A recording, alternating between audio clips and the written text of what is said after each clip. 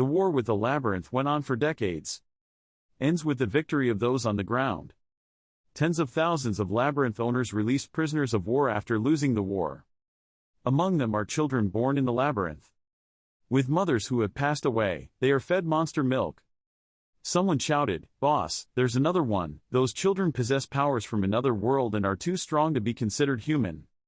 The two men in military uniforms discuss with each other. It seemed like it was born there. It was slow, maybe it came from a deeper level.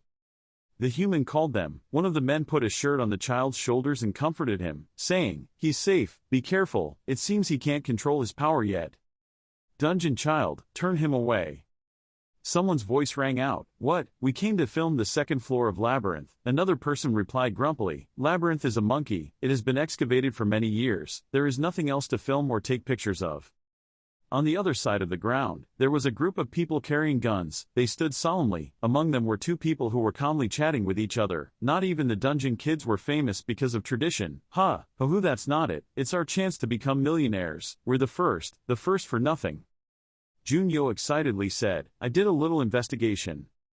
You know dungeon kids are kind of obsessed with dungeons, right?" The person hesitantly replied, The thick-skinned reporter continued, "That guy was the only one who refused to go near the dungeon. That's also why he was the only dungeon kid whose level wasn't revealed. That guy said bad things right in front of Jinwoo. Wasn't it because he was too weak?" Hearing this, he let out a frustrated sigh. Junyo shrugged. "I hired a bodyguard just in case, who knows? He can." Jinwoo suddenly interrupted her. "Let's go." The two of them asked in bewilderment. "It hasn't even been 10 minutes yet." I had to explain to the two stupid people in front of me, "It's very dangerous here, we have to at least get to the second floor door to rest, and I'll repeat it again, please tell the guards, soldiers should avoid using guns even when passing by monsters. We have to avoid getting into trouble as much as possible." The bodyguards thought you were looking down on them, so someone spoke up in annoyance, "You're really worried? Dungeon kid or whatever, just do your job as a guide well." There will be another bodyguard to continue speaking, "We will protect every child as well." Jinwoo secretly despised in his heart. They didn't understand anything. While they were standing here talking nonsense, someone in Labyrinth was being torn into small pieces. Geyser is not like other shady areas. Suddenly the young man shouted in fear, "Whoa, what is that?" A monster appeared behind the wall. Someone recognized it and immediately introduced it. "It's an underbeats, usually found on the first floor geyser. It's injured. We should leave before the smell of blood gets into our clothes." While Jinwoo was advising them to stay away from danger, they like to show off too much. "All right everyone, let's see, we have to work to eat." He quickly shouted to stop. "No, don't shoot." They didn't pay any attention to him. Some shouted and shot. The bodyguard shot continuously towards the monster. It seemed to be shot so painfully that it screamed. They heard the monster's screams and covered their ears in pain. A moment later, Underbeats collapsed to the ground. The bodyguard saw this scene and exclaimed in bewilderment, They started laughing with each other. We, what a weakness, Hey, that's really cool, can you shoot? Of course, see, if you shoot, every animal will die. I'm worried because I heard people died here, but they're just like normal animals. Kim Jin-woo tried to hold back his anger and said, "Arrange things and, no, throw away unnecessary things and go back." A bodyguard still calmly smiled and asked, "What are you talking about? We have solved it, okay, you were so scared that you peed in your pants or something." Suddenly a horrifying sound that shook the ground appeared. Someone immediately recognized what just happened. This sound is, Jin-woo continued, "A predator heard the gunshot, it's still far away so if we run now." Before he could finish explaining, another guy had already chimed in, "Giving up. If you put it in a corner, you'll probably be able to kill it." "That's right, just shoot it a few times and it will fall, and think about it, the one we just killed cost a few million won. If we kill 2 of them, we will each get more than 10 million. Kim Jin-woo helplessly covered his face. This was their goal.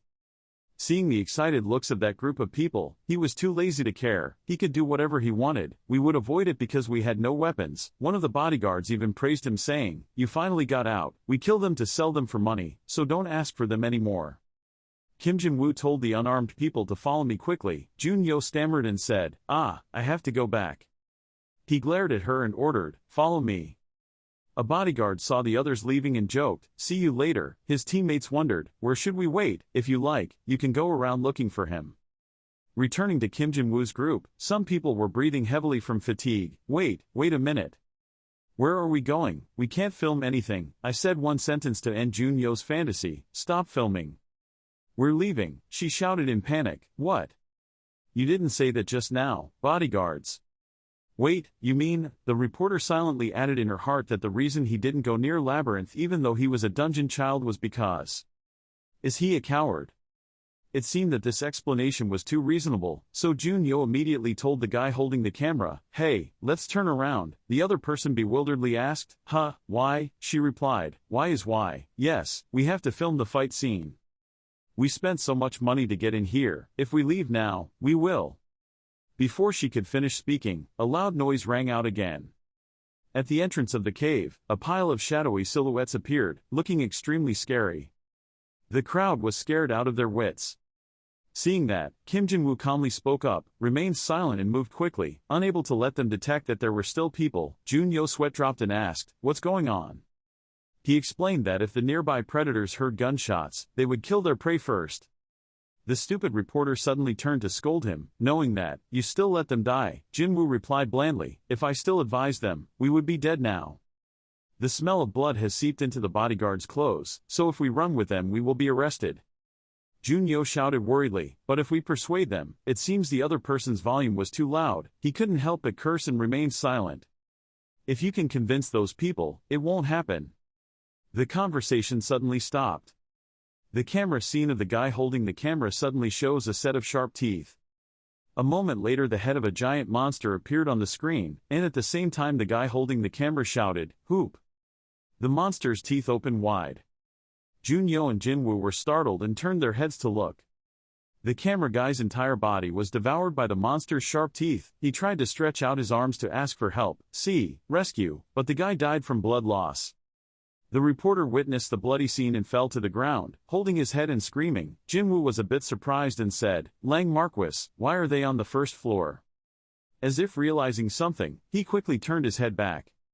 "Then I saw a group of wolf servants eating their prey, the whole herd. Did they catch up? Did they know their location from the beginning?"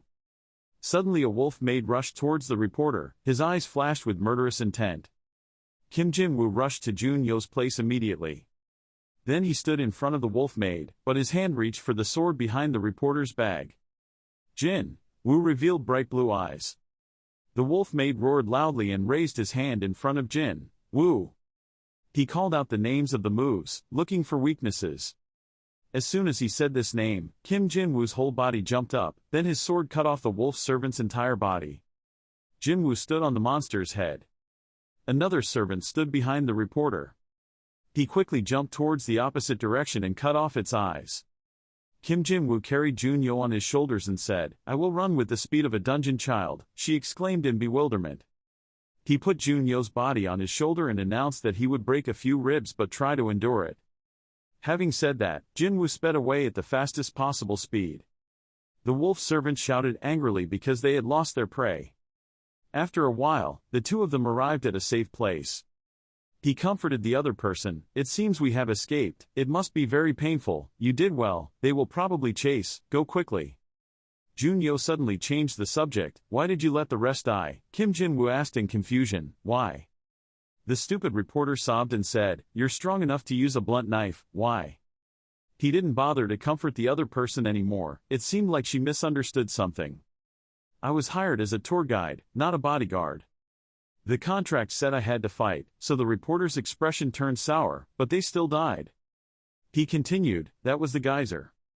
You're the tenant, a bunch of idiots who've never been down here before. They always do things I tell them not to do, so why are you asking why I didn't save them? If you had listened to me from the beginning, you could have reduced the amount of damage. No, we wouldn't have encountered the monsters. Is there anything wrong with what I said?" Junyo looked down miserably and asked a question, "So why did you save me?" He explained that if you die, who will pay me? "I'm still doing it. You still have to pay, so I'll keep you alive." Suddenly a fire appeared right next to the two of them. Seeing the picture in front of him, Kim Jin-woo immediately knew what it was, the symbol of Labyrinth. He said worriedly, "I ran in one direction, but we ended up going down to the labyrinth." He was scared and thought he had to leave here immediately. But before Kim Jin-woo could step away, the place where the two of them were standing suddenly shattered. Just like that, the two of them fell into the abyss. A moment later, Kim Jin-woo slowly opened his eyes. He suddenly opened his eyes wide. It seemed like Jin-woo's shoulder was injured, so he painfully grabbed his arm. He silently lamented that his left arm was broken. But Jin-woo also adapted immediately. This was already very lucky. The tenant, she probably won't survive after falling from there, so what's the point of money? My life is over, I've fallen into the center of labyrinth. Where is this? There's no sign of activity, it's an abandoned labyrinth, huh? A strange noise rang out, causing him to be alert as he was talking to himself. The snake on the wall suddenly opened its eyes. Then, it wrapped around Kim Jin-woo's whole body. He could only look bewildered at the snake's huge mouth in front of him, it was so fast. His whole hand was bitten by the snake.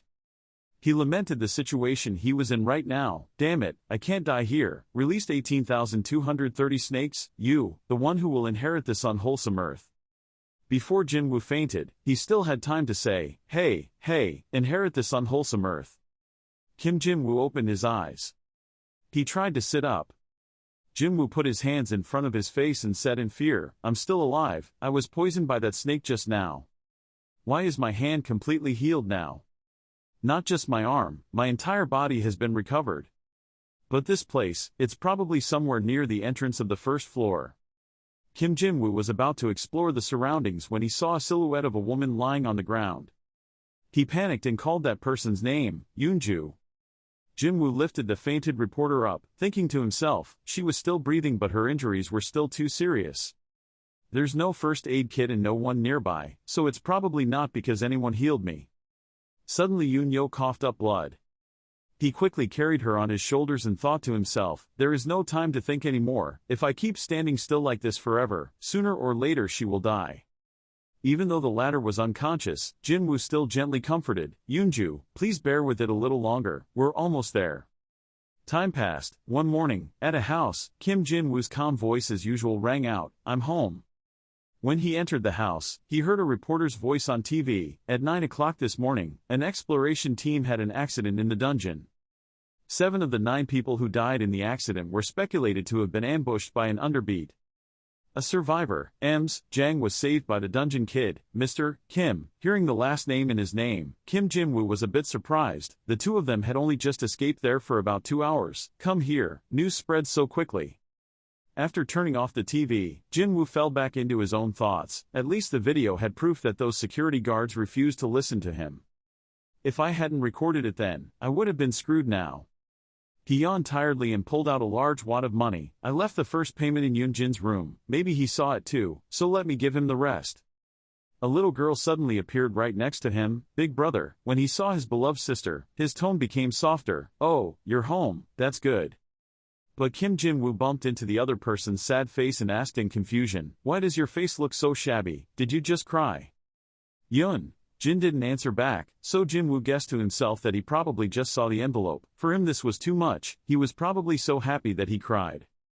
After thinking about it, he slowly placed another wad of money in her hand. Use this money to get married. Don't ask how he got this pile of money, he didn't do anything dirty. After hearing these words, the other person's face turned sour. Their father suddenly appeared behind Yoon-jin and asked, frowning, what does this mean? Kim Jin-woo happily asked, it's Dad, he's off today. He didn't answer his son's question but instead scolded him, saying, why did you do that? I heard that you risked your life just to make more money. So my father gave up all his work to come here. The brother's father shouted loudly, Hyunjin, I told you to give it back to me quickly, why are you still trying to keep it in your hand?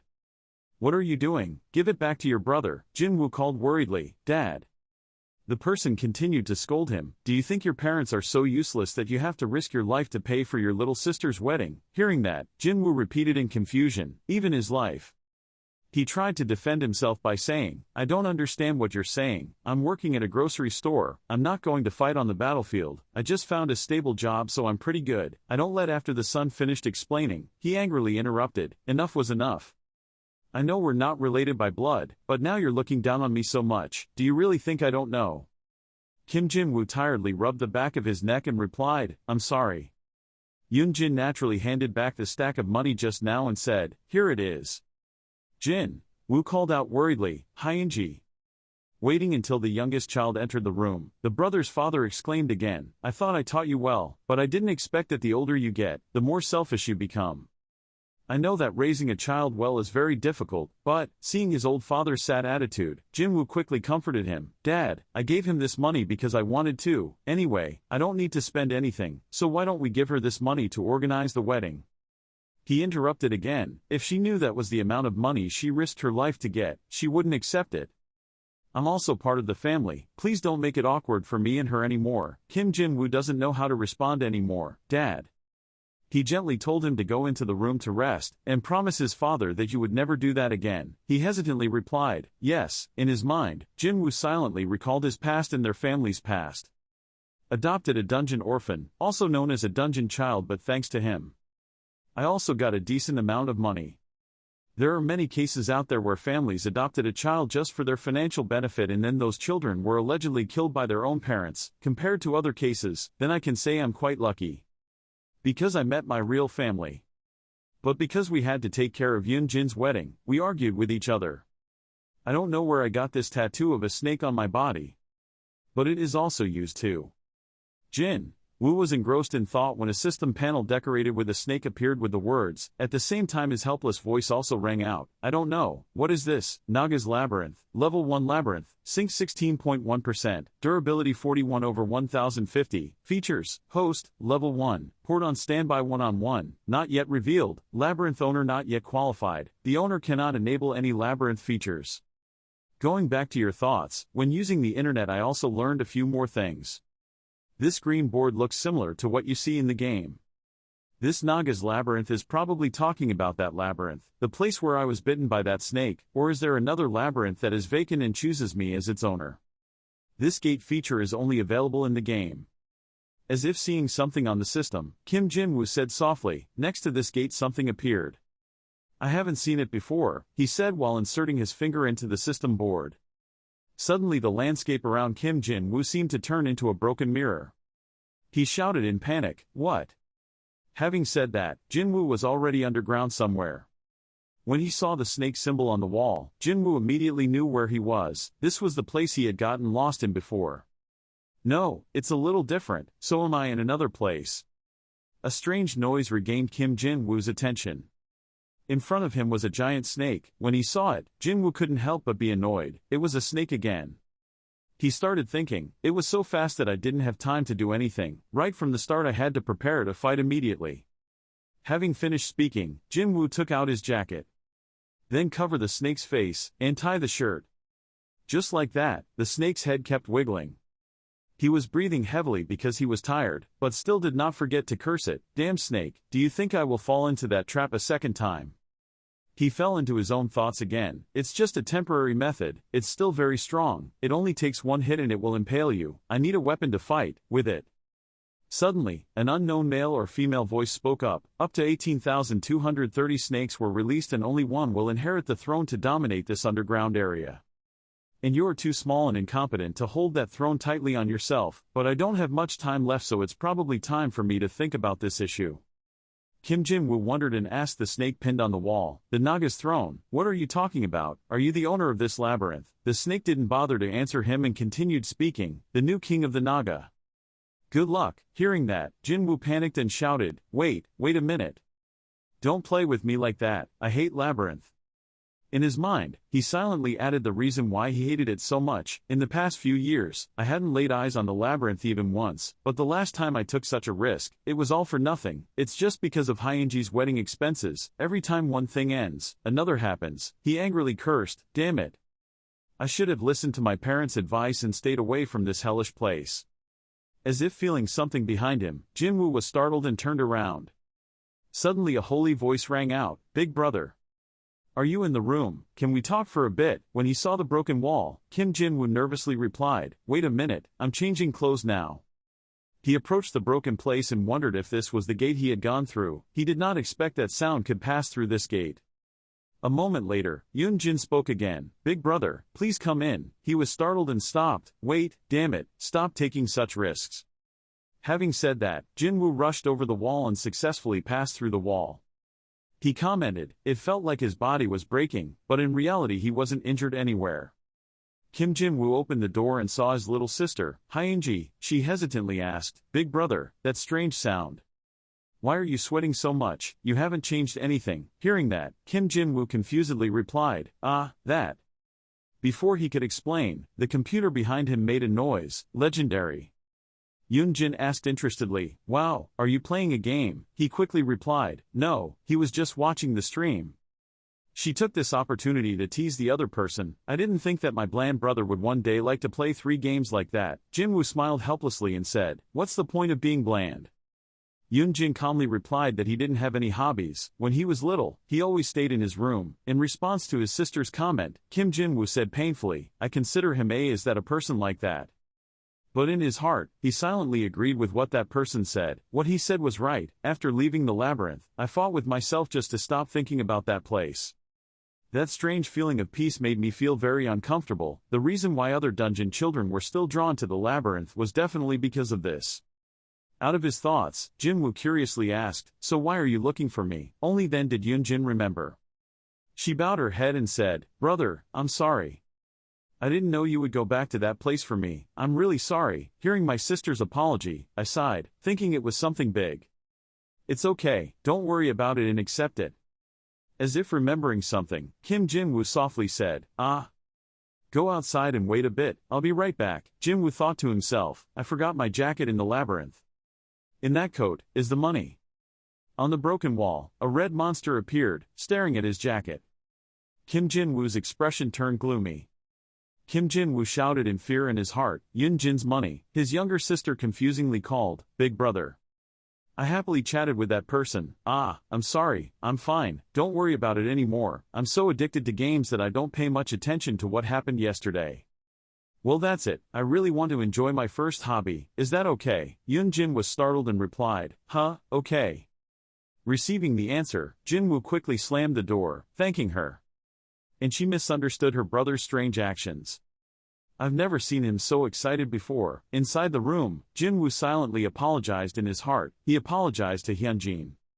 He locked the door. Then run into the space inside the broken wall. Jin-woo hurriedly ran to his coat. He picked it up and said, it seems like it's gone somewhere. Not here, not here, not here. Here is everything except Hyunjin's money. Suddenly, the blue system panel appears with the following content. While you left Labyrinth, a little devil came and stole your money. To find that little devil, you need to complete the process. Labyrinth's gateway activation and synchronization routine. Seeing its blatant threat, Kim Jin-woo was a bit dazed, then reprimanded it. What? What the hell is this? Why did a little devil suddenly come and steal some papers like that? The system board did not respond at all. He angrily cursed, damn it. Then Jin-woo sat down on the throne. He sighed dejectedly, not expecting his efforts to go to waste like that. Suddenly the ball above the throne glowed brightly. The system panel appears again. While you left Labyrinth, a little devil came and stole your money. To find that little devil, you need to complete the synchronization and activation process. Labyrinth entrance, Labyrinth map, activation point, low durability master room, locked Labyrinth details, will unlock after synchronization. Naga's Labyrinth, do you want to continue synchronization? Yes, no. Kim Jin-woo calmly said, this stone seems to have the same function as the tattoo on my hand, that is no longer important anymore. He fell into silence. Then I decided to say, okay, I'll synchronize, I have to find that money anyway. Otherwise, leave it alone, but who knows, it will only increase the number of labyrinths. I'm sure I'll get sucked into Labyrinth again like the other dungeon kids. As he finished speaking, his finger pierced the credit on the system board. The system starts loading information and checking capacity. Seeing this scene, Jin-woo wondered. What is this? So I just need to press the yes button and that's it. It said a gate will appear. Why keep thinking about these things? I don't know, it's a waste of time. He's probably here somewhere. It might be faster to find him yourself. As soon as he said this, the system board finished its work. It read, checked and found that Kim Jin-woo was capable of becoming the Naga King. Started synchronization. He was startled and exclaimed, ha! The surrounding space suddenly lit up. Something's voice rang out. The cave of 18,230 snakes, Naga's Labyrinth had registered Kim Jin-woo as its owner. He suddenly thought, that voice was ringing in his ears. The voice continued to echo in Jinwoo's head, rearranging the labyrinth, based on the labyrinth's owner, Kim Jinwoo's synchronization data. Both the ceiling and floor where Kim Jinwoo was standing gradually collapsed. Thus, the synchronization process is completed. He looked at the changed landscape and commented, "It looked more beautiful than before, but it was still a bit dark and scary."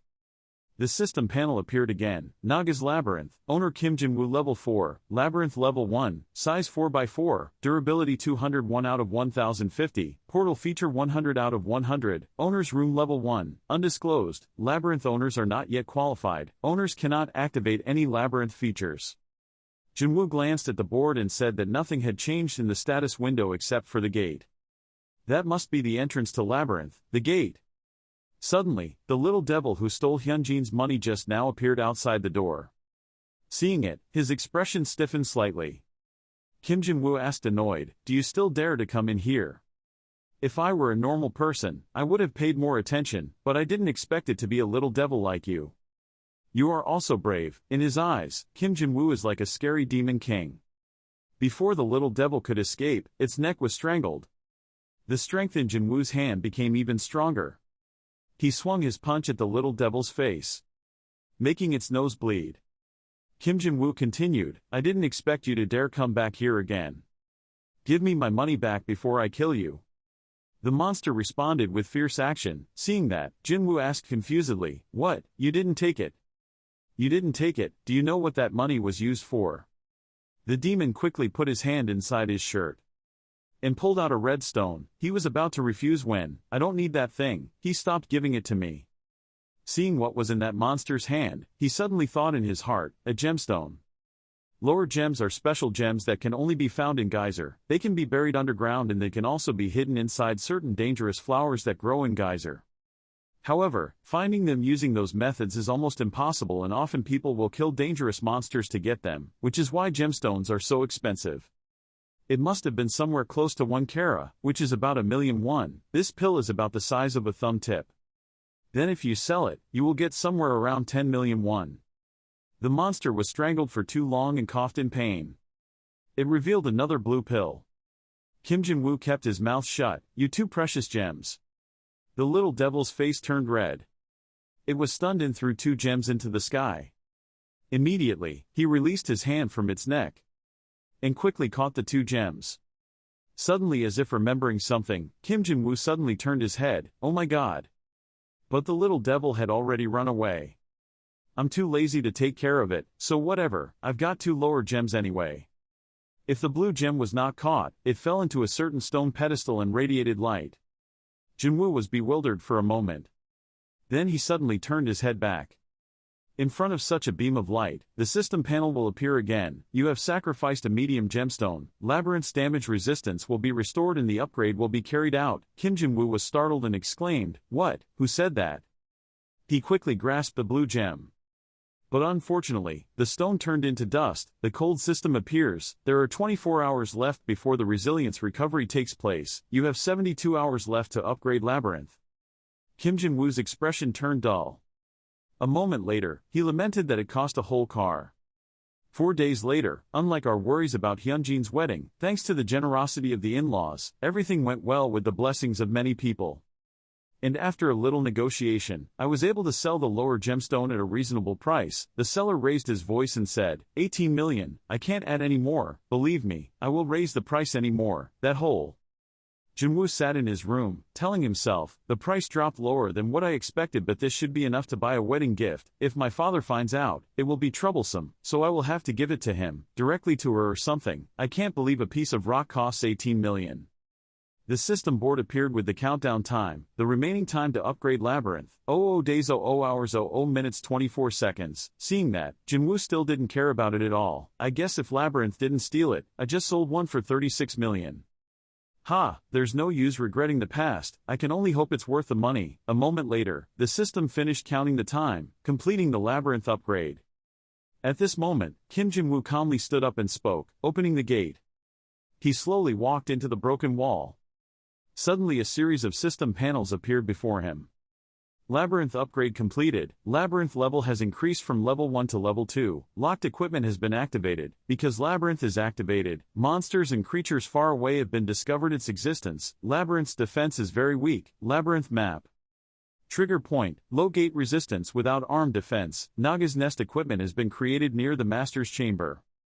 After reading it, Jinwoo confusedly repeated, Naga's nest. Suddenly, a puff of dust appeared behind him. Kim Jinwoo was startled and exclaimed, "Ha!" A room appeared above the place that was blocked by the wall. This is Naga's nest. It looked different from what I thought, quite empty. I thought it would be a stickier and more humid environment. They are reptiles. A monster's hand appeared behind him.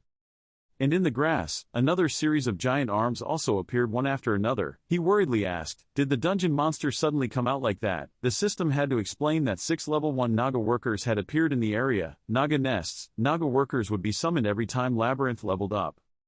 Seeing the monsters in front of him, Kim Jinwoo's whole body became completely motionless. Naga worker. But actually, the monsters have the extremely cute shape of cheese sticks, and he was lost in his own thoughts. I didn't plan for this. The system spoke. The Naga worker was waiting for the master's command. Jinwoo gently stroked his chin. Command. I know very well what a lowest level worker should do, because I am also a shoveler. You three, you will find a way. Cute Naga, take Labyrinth as the center, draw a map around it. Find out the recent dangerous factors, types of resources, ecology and the like. Try your best not to be aggressive and prioritize survival. Obedient little monsters. He looked at them and thought that there would have been guards with them, but he didn't have guards. Kim Jinwoo turned to assign another task to Naga the worker. The remaining kids dug up the wall opposite the drive to create another reserve. Jinwoo even criticized such cute monsters in his heart. I really didn't have any hope for them. They were small and dull, so they wouldn't be agile or strong. In Geyser I've never seen anything suitable for them. More suitable as prey than these guys, but when he saw the results of Naga workers' work, he couldn't help but praise them. It was quite impressive.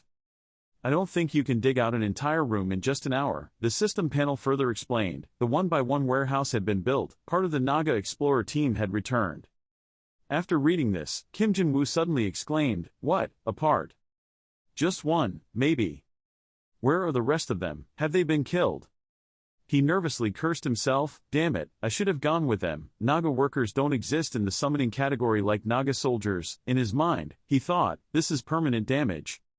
Before Jinwoo could finish thinking, the worker Naga cursed back, followed by an emotionless conversation between master and servant. Why, are they okay? There's little reasoning. The spoils are too much, so you just bring some back temporarily. Master is so stupid. It's an honor that I took care of you. The Naga workers also gave in to their understanding of language. The system panel appeared, interrupting the conversation between people and animals. The morale of the 4 Naga workers increased, and their work efficiency increased. The Naga worker who had just been chatting with Jinwoo brought out an old piece of paper.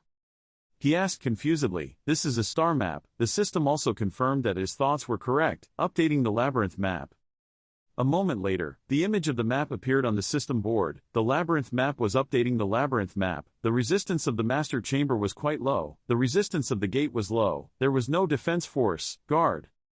Seeing such a detailed map, Kim Jinwoo felt a little less uneasy. I guess I don't need to go around drawing maps anymore. There are so many things around. Suddenly there was the sound of something falling to the ground next to him. When he saw those items on the ground, Jinwoo curiously asked a question. What kind of loot? Did you collect a lot? So you brought back everything you could. I don't know whether I should be grateful or not. He silently speculated about the origin of these objects. It seemed like they were from the Geyser War era in the past, but they were all outdated or seriously rotten. There was no evidence that they were who appeared recently. After thinking about it, he slowly said, it seems like this place is very empty. It can't be a low level. As if seeing something, Kim Jinwoo quickly rushed towards the object. He took the gem in his hand and sighed softly, oh my god, lower the precious stone. The blue worker Naga replied, that's right. Hearing that, he was startled and asked it again, why, have you seen a lot of these things? Then he started giving other orders, go and bring them all back here, don't forget to tell the others. He cursed the owner, being greedy. After assigning the task, Jinwoo happily ran out, okay, I'll have to go evaluate this place. Wait, if I leave now, what will happen to the Naga workers? If Labyrinth is attacked when I'm not here? The monsters revealed their faces and looked extremely pitiful. Just to be sure, Kim Jin-woo asked again, "Are you sure you still have the gem?" He answered confidently, "Yes." Hearing that, he calmed down a bit. "Okay. It's true that Labyrinth benefits me, even if it's money, or opportunity." After saying that, he threw away another gem. Because of this, the system showed up again. You sacrificed one low rank 2 gem and 2 lowest rank 1 gems to the altar. Lower gems are being replaced with Labyrinth 4 mana. He blocked a light and said, "What is the possibility? Wait, I just exchanged tens of millions of won just for an opportunity. I've tried very hard over the past 5 years to stop thinking about it, but once I walked in, I couldn't stop thinking about it. But now maybe I understand why the dungeon children are so crazy, why they die to sacrifice their lives for it." Kim Jin-woo fell into his own thoughts once again. "It's not the danger and darkness of Geyser but living a safe and radiant life on Earth that makes me constantly uneasy. That's not the problem, the subject of adapting or being familiar with something." Kim Jin-woo fell into his own thoughts once again. "It's not the danger and darkness of Geyser but living a safe and radiant life on Earth that makes me constantly uneasy. That's not the problem, the subject of adapting or being familiar with something, that's just it." He uttered one sentence, "Bored." "That's right, I'm bored to death. King of Naga, I will bring glory to the Naga Empire as you wish." So glorious that it enveloped Geyser. After that, Kim Jin-woo made a very cool pose and shouted, "I summon Naga." The system board appears with the following content: units that can be summoned, level 1 Naga Soldiers 1, lowest maintenance cost, at half a lower gem per month, Warden to protect the Labyrinth, Soldiers Naga is fearless, only specialized in combat, Naga serves level 1 and 2, takes care of necessary tasks in Labyrinth, has high intelligence and can command and control units in combat but possess weak fighting ability because they are not units to fight, the energy is lower than the gems they possess. 4. After reading it, Jin-woo calmly judged, "Now I can only summon these units. It is true that I have to summon the units that protect Labyrinth, but there are also maintenance costs. I can't spend the gems on carelessly increasing the number of troops before getting the gems. I will summon a Naga soldier, and a Naga servant. The system receives your master's words. You have consumed the gemstone energy to summon Naga soldiers." A moment later, a thin white gas appeared in front of Kim Jin-woo. Then, the light appeared again. When the light gradually faded, Jin-woo suddenly exclaimed. In front of him was a normal Naga soldier who had been summoned. Jin-woo couldn't help but exclaim. He still didn't know if the thing that appeared was a Naga soldier holding a sword, but this one looked quite trustworthy. "I'll give him the task, you and the workers at the gate to guard the warehouse," he replied loudly. "It's clear." Jin-woo couldn't help but commented further, looking at its appearance, it showed that it had the physique to survive until the 5th floor. Not bad. Suddenly the system appears. You have consumed 2 gem energy to summon 1 Naga to serve you. The Geyser mystery has been activated. You have fallen into an extremely rare ability, and a hero-level Naga servant has been summoned. After reading this, Kim Jin-woo felt extremely nervous. What? Hero level? The surrounding area suddenly shook. A bright light appeared. He was startled and shouted, stopping the light. A moment later, the light stopped, and instead a girl with a reptile's lower body appeared. Introduction system: Naga serves Dominique. The hero has been summoned. Ordinary Naga servants cannot compare to Dominique. She is a true advisor dedicated to her master. Dominique bowed her head in greeting. "Master." Kim Jin-woo thought to himself. The voice echoed in his head, like telepathy. Dominique happily spoke up. "Please tell me what to do," he said helplessly. She could talk too. Just like that, Jin-woo began to explain to her. The current situation being like this, Dominique rearranged her thoughts. She asked, "So basically, even the trial isn't over yet, right?" Jin-woo uneasily avoided the other person's eyes. "Well, that's right." Dominique added, "Please allow me to travel in the currently explored part of the Labyrinth map." He asked bewilderedly, "Okay, what?" The other person calmly opened the map. Nearby there were mines and trees with gemstones. Seeing this scene, Kim Jin-woo was secretly surprised. She could also use the star map. Dominique happily asked a question as she walked. "Before maintaining it we should see it with our own eyes, so I wanted to explain as I walked." "Okay, I don't object either." "Okay, we have to see with your own eyes again." Thus, Dominique explained many other things to Kim Jin-woo the whole way. "This is a stalactite cave near Labyrinth. The cave walls are quite weak, so we can break the wall leading to the mine." He was depressed. She continued excitedly. The mine was right behind the wall. Sometimes gems could also be mined from the mine, in addition to the minerals transferred to the smithy. Kim Jin-woo slowly responded, "Of course." Dominique further introduced, "I have no intention of leaving Labyrinth alone, but I will stay in the upper world a lot. I understand Master's worry." Anyway, it's here so I'll harvest them. Finally, we should protect this area because it is also the territory of Labyrinth. We are in the middle and surrounded by very convenient paths for defense, and there is also drinking water. Kim Jin-woo asked curiously, "What is this dangerous sign?" She smiled and replied, "I think they mark the territory of wild animals." On the map, it looked like a large area because of the blockage, but the workers had confirmed there were wild animals so they retreated there. Depending on the animal species, he can set up a hunting ground. She was engrossed in explaining when he suddenly changed the subject. "You said you're Dominique, right? That name is too difficult to pronounce so I'll call you Dominic." The other person nodded. "That's right." He also complimented that it was truly amazing. Dominic happily said, "For a servant whose job is to help maintain the labyrinth like me, it's normal." His voice had no emotion at all. "There's no need to be humble. I didn't even think there would be a Naga to help me, give me advice and talk to me. The mine is right behind the wall. Sometimes gems can also be mined from the mine, besides minerals, is transported to the smithy. You know, I come from the upper world. I have no intention of leaving Labyrinth alone, but I will stay in the upper world a lot." Dominic seriously replied, "I understand the master's concern. Because there is no labyrinth mined yet, when labyrinth is formed, there will not be a whole flock of Nagas immediately, but, in Geyser, you must prepare for all situations. I advise you to increase the number of troops and upgrade labyrinth as soon as possible." "Good. Even if you have to consume a lot of gems." Kim Jin-woo asked a question, "Can you do it for me?" She calmly objected, "Things like extracting the energy of lower gems and summoning Nagas can only be done by the owner. He is the master, Labyrinth's core." Hearing that, he continued, "The last question. What if I don't meet your standards?" Dominique answered somewhat unexpectedly. It was possible that the Naga would leave or rebel, but even if a monster harmed the owner of the labyrinth, it still could not absorb the labyrinth. Only those chosen by Labyrinth can become masters of Labyrinth, and no Naga would be foolish enough to overthrow the entire dynasty that encompassed Geyser. Jinwoo was a bit surprised by her answer. "Okay. There's still a lot of work to do, so let's just use some useless talk here. I'm looking forward to working with you, Dominic," she said happily. "I'll give it my all." "Brother, take the opportunity to ask one more question." You said you can upgrade Labyrinth with the gems you have collected, right?" Dominique confidently replied. "I believe you have enough." The system panel is silent. It appears you have donated 3 high-quality medium gems to the altar. Labyrinth is starting to upgrade. At the Labyrinth Gemstone Jewelry Store, the shopkeeper's old voice rang out. "Oh, you're back. I heard that Geyser's business hasn't been doing so well lately. Where did you find something like this?" The veteran adventurers have already swept through the lower floors that people often go to. Jinwoo replied without expression. "I also think the first floor is not very good." Boss Beck continued. "Correct, the servants living on the 8th floor are starting to appear on the first floor.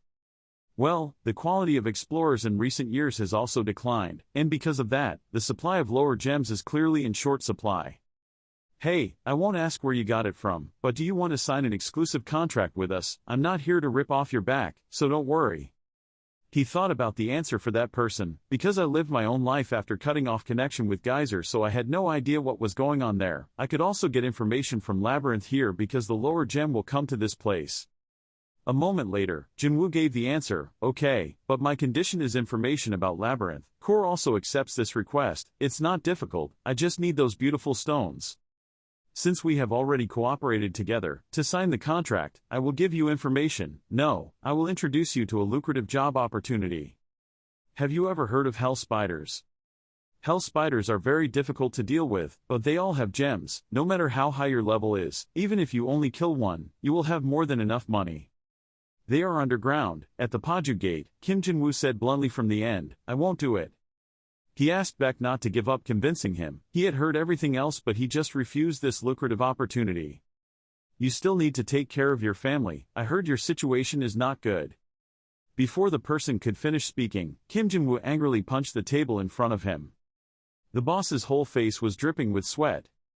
He revealed eyes filled with murderous intent and asked, "Did you investigate me?" "Mr." Beck looked at Jinwoo and shouted, "Calm down and listen to what I have to say. Just like working with dungeon kids, who are basically superheroes. Not all of them have a gentle nature like yours, and if dirty items reach my hands then I also have some responsibility, especially your items. Except for the original item, the quality is questionable." Hearing that, he immediately interrupted with displeasure and said, "I got them all myself." Immediately, he hastily spoke up to explain that, "Of course I knew that. Most of the people here lived a life of poverty, parents and siblings all died by the sword.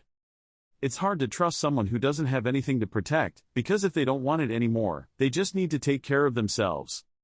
But because you have a family to tell, without waiting for him to finish, he put his face close to his face and said in a threatening voice that, if anything happens to my family, you'll see clearly what happens when a dungeon kid goes crazy. He replied, sweating, yes, I understand. Promise something like this won't happen again. It feels like I sacrificed my reputation to test yours. Having received a satisfactory answer, he immediately opened the door to leave but did not forget to glance at Mr. Beck and remind him, I'm leaving, transfer the money for the gems to my account. Hearing that, he obediently replied, okay.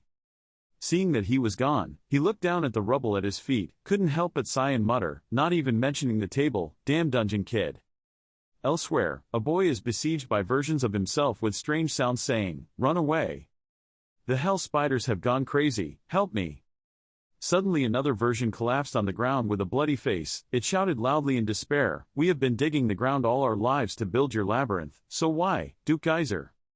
Immediately a fierce face appeared. It caused Jinwoo to wake up and cry out in surprise. Dominic saw this and called out to you, Master, worriedly. Are you okay? He gradually regained his composure but was still quite scared. He turned and said softly, Dominic. I dreamed about the past. She immediately replied, what a dream. He gently rubbed his head and explained that it's okay, no need to worry, it's all in the past. As if discovering something, he raised his head, looking at the labyrinths hiding behind her. Then suddenly burst out laughing. Dominic quickly asked, Master? He immediately replied, no, nothing but. They don't look like labyrinth. Hearing that, she was shocked and said, if they don't suit him, but Jinwoo seemed okay and replied, not at all, I like them more now, nor did I like them that much after being born and raised in labyrinth, strange thing. After speaking, he put his hand to his chin and silently thought that, now that I think about it, I see that thanks to these non-labyrinth guys, I am much less worried. As if remembering something, he immediately spoke up, I heard there are hell spiders here, we are quite far away so our labyrinth is not in danger but other monsters in deeper dungeons will come up here. Dominic, how is the upgrade going? She opened the system panel and said, yes, there are now 3 seconds left. After upgrading labyrinth to level 3, he asked in surprise, what? When he finished, he opened the system and saw that upgrading labyrinth to level 3 was complete. Now you can construct in places that were previously locked. New forces can be summoned. 6 level 1 worker Naga has been added. Labyrinth mind has been added. Immediately, something appeared. He asked curiously, that is, Dominic looked at the floating gem and said, the heart of labyrinth, the mind of labyrinth, if it is destroyed, the properties of labyrinth will be inactivated. Because labyrinth's power is limited, there are times when such a thing will be born when labyrinth's power increases. It feels like an unnecessary weakness has been exposed. While everything will collapse if the heart of the labyrinth is destroyed, if you can protect it, everything in the labyrinth can be restored even if it falls into ruin. Hearing that, he immediately fell into ponder. Looking back at the system, we see that because Labyrinth's mind has been activated, monsters and creatures far away have become aware of Labyrinth's existence. The system immediately issued a red alert. A group of 20 rats, horns are moving towards Labyrinth. 59 before they arrive. Seeing that, he quickly turned to her and said, Dominic, we are being attacked. Without panicking, she remained calm and gave him a plan. You must increase the number of troops. Only one Naga soldier is not enough. Can't fight them. Jinwoo immediately said, I will summon Naga soldiers, but in my mind I couldn't help but think a little scared. Damn, I've never heard of forest rats before. I didn't even know a Naga soldier would be strong. What level? Display system, summonable units, level 1 Naga soldiers, labyrinth guards, fearless Naga soldiers, only used in combat, level 2, 10 Naga archers, shooters deadly sniper, common to pierce the enemy's heart with sharp arrows, level 2, 6 Naga warriors, natural warriors, possessing an incredibly tenacious physique, low-level Naga mages, 19, the discoverer of Geyser's secrets, Naga mages who dominate enemies with powerful magic in combat, low-level Naga priests, 17, first priests of the serpents, Naga priests who heal Naga injured. He looked at the categories, his brain racked his brain saying, there are more types of units than this, but it takes more energy than I thought. My current gem lowering energy is only 21, there are 20 horned rats. I guess I have to let all the Naga soldiers go into battle. But Dominic quickly stopped him and said, "Master, if it was a horned rat, a Naga soldier could take down 4 of them by himself. 1 warrior or 1 priest is equivalent to 2 soldiers. And an archer is equal to 3 soldiers, and a magician is equivalent to the strength of 5 soldiers. However, except for the warriors, they are all very weak in close-range attack positions, so you have to be careful." After listening, he happily patted her shoulder and said, "Great, thank God I have you, Dominic. I will summon a Naga soldier and 2 Naga warriors." Just because of that small action of yours, she couldn't help but blush and scream with joy. Immediately these Naga appeared. Looking at them, everyone was surprised at the same time. The system said, "Naga soldier 1, Naga warrior 2 have been summoned." Jinwoo opened his mouth and said, "It's more than I expected. With these guys, maybe even fighting with maidservants is okay." Suddenly a labyrinth caught his attention. It looked to one side with a sad face. He wondered, "What's wrong?" Dominic answered a bit awkwardly, "Oh, this. Worker Naga are mutants of higher level Naga. The stronger the Naga, the higher the possibility that such subspecies can be born." That kid was facing what he could have become if he had been born normally. He observed it closely and said, "So that kid, still obeying orders but seems slow and lacking willpower. But because its strength is greater than the others, its working speed is no different." Hearing such words, she felt a bit sad and said, "I will definitely teach him a lesson." Without waiting for her to finish, he interrupted and said, "No need, no. Gather all Naga workers, even the newly added ones." She replied in surprise, "Master," but he still calmly said, "Don't worry, I don't plan to fight them, we will go to the battlefield together." She still said a little worried, but Jinwoo continued, "You said that Naga value honor, right? This is the first battle in our Naga Labyrinth. It would be too much to let them hide here in this honorable moment. I guarantee there will be no danger. I will use everything I can to protect you. Okay, as for the weapons, speaking of which, you need to pick up an axe." Then said, "Which weapon of the brave Naga warrior should I choose to use?" "The weapon of the small but great warriors." He looked at the group of kids and gave an encouraging smile. He raised the fringe and shouted loudly, "Come on, Naga. Those damn rats dare to sneak into this labyrinth, we'll make them realize they've entered the snake's den." A group of horned rats was approaching at a rapid pace. One of the herd excitedly spoke up, "Found the stupid snake's den, found the stupid snake's den." They continuously took turns talking, only the snakes retreated and hid. No snake wanted to fight. Another guy in the group joined in and replied, "The snake owner is really stupid. The new snake owner doesn't know how to attack, he's stupid." The remaining guys immediately started praising their leader, saying, "Our Tretch knows everything, our Tretch is very smart, Tretch has bigger horns and is also smarter." Hearing that, Tretch immediately raised his head and shouted, "Tretch is very smart, and also very strong. Sooner or later the snake species will become extinct. This is the last line of snakes. We will eat them all, destroy the snake's den and devour them. We will become stronger, our horns will grow bigger. We don't have to run anymore, we can become predators." Our comrades answered in bewilderment, "Tretch is smart, should I use a better word? Those words are too difficult, I'm not understanding." Tretch looked at them speechlessly. But then it raised its weapon and shouted, no longer having to hide in a corner. Immediately, the others responded and shouted its name, "Tretch, Tretch, Tretch." It heads into the cave giving orders, "Attack, attack, attack. Make them extinct." The other mice whispered incomprehensibly. Tretch is using incomprehensible words again. He didn't hear anything and still shouted in spirit, "Kill them." When they went inside, they discovered that the snakes were scared. They immediately jumped up and said, "Baby snakes, kill baby snakes."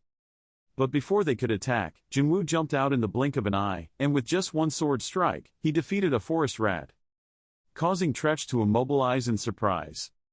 Without waiting for them to react, he immediately ordered, "Naga, prove your abilities." Killing without sparing any of them, the aggressive Nagas gradually came out from behind him. Seeing that, the horned mice's eyes immediately filled with tears, and they burst out in panic, "Trap, trap." Suddenly Tretch was pulled into another dimension along with a voice, who was satisfied.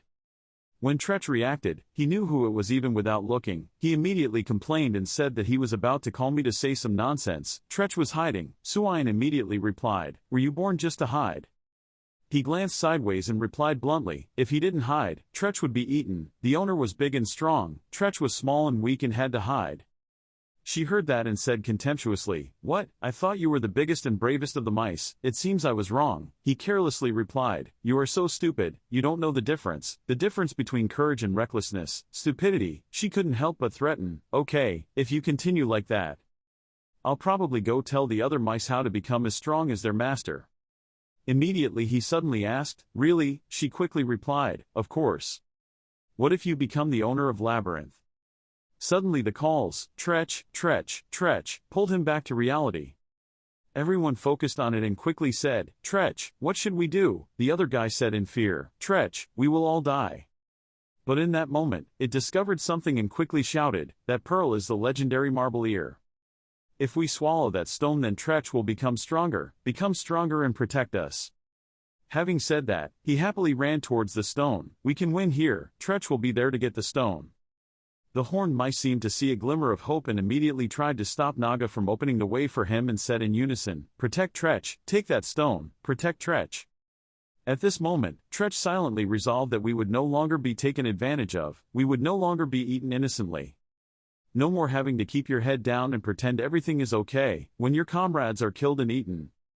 The others did not hesitate to bravely fight with their bodies, forgetting the pain, shouting, "Run quickly, Captain, save our comrades." As if gaining strength, Tretch ran strong, surpassing Dominic, screaming and thinking, "If only I could eat that stone." Dominic saw that the situation was not good and quickly called out, "Master." Jinwoo's eyes flashed with murderous light. Turning to a Naga who was clutching the horned rat, he coldly said, "Lend me that spear," and he obediently offered it. At this time, Tretch wore the labyrinth to stop him. He was almost about to catch the pearl. He couldn't help but scream, "I will be able to kill that owner to avenge everyone." At the decisive moment, Jinwoo took the spear and rushed forward. Immediately pierced Tretch's body, creates a huge explosion. Just as he thought he had succeeded, suddenly the system flashed a red warning, Altar had been attacked. Altar's durability was 274 out of 500. Seeing that, he was shocked and said, "What? That's impossible." On this side, dense smoke and dust surrounded the pearl, causing the snakes to cough and choke. Suddenly, from under the pearl, Tretch was trying to stand up, baring his teeth. Even though his body was covered in blood, he kept muttering, giving freedom to his brothers. In the end, Jinwoo, still faster, came from behind and said, "There it was," and with just one slash sent it flying. Dominic said in a bit of surprise, "How dare you try to destroy Altar, looking at it like that? I think it's planning to eat the stone." Hearing that, Jinwoo curiously asked, "Is that dangerous?" She pointed at the pearl and began to analyze. With the strength and teeth of a horned rat, it would be difficult to attack the core. The master's spear is much more dangerous. He rubbed his chin. "It's hard to understand, but somehow it still gets close to the core. Maybe it was because I wanted to sacrifice myself for my teammates that I ran so recklessly. Next time I'll have to be more careful." Suddenly he looked at his hand and said in surprise, "Acha, which spear should I return?" Dominic quickly replied, "No need to return. This guy must be their captain. Their fighting spirit has disappeared, so sooner or later they will leave." He looked at those trembling horned rats, a bit helplessly replied, "He didn't expect them to be this weak, so I don't know why I was so nervous just now." She heard that and calmly replied, "There were just more of them." "Well, certainly none of them are stronger than Naga workers." He asked in surprise, "What? No one?" She replied, "I heard about Labyrinth, where people capture them and turn them into workers." He thought in shock, just like the children in the dungeon during the Great War. It sounded really scary. On this side she continued to talk, the opponents were very weak. But the Naga is also very strong. It can move smoothly to fight that large body, all thanks to its long tail. It balances its body, allowing its body to moving faster and more flexibly. If we really had to fight them, it would be very difficult. Suddenly Dominic made a sound, ahem. He turned his eyes and asked, "Something?" She immediately looked at the Nagas walking ahead and said, "Let's go see and witness the power of the Nagas." In another place, a hoarse voice came out, 1 hero-level name, and 4 normal-level names. Suaim was kneeling on the ground and quickly explained that the owner looked very young. As soon as the enemy arrived, he quickly pulled up his troops to fight. Hearing that, he immediately reprimanded, "You sent 20 workers there to check on such a weak person." She immediately hit her head on the ground and said, "I'm sorry, I won't make things difficult for you. Whatever, just catch more rats to replace them." "So how are the mercenaries?" she replied. "They are fighting outside Labyrinth." Hearing that, he immediately issued an order, telling them to prepare themselves to fight again after resting. Feeling a bit wrong, she hesitantly said, letting a bunch of amateur mercenaries fight like that. Before she finished speaking, he interrupted, aren't you also an amateur? Some bastard said they were descendants of dragons. Even if they bled to death, they would still be able to fight the Naga. Well, let's just wait and see what happens next. The system displays a message. The Naga has gotten used to fighting a bit, the opponent is too weak to gain any experience, the dungeon master's reputation has increased a bit, you have received a badge, Master Novice Leader. Dominic next to him saw this and happily told Junwoo to congratulate his master, but he remained silent and said nothing. She wondered, Master, what's going on? He turned to look and said, actually, there's a lot going on. These guys have already broken into the master's room. If they weren't interested in Labyrinth's mind, the worker Naga or you, Dominic might have been injured. I'm glad these guys are our first opponents. Hearing that, she was immediately moved and wiped her tears as she spoke, but you are more worried about us than Labyrinth. Over here you are falling into thoughts. If the situation in Geyser continues like this, at this rate, it is possible that we will be completely defeated. We need to immediately increase our defense capabilities. The next second, Junwoo's expression changed, heading straight towards the Nagas in Labyrinth and loudly declaring, Naga, please suppress your joy of victory. This is Geyser where the strong survive and the weak are destroyed. We don't have time to rest on our victory over those weaklings. Currently Naga Labyrinth is weak, however. A new chapter in Naga history has opened, the archives will turn into treasuries, the domains will become riches, and this place will become a stronghold. Built by your own hands, you will be legendary. He had carefully observed the past few days, silently calculating in his mind. Many days had passed since the battle with the horned rats. The corpses and weapons of the rats had entered the Naga's stomach and into the archives. Storage. The system also shows that the Naga feels satisfied. Your unit maintenance costs will be lower for a while. Dominic also enthusiastically urged the labyrinths, because I am the commander, so I will take you. Looking at these things he thought to himself, and the other Naga workers went to harvest gems from the mines and processing areas with the Naga as escort. I want to create a patrol in the area and a hunting ground, but the unit, no. I'm missing a gem to summon. At this moment, he suddenly remembered his conversation with Mr. Beak. Touching the horn in his hand, he spoke, the horn of a rat. These animals keep hiding and running away, so this horn is very difficult to find. Very well done, he immediately replied. I found their nest purely by chance. How can these things be sold? He looked at the horn and replied, you can consider anything from the dungeon to be sold. This thing is used like deer antlers. Suddenly he changed the subject and looked at him and asked, have you taken any gems? He stroked his neck and said dejectedly, I haven't collected any recently. His face didn't change at all and he replied, I see, it's also difficult, isn't it? So I guess that's all for today. I'll transfer money to your account like always. Waited for a long time but did not receive an answer from him. He then asked again, what else? At this point, Junwoo said softly, those hell spiders that he mentioned last time. As for the empty space, hearing that, he just nonchalantly replied, why, aren't you happy because you missed the opportunity? He said bluntly, because I need to take down the gem. Mr. Beak immediately asked, what do you plan to use them for? He simply replied, I will sell. Hearing that he seemed to understand, so you need money. Last time you even broke the table because you didn't want to go. I guess money is everything, right? The first departure team has already left, and if you want to participate, you will have to join the official team going to the location. Speaking of this, he suddenly remembered something and quickly asked, what grade is he? He said without any emotion on his face, after investigating but you still don't know. What hit the nail on the head? He quickly shouted and said, this kid. How long will a man be upset about things? Junwoo didn't react much, slowly replied, I don't know what level I am, I was born and raised on the 12th floor. As soon as he finished speaking, he immediately stood up, as if he couldn't believe it, quickly took off his glasses and said, 12th floor, that's not something to joke about, but he still calmly answered, before I turned around, back here, I once lived in the labyrinth of one of the Geyser Dukes. He opened his mouth wide, muttering, wait, you are the highest-ranking hell child in Korea. Looking at his ridiculous expression, he rubbed his ear and said, why do you overdo it with just one level? I heard him scream straight at me, how come you don't know that? So do you know how strong a dungeon kid is? He honestly recounted that, after escaping from Labyrinth, I never went back there.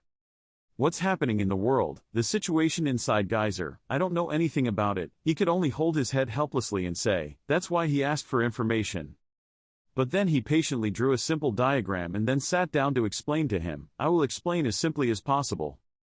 Dungeon kids all have fixed levels, nothing complicated, just think of the floor you were born and raised in as your level, so your level is 12, one of the few dungeon kids, the prison is at a very deep level. Floors 1 to 3 are high, information is only slightly stronger than adult men, because of that they are usually the exploration team instead of the attack team. From 4 to 6 are middle frequency, they are the main components of the attack team, and their strength is equivalent to superheroes and super soldiers or things that often appear in children's movies, like to watch it.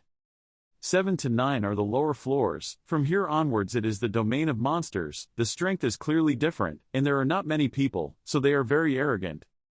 Finally, the 10th layer that humans were unable to reach during the Great Battle is called the Deep Layer. Suddenly he pointed to a strange image on the diagram, making him frown and say, "Where are you looking?" Regardless of what I said, he still spoke passionately, talking about humor as the realm of the horror universe or something. There isn't much information about the depths because there are very few of them in the world. Well, if you really come from the depths there isn't even much to explain. Well, the deeper the floor, the more people possess special powers in terms of physical strength, speed, or other things.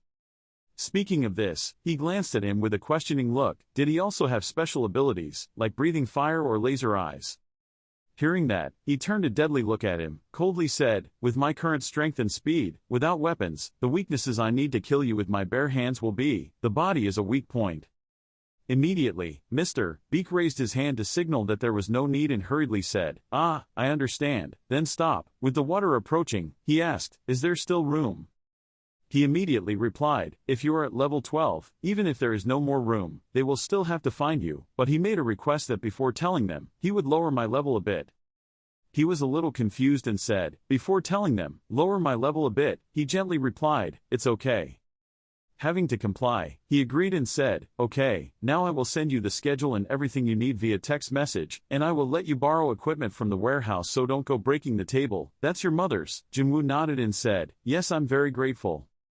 Suddenly he came out with another request saying, "Well, we'll have to forge your dungeon child ID, so give me your ID and photo." After listening, he asked in bewilderment, "What is an ID?" He immediately got angry and I went crazy. Back to the present, Dominic stood in front of the Labyrinth kids excitedly shouting, "You guys will be recognized as legends." Suddenly Jinwoo said from behind, "What are you doing?" Making her startled, stammering, he was the owner of that matter, he could only helplessly change the subject and report first, as if being pardoned, she quickly replied, "Yes, yes." He looked around while listening to Dominic's report. The mineral collection in the cave was going very well, and a small amount of lower gems had been collected from the dungeon and the manufacturing site. Another small amount of lower gems were collected when defeating wild monsters in the nearby area. Just now the monsters were cut up in the archives, Jinwoo said with satisfaction. "How about taking down the gem?" She was still embarrassed about what happened earlier, bowed her head to hide her red face to pass the things to him, softly said, "Here they are." He took it and threw it straight towards the center of the labyrinth. Immediately, the system announced that the lower gems were being converted into labyrinth's energy. Then he spoke up and said, "I will summon a Naga." The girl next to her used her hand to cover her surprise and said, "Yet you invested in labyrinth without any hesitation." He just calmly replied, "Because there is no need for it up there." Suddenly he spoke up and said, "I won't be able to enter labyrinth for 2 weeks." She asked in surprise, "Can I ask the reason?" Jinwoo honestly reported, "I had to participate in the Hell Spider conquest and I couldn't open the gate in front of my teammates. The lower gems are collected too little, it is impossible to develop this place, the spiders carry the lower gems, so if everything goes smoothly it will be easier for us." A Naga appeared along with the display. The normal Naga archer had been summoned. Looking at it, she couldn't help but exclaim, it turned out to be the true form of the blue Naga. He immediately gave the order, "Go to the guard gate with the Naga soldiers." It immediately made a sound of agreement. Then he turned and pointed at the system and told Dominic that, "See, the energy stored in the gems had been collected for several days." She also agreed and replied, "Just as he said." He further advised, "I will leave too for maintenance." But when he said this, he seemed to discover something and quickly exclaimed, "Dominic." She raised her head and replied, "Yes, master." Looking at the path in front of him, he asked if the gate we passed through could change its size. At the Paju Geyser gate, Lee Jun-young announced to everyone below, "Before entering the gate, I will quickly say these last words." She said loudly, "I am Lee Jun-young, the commander of the Hell Spider expedition. I hope that most of you have experience already, so I will end today quickly." Next she shared her plan: we will go conquer the Hell Spider, who has invaded the second floor for the past 2 weeks in return. The expedition team consists of 22 people. Divided into 2 small teams, the attack team of 7 people and the normal adventurers of 15 people. The attack team is currently ranked by level. She looked at the people standing next to her reading. Everyone could look at the number on the right to see their level. Then she turned around and said to the person behind her, "I'm done." He replied, "Expedition team, come in," then spoke into the radio in his hand, "Gate be opened." The gate gradually moved. A few people raised their voices, "Open the gate, open the gate." Jun Young reminded seriously, "We are too far away from the previous team, so we have to move quickly. Hope everything goes well." An unfortunate person being attacked by a beast screamed in pain. Screams of pain echoed, "Help me," but the people behind were all cautious and did not dare to move forward. Jun Young gave instructions: "A giant lizard, its tongue is blocked, so watch that tail." She shouted angrily, "Poke, aim for the area under the arm, aim for the front legs, don't attack its back." The orange-haired Hyojin behind lamented, "Just starting to meet monsters, not getting any money at all." Young-ho stood next to him and said, "I think this is an opportunity for us to rest, Mr. Hyojin replied, "I heard that the quality of adventurers has dropped dramatically recently. Jun Young is still trying to guide the new people. Defeat the monster, wake up." Hyojin raised his hand to touch his neck in boredom. They said they had been carefully selected, but after all, humans were too weak. Young-ho explained, "So the war was 10 years ago, right? Got rich and left." Hyojin sarcastically said, "I bet most of those people are in debt." Young-ho countered, "Hey, no, those people are good at fighting." Hyojin continued, "Dying at the hands of the creditor up there or dying at the hands of the monster below was the same, but now their lives were being threatened." Suddenly one of them pulled out a weapon.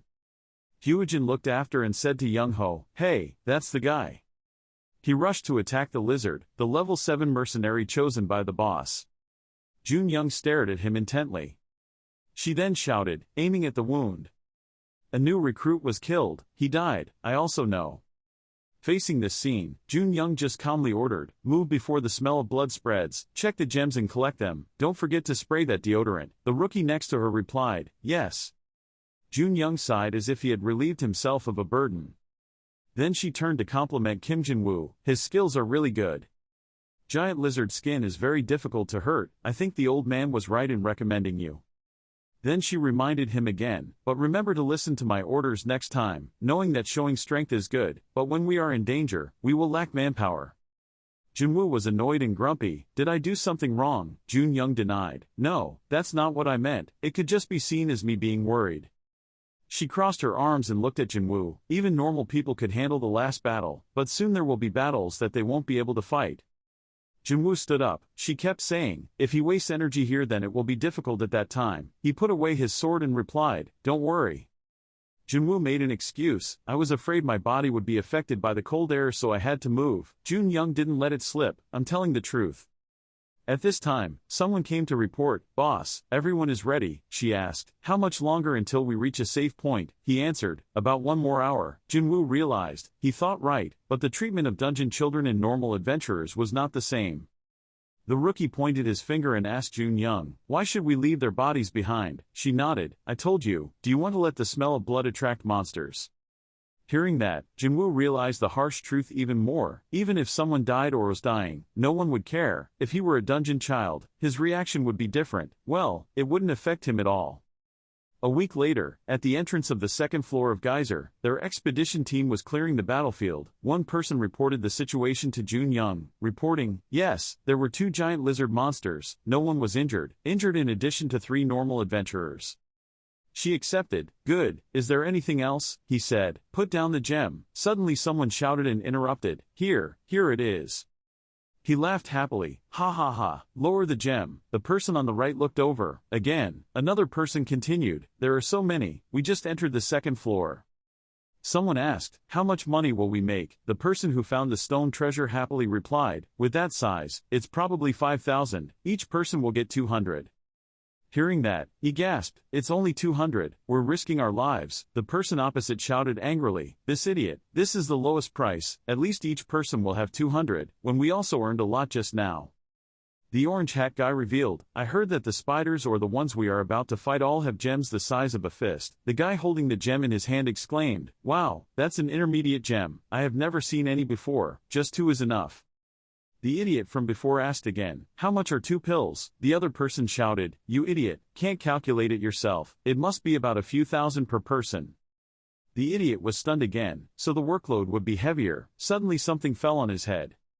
It bounced a few times on the ground, a sparkling thing.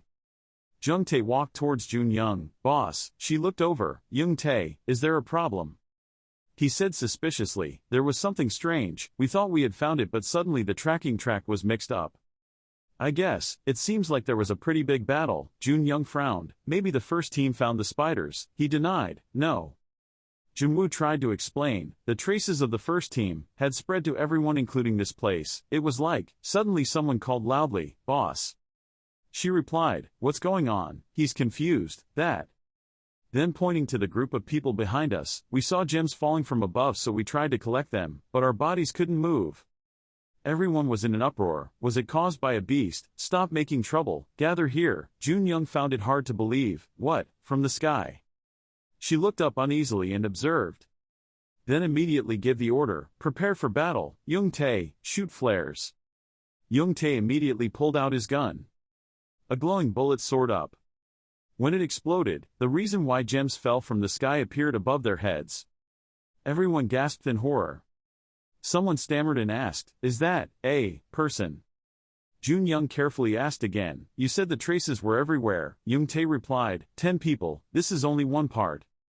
She turned around and gave instructions, now retreat and reorganize first, quickly. At this moment, the spider monster appeared behind her, Jun Young, behind. As soon as the monster rushed towards her, she promptly reacted. She threw a move at its body. Jun Young shouted loudly, disguised, Dungeon Kid goes first, adventurer, hurry up. Several people immediately lowered their shields. Jun Young is on high alert. You swing your weapon, the flare is going out, keep holding the light. Junwoo rushed to support her. Jun Young reminded the rookies to move quickly. Junwoo tried to withstand the monster's attack. He loudly ordered, flared, fired. Immediately after that another cannon was fired. Next, several spider monsters appeared simultaneously. A giant spider appeared in front of Hyojin. He wasn't scared at all, but on the contrary, he smiled uncomfortably. The next second, he pulled out his weapon and jumped up. And stabbed the spider precisely. Another one rushed forward. Hyojin called, Young-ho. Then, flexibly turn around and kick the spider away and give the command to jump away. On the other side, Young-ho was also struggling to fight with the monsters and smiled and replied, okay. Next, he jumped up towards the spider that had just been kicked away. Throw a blow that directly cuts off its 8 legs. The monster's body fell to the ground and rolled twice. Young-ho walked over and put his foot on its head. He pressed down hard, causing its head to split open. The man with a large body standing on the other side witnessed the entire coordination of the two people. He made a comment and Young-ho took it seriously. Suddenly he turned around and clumsily grabbed the spider's head with his bare hands. He used so much force to smash it down that the ground cracked. 2 more spider monsters rushed forward. He picked up the monster's body and slammed another one down. He shouted, then throw away both children's bodies. As for the short-haired girl, she used a sword to fight. Her sword was stained red but her face still showed no emotion. She quickly swung a few precise sword strikes. A monster that had been chopped into small pieces. Every time she swung her sword, a monster died without a complete corpse. She turned to ask the big guy, what do you mean? He shrugged, you're wasting too much time so I'll just rush in. She frowned, humph, that's too brave. Then she gritted her teeth and asked the people behind her if there was any reason to put all her effort into this. One person answered, they are hell spiders, what do you mean? At this time someone shouted an order, this side, get ready to go. A few more spiders came and gathered, we were just normal people. The people screamed in panic, these dungeon monsters would, but Jinwoo had already rushed forward and killed the spiders with one slash. He didn't let himself stop for a moment. As soon as he finished taking the stance, he immediately stood up, swung his sword, and slashed without leaving a single one. His display of skill was so great that the observers were speechless. No. Jun Young placed his huge weapon on his shoulder and looked at Jinwoo wondering, he is level 7. Jinwoo was still frantically exterminating the monsters. When the situation was better, Jun Young gave instructions, check the injured first, and those who are still healthy should go catch spiders.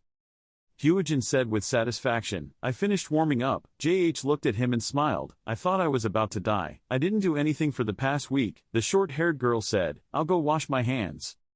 Jun Young put his hand to his chin and muttered, it was strange.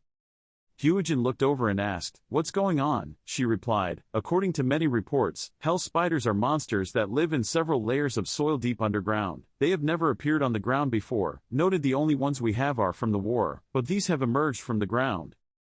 Hyojin felt confused, it was just the beginning, what do you mean? Young-ho next to him also spoke up, yes, they are weaker than those boring lizards.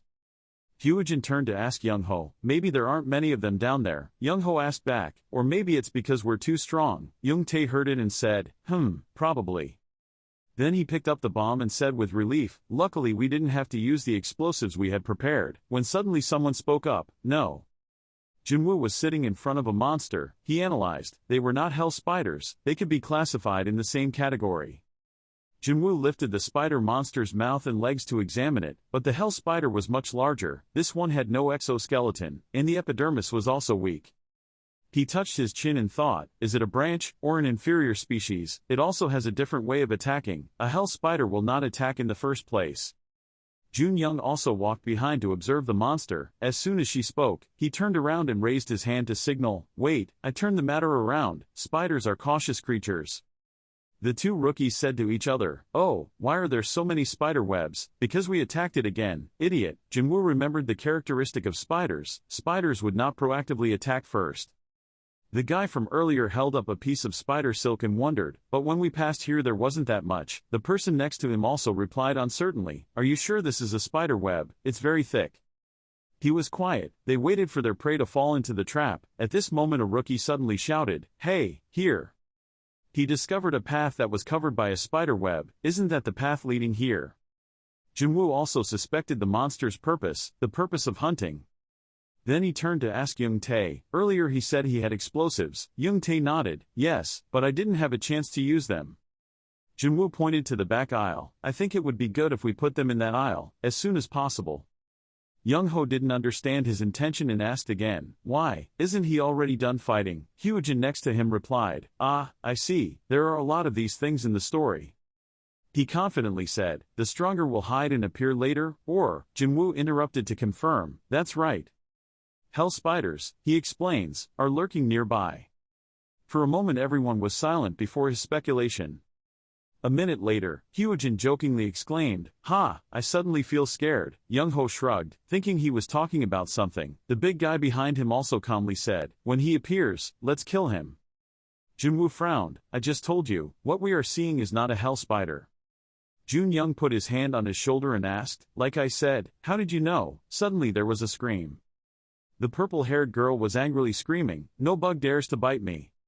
She was standing in front of two giant spider monsters that were even several times larger than the previous monsters. If she wanted to die, she wouldn't be completely dead.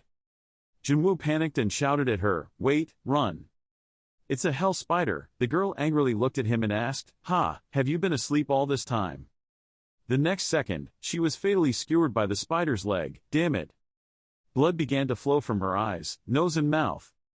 Before she died, she raised her head to look at what was in front of her. Opposite her was the huge open mouth of a real hell spider. The terrifying hell spider appears. It bared its teeth and hissed. Hainine turned his head and looked out at the spiders behind him that were crawling more and more. She used her hand to signal to everyone and shouted, they are coming, adventurers, stop what you are doing and gather here immediately. Hyunjin told you, Jinwoo, I told you they were hell spiders. Jinwoo stood still, staring blankly without responding. She called, Mr. Jinwoo. He saw an adventurer lying down in pain because a hell spider had pinned him with its sharp legs. The adventurer's eyes were filled with fear and he cried out in pain, help me, I don't want to die. Then that image faded away at the same time as that adventurer was stabbed to death by a hell spider. A voice rang in his ears that pulled him back to reality. Mr. Jinwoo, are you okay, Mr. Jinwoo? Jinwoo woke up from his memories. Mr. Jinwoo. He turned to Hyunjin. I'm sorry. Holding his sword tightly, Jinwoo clearly explained the situation to her. There were 2 Hell Soldier Spiders and 1 Hell Spider Lord. The rest were the subordinates of the ones we killed earlier, using up all the medicine. Explode to create an escape route. He looked at her and continued, this is not the time to worry about the dungeon collapsing. Those threads are harder to break than you think. Hyujin replied, that's it. She asked suspiciously, have you ever met a Hell Spider before? There's also a lot of experience fighting them. Hyujin said annoyed, these damn spiders keep appearing from nowhere, and also, where's the dungeon kid? Young-ho turned his head to look and replied, he didn't know why. The guys hanging up there were the spiders' reserve food. The rest of them must have been eaten. He turned around and shouted, when will the bomb be ready? The adventurer who was planting the bomb replied, just a moment. Another adventurer asked, by the way, why did he have to run away? Hyujin replied, it was because the arachnology expert told him to do so. Hell spiders are swinging their sharp legs towards them. Those are the target of this expedition. After achieving the target we will run away, right? The surrounding was more chaotic. He also saw that the guy had been eaten by it. The adventurer said, it was because he was careless. Jinwoo shouted loudly, get away, the hell spiders are coming. That adventurer clenched his fists and rushed forward. I've been waiting for him for a long time. He rushed straight into that hell spider before everyone could react. Jinwoo screamed, that bastard, you want to die. He braced himself, pointing his fist at the spider's face. A loud noise was heard when the fist touched the spider. What he didn't expect happened. His arm was broken instead of the spider being defeated like he imagined. That adventurer grabbed his broken arm and screamed in pain and panic, He looked up with a scared face. He was too hasty. Young-ho and Hyujin were so surprised that they stood motionless. When reacting to what happened, I panicked and shouted, "Hey!" In front of the 2 of them, another hell spider appeared, another one. Jinwoo quickly jumped up and used his sword to slash the spider's front leg. The hell spider became angry, its eyes turned red and looked extremely scary. Jinwoo stood in front of them, continuously swinging his sword to block the spider's sharp legs that were swinging continuously. Witnessing that scene, Young-ho exclaimed, he is a monster. Hyujin shouted loudly, what are you doing standing there? Come back here quickly. He was still holding the spider's chipped leg and looking back. Jump backwards to avoid the spider's attack. Jinwoo lost his strength and breathed heavily, his hand tightly holding his sword in a defensive stance. He adjusted his breathing and raised the sword in front of him. Facing 2 hell spiders, so you 2 intend to attack my group.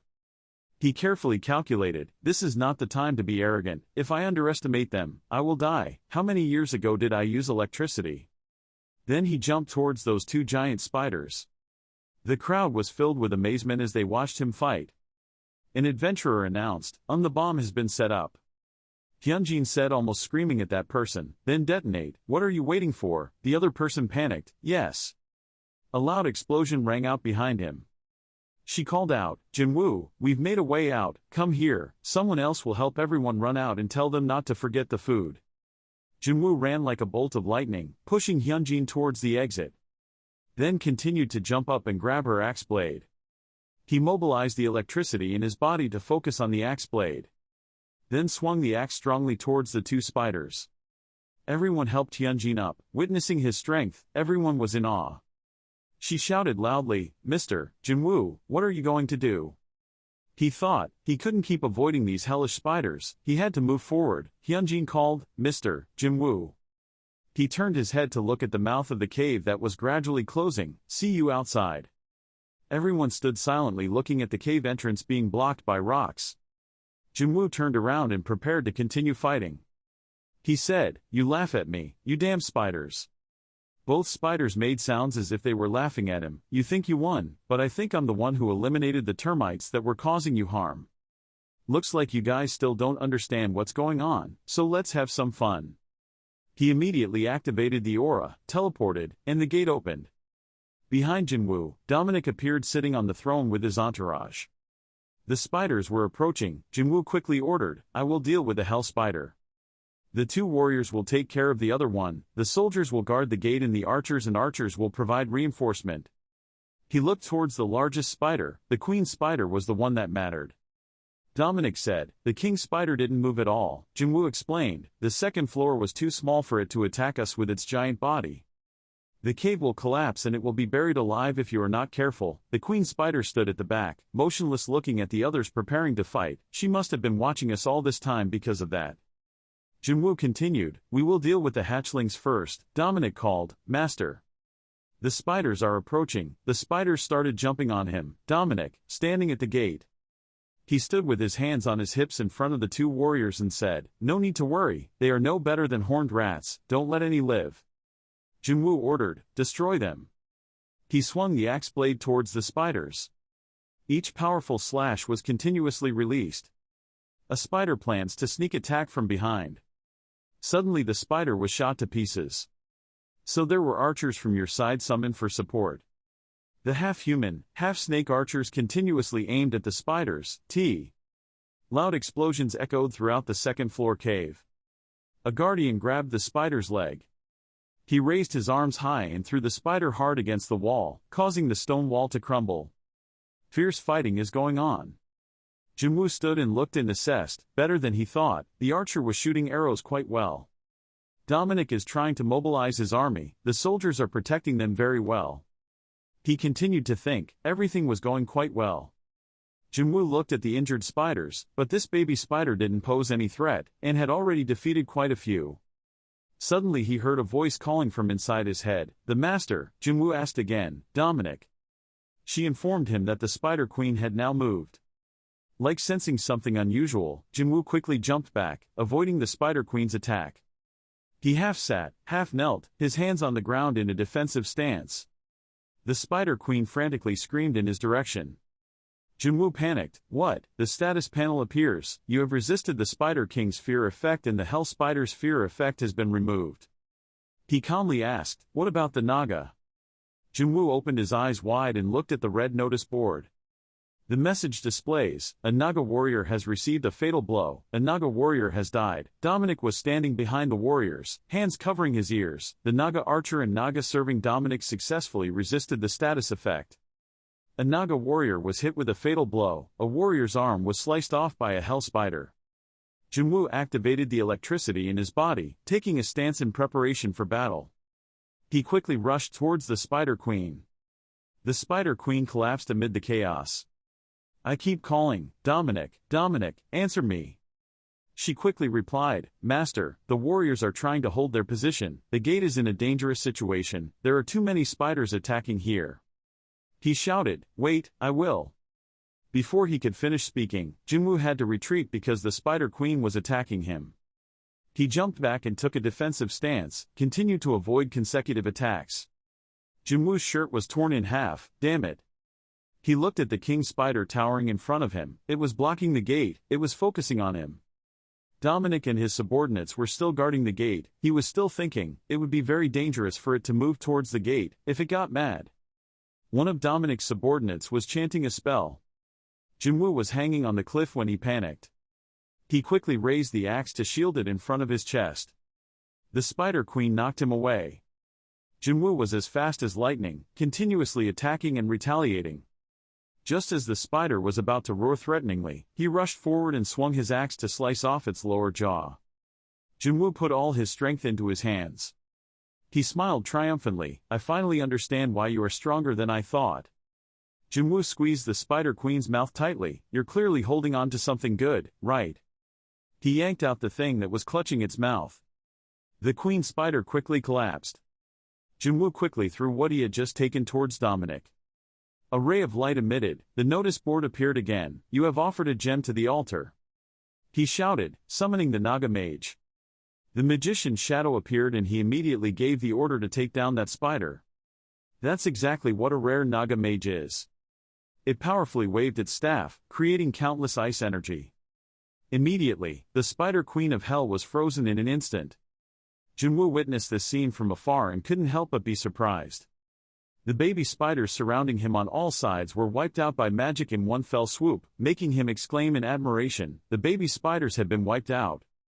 The Spider King was angry, it wanted to rush to attack him and the warriors but couldn't because the distance was too far and it was now frozen so it couldn't move. At this time, Jinwoo stood behind the Naga warrior and considered the situation. The Spider Queen was still unharmed. She should probably focus on a certain point instead of just attacking everywhere like that. The Spider Queen couldn't help but get angry. Her eyes were filled with hatred. It didn't mind, so it decided to silently use its two huge pincers to stab the Naga warrior in the back. Right at the moment of life and death, another warrior realized this tense situation and swung his sword to stop it. The sword was covered with a sturdy layer of frost thanks to the Naga magician's magic. Even though they resisted, they were not afraid of the Spider Queen's power and instead roared with enthusiasm in front of the opponent. With the help of the magician, the baby spiders were quickly defeated completely. Dominic was outside observing everything, then used the system to notify him, the master, that the warriors had finished dealing with the warrior hell spiders. Hearing that, Jinwoo immediately replied, "Okay then." Facing the final boss, the Hell Spider Lord, Jinwoo asked himself, "What should I do with you?" He attacked while examining the opponent. Its weak points were its eyes, mouth and leg joints. Those weak points were obvious, but the problem was that it was too big. He continued thinking, there's no way I could stab its brain through the eyes, and using the mouth wouldn't be very feasible either. Jinwoo landed on the ground and fell into deep thought. Dominic was on the other side with the Naga watching his every move. She couldn't help but say worriedly, the owner of the surrounding area had already suffered heavy damage, if he wasn't careful. Before she could finish speaking, he interrupted, "Spread out the Naga, we would hit the ceiling and dig up to the first floor." Then Jinwoo hurriedly moved up. Dominic was surprised and did not agree with his opinion, so he argued back, "Why is that so dangerous?" But he was still very determined with his decision, saying, "We don't have enough attack power to defeat the Spider Queen, that's the only way." The Spider Queen closely observed Jinwoo's every move, waiting for the opportunity to attack, then its legs swept the area as he passed. Thanks to his quick reaction and flexible speed, he quickly dodged those attacks and wondered if it was chasing me. Okay. Suddenly, Jinwoo became crazy and said, "I have to repay you for destroying half of my life. Take the honor, you will be the first monster to enjoy that honor." The Naga archer observed the situation and wondered, did he want to bury it alive? Dominic replied, "I'm sure he has a plan." Looking at the pile of broken rocks and soil, she partly understood. No, he was trying to dig his way up so it wouldn't be to bury something that big. This made her suspicious. There was something on the first floor. Discontent arose in Dominic's heart at that moment. She blamed herself that her master was fighting alone, but she couldn't do anything. She lightly looked over at the Naga next to her and thought to herself, the Naga who should be fighting to protect him couldn't do anything but stand by and watch, as if we didn't exist. The more I think about it, the more disappointed I feel in myself. Even though I'm his servant, I can't figure out what he wants to do. I really am. The image of Jinwoo screaming in response to Dominic's words appeared in her mind. I don't have enough attack power to take down this guy. She was silent, then thoughtful, sinking a little deeper into sadness. Not letting the other Naga feel discouraged, she immediately comforted them. There is no need to be sad. We are not thrown aside because we are useless. She continued, Master proactively faced danger directly. He always watched over our safety even while fighting. Dominic deliberately increased the Naga's image in Jinwoo's eyes, just to avoid sacrificing the Naga. Only he had the ability, so he took the initiative to do so. She continuously gave him compliments. How could someone be so generous? The Naga seemed to be energized in spirit, all shouting at the same time, we are not useless, we just need to wait for his orders. If we trust him and wait, we will act soon. Suddenly, Dominic asked the Naga mage, and mage, how much mana do you have left? Right now, Jinwoo's side was furiously digging a straight line upwards. His speed was as fast as lightning, and the Spider Queen was constantly following him. He said, luring this one up shouldn't be too difficult. He continued, if it weren't for these walls, wherever the Spider Queen would attack, Jinwoo would dodge. His speed would be many times greater than hers. On the first floor, the group of people have arrived here. Hyojin spoke, isn't the ground gradually shaking towards me? The guy next to me also reassured me that, yes, there won't be many high-level monsters on these upper floors. Even so, they were all anxious to get out of here. Just leaving here was something very wrong. The person next to them noticed something unusual and exclaimed, hey, wait a minute. He pointed to a point in front of him. Look at that place. From his perspective was a piece of rock and soil that was slowly cracking. In just a moment, spider legs emerged from the ground, and the surrounding area was also penetrated, creating a mess.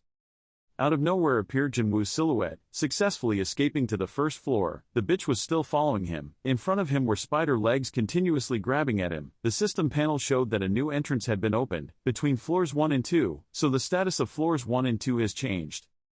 He looked around and said, "The first floor was a big cave, so I was lucky. I thought I would get to the top." The people from earlier were now scared to death. Everyone ran away, scattered. They shouted, "Run back to the expedition team, run and don't look back." The queen spider had now completely emerged. He looked at it and wondered, "Now how should I release this one?" Then he commanded, "Mage now."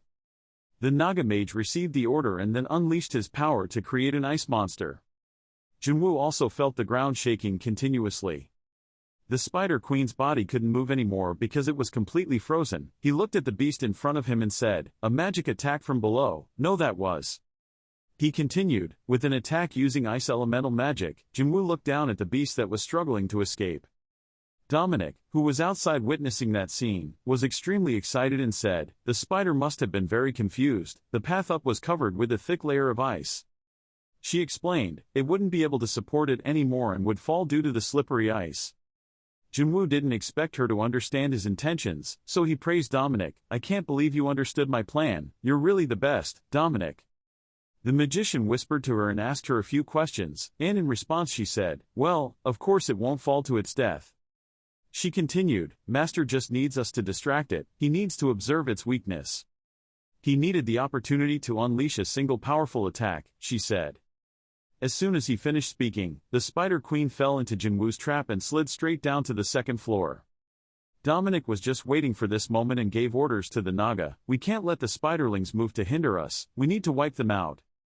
The spider beast had part of its leg frozen by the magician so it couldn't move. It could only struggle in vain.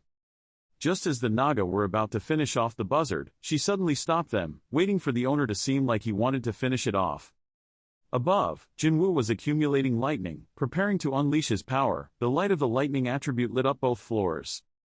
A loud bang rang out. A lightning-fast stream of light quickly passed through each gap and landed straight at the king spider. It opened its eyes wide in surprise. Just a moment later, Jinwoo appeared, holding the axe firmly in his hand, preparing to end its life. The beast without a last word was about to die at his hands. The system board displayed a victory notification, marking a new milestone in his achievements. He achieved a hero-level victory after defeating an enemy that caused his charisma to skyrocket. Jinwoo promoted from a trainee commander to a regular commander, and every time he gave a joint command, his strength would increase by 10%, and a series of other achievements he reached. It can be seen that through the battle, his experience increased a lot. Suddenly, the Naga's object fell down, causing Jinwoo to pay attention. The appearance of the Naga who served him had now also improved. He also had to admire that, unexpectedly, their appearance had also changed. However, there are some irreversible injuries to their bodies. He continued, "Broken arms cannot grow back." He wondered why the witch didn't change her shape. She contributed a lot. In response to his question, Dominic replied that witches need more experience and must level up themselves after the laboratory is completed. She continued, "Reaching level 4 labyrinth will create a laboratory and smithy." Jinwoo looked at the statistics table of available gems and said, "It takes 50 gems to level up labyrinth. Now I only have 2 gems left." The Naga workers together carried the gem harvesting bag to him and he examined it to see if he could find anything. Jinwoo listed the total number of gems one by one, 6 high-quality gems from hell spiders and 44 good-quality gems from lower species. He held each stone in his hand and said with peace of mind, "If unfortunately the soldiers die, we will still have reserve gems." Without any hesitation, he immediately used 2 low-quality gems to enter the church. The system informed him that it took 120 hours to start upgrading the labyrinth, and the amount of gems used for the process was also reduced. Go. Jinwoo took a few gems and told Dominic, "I will bring some low-grade gems with me. If I return empty-handed, it will be easy to be suspicious." She replied, "Yes, it's up to you, master." He continued, "The match was over but there was a lot to do." He assumed that, if there was a big battle, monsters and adventurers from neighboring areas would flock here, so the gate had to be hidden carefully. In addition, Jinwoo also advised the Naga to be careful, bring as many spider corpses as possible, and after I leave, use magic to block all the gates. He directly asked the magician if he could do it, but instead of answering, the magician looked quite confused and a bit shaken. Jinwoo wondered, what happened to it? Dominic replied, probably running out of mana. There was no other way, so he had to order the Naga to do the magician's job. All of you quickly use stones to block the gate, they replied in unison, yes. After that, he prepared all his luggage to depart. Dominic asked him, will the owner leave immediately? Jinwoo replied, yes, the road to the first floor is clean, we will return when the upgrade is completed. He checked his food reserves and estimated that this amount of food would probably be enough for 5 days. Suddenly Dominic's face became confused and shy, as if she had something to say. Understanding her thoughts, Jinwoo smiled and gently looked at her. He started to give her good words. You did a great job, Dominic. The plan was originally a piece of shit, but thanks to your improvisation, things fell into place. Even if it was just a small compliment, it was enough for her. Feel recognized. Jinwoo also generously told them, you guys should think about what you like. Go back and I will reward you. Dominic hugged his face with joy. After finishing chatting, he said goodbye to everyone. See you again 5 days later, then quickly set off. Time passed quickly. 5 days passed. At the Pajubi gate of the expedition team's tent, the members of Junyoung's group stared blankly ahead, looking very surprised. It turned out that Jinwoo suddenly appeared in front of them. He calmly ate noodles and said, why did it take so long to come back? He continued, is it too fast to finish what should have been completed in 2 weeks but I only resolved it in 5 days? Junyoung responded by slapping the table and not forgetting to emphasize to him that the problem was not there. Jinwoo saw her reaction like that and was silent for a few minutes. Suddenly he held out a bowl of soup and asked, are you hungry? Do you want to eat? She could only helplessly curse this name. This made Junyoung extremely speechless at his attitude. She sat down and started asking Jinwoo, what happened to him at that time? Jinwoo replied, I was lucky and ran away. She didn't believe it so she asked again. It was a really good joke.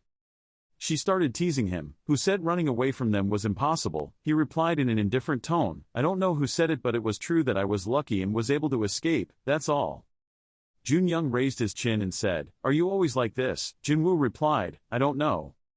Thinking back, Junyoung was grateful to him for being the benefactor who saved her, so she offered to repay this debt of gratitude. But after all, he saved my life, so just tell me whatever you want. Instead of enthusiastically agreeing, Jinwoo flatly refused. She was born and raised in Geyser, she doesn't owe me anything.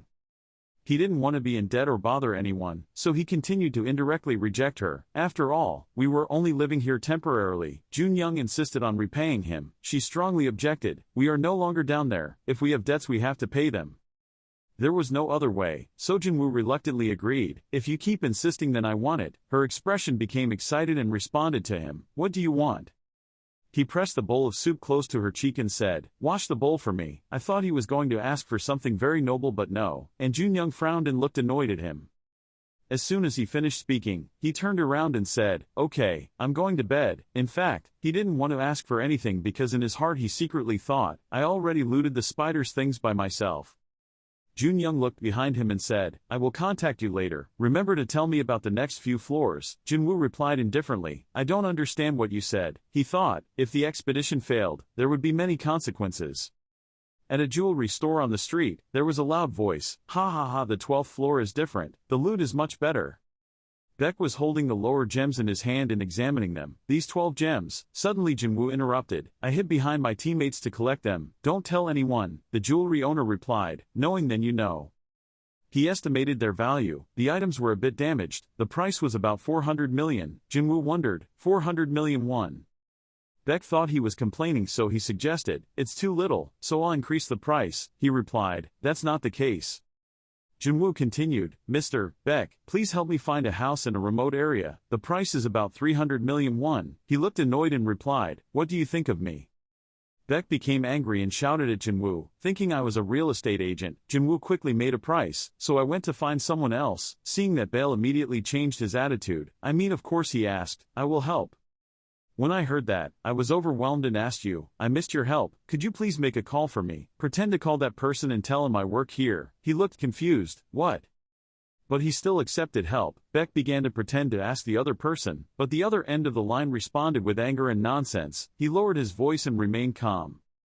He continued, Jinwoo's dad, my place is just a normal jewelry store, nothing underground. He suddenly interjected, only that way can I easily get to Geyser. After speaking, he slammed the door and disappeared, leaving Beck alone. On the other end of the line, he was still very angry and kept cursing. He could only curse helplessly, wanting to punch him in the skull. Returning to the first floor, while Dominic was performing tasks for the Naga, suddenly a crack appeared on the ground. Jinwoo suddenly returned. She greeted him, welcomed the master back. He only replied with a yes. He thought, I can't keep locking my room and opening the space gate forever, so living separately would be much more convenient.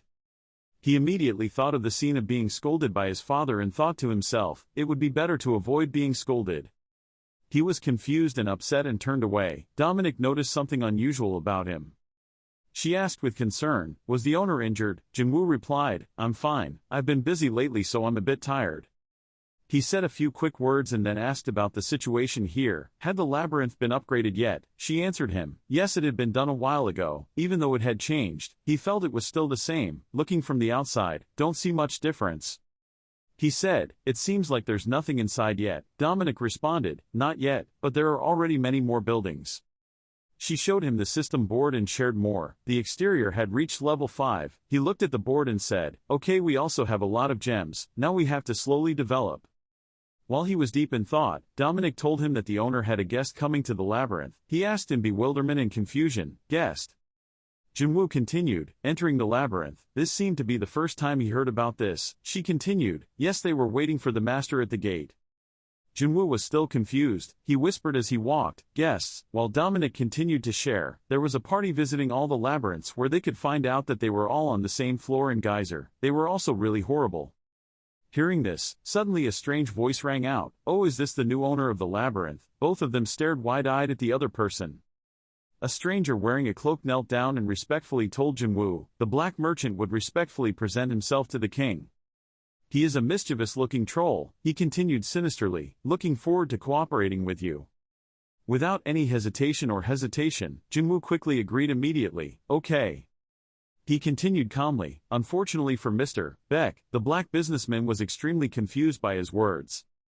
Jinwoo asked the black merchant, how did you find this place? He replied with a firm affirmative tone saying, of course I know this place like the back of my hand. He continued, rumors about the brave master of the labyrinth, who commanded the brave Naga soldiers and locked the hell spiders into the dungeon, have spread everywhere. Dominic silently sent out a sound wave signal to let Jinwoo know, master, he was lying. She added that the black market traders were monitoring most of the events that happened in Geyser, and that the black market trader seemed to be the manager of this area. She continued to convey that even if you give the impression that you are a strange, picky person, it will not make him look down on you. Suddenly the black merchant spoke, you really have an excellent maid, he confidently replied, yes. Still indifferent, he asked the other person, so what do you want to tell me? Just as Dominic said, he immediately opened the pile of items in his bag to show him and said, we black market traders want to build a close relationship with the owner of Labyrinth that can develop for a long time, this relationship. The black merchant opened his arms and pointed at the items and continued, in other words, I came here to offer to buy a few items. Jinwoo pulled Dominic aside, whispering to her, I thought black market traders were very dangerous, can't we chase him away? She replied, no way. She discussed with him that if the relationship between you and him deteriorates, he will definitely go around the geyser to say bad things about us. Dominic said, now that we have their attention, we have to obey their game. Jinwoo complained, it's a headache, this looks very difficult. On the contrary, she shared her opinion on the other side, if you can take advantage of them then surely you will also benefit, after all they are also merchants, so there will be many valuable items. Well, I have no choice but to follow her advice. Okay, I think we need to buy some things. As soon as he opened his mouth, you can bring it down. Before he could finish his sentence, Dominic interrupted, Master, finally. She looked at him affectionately and transmitted sound waves saying, I suggest you go there if possible and buy the first item that guy recommended. Jinwoo reluctantly returned to the black merchant. When he saw that, he happily said, it looks like you're done talking to the maid. He replied, yes, let me see what you have. He friendly asked him, what do you want to see? He said, you give me suggestions. Feeling trusted, so the black merchant replied, it would be an honor. He said, since you trust this lowly merchant, I will try my best to introduce it to you. You are very lucky, I just found a rare item. The black merchant brought out a small bottle containing a strange creature wiggling in purple liquid and introduced it to him. There were only a few left in this geyser. It was called a parasite. He said, its price is a high-grade gemstone. The black merchant without any hesitation said, maybe I'm quite ungrateful but I'm not sure if you can afford it. Jinwoo thought for a moment and then asked, can I take a look at it? He naturally gave it to him and said, of course. Finally he looked towards Dominic to consider her opinion, seeing that she didn't seem to agree. He seemed to understand what she meant, so he immediately held out a fist-sized gemstone and asked this guy, "If we paid with this, how many stones would we need?" He glanced at it and judged. The quality was quite good. "If it is then," he said, "5 pills is enough." Jinwoo thought a little worriedly, "I've run out of what I have." But in the end he still decided to buy it. He held it in his hand and asked Dominic, "So the custom is that the first item they introduce will be the most valuable item?" She replied, "I heard this custom has been around for a long time. However," she said, "if you keep it like this, it won't have any value, so like I said before, put it inside you."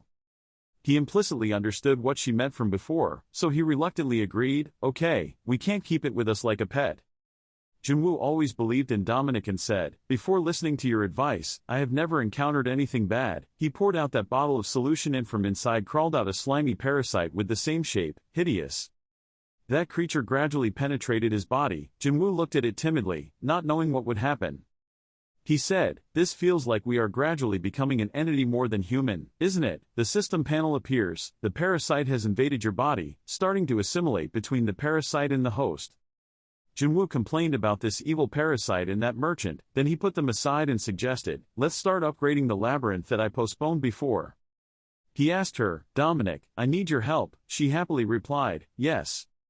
Very quickly thanks to her, everything went smoothly. The labyrinth rank was raised from 3 to 4, they were able to build previously locked facilities, and were able to summon new soldiers, 6 workers. Naga rank 1 has been added. People in Geyser who have not found a place to worship can visit the labyrinth. Suddenly the status panel appeared. He looked at it and commented, "It's been a while since I could see the status window again, but it seems the dungeon's durability and energy have increased quite a lot." "You said, it seems like we were too hasty in upgrading," Dominic said, "which is common for labyrinth." She said, "People usually build facilities or troops first and then gradually upgrade them later, but for our labyrinth." She continued, "You already own more than 90% of the soldiers, so you can grow quickly because you don't need to waste energy summoning soldiers anymore." He wondered, "So the owners of the other labyrinths are too weak?" Dominic said, "No, it's not that they are weak but they don't want to go out." Jinwoo replied, "I know." After that, he focused on other issues. Now he can build more facilities, right? He shouted loudly at the system board and construction list. It shows a series of facilities ready to be built. Farming cattle, you can create food for the Naga workers who have worked hard for the labyrinth. Training center, you can assign a Naga with military experience, and then gradually be able to train Naga troops. Bar, you can collect information from creatures that visit the labyrinth. If you are lucky you may have more allies. Forges, laboratories, temples, each facility is needed to maximize stamina, magic, and healing, each of which helps you improve your military skills. After a series of information was compiled by the system board, he decided to open the map to observe. Open the labyrinth map and zoom in. Jinwoo ordered Dominic. Dominic ordered the warriors and archers to find a location with monsters living around. "I will summon a new defense team so don't worry about anything," she replied. "Yes, master." He further shared, "We will build a farm and a bar near the Naga cave." Jinwoo looked at the map to consider and concluded, "The laboratory, smithy and temple consume too much energy, so I will summon an army of soldiers first." He called a Naga worker and ordered him to bring all the low-level gems he is here. "I will sacrifice all of them to the altar." Jinwoo offered the gems one by one, and the system recorded the data. He said, "Summon Naga, no." He enthusiastically continued, "I will summon an army." Time flies. A week has passed. Dominic informed him that the work of expanding the Naga cave had been completed, and the capture of giant rabbits and black bears for the farm had also been completed. Jinwoo nonchalantly replied, "I know." She then said that the Naga workers who were out of work had been assigned the task of digging corridors and setting traps. He asked, "Were they resting?" She replied, "Yes, but they had enough rest." She continued, "The newly added army is also rotating to guard, patrol and train, and one last thing, I think the mapping will be finished soon." Although Jinwoo was happy that everything was in order, there were a few things that made him uneasy. He said, "I'm glad that this place is more like a labyrinth now but I feel like we're too busy to handle it, also because we expanded the labyrinth." He continued, "If it is difficult to maintain the amount of gems we have collected from hunting and mining, I understand why the Spider Duke is so crazy to wage war." He calmly said, "I think we have to go collect the gems again." Dominic replied worriedly, "Is the owner okay like that?" Jinwoo said confusedly, "What?" She explained that you've been staying at the labyrinth longer than usual recently. "I really like it and your family does." He felt her concern, so he quickly interrupted and replied, it's okay, we moved out 4 days ago, now we live in the mountains. He further shared, there are no convenience stores or houses around, if we have the opportunity we will take people around there. Hearing that, Dominic was extremely excited and excitedly said, yes, please let me go with you. Junwoo realized that the crack was gradually closing, the gate was about to close, he didn't expect to be here for 24 hours in a row. He said goodbye to her and quickly returned to his place. I'm going to sleep, so you should rest a bit too, Dominic, she replied. Okay. Junwoo quickly returned from a productive day. He sighed tiredly, saying he didn't even have time to eat anymore. He had to bring the refrigerator into the labyrinth or whatever, at least he had to eat noodles. Suddenly the system panel suddenly appeared, making him a bit surprised. Then it announces that the parasite has successfully assimilated into the host's body, and the parasite will try to dominate the host. He was extremely confused by that information. What the hell? Before he could figure out what was going on, suddenly his eyes showed signs of change. Quickly, it took over every cell in his body, causing him to cover his face in pain and scream, what the hell? In just a moment, Junwoo's eyes transformed into a strange animal shape, causing him to exclaim. His eyes felt like they were on fire. His face has now completely changed. It is strange and disgusting to the point of horror. Every cell in his body seemed to be taken over. A scream from him echoed throughout the sky. Junyoung appeared out of nowhere at Junwoo's door. In her hand she held a piece of paper with his address written on it, thanks to which she was able to come here. Junyoung wondered, did he really live here? There was nothing around. His scream kept echoing, making her pay attention to it. She immediately rushed into his house to check the situation. Mr. Junwoo, are you okay? In front of her, the image of Junwoo collapsing to the floor, holding his face in pain, made her extremely confused and asked, Mr. Junwoo. Junwoo looked up to meet Junyoung's eyes. His face was now completely distorted. After a while of struggling with the parasites invading his body, luckily Junwoo regained control of himself. He offered Junyoung some water and asked if she had calmed down. She replied, yes. He continued, apologizing for letting her see his condition earlier. Junyoung eagerly asked him, but what was wrong with him? She described it. Half of his face looked like it was melted. Junwoo couldn't think of a reason, so he stammered and replied, it's nothing serious, it's just that. He made up something, that old eye injury from when I was still living in Labyrinth. Junyoung didn't believe it, so he objected. I've been wandering around Geyser for half my life and I've never seen anyone suffer like that. She continued, including the dungeon children in the deeper levels. He sipped his glass of water and asked absent-mindedly, from the 12th floor. She looked confused. Junwoo continued his unfinished sentence. I was hit on the 12th floor of the Duke Spider's labyrinth.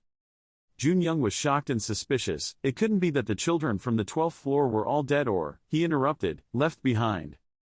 Junwoo was familiar with the rumors in the dungeon, but they didn't know that he was a living witness. Why did people think I was dead? I'm still here. Junyoung was shocked when he heard that. Frozen, she was confused, her mouth open. She said loudly, that's why he understood so much about hell spiders. Junwoo ignored it because he had unintentionally told his secret and thought to himself, while she knows I'm from the deepest level, but she seems trustworthy, so it's okay. Suddenly he asked her back, so what are you doing here? Surely old man Beck told you my home address, right? Suddenly she became serious and said, I wonder if you want to join us on the next exploration trip or not. Junyoung hesitated and said, even if I said I wanted to repay the debt, he would probably refuse, so I just want to say, I hope you will become part of our team. I will pay you a lot of money, then. As soon as she finished speaking, she didn't expect or have any hope that he would agree. He probably wasn't interested. After all, he was strong enough to act alone for so long. Contrary to her thoughts, Junwoo immediately accepted the offer. Okay. He continued, in fact I have never acted alone. For a long time I have been at peace above ground. Only recently have I thought about returning to underground work. He said, Geyser seems to have changed a lot compared to the past. I will join until you arrange someone. Junyoung was extremely happy to hear him agree. She couldn't believe her ears and asked, again, really not? Because she was so surprised, she jumped up and said, a dungeon kid from the 12th floor will become a member of the team. Junwoo added, I repeat again, only until you arrange the people. Without staying any longer, Junyoung decided to go home and she didn't forget to say goodbye to him. I have to go back and prepare plans for the exploration trip. I thought I would be rejected. Junwoo said, let me see you off. She began to recount the time so he could understand the schedule. The next exploration trip would begin in 4 days. This time we plan to reach the 6th floor in about 2 weeks, the team members included. She started listing 5 dungeon children and 10 regular adventurers. You already met 2 dungeon children while exploring the spiders. But it seems like Jinwoo doesn't appreciate them much. A team that only knows how to run when they encounter monsters on the 2nd floor is planning to go to the 6th floor. Junyoung replied, I know we don't look very professional, it also left a bad impression on you. She shared more, but we are all experienced people, even if we just try a little harder, we can reach the 8th floor, he said. I understand, after all, the opponent is very strong. Junyoung said, we will be responsible for preparing all the equipment and see you in 4 days, I will text you the details later. She asked to hurry back because she was too busy, there were too many things to do and I had to run back. Jinwoo reminded her, be careful. He suddenly remembered something and said, next time you come to visit, remember to notify in advance, otherwise I will report you for illegally trespassing on people's houses. Junyoung was so embarrassed that he turned around and ran away, only hearing her echoing voice in the distance, okay. Jinwoo was so tired, complaining after all the things that had happened, he just moved not long ago, moving again would be a problem. 4 days later, Jinwoo and Junyoung were both present near the Paju gate. He looked at the gate and commented, the entrance is quite small, looks like the subway entrance. She shared that gates A, B and C are only used for large-scale exploration trips. She held up a card and continued to speak, but he only needed an ID card and the number of team members to get there. You can now access gates D, E and F. She continued, but at gate B there was a new path leading to the 2nd floor, so that place was really chaotic because of the monsters on the 2nd floor. The two were chatting when a voice spoke from far away, aha. It turned out that it was Chansik who would accompany him on this journey. He said, you must be Kim Jinwoo who saved our Junyoung, right? After that, both sides shook hands to greet each other. Nice to meet you, I'm Jong Chansik level 7. Jinwoo humbly replied, it's just luck, I'm Kim Jinwoo. Weijin next to hear that and interrupted, if you're lucky, you're really strong. Then he pointed at Young-ho and recounted the scene that day. When he saw his brother screaming and running away, Young-ho angrily retorted, what are you saying? You were the first to run away, there. After poking back and forth for a while, the two guys seriously greeted him, anyway, it's a pleasure to work with you again, we'll try our best.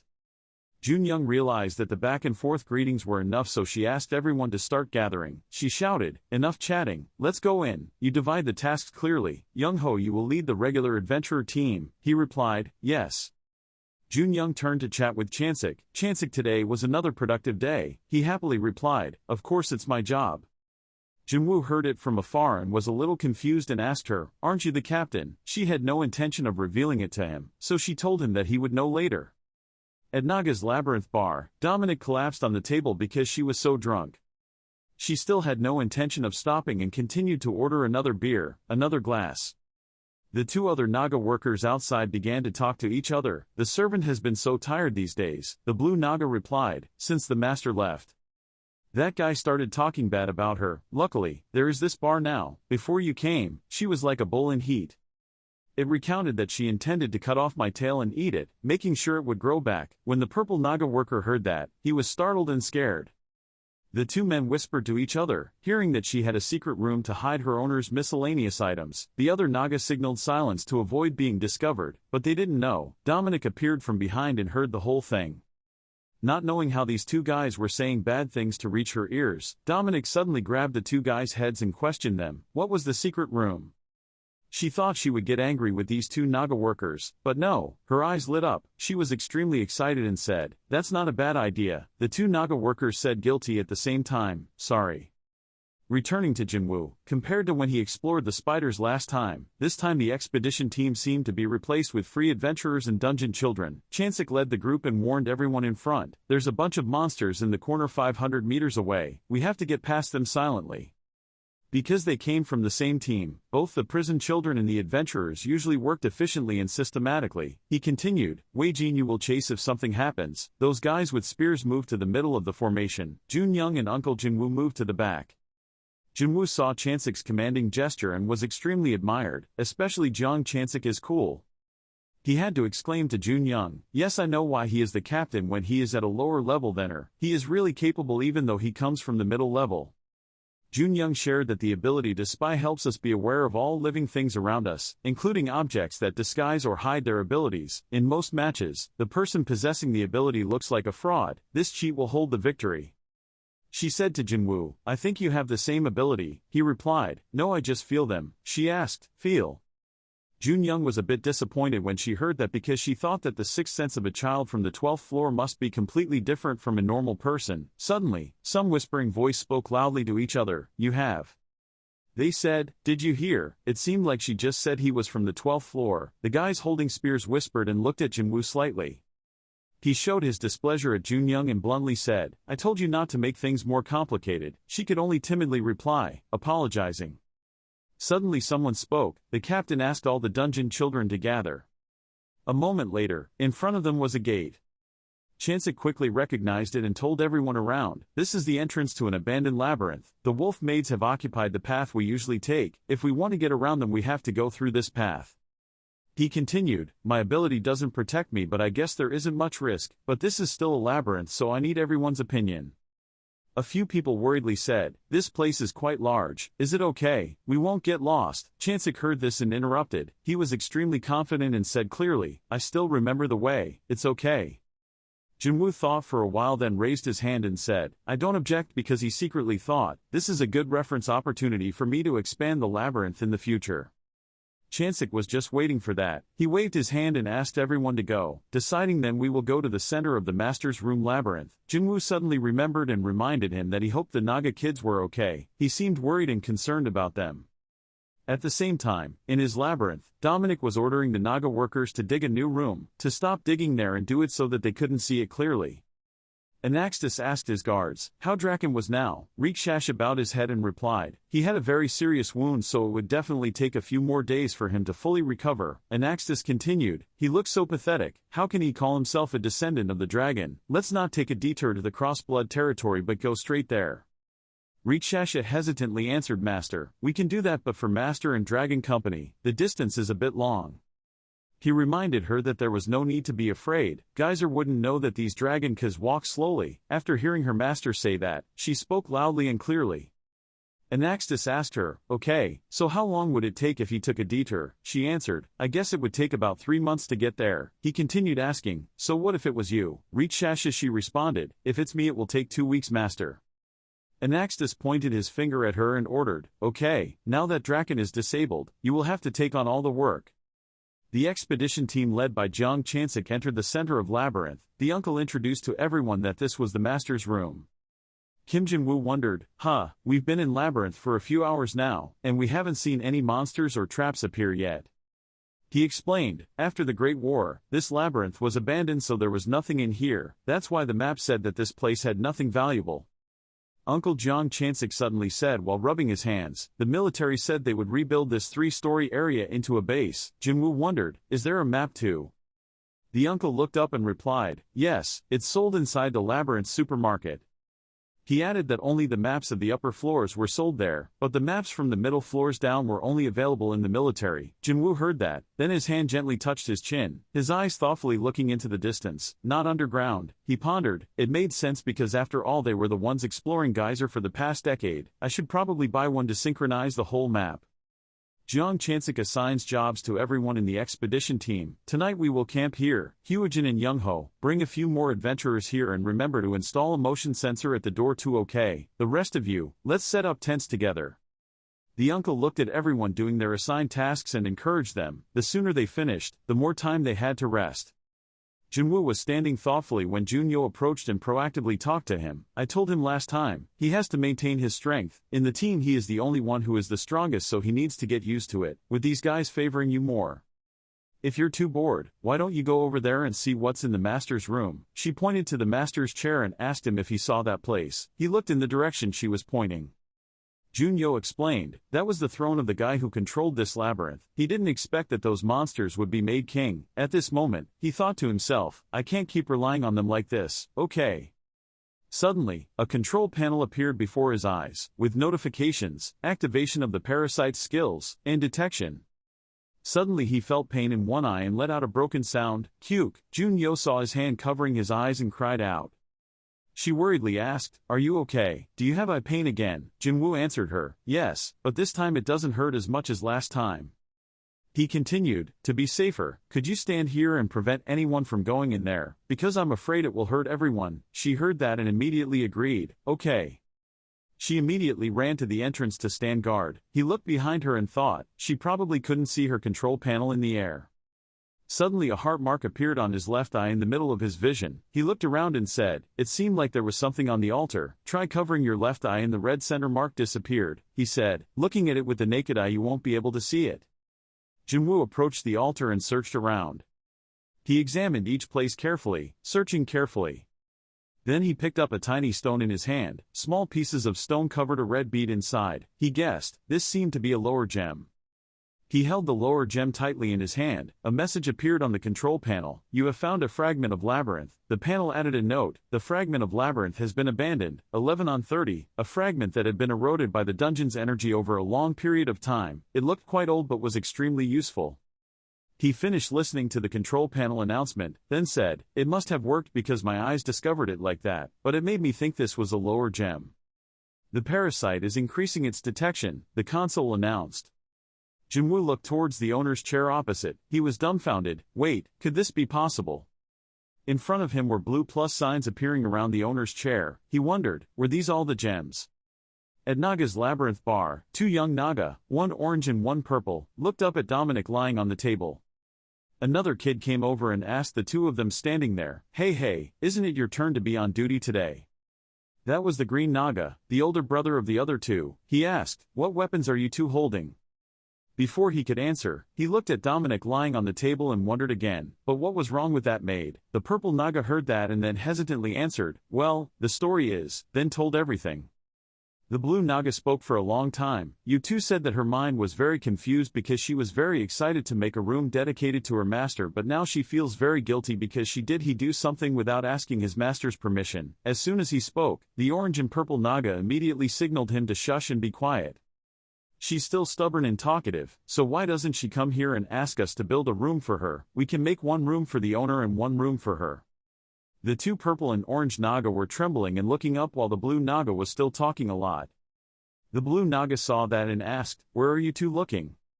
Dominic appeared behind it, whispering into its shoulder, "Wonderful." The expedition team continued their journey. Junyo actively talked to Jinwoo. He looked tired but actually he was in a very good mood, right? It's strange. Or was it because he was like that before? Jinwoo replied, "No, it's just that I couldn't sleep last night so I feel sleepy now." He thought, most of the pills were small and of poor quality, then complained, "I'm so tired, really tired." He calculated in his head, last night he collected 10 lower gems and hid them inside the labyrinth. I also went around to explore other places on the map and mark them. As for that pile of jelly, I'll probably come back to get it myself next time.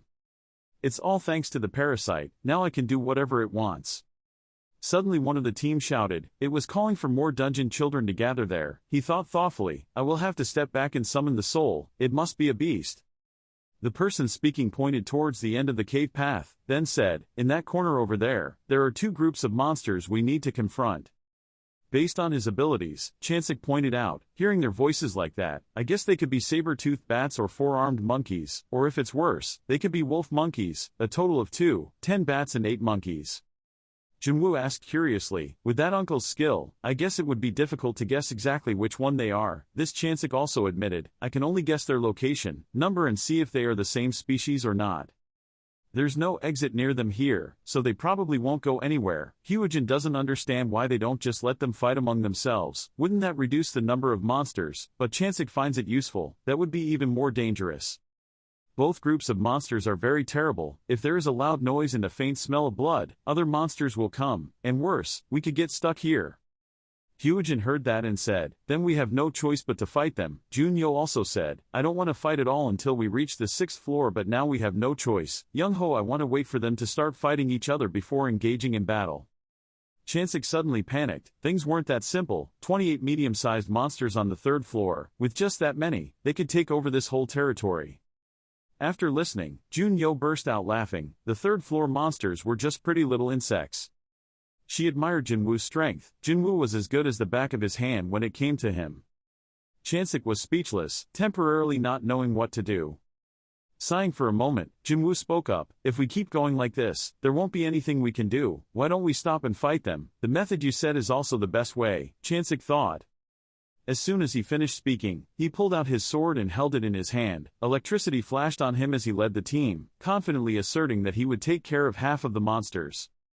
Looking at the screaming monsters rushing to tear apart the nearby teenager, Chansik thought from afar, they started fighting each other.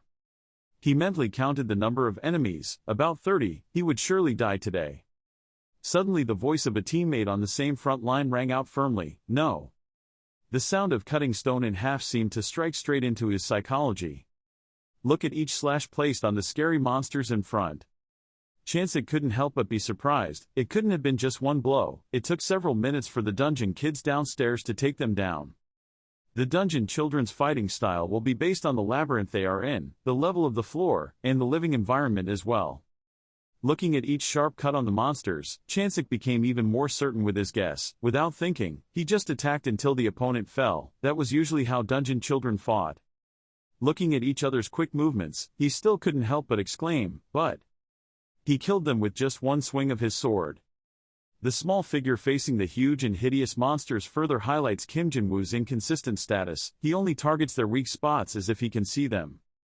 Seeing his sharp eyes reminded him of Jun Young. His speed and strength were slightly better than Jun Young's. How could he move so smoothly? Suddenly a voice rang out, dispelling Chansik's doubts, "Mr. Jinwoo from Marcus Labyrinth." The revelation made him even more curious. "Marcus, do you mean the deepest part of the 7th floor?" His back turned to Chansik and replied, "Yes." He had swept through many labyrinths and monsters to reach the 6th floor. He had certainly learned the most effective way to fight to survive. Because it was a place deeper than the entrance gate of the 8th floor, the information provided seemed to confirm his speculation. If he came from such a labyrinth, then his power would be like that too. That's right. Surely he is also very good at fighting. There is no other word to describe him anymore. Hearing Kim Jinwoo's compliments, she felt extremely proud and thought to herself, "He hasn't shown it yet. Where's all my strength? His strength is hard to predict. Luckily he's with me on this floor." Breaking the curious silence, Jinwoo's voice rang out, "Stop standing still like this forever and focus on taking them down." He agreed, "That's right, just let him handle everything." Looking at the ugly monster next to him, Chansik spoke to himself, "We need to at least show our efforts." Jinwoo's eyes widened as he looked at the enemy in front of him. "I felt like my body was so light. And the enemy's movements look extremely slow." He raised his finger in front of his face. "I didn't understand. Just now did I fight them with all my strength?" But the next second the enthusiastic young man refuted his own doubts. "Or not. I restrained my strength so that I could be considered equal to Jun Young. So why do I feel like I'm using all my strength like this? Everything is so easy." The ding-tong sound of notification rang out. "Thanks, there are parasites where your hidden power has been activated at a low level. Depending on the owner of this hidden power, it can increase or decrease at any time. Thanks to the parasite, the technique, Kim Jinwoo's detection ability had become stronger." He suddenly turned his head to look at the monster's hairy left chest. Was that its heart? Its bones are covering the heart, so this is what the parasite will show you. Looking closely at every line of the monster's body, the more I learn about its abilities, the more I see how great it is. Now I see that the price I bought it for is really cheap. He turned back to look at the green screen in front of him, "But the thing is that sometimes I feel like the parasite wants to take over my whole body. I will need to learn more about it to take advantage of it as much as possible." The screen, the blue image continues to show more information. The parasite has recognized its master. The parasite that has completed synchronization with the master will try its best to keep the master alive and also let itself survive. A voice interrupted his concentration. "Mr. Jinwoo, we have finished dealing with this side." He quickly replied, "Me too." Lee Jun-young looked at the remnants he left behind and couldn't hide his surprise. He said he would only deal with half, but I saw he had already taken care of 70%. Jinwoo just replied silently, "That's a lot, even though anyway, doing so makes the expedition much more convenient." She suddenly whispered in his ear, "But you have to think about me too. I had to say a lot of things just now to explain why you are so strong." Her eyes secretly looked at the people in the distance. The adventurers were now talking about how he was so strong. He was about to become a god. Only then did Jinwoo realize the problem. "It seemed I'm a bit over-exaggerated." "Yes." Clearly noticing the curious eyes focused on them, Lee Jun-young quickly spoke up, "The battle is over. Don't just stand still like that. Collect all the gems before the other monsters get here, quickly." At this moment, Chansik appeared from afar and called her name, Jun Young. She quickly turned her head to respond to her teammates. "Ah, Mr. Chansik, you did well." As soon as he approached him, he quickly spoke up. "I thought it seemed like another problem had arisen now." She quickly looked curiously and asked, "Ha?" Chansik immediately replied, "There is another expedition team very close by. They are twice as numerous as us. They divided into many groups to approach and also to surround us." Jun Young looked around and replied, "I was so focused on fighting the monsters that I didn't notice them, but they must have been observing us while we were fighting." Realizing the severity of the problem, she hastily sent a signal to her front line, preparing to fight. "Everyone, please be careful." Jinwoo looked at her in confusion. "They are not monsters, why should we?" Hearing his curiosity, Jun Young quickly replied, "In Geyser, monsters are not our only enemies. Because there are no rules in Geyser, it's normal to compete for other people's loot. There were about 30 medium-sized beasts and they didn't want to fight them. They were twice as numerous but just stood there watching us from afar and only approached when the battle was over. If we didn't have Mr. Chansik with his detection ability and sharp sense, we would have been ambushed." Chansik watched from afar and replied, "They are gathering. It looks like they have realized that we know of their presence. Surely they don't dare to ambush anymore." Jinwoo spoke up. "Have they left?" But contrary to his expectations, was the harsh answer, "No, they are still around here somewhere." Lee Jun-young sighed helplessly. "Ha, from now on we will still have to be as vigilant as possible. Having to fight monsters and guard against attacks is too tiring." "Mr. Jinwoo, I know everything feels like this expedition team is solely depending on you. If things don't go well, can I ask you to solve it?" Faced with her expectations, he replied calmly, "Of course it's okay. I'm very happy to be asked for help like that. Everyone knows me." The sound of joking suddenly rang out, attracting their attention. "Wow, I didn't expect it to be you guys." The faces before his eyes made Jun-young grit his teeth in disgust. Song Jongchul, that bastard of yours, he still had a smiling face and replied, "Hey, don't be so mean, it's been a long time since we've seen each other." Jongchul's eyes turned towards her. "I was happy to see her again. I heard that last time you guys were attacked by spiders really hard, but it seems like this time you've regained your form. You guys are so productive, everyone probably has 2 lives or something, right?" Looking at his every move made Jun-young even more uncomfortable. "That's enough nonsense, go away wherever you go." But the response is still just obnoxious arrogance from the enemy. "Oh, you're too sensitive, you know, when we come here, we go down to the lower floors, right?" In front of Jun-young's disgusted eyes, he continued to provoke, "So, do you have any food?" I suddenly wondered, who is he? Chansik quickly explained to him, "There is an organization called the Adventurers Guild. The government has been supporting them a lot lately, but they are simply a group standing by the labyrinth gate and waiting for the right opportunity to suppress smaller groups." Hearing this, he felt extremely curious, raised his eyebrows and asked, did the government still agree with that? But the truth hit him hard. It may be hard to believe, but there were many people flocking to register to join their group. At this point almost everyone already has their own association. Things like this happen because they think they can make a lot of money by participating in the dungeon business. Chansik leaned close to his ear. Surely many people thought they were participating for a very just and great cause, but the truth was they were only fighting for money. Hearing this, Jinwoo could answer to himself, "I don't like them." Right now the parasite is estimating the opponent's strength. There are 9 dungeon kids. This formation is quite troublesome. This is their main force, and the others' level is only below 7. There were about 40 adventurers. They all had weapons in their hands and looked ready to fight. They were probably used to this. If we fight with them, there is a high possibility that our side will lose a lot. Jinwoo looked at every face doing dishonest business in front of him, gritting his teeth in hatred. They made my stomach ache so much. Lee Jun-young and Jiang Chansik's faces darkened. Lee Jun-young gritted his teeth, thinking in fear. It was like King Labyrinth's. My whole body froze. It was dangerous. "Is the king nearby?" "No, right behind me." "Don't tell me." Suddenly Song Jongchul looked at her and smiled and jokingly said, "Look at you, why are you so scared?" "Just kidding, little Jun-young is becoming more and more cute." She said loudly, "No, it is." While speaking, Jiang Chansik stopped him. Seeing that, he immediately raised his face and said, "Ha, you act like I'm the bad person here, but at least I'm happy. You guys must have suffered a lot since the spider. I thought you guys needed help. This guy also knows how to do quite a few things. Come on everyone, stop insulting little Jun Young." He turned away then suddenly stopped and said, "Oh, also. I'm sure we've never met before, so let me give you some advice. Little June Young is very cute, but her expedition wasn't even recorded in the association's books. I advise you not to join them. Well, you look quite useful, so if you're interested, just let me know, I'll treat you well. Just tell the association my name is Song Jongchul, they'll accept it. Jiwoo replied, I'm not interested. He waved and smiled and said, yeah, I'll wait, see you later, June Young. She said angrily, that bastard. Jeong Chansik stopped, calm down, luckily we weren't hurt. Jiwoo, see, you're calm too, you're normal. Jiwoo asked confusedly, what? She looked at him and said, stop pretending to be calm. Jeong Chansik continued, pretending is not good. He scratched his head and said, I've never felt such a strong killing intent before. I thought King Labyrinth was behind me or something. I'm sorry, I often get unconscious like that. Hyojin then spoke up, murderous, but we couldn't feel anything. Jeong Chansik replied that the senses must be at a certain level to feel that. If everyone could feel it, ordinary adventurers would have fainted. He then turned to her and said, that guy Song Jongchul seems to know M's. June Young see, she replied, yes, we come from a labyrinth.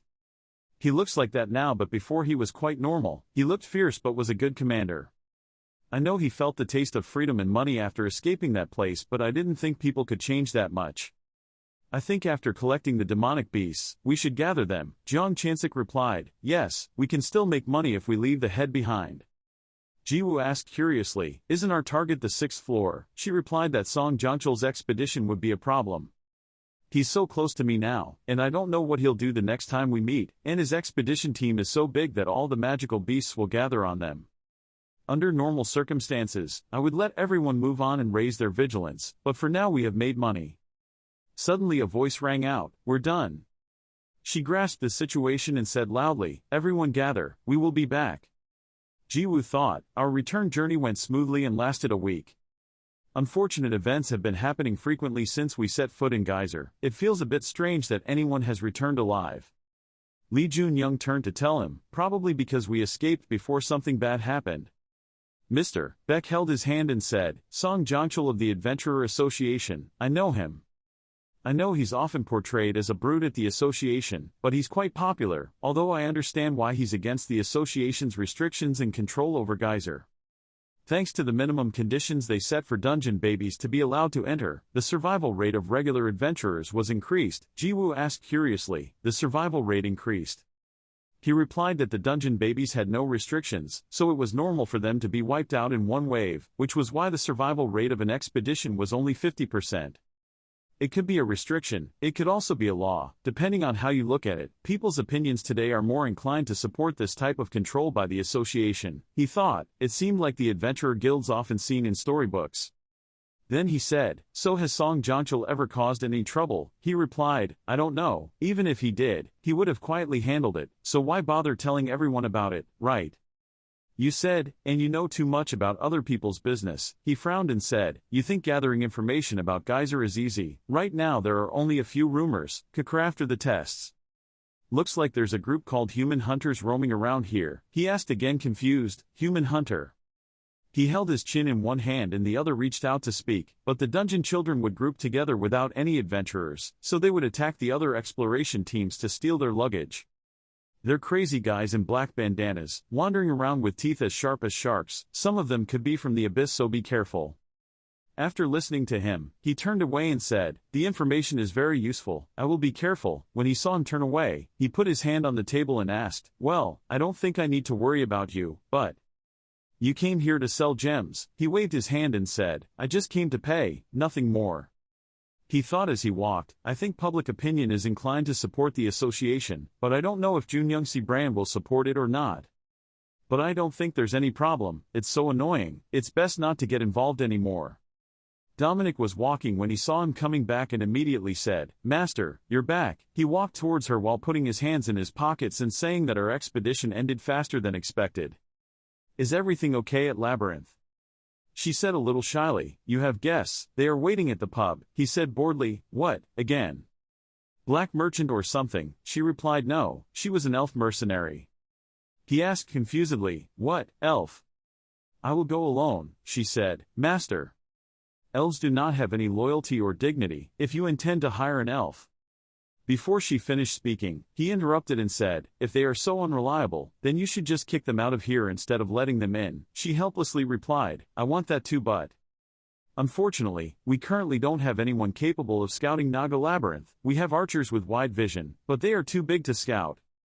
Also, I think you might need an elf," he replied dejectedly. "They don't look skillful at all, and our production has also slowed down."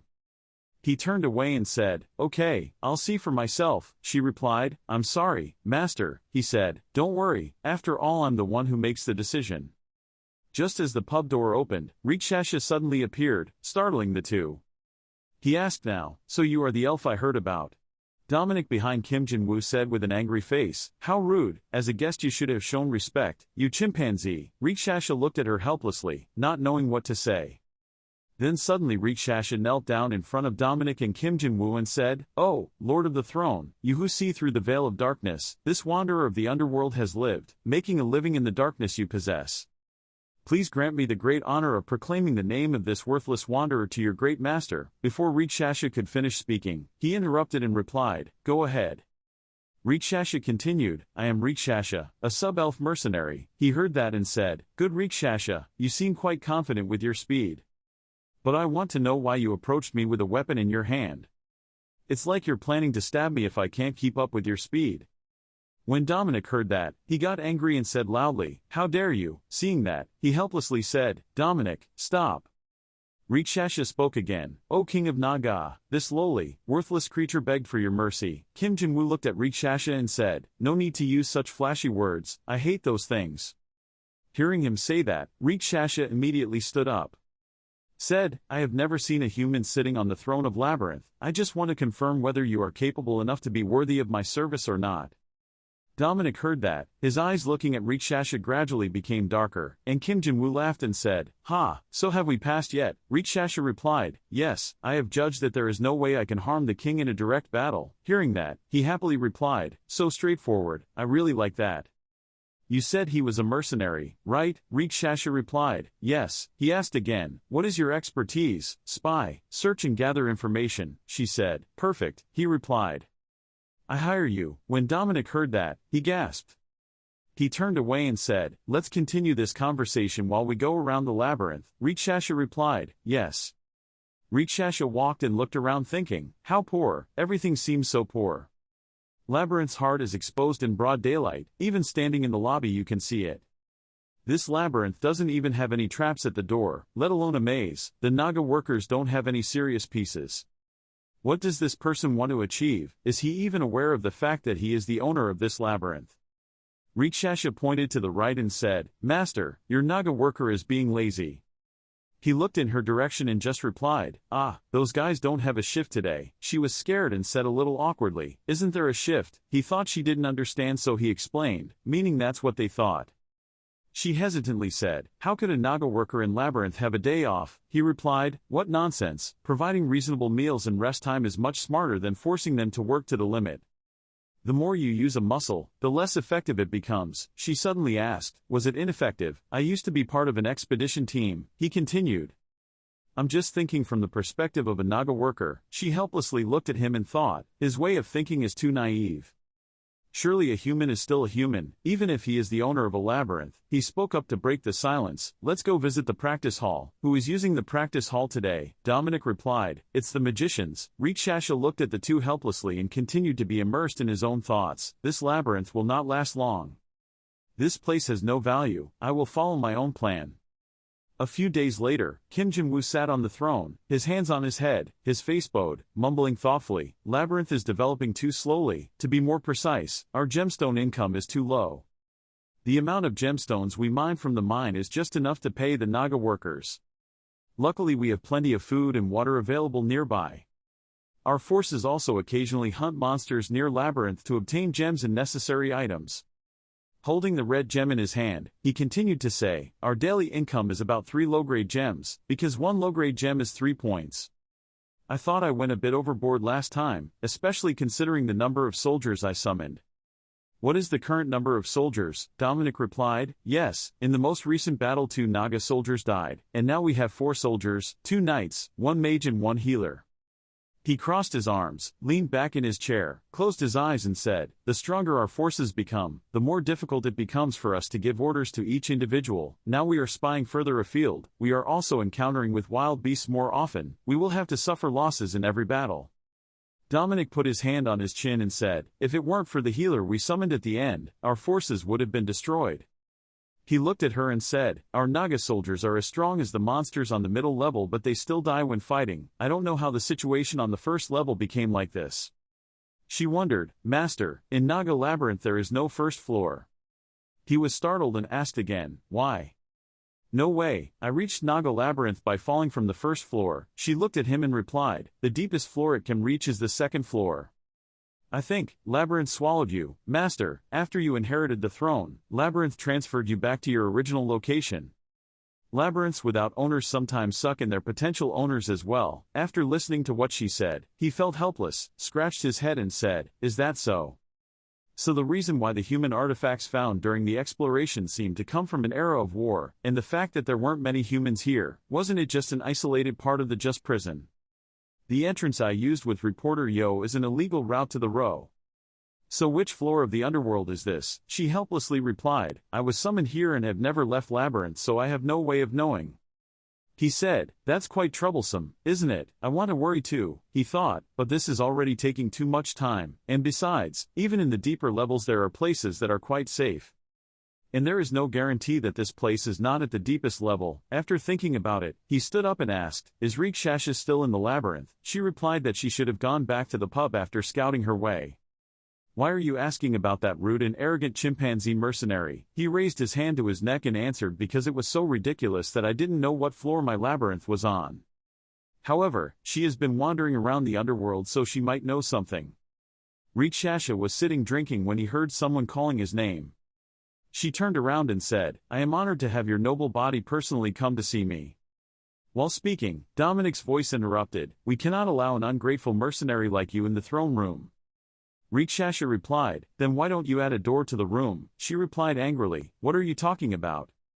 Kim Jin-woo then spoke up, "Rikshasha, you said before coming here you were a wanderer, right?" Rikshasha replied, "Yes." He continued, "So do you know which floor this labyrinth is on?" She raised her hand to her chin and said, "I remember hearing about how people divided the underworld that way. But, as someone born and raised in the underworld, I cannot understand human ways." He looked down at the ground, pondered something, then said, "Is that so? It makes sense." She continued, "If you want, I can tell you about my experiences before being hired here." He said cheerfully, "Good idea, please, keep talking." She closed her eyes and said, I see, I'm sorry to have to inform you of this. But, right next to the Naga Labyrinth is the Dragon King's Labyrinth, a creature that has survived the underworld war." After mentioning the powerful ancient creatures, Rikshasha raised his hand and told Kim Jin-woo, "I visited that place before coming here. As far as I know, it has existed for quite a long time. The hegemon of Labyrinth is the Dragon Emperor, Anaxtus, the strongest dragon, a typical hegemon. He still holds the throne for a long time, an animal whose shape is unknown but carries two dragons on its body, long horns and bright eyes like headlights." Therefore, with his curiosity, he wondered how far that place was, and she immediately answered, "About 4 days if going straight." Hearing that, Jin-woo immediately said, "Quite close to us." Because he was also the owner of an ancient labyrinth, he put his hand to his mouth and guessed that, because it appeared before the battle, it had at least existed for more than 2 centuries. Level, strength of numbers and everything about that labyrinth is terrifying. If the labyrinth does not balance its power, the weaker labyrinth will be swallowed by the stronger one.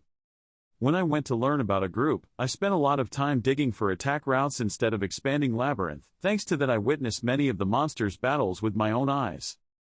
In the middle of the story, Rikshasha suddenly interrupted. They probably already knew about the existence of this place. Maybe he still didn't understand anything, so he asked again, "Why did you say that?" Then she immediately explained that, between the 2 labyrinth species, there is an area dominated by bloodthirsty leopard carnivores. They intended to destroy that leopard to open the way but failed. I think their strength is still not enough. Understanding the situation roughly, he vaguely asked, "Does that mean that the intention to open an attack on our territory has failed?" Hearing that, she considered for a moment and said, "It seems they will follow, detour through the leopard's territory. They weren't a fast species, so the operation would probably take about 2 months. With the expected information, Jinwoo felt relieved, so he comfortably said, "Great, we have more time." Besides, he also complimented her, saying, "You know more than I thought." It seemed to reach Shasha that was normal, so he just replied, I had served them before," shocking Dominic until his eyes widened and his mouth dropped open, while Jinwoo had not reacted too terribly. Feeling uneasy, she immediately revealed her sharp teeth, pointed at Rikshasha and shouted, "Spy," but to appease her she immediately said, "Don't misunderstand. I'm just a mercenary, I do whatever I hire." Then she frowned and added, "It used to be like that, but now it's different." Hearing her explain like that, Jinwoo seemed more reassured and said, "Okay, mercenary Rikshasha, I need you to do something." Before I finish, she warned me in advance, "If you tell me to fight against A, I ask permission to refuse the dragon," but that was not what he meant. He immediately said, "There was no fighting at all," and Dominic still kept his face tense and wary. Then he immediately asked this, "If we want to deal well with this battle, we need information. I want you to check their numbers and the marching route they take. I don't think they will be wary of you. After all, you and them know each other." Rikshasha just picked up the bucket to take a sip of water and said, "The price will be high, but money is not an issue for Jinwoo." So he went in. "I told you, no need to worry about the price." Hearing his firm assertion, she considered it, didn't say anything, remained silent for a while before answering, "It will take about a week to do this." Having finished part of what needed to be done, he activated the gate across time and space, but did not leave completely, but stood in front of it and said, "I think we should start preparing," but Dominic said more, causing Jinwoo to pause. The elf left with food for the journey. "Master, I think Elf is hiding something. He hasn't told us everything yet." When she said this she looked worried, conscientiously reminding him. However, Jinwoo confidently said, "I know." She sided with the weaker Labyrinth in this war. With her personality, that was not the choice she wanted. She must have had some intention. Then he raised his hand to say his thoughts. "I suspect she is working for the dragon and came here to check on us, or maybe she is just a rude mercenary." Dominic, hearing that, he froze a bit, dropped his hands and replied, "Maybe, but..." Sitting next to him drinking water, Rikshasha, who had been just impersonating, saw that, so he joined in and added, "When Rikshasha told me about the dragon, I didn't feel any honesty in those words at all. And Axis didn't go bathing." Hearing that, Jinwoo also said, "Dominic, as you said. Of course I wanted her to sell our information to the opposing side." Before she could calm down, she was shocked and couldn't keep her mouth shut again after hearing her master say that. So he asked, confused, "So we don't monitor her?" He knew that, but his face was not worried. He crossed his arms and calmly replied, "That's fine. They will think we only have Naga soldiers, we don't have any saving gems, and we are trembling with fear because the battle is about to take place." Listening to her master's entire plan, she commented, "But everything he said was true for our current situation." Then he continued, "Everything was true except that we were trembling with fear. I still have some things to prepare for this war that she doesn't know about." Having finished speaking, he walked closer to the table where Rikshasha was sitting to listen to her say that Anaxtis had stayed hidden during the Great Underground Wars, then curiously asked why he did that. Her eyes closed tightly, happily telling him that he heard that a second human could kill him, even though he believed that he could resist any attack. He hides because he is simply afraid of humans and is quite wary of that rumor. Seeing that there was no more time, he approached the gate with an innocent face and said, "Although I am now the king of Naga, I am also a human, a species that Anaxtis was very afraid of confronting." As soon as he finished speaking, Jinwoo immediately entered the gate, said goodbye and said, "I will come back in 3 days, I will bring a gift for him, please wait," and Dominic saw off the owner and said, "I understand, sir." The gate closed, the darkness gradually turned brighter. Suddenly, a noise appeared from somewhere. Lying on the bed with a blanket, Lee Jun-young suddenly woke up because of the phone ringing, his mouth still watering. He said dreamily, "Here, pick up the phone right away." While scratching her head, she checked her phone and wondered who was calling on her day off. Then suddenly he regained consciousness, his eyes opened wide, his eyebrows furrowed. Outside the house, I saw him holding up his phone, and there was also a loud voice from her. "Jinwoo called me first. What's wrong? You were thinking about joining my team." Then he immediately replied, "No." Then she quickly put her ear to the phone and said, "Jun-young, do you want to repay me for saving you?" Hearing that there was an opportunity to do so, she happily agreed, "Of course, whatever you ask is welcome." "Okay." Then he immediately made a request, "I just need you to find a few things that I need." A week later, in the underground world, Draken's giant body and his juniors stared at the Naga goblins. When they were looked at like that, their faces became scared and they sweated profusely. Immediately bowed and knelt down to greet him. Then Draken burst into laughter. Ha, those Naga bastards are just a bunch of cowards, they couldn't even give me a scratch, so he clenched his fists and praised himself. Because I am too great, due to the difference in race and the strength of the dragon bloodline. It seemed like the blood was pumping to his brain. He rolled his eyes, bared his teeth and affirmed, those bastards will bring defeat, I am the descendant of the dragon. Then, while stroking his hair, he burst out laughing, you ha ha ha, making all the dragon soldiers helplessly whisper to each other, he's done it again. One of the guys added that they couldn't scratch us any meat, then the other guy put his hand to his mouth to remind him and remained silent.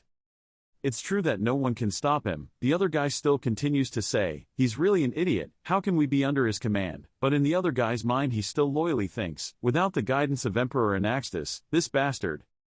While Draken was happily jumping around, singing and carrying a comb to comb his hair, somewhere a third guy joined the conversation. He didn't even say a word when we entered the leopard's territory, what a damn coward. It seemed like it was made by a single tree, the noise of 3 trees clustered into the distance, making him pay attention and look towards them and ask, what are you talking about? Seeing that they were exposed, they quickly pretended, we're just admiring it. Then the whole group jumped up and down, raising their hands to celebrate and even more congratulations. The descendant of the dragon is too strong. He is not a descendant of the dragon but he is the dragon. Receiving compliments made Draken very happy. His cheeks turned pink and he tilted his head up to laugh. Ha ha, you guys flatter me so much. Then he happily asked like a child, when are we going to Naga's Labyrinth? I'm so bored, I want to rest on their throne, and the dragon soldiers just stand helplessly behind. Then they reminded him that the throne belonged to Anaxtis the Great. He should avoid saying words that would make him angry. Then Draken, like an innocent child, pointed his finger and said, I see a Naga. Then he immediately guessed, you are a Naga worker, so Labyrinth must be nearby. They don't even know we are marching in that direction, scaring the snake-dragon hybrid so much that the wooden stick in his hand dropped.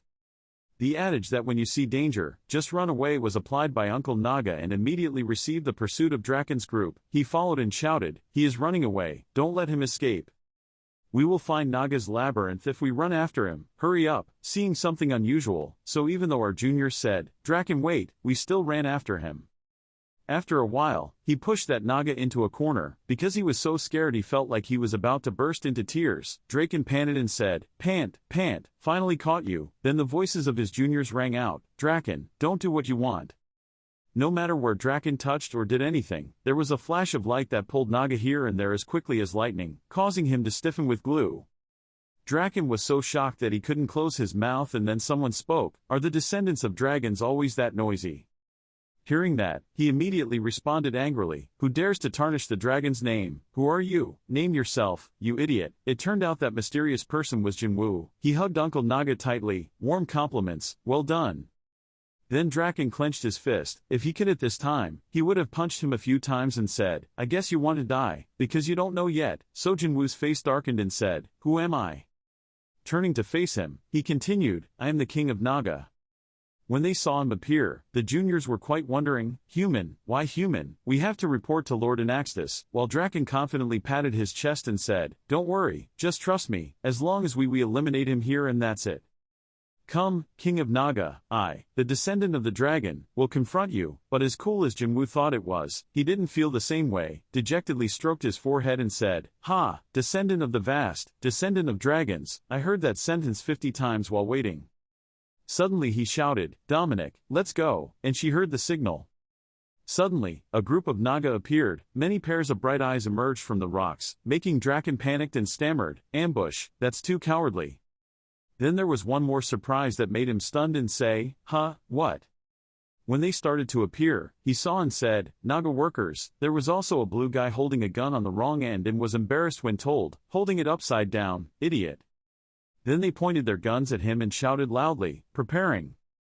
Feeling ambushed, Draken panicked and pointed his finger, pretending to scare. Hey, your base is indeed weak but you shouldn't push those stupid Naga workers to death. How dare you call yourself a king? Don't you feel sorry for the evil things you are doing?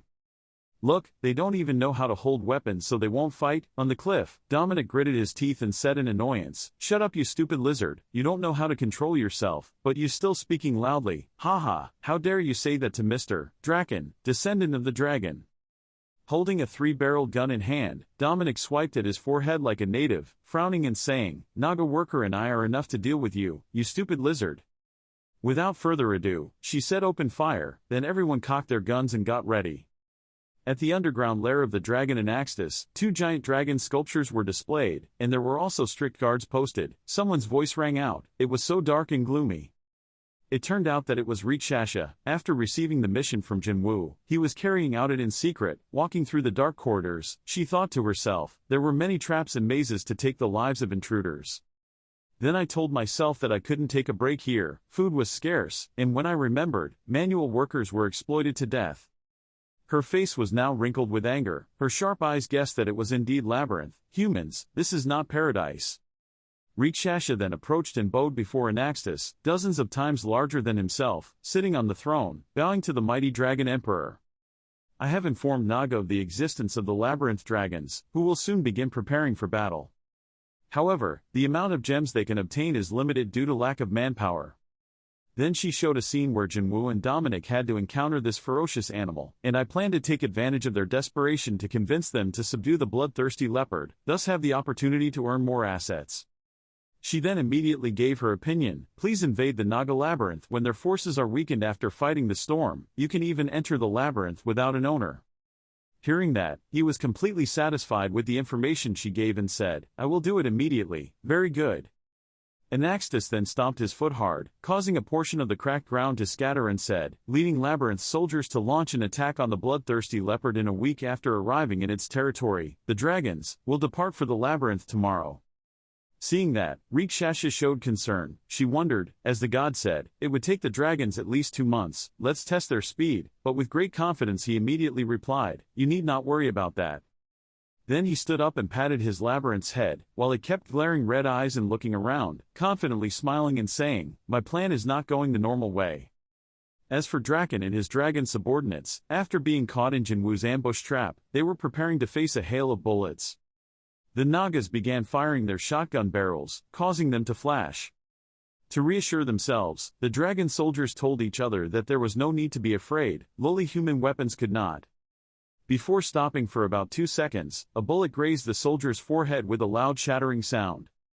That's why gradually the blood from that part kept flowing down continuously, turning his whole arm dark red, while he thought, harming us. With those hail of bullets, the dragon soldiers could only cover their faces with their hands, panicking and reminding each other, it's dangerous, we need to report to King Anaxtis and retreat, but the other guy said, it's impossible. When he finished, he pointed back, there were already many goblins holding shields and swords and said, we are surrounded. Jinwoo stood with his arms crossed in one corner, witnessing everything. The guns and ammunition used were all provided by Jun Young, she said. These were illegally produced guns and ammunition intended to fight monsters in the underworld. They were mass-produced, series in the hope that illegal businesses would make them big but ultimately failed. Then she stood aside while Jinwoo was checking everything and reminded, the firepower had increased significantly so he couldn't use it for too long due to safety concerns. Then he immediately admired, she was sure the relationship is very wide, but Jun Young is not arrogant and simply talks about him. He meets all kinds of people while wandering around the underworld. If it weren't for these things, you'd be much stronger than me. So why? Because he was so smart and handsome, Jinwoo simply replied, I use it as a toy. Then, returning to the fight, he said that they were quite useful against soldiers, although they were not particularly deadly. Looking at his assistant and seeing how excited she was, he understood that Dominic seemed to like them too. Draken was shot so scared that he held his head and closed his eyes in fear. But then I suddenly realized that I opened one eye and saw that the bullet hit my dragon's scales and flew back somewhere else, but I was not injured. Then he suddenly wondered, wait, there's not a single scratch on her body. Then Draken suddenly watched the dragon soldiers being shot until their horns were broken. Then a smile filled with satisfaction, his eyes were as bright as cherry blossoms. Now there's nothing to fear anymore. He confidently holds his head high, puffs out his chest and shows off his muscles, sneers, ha ha ha, look, these attacks are nothing to me. Suddenly realizing that the dragon was unharmed by the bullets, Dominic was still excited, but now he cried out in disbelief. This stage is his, so he has the right to eat the noodle soup. He raised his arms to show off his armpits, raised his right arm to stroke his hair, and his face was angular and shining like a supermodel. Suddenly, while confidently showing off his personality, from behind, a Naga goblin rushed forward, holding a sword. He slashed straight at Draken's sword, but what wasn't harmed was the sword, not him. It was completely cracked. Then the dragon turned his head to face, said to the goblin, he was surprised, weak, so weak, and flexed his arms really hard. Without waiting any longer, he used all his strength to fly the goblin Naga far away. And said in a disdainful voice, "Ha ha ha ha, is that all you have? Really not much Naga at all." Those things seemed to provoke Dominic and make her angry. So annoying that he looked at him with murderous eyes and scolded him. This annoying bastard, when he was about to use his ultimate move with the atomic bomb, was stopped by Jinwoo and waited. "Let me deal with him," making her quite surprised. "Call you, master." Hearing that he wanted to punish him, he was extremely excited and happily said, "Oh, from the king." Draken was about to say more, but before he could finish his sentence, he rushed forward and cut off the piece of clothing he was wearing. Jinwoo made another swift slash, causing him to fall backwards. While he was tensely fighting, he suddenly realized something and his eyes shifted. It turned out that the previous attack was not enough to cause Draken to be affected much, only slightly stunned. After that, he regained his balance and used both hands to smash towards him, creating a terrible explosion, but luckily Jinwoo dodged. Immediately responding, he slid back and slashed the back of his head, making him scream, "Ow, ow." This attack seemed more profound. Draken reacted by screaming. It was so painful that Jinwoo was also surprised. Because of his self-defense instinct, he used his tail to flick him away. Seeing that his situation was not good, Dominic called out worriedly. The owner, the Naga next to him, panicked and covered his mouth with his hand, but Jinwoo replied, "I'm fine." Even though he was thrown away with a strong force several meters away, smoke and dust flew everywhere, but he still didn't mind, his body coldly approaching him. Seeing that, Draken couldn't believe it. He froze. After receiving the move, Jinwoo immediately judged that he was too strong. His physical condition was better than the spiders of hell, but he had terrible fighting ability. One of his eyes began to bleed and turned red, wondering if this was a joke, or was he mocking him. Then he decided to launch high and fast towards Draken, who was on the defensive. Now fear surged, his sweat poured like rain. And then everyone knew. He rushed forward and slashed him all over his body. Then I realized, this name. There was no weakness, because no matter how many times Jinwoo slashed, there was not a scratch on his body. Then he turned around and wondered to himself, I reinforced myself with a parasite, but still. Unable to find a weak spot, his eyes suddenly flashed red, activating the parasite. Draken hit the ground again, creating a super powerful thrust. Dominic didn't see Jinwoo and shouted, "Master," and he wondered, had he heard of him before? From the smoke, his voice rang out, as expected, from the descendant of the dragon, "You have the same weakness, afraid of being exposed," so Draken immediately denied it. "Damn it, I don't have it." He continued, "The area between your scales." Then holding the sword, gradually revealed itself, burning blue flames emerged around him. The wound near the eye caused by using the parasite also seemed more serious, smirking and saying, "That will be the target of my next attack." Then something made Jinwoo's eyes widen in shock. Draken changed strangely at this time, knowing in his mind that this guy, the energy source around him had changed. After he heard my weakness, his face darkened, the stones slowly flew up around him. Jinwoo seemed to see the difference. His aura had changed, when facing Draken in the middle of the dusty floor. The changes in the external environment were clearly felt by him. The ground was shaking and the space was also gradually shaking. He finally revealed his true power. Carrying the sword over his shoulder, his face was as tense as a string, thinking, even if he didn't use all his strength, my attack just didn't do much damage to him. I need to defeat him before he can attack. Opportunity to act. Thinking of doing it, he put a strong force and rushed towards Draken, cracking the rock. Contrary to his guess, he wondered, was he standing still? Although he found it strange, Jinwoo continued to straighten his arm and slash through it, while he just stood there. Having finished his attack, he turned around and landed. Blood was spurting out of Draken's shoulder where he was cut, so he was secretly happy. Good, a direct hit. Then, he started to analyze. He had revealed his weakness, but he didn't bother to defend. Was he trapping me? Besides, he also had a target position right in the middle of his heart. Reminding myself that I must not be distracted, I immediately stood in a ready position, holding the sword that radiated green energy and silently said, "Show me. Your intention to go will fly away like an arrow." A few seconds later, wait a moment. Returning to Draken, his face darkened, all the rocks around him also flew up, it seemed like he was pouring out all his anger. But it turns out, all this time he was just pretending to be dangerous, not afraid of sweating, panicking and worrying, so scared. Oh my god, his blue eyes look so scary. Xiaolong Emperor, this bastard, he didn't say anything about this. He only told me that this small labyrinth belonged to a mouse, and then he also said that the king of this labyrinth was very incompetent and useless. At this point Draken really trembled his whole body. Weak, I thought deeply, that bastard even saw my weakness. Am I about to die?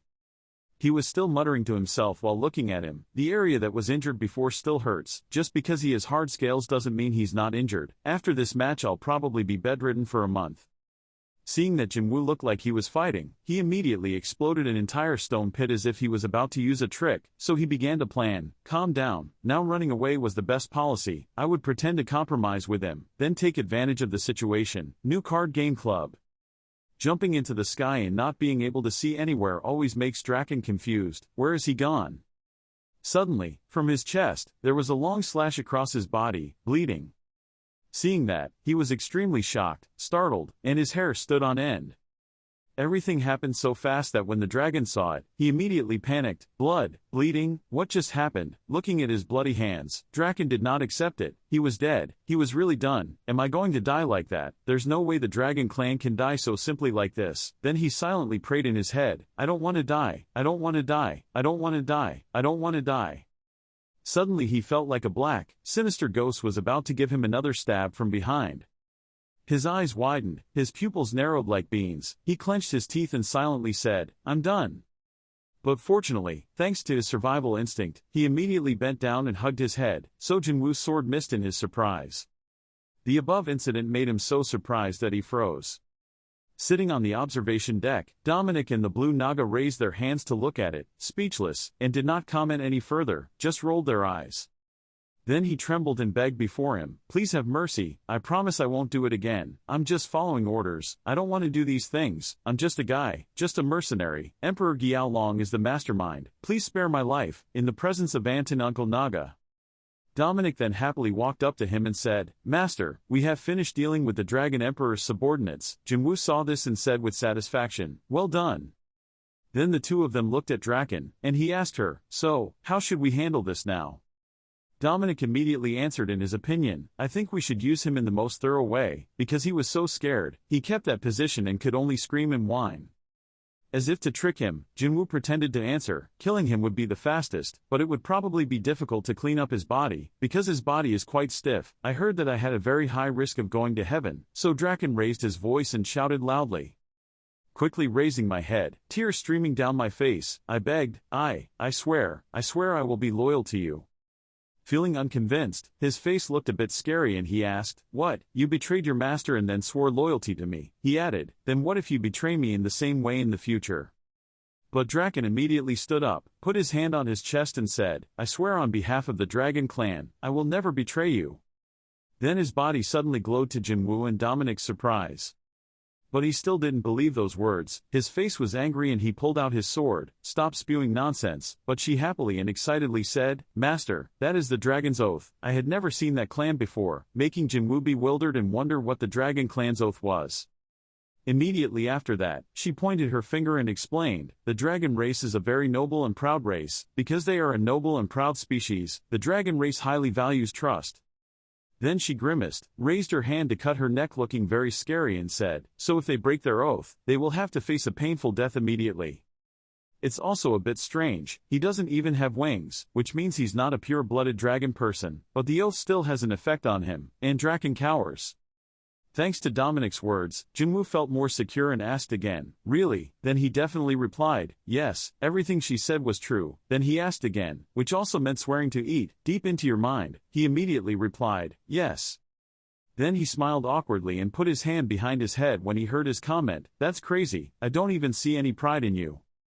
Next, he stood with his arms crossed and said, but it's okay to accept you, that hard body of yours will probably be useful. Hearing that, Draken leaned on his hands, stuck out his tongue and wagged his tail like a puppy, looking very cute. Listen, thank you, thank you. On the other hand, the little green Nagas imitated their ideas, looking both cute and funny, while the Goblin Naga was taking his dragon juniors for treatment. A few days later, near Naga Labyrinth, Jinwoo was holding a cannon in his hand, preparing to load bullets, when he wondered, "Are you saying that the Dragon Emperor's body is harder than a human's?" Dominic replied, "Why, yes, okay." Also asked more, "And he doesn't have any weaknesses either." Then received your answer, "As far as I know, that's it." Unbelievable shock from another corner. He was being tied up and had a bullseye attached to his chest, panicked and said, my king, his this?" Without saying much he just replied, What about you?" Then try to convince me, I just want to say, sir, I look strong from the outside, but I'm also injured, very seriously." At that time, Dominic could only smile, and he lifted the cannon on his shoulder, his eyes indifferently saying, "If you try to dodge this bazooka, I will consider it an act of betrayal, I swear." After that, he opened fire and launched straight at Draken, but deliberately deflected to the side so as not to injure him but instead created an explosion. That scared him so much that his soul left his big body. He continued, "It's better to be in pain than to die. Anyway, we need to check these weapons again." Then a voice came from behind, "You caught a dragon man. I didn't expect him to fall into this situation." Hearing the sound, Jinwoo immediately shouted, "Oh, Rikshasha. Do you know him?" When she saw that she was being asked, she hesitantly answered, she had met him, but he and I rarely interacted, because we usually didn't do any task together. Looking at the cowering body with the confused soul emerging from the corner of her mouth, she said, "Besides, that stupid lizard probably won't remember me." After chatting for a bit, Jinwoo returned to the main topic. "So how prepared were the Dragon Emperor's troops?" Then she put her hands on her hips and said, "They are building up their forces to prepare for war, so you will probably have about a month to prepare. Even so, I don't think you can prepare in time to deal with the Dragon Emperor." While Dominic was quite thoughtful, he calmly said, "That's probably it. Their labyrinth will probably last for decades, maybe it's a century." Thinking for a moment, she tried to say, "Master, I have a bold proposal, please allow me to say it." Then Rikshasha looked into his eyes and continued, "First, we should tame the bloodthirsty leopards. High-grade gemstones extracted from the blood of leopards will help us a lot, although it is very difficult to reach those leopards. With that in mind, you have an opinion, so I suggest that you should spend a week or more to collect enough gems to create the necessary number of soldiers before we attack them. You should attack them with the all-or-nothing mindset only made the determination stronger." Jinwoo crossed his arms and Dominic covered his mouth, both attentively listening to Rikshasha's words. Then she added more, "What she said makes sense, master. It seems this is the only way." Seeing that it was okay, he agreed with them and held out his hand and said, "Okay, Rikshasha, I know you are very tired after the previous mission, but please go explore and draw me a map leading to their lair, leopard." He also told her to draw in the most detailed way and deliver it to me 2 days later. Okay, once the order was given, she immediately accepted it. Rikshasha raised his hand to his chest and replied, "Yes, but I only know the way to their lair." Seeing her agree like that made him happy, answer confidently, "Then I'll leave it to you." After receiving Rikshasha, he disappeared in front of the two of them in a split second. Having finished one task, Jinwoo scratched his head and said, "Maybe I should just do it right away." Then he immediately put his hand in his pocket and walked ahead. Dominic didn't know what he was going to do before asking, "Where are you going, master? Are you going to bring human weapons there?" He immediately answered, again, "No, those weapons weren't powerful enough, and moreover, they were difficult to use. Maybe we'll rest a bit." She thought he was going somewhere far away, but it turned out that's the case, so she was a little confused. Rested, then he informed me that we would return when Rikshasha finished the map. But in one corner, the guy forgot Draken was tied up. He saw that and immediately tilted his head for help. My king, when can I move, sir?" Eyelids closed. An hour later in the Paju gate, Draken still showed no signs of being rescued and was tied up, drooling in front of a group of blue Nagas who were scooping up grilled meat and told them to please wait. After resting for a while, he returned to the cave, took things out of his bag and commented, "This place seems okay." Then he immediately took out 3 small numbered pieces. The system immediately suggested, "Do you want to synchronize the maps?" Without hesitation, Jinwoo immediately accepted, "Yes, let's synchronize them." The system immediately performed and announced that the map of the first, second and third floors of the underground world had been synchronized. Then the pieces in his hand flew up and started to burn. Then a map covering a newer world appeared. Based on it, he could see where the bag of gems was, so he happily said, "Okay, now I know the direction of the pile of gems I hid before." And Jinwoo remembered, after the recent expedition, he learned that it took 4 days to go from the first floor to the third floor, for an adult man. For an agile guy, he would probably move 9 times faster than normal. Then one of his eyes glowed red and then commanded, "Parasite, find all the gems within this range." He immediately knelt down, thinking to himself, the children in the dungeon would also grow faster than normal, and mumbled, strengthening their legs. 10 times, the power begins to become more terrible, the surrounding lightning explodes violently, glowing brightly. But when I felt it wasn't enough, I thought, no, suddenly the system notifies you that you have received a gem, countless appear.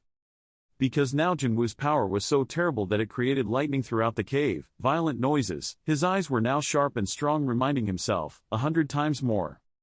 A beam of light flashed, Dominic looked over. She called, the owner. Kim Jinwoo walked over and asked her, "Nothing happened during the 2 days we were gone, right?" She replied, "Yes, it was very quiet." She looked at him, wondering if anything happened when he went up. He opened his bag and answered, "We went to the 3rd floor of hell." He turned his backpack upside down, and a series of lowest-level gems fell out of his backpack. Dominic asked him why he found so many gems. He said it was all thanks to the parasites. He looked at the number of gems on the notification bar. He thought, it looked like a lot, but the upper level of hell had a lot of gems, so this was only normal, but that was more than enough for the battle. He remembered the level 1 and 2 soldiers and thought, now he has to find a way to use them properly. Even if he summons hundreds of level 1 and 2 soldiers, if their attack power is not effective, then it's okay, useless. Kim Jinwoo put his hand on his chin. He asked Dominic, "It would take about a week to upgrade Labyrinth. Rikshasha said we have a month, right?" She replied, "Yes," although there was no way to confirm that. He looked at the remaining time notice board, spent 100 gems and said, "I guess I have to bet, after upgrading, I will summon level 5 soldiers to prepare for battle." He continued, "Just in case, I will summon him right now." A notice board appeared, letting him know that the Naga guarded the level 4 gate. He was a bit surprised and said, "Is it a level 4 unit? I forgot." He watched as a round stone floated in the air and emitted a commanding light, summoning Naga to guard the gate. By Rikshasha, she was walking in the cave. She remembered the Giaolong, thinking as she walked, the Giaolong Emperor decided to go through the bloodthirsty leopard's territory instead of going around. Probably he wanted to use specialized animals to dig tunnels.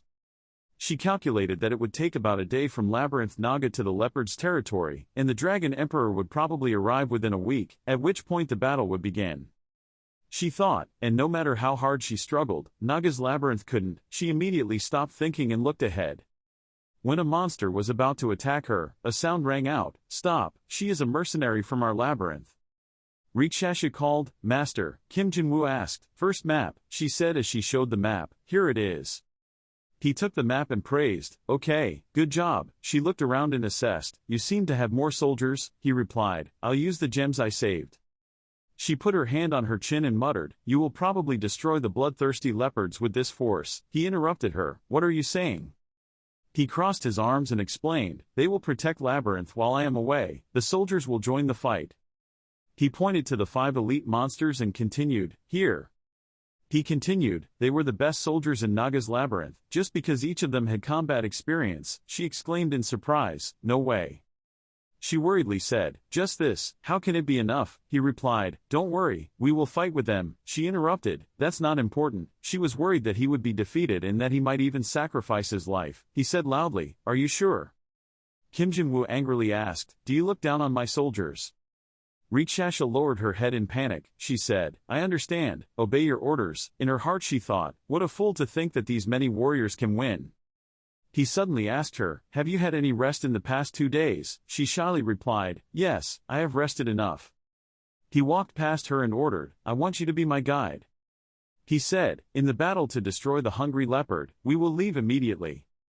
She looked at him, silently wondering. He asked me to make a map to make me leave for a few days. What was his intention? No matter what he did, it would be useless.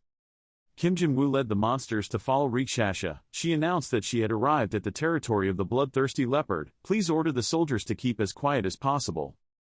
She advised that although bloodthirsty leopards are not good at defending, they are very good at hiding and attacking. "We cannot see them before they see us, so we should be careful."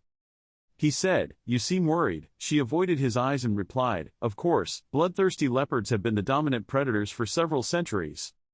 She continued, "I don't want to die working as a mercenary." She paid him no attention, and he nodded to the monsters. The monster stopped and did not follow him and her. She continued to walk forward, always thinking, even though I agreed to be the guide, this is too dangerous, I don't know if I can escape here safely, no more. Her body stopped, she thought to herself, I feel killing intent.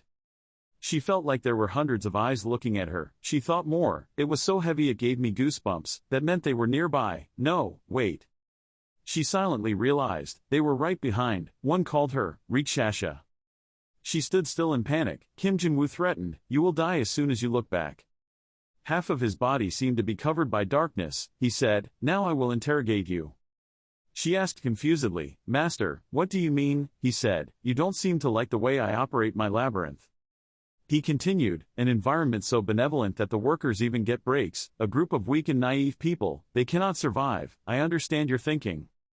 Your hand is covered by a layer of flesh, he said again, but I am someone who was also born in this hell, and I understand very well how things work, he explained, I love my friends and hate my enemies, that is my motto, and unfortunately I have not yet determined which side you belong to. She closed her eyes tightly and quickly replied, I just came here to do business, just rent it, you tell me your crime, you betrayed Labyrinth Naga and sold our information to the Dragon Emperor, I will give you a chance to defend yourself. Rikshasha kept explaining, Master, it is true that I once worked under the Dragon Emperor, but you cannot just blame me like that. She remembered the first time she met him. She tried to defend herself. It was true that on the first day we met him I was rude, but if I was really a spy for the Dragon Emperor, I wouldn't have let him, revealing my identity. I used to work for him. She clenched her fist and continued to speak, and now I am spying for you, to repay me. He interrupted. But what if what you say is not true? She immediately denied. You are wrong, everything I said is true. He rubbed his chin and said, yes, and that's exactly what puzzles me. He asked, making her feel guilty, what is your purpose? Why do you keep going back and forth between the two labyrinths of Giaolong and Naga like this? She replied, I don't have any purpose, you don't have any evidence so you can't say I betrayed. He called Rikshasha.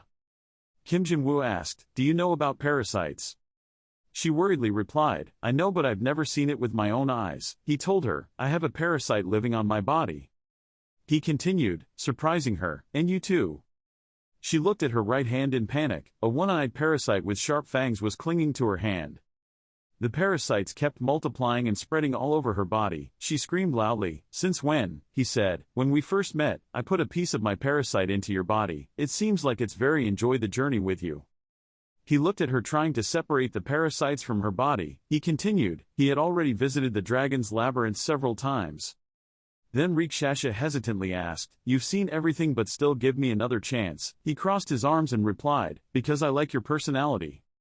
She sighed, hey, he was still constantly observing her. He took back the parasites and calmly listened to her. It seems like I've underestimated you a bit. Actually, I have nothing to do with both Labyrinth Dragon and Labyrinth Naga. She explained, I just want revenge. She continued, Soul King. She turned pale and turned around thinking, I will die. Kim Jin-woo reminded, I told you. His body was covered with thousands of parasites, his eyes were bloodshot, he stabbed his sword into her body, continued speaking, look back and you will die. Rikshasha fell painfully on the ground. Her ears ached from that horrible sound.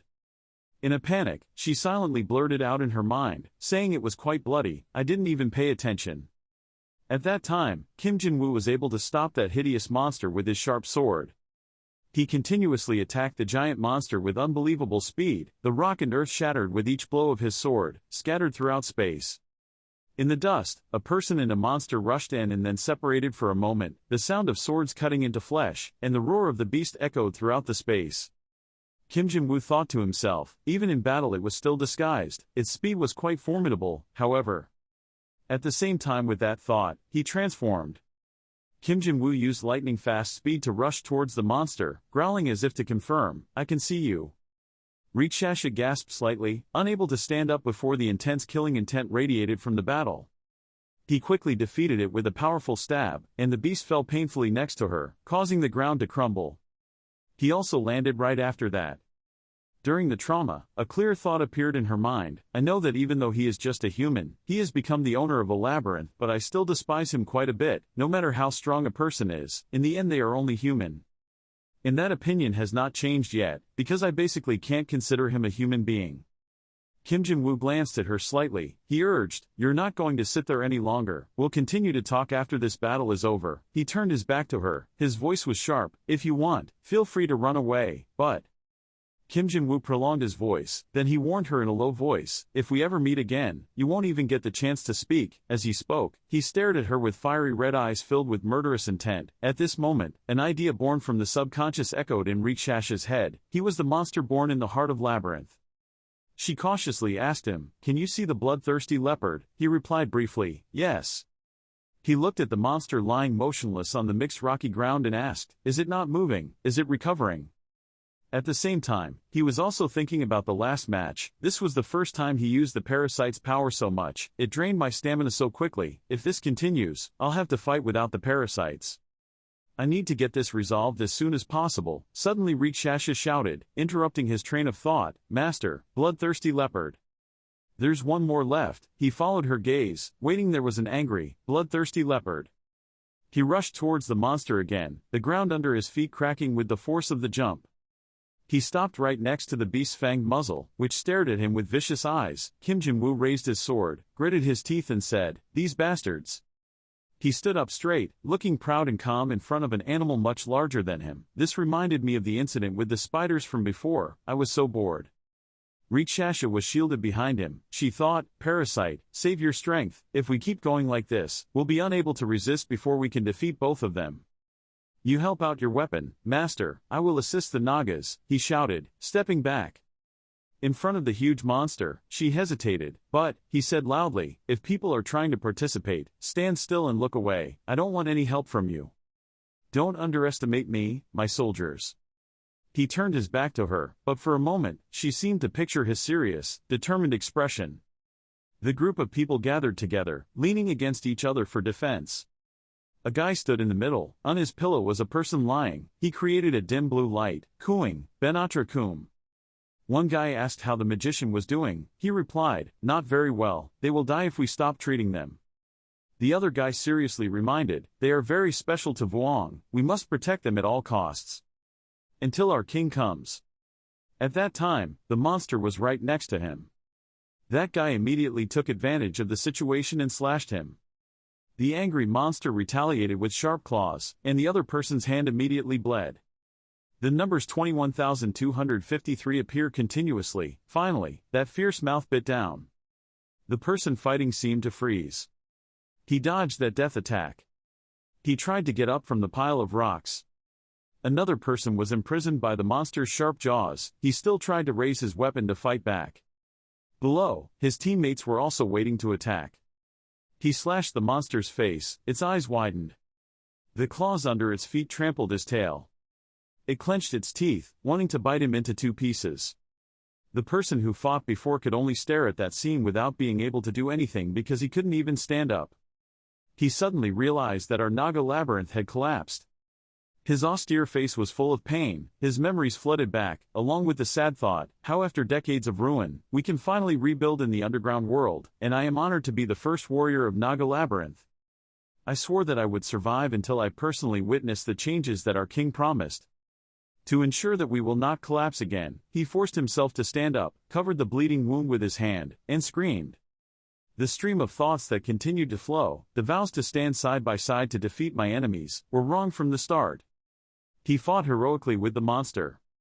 Each battle was inconclusive, with both sides suffering grievous wounds. The monster opened its mouth wide to bite him. A thought appeared in his mind. The condition had been met. He dodged. Free heroes are responding to the desires of Naga soldiers. A blue flame flared up on his skin. He gritted his teeth arrogantly before the monster. Next time I can call my best friend a soldier. When I, the entity that should have stood up to protect Vuong, was afraid of death, so on the contrary, I was waiting for Vuong to protect me. Blue flames covered half of his face. He shouted, "Today, you will die with me." The process of heroizing the Naga soldiers has begun. The monster soldier's entire body was surrounded by blue flames. He grabbed one of the leopard's legs. Then used force to knock it down. It was not willing to die but struggled and raised its claws towards him. He used his hand to grasp its claws tightly. Then frantically punched and tore the monster apart. He kept attacking its face. Finally, the exhausted leopard fell to the ground. He picked up a piece of its fang and said, "I thought you were the apex predator of this land. The heroization process ended, the blue fire disappeared, the Naga soldier evolved into half-human, half-snake, he crushed the monster's fangs, continued to speak, but it was disappointing. Rikshasha witnessed the whole process. She thought in surprise, no, it can't be, enhancement. She kept wondering, don't say, he only brought a few soldiers because he already knew the outcome. No, that was impossible. She recalled, the first condition for enhancement was to have a certain level of experience, which only happened after one's own enlightenment, or after going through an arduous training process. She looked at the Naga soldier and kept thinking, but that was something that even someone in the process of enhancement couldn't predict. It certainly wasn't something that could be activated at someone's will.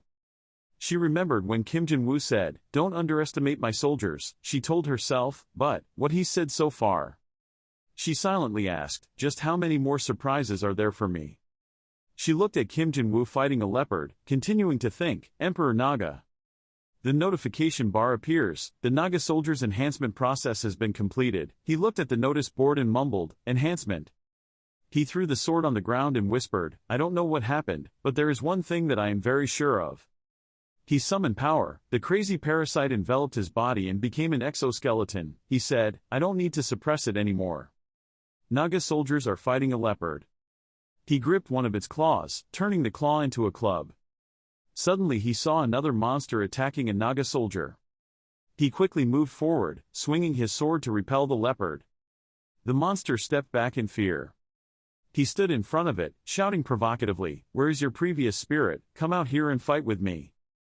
Rikshasha looked at him, constantly provoking it, showing his face. She silently denied, no, that was how bloodthirsty leopards often fought, they would hide to recover their physical strength.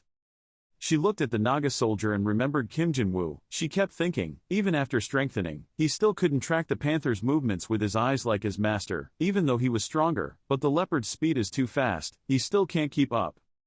She continued to assess the situation. Moreover, he also had to protect the injured Nagas. The situation was not very objective, right? The Naga soldier looked at his comrades. He saw the mage trying to get up. He shouted loudly and asked, Mage, are you okay? The pharmacist advised, your organs are damaged, don't move anything now. The Naga soldiers did not notice that the leopard was behind them and continued to advise the magician, that's right, we are still keeping the match, you should. Before he could finish his sentence, the monster attacked him. He gritted his teeth and turned around to defend, but it was too late. At this time, the mage swings his staff, summoning an ice wall to protect his teammates. Then the mage coughed up blood, and the apothecary shouted, Mage. The mage used an ice wall to block between the Naga soldier and his injured comrade. The Naga soldier smashed the wall and shouted loudly, why did you force yourself when your life was on the line? Are you crazy? Mage replied, I used most of my energy to create this wall. You don't have to worry about us anymore. The mage looked at him and explained, even if he used all his strength, that leopard would not be able to break this wall, so rest assured and fight with all your might. The Naga soldier smiled and said, I don't agree with putting all my strength into creating this wall, but leave me alone. Say this, you should stick to the ground. The magician asked again, what ground? He turned back, preparing to swing his mace and said, because I'm about to. He hit the ground with his mace, then shouted loudly, blowing the place away. The ground he hit sank more and more, gradually spreading to where the leopard was. He took the fang again. Aim straight at it, then throw. The fang did not hit the leopard, only rocks and dust continuously scattered around. He lifted a big rock again. Aim straight at the monster while throwing and screaming, you see. The leopard stood still in pain, its mouth full of blood. It opened its mouth wide and rushed forward to bite him. He raised his hand to support it and quickly wriggled through the gaps in its body. Then continued to use his hands to break its teeth. He used that tooth to aim at the leopard's eyes. It disappeared again. He said annoyed, this bitch is like that again. After one attack, it disappears. He raised his fangs, took a position like throwing a javelin, and said to himself, this time you won't be able to escape. He suddenly stopped and looked bored. The leopard hid behind the ice wall that the mage created. He lamented, at least be a little shy. I can't believe you used your opponent's wall to protect yourself. Suddenly, from the ice wall a snake grew. The mage stood inside the ice wall, looked at the leopard and said, it seems you underestimate us too much. It was negligent. The Naga soldiers took the opportunity, used half of the snake's body to wrap tightly around its body. He rested the mace with his fangs on his shoulder and smiled, saying, I caught it. Suddenly its tail wrapped in front of him. He opened his mouth and bit its tail. He directly bit off its tail, causing the leopard to scream in pain. He patted its head to comfort him, not to be so excited. He raised the mace high, the mage's ice snake also aimed at it. He continued, "This is just the beginning." The blood leopard raised its face and let out a loud roar. Then its whole body collapsed to the ground in front of the half-human, half-snake hero. He looked at it and wiped his chin with his hand, grimacing and saying, "How can you live so long?" Suddenly there was a noise. He glanced over. It was Jinwoo. He sat on the head of the blood leopard, clapping and praising. It was great. When the snake saw him, he respectfully knelt down and said, "Hello, great king." He got down from the blood leopard and said, "I just wanted you to hold it down for me, but I didn't expect that you could take it down yourself. You praise, well done, hero," the snake man replied, bowing his head, "but, because of my mistakes, we have lost an ally." Jinwoo immediately asked him in a harsh voice, "Do you intend to let that person die in vain?" He hesitantly replied, I will never do that." Jinwoo heard that, "Even if you are soldiers or a soldier, heroes, you are all Naga." He pointed to the gunsmith who sat down behind him and continued, "And so did the gunsmiths who fought with guns, because they died in this battle, so they are also heroes who need to be respected." He continued, "If you think you have to be responsible for others just because you have become stronger, then you must be becoming too arrogant." Hearing these words, the snake man raised his face and widened his eyes in surprise. However, Jinwoo continued, "You also need to stop yourself from evaluating your allies by considering their usefulness." The snake man bowed his head to Jinwoo. He said loudly, "I will take this to heart, sir." Rikshacha thought as he looked at it, criticizing instead of praising the evolved soldiers. Her face was sweating. She continued to think, these criticisms would be more useful to an upright Naga soldier than compliments. I really can't help but admire his qualities as a king. He got it. The snake man continued to bow his head. Jinwoo looked at him thoughtfully and said, "Since you have achieved a feat, I should reward you with something. I also haven't rewarded you for the battle in the spider cave last time." Then he said, "Quintus." The snake man's eyes were closed and they opened. He raised his head. Jinwoo looked at him and continued, "That is a name that has been used by many talented generals in history. From now on, you are Quintus, commander of the Naga army." He continued, "This is a reward as well as a responsibility you must shoulder." Quintus heard that. He teared up, stammered, "Leader."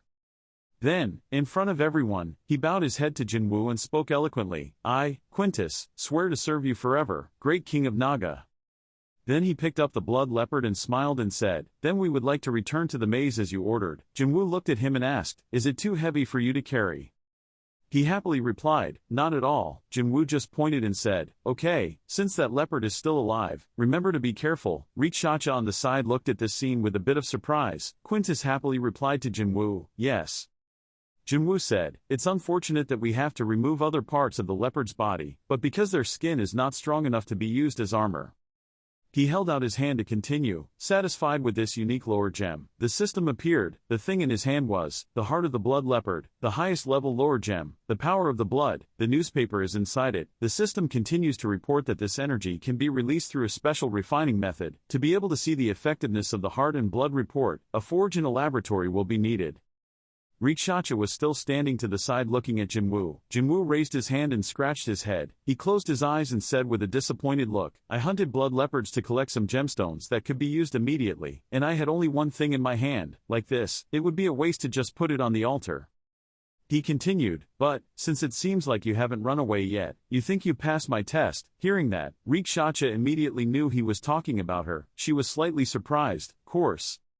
Then she immediately knelt down and respectfully asked him again, "Challenge, sir, how dare I do that?" He replied to her, "You don't have to flatter me."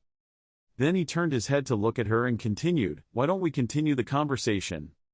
The surrounding scene left only Jinwoo and Rikshacha. He immediately spoke up and said, "What you're saying is while planning to take revenge on the Spirit King, the one who trampled on the mercenaries, also your family, by how to cause a rift between him and the Gyao Dragon King, you found this Naga Labyrinth." He continued, "And wants to take advantage of the Gyao Dragon Emperor, which will devour my Naga's labyrinth, and then lure the Gyao Dragon Emperor to attack the Spirit King. You want to take advantage of different forces to achieve your goal, her destination." Rikshacha heard that, her eyes lowered and she said nothing. Jinwoo asked again, "Did I understand correctly?" She replied, missing a few important details, "But, that's also true." Hearing that he immediately said, "I don't have enough time to listen to your explanation." Then he told her, "You can add more later," but when Giao Long King comes, she replied, "Since I spied and found them departing." She told him, "I believe you have about 5 days before they reach Naga's Labyrinth." Hearing that, he put his chin in his hands and thought. He said, 5 days. Then he scratched his head and said, "I thought I would have at least 2 weeks. I don't know if I can upgrade the labyrinth quickly enough." Hearing that, she stammered and asked again, "Don't you already know about this?" She continued, "By attaching parasites to my body." Hearing that, he turned his head to look at her, then jokingly asked again, "Oh, that?" He scratched his head and said, "I lied to you." Rikshacha heard that and asked in bewilderment, "What?" Junwoo thought of the scene where he used a parasite to approach her. He said, "The parasite will die the moment it leaves my body, and crawling on your back at that time is one that I activated at that moment, that's it." She immediately asked again, "So you acted based on suspicion?" He glanced at her and replied, "Yes, it was all an act, but it seemed to be useful." Rikshacha looked at him in surprise. He told her, "Don't make that expression, you are the one who tricked the 2 great kings of the 2 labyrinths. Knowing how to use tricks is also a skill." Hearing what he said, she bowed her head and responded, "Just as he said." He put his hands on his hips and continued, "I don't have much time, so let me give you one last choice. I promise that I won't kill you right now, no matter what you decide." He glanced at her and continued, "Will you follow the side of the labyrinth of the Giao Dragon King, who has existed for decades in history, or follow the side of Naga's Labyrinth, a brand new labyrinth of mine?" He told her, "I won't force you to choose a side, but if you follow me, I might be willing to help you take revenge on the Spirit King." Rikshacha heard that. She lowered her head in embarrassment. Jinwoo continued, "And I don't think I need to tell you the future outcome if you don't join my side." She asked him again, "Can you give me a little time?" She hesitated, "At least." Then she continued, "After the war between you and the Giao Dragon King." She hadn't finished speaking when Jinwoo asked, "So are you going to join the winning side?" He was so angry that he turned into a parasite and reached out to strangle her. He asked, "You think I'm joking?" He squeezed very hard, making her grit her teeth. He continued angrily, "I guess it seems you still don't understand your situation. You are the first person to live so long after betraying her. Me, don't test my patience anymore." His eyes were red with anger. He continued to tell her, "Now, choose. You will support a king who can be easily manipulated." His hand tightened around Rikshacha's neck, her face turned pale. He continued in a harsh voice, "Or a powerful new monarch like me." The scene changes back to the little snake people with Quintus and Dominic there. Quintus called out, "Your Majesty." Jinwoo saw you and said, "It seems you've arrived safely." Dominic also called out, "Your Majesty, and that damn goblin." Rikshacha appeared behind Jinwoo. She asked Dominic, "Who are you calling a damn goblin?" Dominic didn't care. She happily told Jinwoo, "Congratulations on successfully subduing the leopard and having a new hero." He replied to her, "Thank you. Have you introduced yourself to Quintus yet?" She asked him again, "Introduce yourself." Then she closed her eyes, happily teasing Quintus. He looked a little different on the outside, but still the same as before. Quintus screamed when he heard that. "It can't be." Jinwoo also added to Dominic's sentence, "I must have seen it wrong. I'm used to it." Before he finished speaking, Quintus shouted loudly, "How could my king make a mistake? If your king wants us to introduce ourselves, then we will do as ordered." Then he turned to Dominic, a little reluctantly reached out his hand to her. He said loudly, "Hello, nice to meet you. Have you eaten?" "Oh, of course." Jinwoo saw this scene and thought, "I guess I've welcomed another fool." Then he asked, "Quintus, have you conveyed the words I wanted to say to Dominique?" Quintus replied loudly, "Yes, my subordinates are sure to have conveyed the words without missing a word." When Dominic saw him, her face turned pale with fear, scared. At this time, Jinwoo suddenly turned to ask her, "Do you think this is possible?" She was a bit surprised, turned around and replied, "I think with the power of the leopard, this is worth a try, but the method our magician is injured." Jinwoo immediately replied, "I will summon more magicians." He raised his hand and scratched his head and continued, "Because we are running out of time, so let's order the new magicians to do it too." Dominic asked again confused, "Time is running out, you mean?" Jinwoo replied, "The Dragon King will be here within 5 days." When she heard that, she was both surprised and panicked. She angrily looked at Rikshacha as if she wanted to bite her. Rikshacha also awkwardly avoided Dominic's gaze. Jinwoo saw this and spoke up to reassure Dominic, "Don't worry, Rikshacha is already one of our people, even though we haven't yet, very certain." Then he turned and said, "Rikshacha, tell Dominique everything you told me just now." Rikshacha bowed his head in agreement. She said, "As you wish, my lord." Jinwoo also turned and said, "Dominique, don't let personal feelings enter into this matter." He turned and continued, Quintus, you will join the builders to build watchtowers and set traps, and make sure you train all the soldiers within the next 3 days. Quintus heard the order shouting, "Yes, I'll do that within 3 hours." Jinwoo said back unsatisfiedly, "Stop your silly games, and just do as I say." After saying these words, he turned away. Dominic saw that and asked, "Your Majesty, what about you?" Jinwoo replied, "I will go collect more gems in the labyrinth near the ground, and at the same time I will also intend to get more weapons for the army. I advise everyone, after 3 days, when I return, we will make a plan based on Rikshasa's information, and Rikshasa, you should also scout the surrounding area during that time." "Listen, then I agree to answer, yes." Jinwoo waved to everyone and said, "Don't worry, they're only a little better than the previous rats." A loud rumbling sound rang out in the labyrinth. It was a mighty Gyao dragon army advancing, led by a giant Gyao dragon with blood-red eyes. Suddenly the giant Gyao Long turned its head and looked towards the moving army. One of the dragons among them knelt down, it spoke respectfully, and called, "Anaxtis, my great king." Anaxtis looked at the 2 great dragons. He spoke, "Azhog, my hero, and Azhog too, you will be at the forefront of the battle line." The taller Gyao dragon with a mouth like a crocodile is the Gyao Long hero, Azhog, the hero. The other one with white color is the Gyao dragon warrior, Azhog, the hero. Anaxtis's voice rang out. He ordered, "Complete everything before I get there." The scene changes to 5 days later, before Naga Labyrinth invaded. The owner of Naga Labyrinth, Jinwoo, sat still in his chair, chin in hand, Dominic and Quintus standing next to him, surrounded by monsters heading towards them.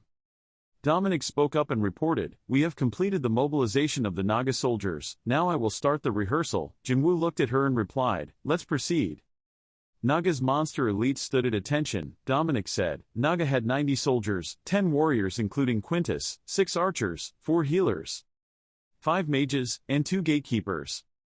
Dominic looked at the map with wide eyes and continued to report to Jinwoo, "A total of 121 soldiers, with 100 regular soldiers and 18 warriors, and 2 medium-sized dragons that seem to be the same size as our gate guards."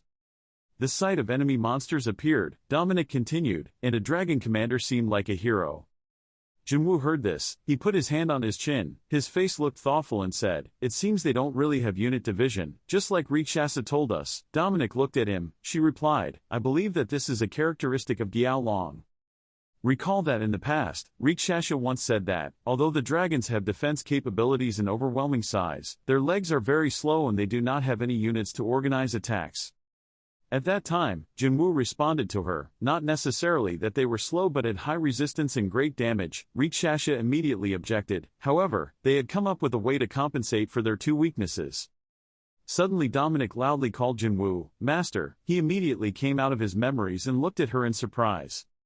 The silhouette of a monster army appeared. There were 3 very large shadows, all seemed to be moving towards the eyes of Naga's monster army. Dominic continued to inform Jinwoo, seeing the enemy's front line. The shadows of the monsters from before appeared more clearly. Jinwoo raised his hand first, the system displayed, the remaining time to upgrade Labyrinth level 5 was 2 hours, 12 minutes and 35 seconds. Seeing that, he said, "We probably won't have time to upgrade Labyrinth." Dominic held out his hand, she told him, "Their attack routes were exactly as Rikshasa reported." He replied, "Good, the first condition has been met." Jinwoo had one leg crossed, one hand resting his chin, looking straight at the command. "Everyone, get into position, set up the first line of defense." He thought, "Soldiers, we will act as planned." Then he continued, "And as for the hero's name." Jinwoo glanced over at Draken who was standing next to him and continued, "Draken, I'm sure you're not satisfied with the way you've been treated so far." Hearing him say that, Draken immediately rushed towards him. He loudly affirmed, "Of course, I'm not a target for shooting practice." Looking at Draken, Jinwoo pointed forward. He said, "Then prove yourself, show me what a descendant of the dragon clan can do." Draka stepped onto the battlefield. He turned his eyes to the powerful army in front of him. A guy from the enemy side stepped forward. He spoke to Draken, "You bastard." Draken heard that. He was startled. His face suddenly looked at the guy who had just spoken. He continued to say, I heard you died after when defeated, but look, you're still alive." With a disdainful tone, he speculated and asked him, "So you must have surrendered to Naga." Hearing this, he couldn't help but loudly said, "Azhog." You asked him suspiciously, "Are those really the words you want to say to your old teammate?" He laughed at you contemptuously, then asked again, "Ha ha ha, old teammate, I think you're joking a bit too much. Having to deal with it makes you 10 times more tired." Looking at him, he continued, from the moment you went around claiming to be a descendant of dragons, I wrote about it. The rumors about Draken are all fake. He pointed at Draken and continued talking to him. Scornful voice, it is nothing more than a story made up to hide your weakness. Hearing this, Draken couldn't stand it. He angrily shouted, Azhog, you dare to insult the dragon's descendant. Before he could finish his sentence, Azhog interjected, you dragon, you monkey, you are no better than a lizard. He said contemptuously, you are just an outdated and extinct species. He raised his hand holding the weapon towards Draken. He said, think about it, we dragons are also related to dragons, maybe we even have the blood of dragons that are purer than you.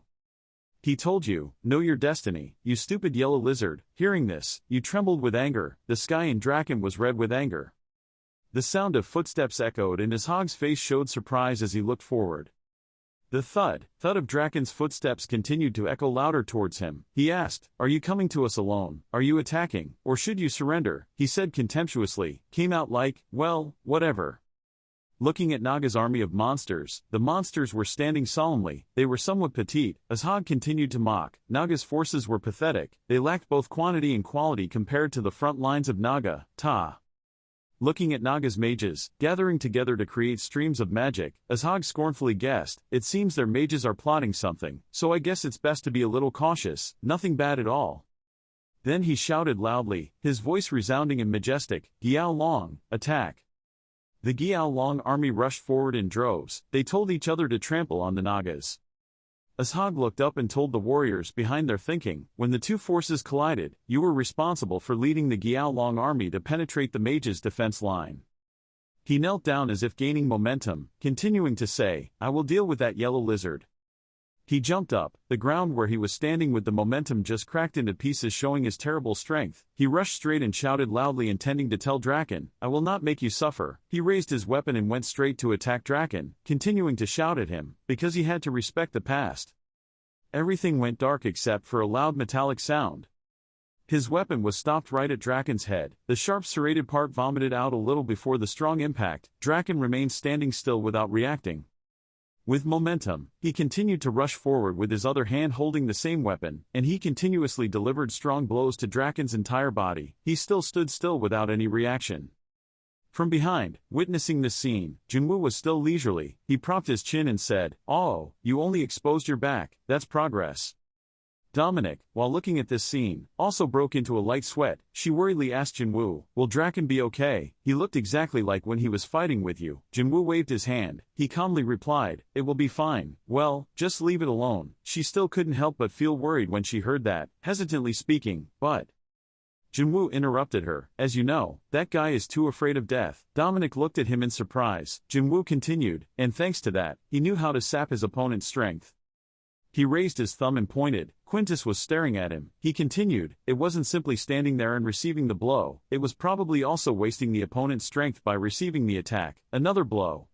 Azhog continued to attack Draken continuously at an extremely fast speed. Junwoo continued to explain, and the reason for exposing his back was to test whether his opponent knew its weakness or not. Draken was weak. Although he is weak, his resistance is truly extraordinary. Dominic still couldn't stop worrying when he heard that. She replied to Junwoo, I never realized Draken was that strong. He replied, when he joined us, we could see information about him. On the front line, Azhog was sweating. He looked at Draken and said, surely you are good enough to brag. I will admit that you are more than just a lizard. He raised both hands holding his weapons. Strong strength appeared on Azhog's massive body. He shouted loudly, but I am the hero of Giao Long. You will not be able to deal with me when I use all my strength. Draken's back appeared in front of Azhog's anger. Azhog continued to scream loudly. He said, you, die. At that moment, Junwoo raised his head slightly. He said, one thing is certain. Junwoo's words continued. He was referring to Draken, that it was the second strongest in our labyrinth. Only me. The image of Draken's head appeared before the broken weapon in Azhog's hand. Draken Draconus Ortiaga the hero. Azhog was stunned to see Draken still standing after his attack. Even his weapon was destroyed. He did not believe what was in front of him, his voice hesitant. No way, what to do? Draken suddenly patted Azhog on both shoulders. He asked him, do you really think that the dragon blood in you is purer than mine? Azhog glanced at Draken's hand on his shoulder, his face worried. Draken continued to say, you know, dragons also have their basic qualities. Draken was angry, his facial expression changed, he raised his bloodshot eyes to look at Ashag and said, "Let's see if you can imitate this." Ashag was stunned, he hesitated as if realizing something, but tried to exclaim in disbelief, let alone stop. From Draken's mouth, a huge flame was created that engulfed Ashag, his body was covered in Draken's attack without doing anything. Ashag's head fell with thick smoke at his neck. His body felt like it was gradually becoming squishy and flowing down, he panicked and couldn't believe it, trying to say, my face, my face. Ashag's mud-like body stuck tightly to Draken's massive body, he asked him, is that strange, I thought he was a descendant of a dragon. He raised his hand to pick up the loser's body, his voice filled with laughter and continued, you must be immune to fire, right? Ashag's head gradually disappeared. He proudly posed on the battlefield, unable to hide his smile, his enemies could only stand and watch, one of them exclaimed, "Th." Then everyone panicked, the hero was defeated, our general was defeated. Draken looked bewildered at the opposing monsters running away, but they continued to panic, a dragon, on their side there was a dragon, running quickly. Suddenly a huge hand caught the running people. They raised their heads and stammered, saying, Commander, formation, magician. They were still continuing, invading, when the man who grabbed them choked them, they tried to scream but couldn't make a sound. And that monster rushed straight towards the Naga magicians. Suddenly a huge hand caught the running people, they raised their heads and stammered, saying, Commander, formation, magician, they were still continuing, invading, when the man who grabbed them choked them, they tried to scream but couldn't make a sound. And that monster rushed straight towards the Naga magicians. Dominic saw that and was immediately worried, she turned to ask Jinwoo, Master, our side is being attacked by dragons, please give orders. He looked at her and replied, No, we don't need to waste it, his arrows to these ordinary soldiers. Then he turned his eyes back to the front line and gave the order, leaving our two magicians to focus on defense. Following the command, Dominic immediately began transmitting. The magicians, upon receiving the signal, nodded slightly in agreement. The two magicians for defense were left as requested, the others removed their cloaks. Suddenly something white shot straight towards the fighting monsters. A trapped enemy said worriedly, I'm still alive. A huge face of a gatekeeper appeared, shouting loudly at the trapped guy. His hand squeezed tightly, the soldier said in fear, waiting.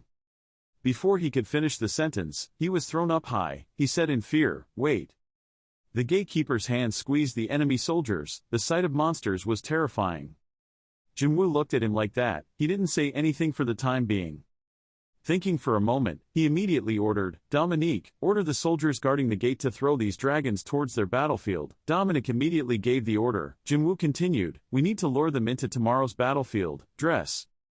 He asked Dominic how things were going on the battlefield. She immediately replied, Draken was holding out in the center of the battlefield, blocking all attacks there.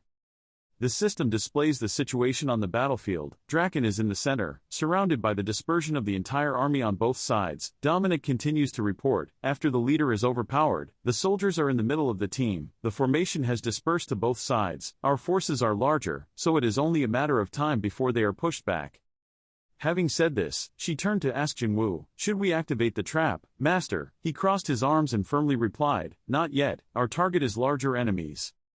He glanced to the side and called, Quintus. Quintus immediately responded, yes, Master, Jinwoo orders me. You quickly order Draken to defend the left, and you will defend the right, remember let them take even one step forward.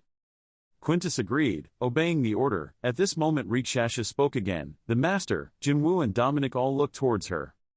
Jinwoo spoke, Rikshasa, she knelt down on one knee, a bit of embarrassment appeared on her face. She stammered and said, the enemy's core force. Rikshasha continued, the Dragon Emperor is on his way here. Hearing that, Dominic couldn't hide his panic, Jinwoo's expression remained unchanged. A large horn suddenly fell on the battlefield. Draken, who was fighting, heard the noise and turned around, a bit surprised. A series of giant shadows appeared behind the enemy lines. Draken looked on with some concern. Seeing that, Jinwoo spoke up, so that's it. Rikshasha immediately agreed, yes. The huge shadow of the enemy army appeared on the battlefield at the same time as Rikshasha. Anaxtis, the Gyao Dragon Emperor, affirmed that he was the master of the Gyao dragons in the maze, the strong emperor, Anaxtis. The enemy army appeared with Rikshasha's report. They had a total of nearly 300 people, about 150 low-level soldiers, the rest were all high-level Gyao Longs. She continued, there were more than 30 catapults. Jinwoo heard this. He rubbed his chin, thinking thoughtfully. The number of high-level Gyao dragons alone was larger than the entire number of soldiers of the Naga army. Dominic said with a panicked face to Jinwoo, the master, the dragon emperor was here. He immediately looked up. Anaxtis moved his fingers slightly. He pointed straight ahead, and one of the enemy soldiers saw that and seemed to understand something. That guy held up the ivory horn that was stuck in the ground earlier, and blew on it. The sound from there echoed throughout the battlefield. The little soldiers crouched down, a giant hand grabbed them. Above, low-level soldiers also flocked down. Dominic said in panic, Master, they are starting to attack. Jinwoo immediately stood up. He waved a hand and said, try to keep their army as far away from the base as possible. Tell the archers try to hold out. Now is not the time. Dominic replied worriedly, they will destroy our defenses. Jinwoo turned his head to look at Dominic and said, slowly, we need to lure as many of them into ambush as possible. Jinwoo crossed his arms and calmly looked at the front line now. Dominic's expression was a bit worried. The magicians looked at each other a bit trembling. Seeing the situation, Dominic immediately informed Jinwoo, the magicians were near their limit, they couldn't hold out any longer. If we continued to hesitate, they would soon run out of magic. Lost, he calmly replied, the rank of these Gyao Longs is quite high, this is also a big trouble. Jinwoo closed his eyes and continued, but just follow my strategy, now it's time to send them to hell. Dominic immediately transmitted, O magicians, fight with all your might. Rikshacha was worried, she said nothing. Dominic continued, don't hesitate, this is the time for us to exert our power. The wizards heard that and nodded slightly to show their agreement. Suddenly one of them seemed to slow down. The one behind him shouted loudly, hurry up, do you want to be stepped on? The one who stopped was a bit flustered. He said, wait a minute. He pointed forward and continued, the ground was freezing. Right now, ice rose continuously from the ground, alternating with their formation. The entire enemy army was covered in ice. They could hardly move, kneeling on the ground in front of Quintus. He raised his hand and shouted an order, right now, attack them. Rikshacha looked at the scene of ice rising from the ground and said, they used magic to disguise the cliff as ground. Her face showed concern and she continued, if they had probed carefully, they would not have fallen into the trap. Jinwoo heard that and replied, among the soldiers that the Gyao Long sent to the battlefield, only you and Draken survived. Rikshacha looked at Jinwoo worriedly. He continued to tell her, I suddenly thought that they wouldn't know in advance that you would become my allies. Then he turned to say, Dominique, report the loss. The system appeared in her hand. She replied, yes, 2 Naga soldiers and 1 warrior died while defending. Images on the battlefield appeared. In addition to the middle section, both sides of the enemy's flank line collapsed. Dominic continued, the entire front line and about 20% of the enemy's core force were trapped. This is what happened. This also means they have about 250 people left.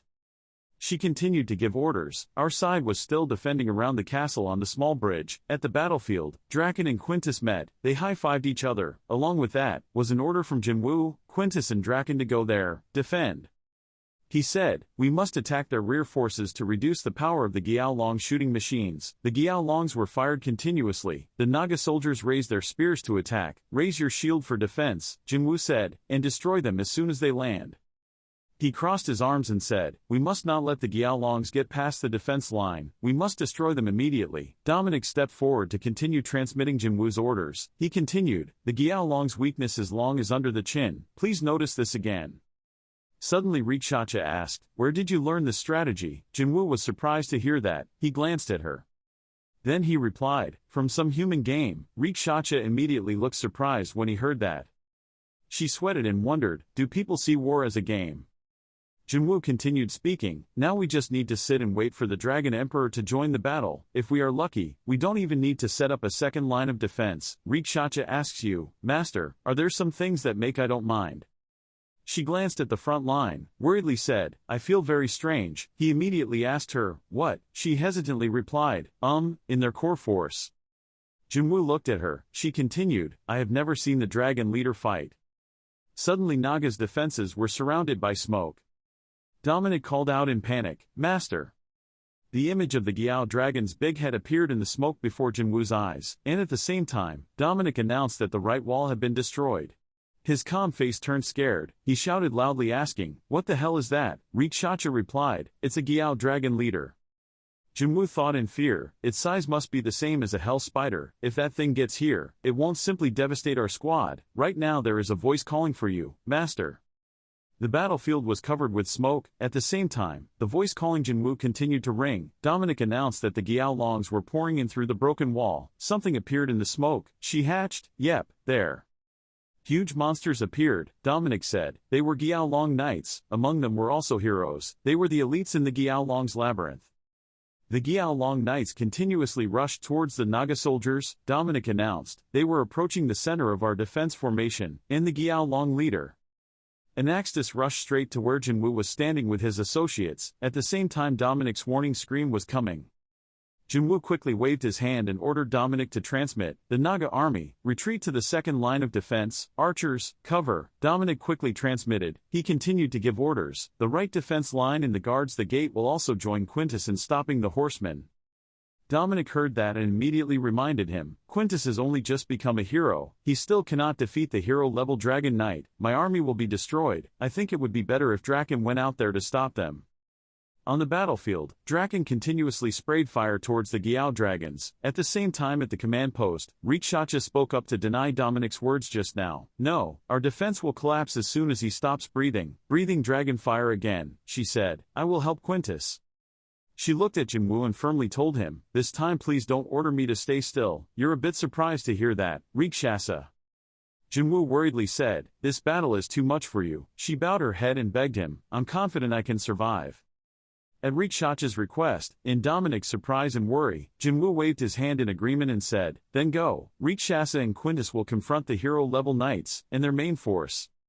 He continued to order, release the blood leopard on the bridge. Upon hearing that, Dominic immediately transmitted the news, magician, release the blood leopard. The magicians on the front line listened to the command and headed towards the bridge. Instantly deploying power, forming a rising iceberg.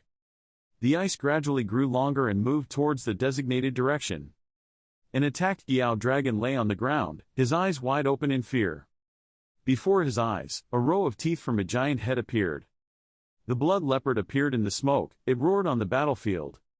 Dominic looked at this scene and asked worriedly, what if the blood leopard rushes into our army? Jinwoo replied, don't worry, I fought it once already. The battle between him and the blood leopard appears. It takes a breath and roars loudly and rushes forward to bite and tear at its enemies. Jinwoo looked at this scene and said, after curing the blood leopard, we starved it for 5 days, it will eat everything it comes across, at least it will buy us enough time. He looked towards the Giaolong leader who was rushing straight here and continued, but the problem was the Giao dragon leader. Thank God it was targeting me, not the weak Naga soldiers. Having finished speaking, he punched the back of his chair and said, Dominique, step back. From the back of the chair, he caught a bandaged iron bar. He pulled out a large mace from inside. The iron bar from before was a small part of the handle. His action caused the chair to crumble. Dominic looked on with wide eyes. Jinwoo's eyes glowed. He carried the mace on his shoulder and asked, the mace is the perfect weapon to fight strong opponents, right? Dominic reminded a little worriedly, Master, you need to preserve your strength to fight the Dragon King. He replied to her, I will do my best. The giant Giao dragon opened its mouth wide, creating a gust of wind. The winding wind rushed towards Jinwoo's place. Suddenly, out of the smoke, Jinwoo hit the Giao dragon from under its chin, and a lot of blood flowed from its mouth. He knelt down, brought the mace back and said, okay, I'm here. Suddenly realizing something, Jinwoo worriedly looked at the Giao dragon. It didn't stop at him but continued to rush straight. He worriedly shouted loudly, Dominique, run. Dominic panicked. At the same time Jinwoo's reminder continued to ring, its main target, not me. Before his presence, the Giaolong crashed straight into the rock, causing the rock to break. He worriedly shouted his name, Dominique. Dominic told him, I'm fine. She looked at the trapped Giao dragon and continued, the Giao dragon is stuck at Naga's labyrinth gate, its target. Jinwoo realized, it wanted to destroy the center of the labyrinth. He ordered, Draken, retreat, come back now. Draken was breathing fire, asked in bewilderment, huh? Without waiting for him to say more, Jinwoo put down his mace. He carried Draken up. He nervously stammered, Master, I'm telling you, I don't have time to watch you slow down. Then he threw Draken away and told him, stop that thing, prevent it from reaching the center of the maze. Draken's eyes widened. He said, "That's the dragon leader." "How could I?" Jinwoo replied, "But you're a dragon, just pull its tail or whatever." Hearing that, he immediately became serious and proudly said, "Yes, I am a dragon." Then Draken rushed in and shouted, "You big idiot, let's see who will win." Jinwoo looked discriminatory. He was sweating a little nervously and said, "Please hold out until I defeat the Dragon Emperor of them." Then he looked up and asked, "How is the battle situation?" "Dominic sent it down, I will report quickly."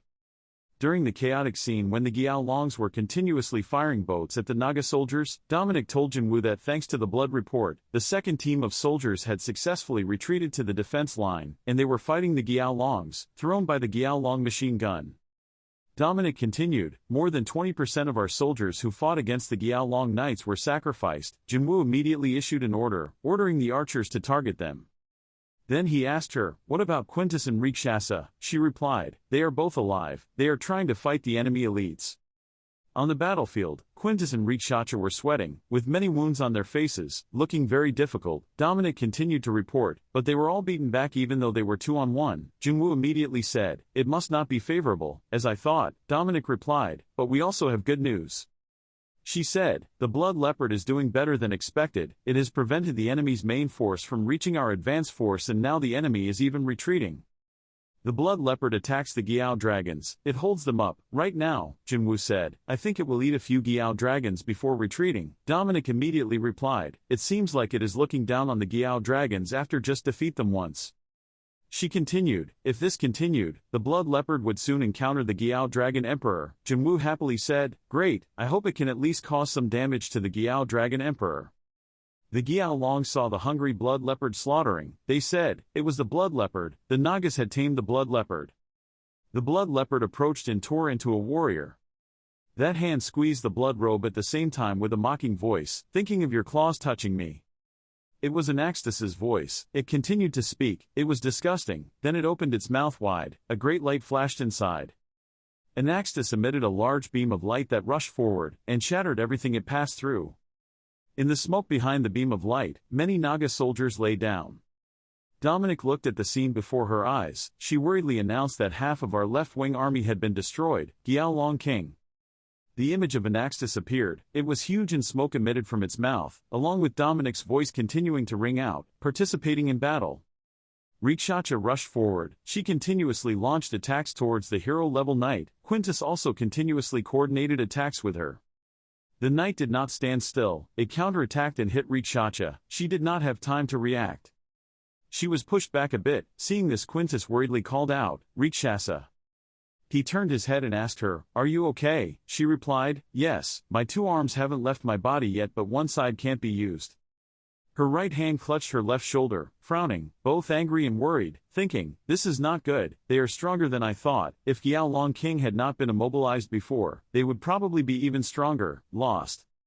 She looked at the knight in front of her, continuing to think, "He has a lot of experience but hasn't had the chance to become bigger." The knight opened his mouth and roared loudly, "He is the Giao-long warrior, Ushag, you hero." Rikshasa looked around. The image of Draken holding the leg of the Dragon Emperor, trying to destroy Naga's mind, appeared. She knew that Draken was holding back the warrior leader. On the other side, she saw Jinwoo standing in front of the Naga soldiers. He pointed his finger forward. She understood the situation, and that the master needed to preserve his strength to fight the Giao Dragon King. She continued to think, if the blood leopard was holding, then suddenly, at this moment, a huge beam of light passed behind her. She was stunned into surprise. Her train of thought was also interrupted. Quintus standing next to her was also not there. Hide the surprise on his face. Both immediately turned their heads to look. A giant Giao dragon, still releasing smoke from its mouth, appeared, along with Dominic's voice. "Master, the Giao dragon has already joined the battle." Jinwoo heard that. He raised his voice to Quintus and asked, "Quintus, can you still fight?" He replied, "Of course, I will take down that guy myself." Jinwoo said, "No, I don't think we can't beat it." Quintus' eyes turned white. He didn't understand and asked again, "What?" Rikshasa held his weapon tightly. She said, "Hold them off as long as possible." The dragon stepped forward. Every time its feet touched the ground it created clouds of smoke. At the same time, Rikshasa continued to speak to Quintus, "Until our master." The Giao dragon stepped in front of Jinwoo, holding the mace in his hand. Looking towards it, Rikshasa continued, defeating the Giao Dragon King. Jinwoo opened his palm. The system displayed a notification. The remaining time before Labyrinth upgraded to level 5, 24 minutes and 32 seconds. After reading it, he clenched his fist. At this moment, Qiaolong Emperor approached and said to him with disdain, "A mere mortal, that's unbelievable." He looked up at him with an expressionless face. He continued, "I didn't think the Naga group had human mercenaries."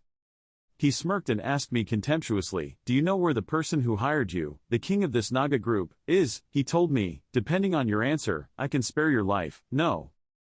He continued, "Let you join my labyrinth." Jinwoo replied, "You must have misunderstood."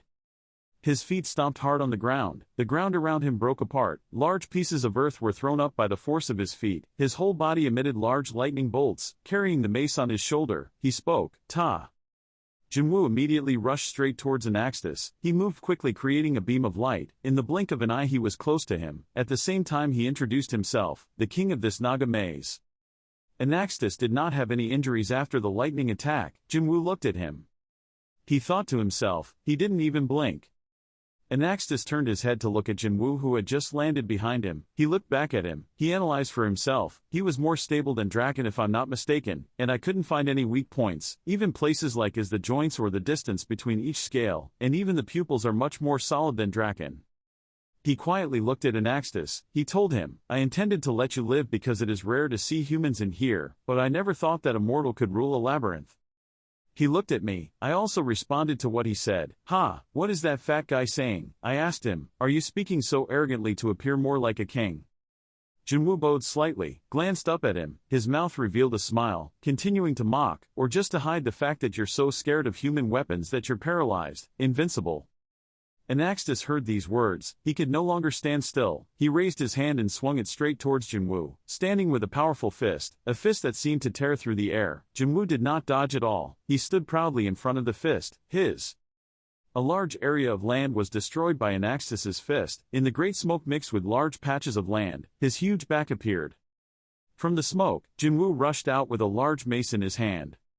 He glanced back at him, his face grimacing, thinking, he was so fast. He wondered, with such a big body, how could his speed be so fast?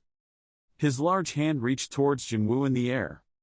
He rushed straight down. Smoke and dust poured up. Anaxtis had no time to react.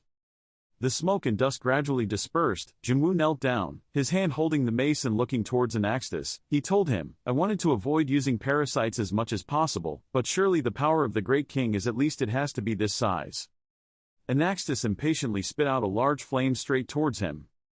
At the Naga gate, Draken was still doing everything he could to stop the giant dragon. Dominic was looking at the scene on the battlefield. She worriedly shouted, "Master!" Jinwoo didn't respond. She turned to ask, "Draken, why did the Qiaolong king use such heat rays?" He replied with an angry face, "Well, actually, I heard that the Qiaolong was also a relative, far from real dragons." He continued sweating, but it seemed that the Qiaolong king had enough dragon blood in his body to use a breath attack. Dominic heard that and angrily asked, "Why are you speaking now?" His face was still full of sweat. He told her, "Oh my god, I'm so busy, I have to fight." Dominic said worriedly, "Human weapons can kill the Qiao Dragon King. Master told me that if necessary, I should use it." She said doubtfully, "But that tiny thing." Suddenly at this moment, from the thick smoke of the battlefield, two shadows appeared holding something very large and rushed out. They walked straight in front of Anaxtis. When he saw that, he asked in surprise, "Why were there two of them?" But quickly, he calmed down. He reached out to shake the two strange shadows and said, "It's okay." Then suddenly, the two shadows that his hand had just touched, seemingly catching, crawled back behind him and merged into Jinwoo's silhouette holding up the mace. Before Anaxtis could react, he buried feet in place. Jinwoo appeared from behind, showing a scary smile. And then he gave his shoulder a powerful blow, causing the surrounding air to change. When Anaxtis was like that, he opened his mouth and screamed. But he still stood firm after the attack just now. Jinwoo's mace fell with his voice. The move was weak. He was in the air, his eyes closed. Jinwoo stretched his body, he grabbed the mace, and with it a part was pulled out of Anaxtis's hand. He appeared in front of him, then quickly circled behind him. He used his strength to throw another blow at Anaxtis, who opened his mouth to scream again. Along with his loud scream and his face changed slightly, Jinwoo looked at that. He thought to himself, "Good, that's enough of a strong reaction, I think I can do it." Anaxtis did not stand still. He waved his hand at him. He dodged him and thought, after using the parasite, I can closely follow his every move. I haven't found any weak points yet, but he blunt gas is useful for causing internal damage behind an opponent's armor. He slid behind him and continued to deliver a strong blow. He thought that no matter how fast he attacked, he would still be limited because his body was too big. He was still thinking, he won't be able to use his breath attack if I keep hovering near him, when suddenly there was a change. His face changed color. Anaxtis used his move, a large and powerful light radiated around him. It made the ground shake and crumble. Jinwoo was also pushed out. He landed, looked at Anaxtis with surprised eyes. He told him, I'm not serious because I don't care about you, but you're too complacent. A large column of light appeared from his body on every frame of the battlefield, causing his soldiers to look up in surprise. He said contemptuously to Jinwoo, do you think I'm fighting with all my might? Human? No. Was a man disguised as a human? The Giaolong saw that. One of them spoke up. Great King Anaxtis was planning to fight seriously. They turned around and said to each other, let's run, retreat immediately, otherwise we will be hit too. Another guy will join in. This whole army will be wiped out. The Giaolongs panicked and ran away. Rikshacha looked at this scene. She wondered, why did the Giaolong army run away? What the hell? She turned her head and thought, I guess I have to thank the king of this Naga Labyrinth. I never thought I would see him fight with all his strength again. She asked the soldier in front of her, shouldn't you run away too? Your subordinates have all escaped. He replied, I'm fine. If it's just once then I can handle it. But then he said, no, I was wrong. What I endured is not important. My great king is doing his best. Witnessing this is my greatest honor.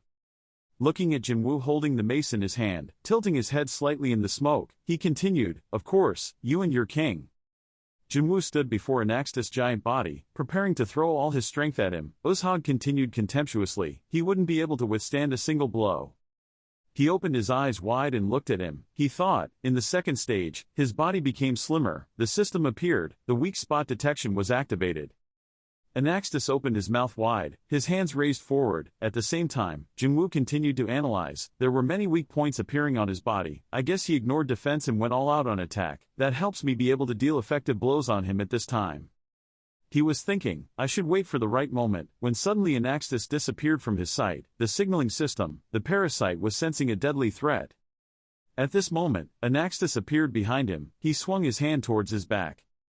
Quickly, Jinwoo turned around and raised his hand to block the attack. As Anaxtis' attack continued, it swung its hand and a large puff of smoke appeared. Jinwoo was knocked back against the wall. He had difficulty standing up after the attack, looking at him worriedly. Then he punched hard. The whole area was covered in smoke and dust, but luckily Jinwoo was able to jump out of there. After avoiding his punch, he quickly kicked him hard on the side cheek.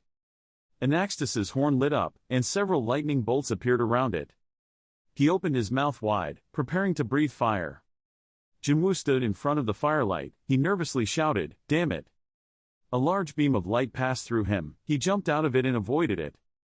Anaxtis opened his mouth wide and screamed fire, and the entire area behind Jinwoo's area burst into flames. Jinwoo fell to the ground and bounced back. He frowned and looked at him. He thought, he didn't even give me time to breathe.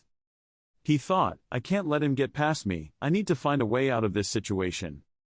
Anaxtis looked at him, his mouth opened wide and continued to breathe fire. He told him, "You look like a small bug, writhing around just to stay alive." He looked back at him expressionlessly, thinking, I need to avoid being hit by his heat rays at all costs. The weapons I carry won't be able to block them. A series of fireballs were launched towards Jinwoo. He worriedly looked at this scene. He knew he couldn't avoid it. At this moment, the system announced that the parasite's skill, Perception Acceleration, was automatically activated. The risk of sudden death affected the activation of the move. The move would absorb a large amount of vitality of the parasite. Jinwoo opened his eyes wide and looked forward. He turned his head to look around. All the soldiers and fireballs stopped. He wondered, has time stopped? He looked up at the fireballs, then looked behind the Giao dragons. He realized, no, time was still passing, but very slowly. I also felt my body was heavy. Jinwoo looked straight ahead. He thought, it seemed like only his perception became faster, even though this skill looked so strong that it seemed like cheating. He looked down. He continued to think, but he also felt that the parasite's power was running out quickly. Just as he felt, the system displayed a notification that the move would absorb a large amount of the parasite's vitality. Parasite, he realized, this was a dangerous skill.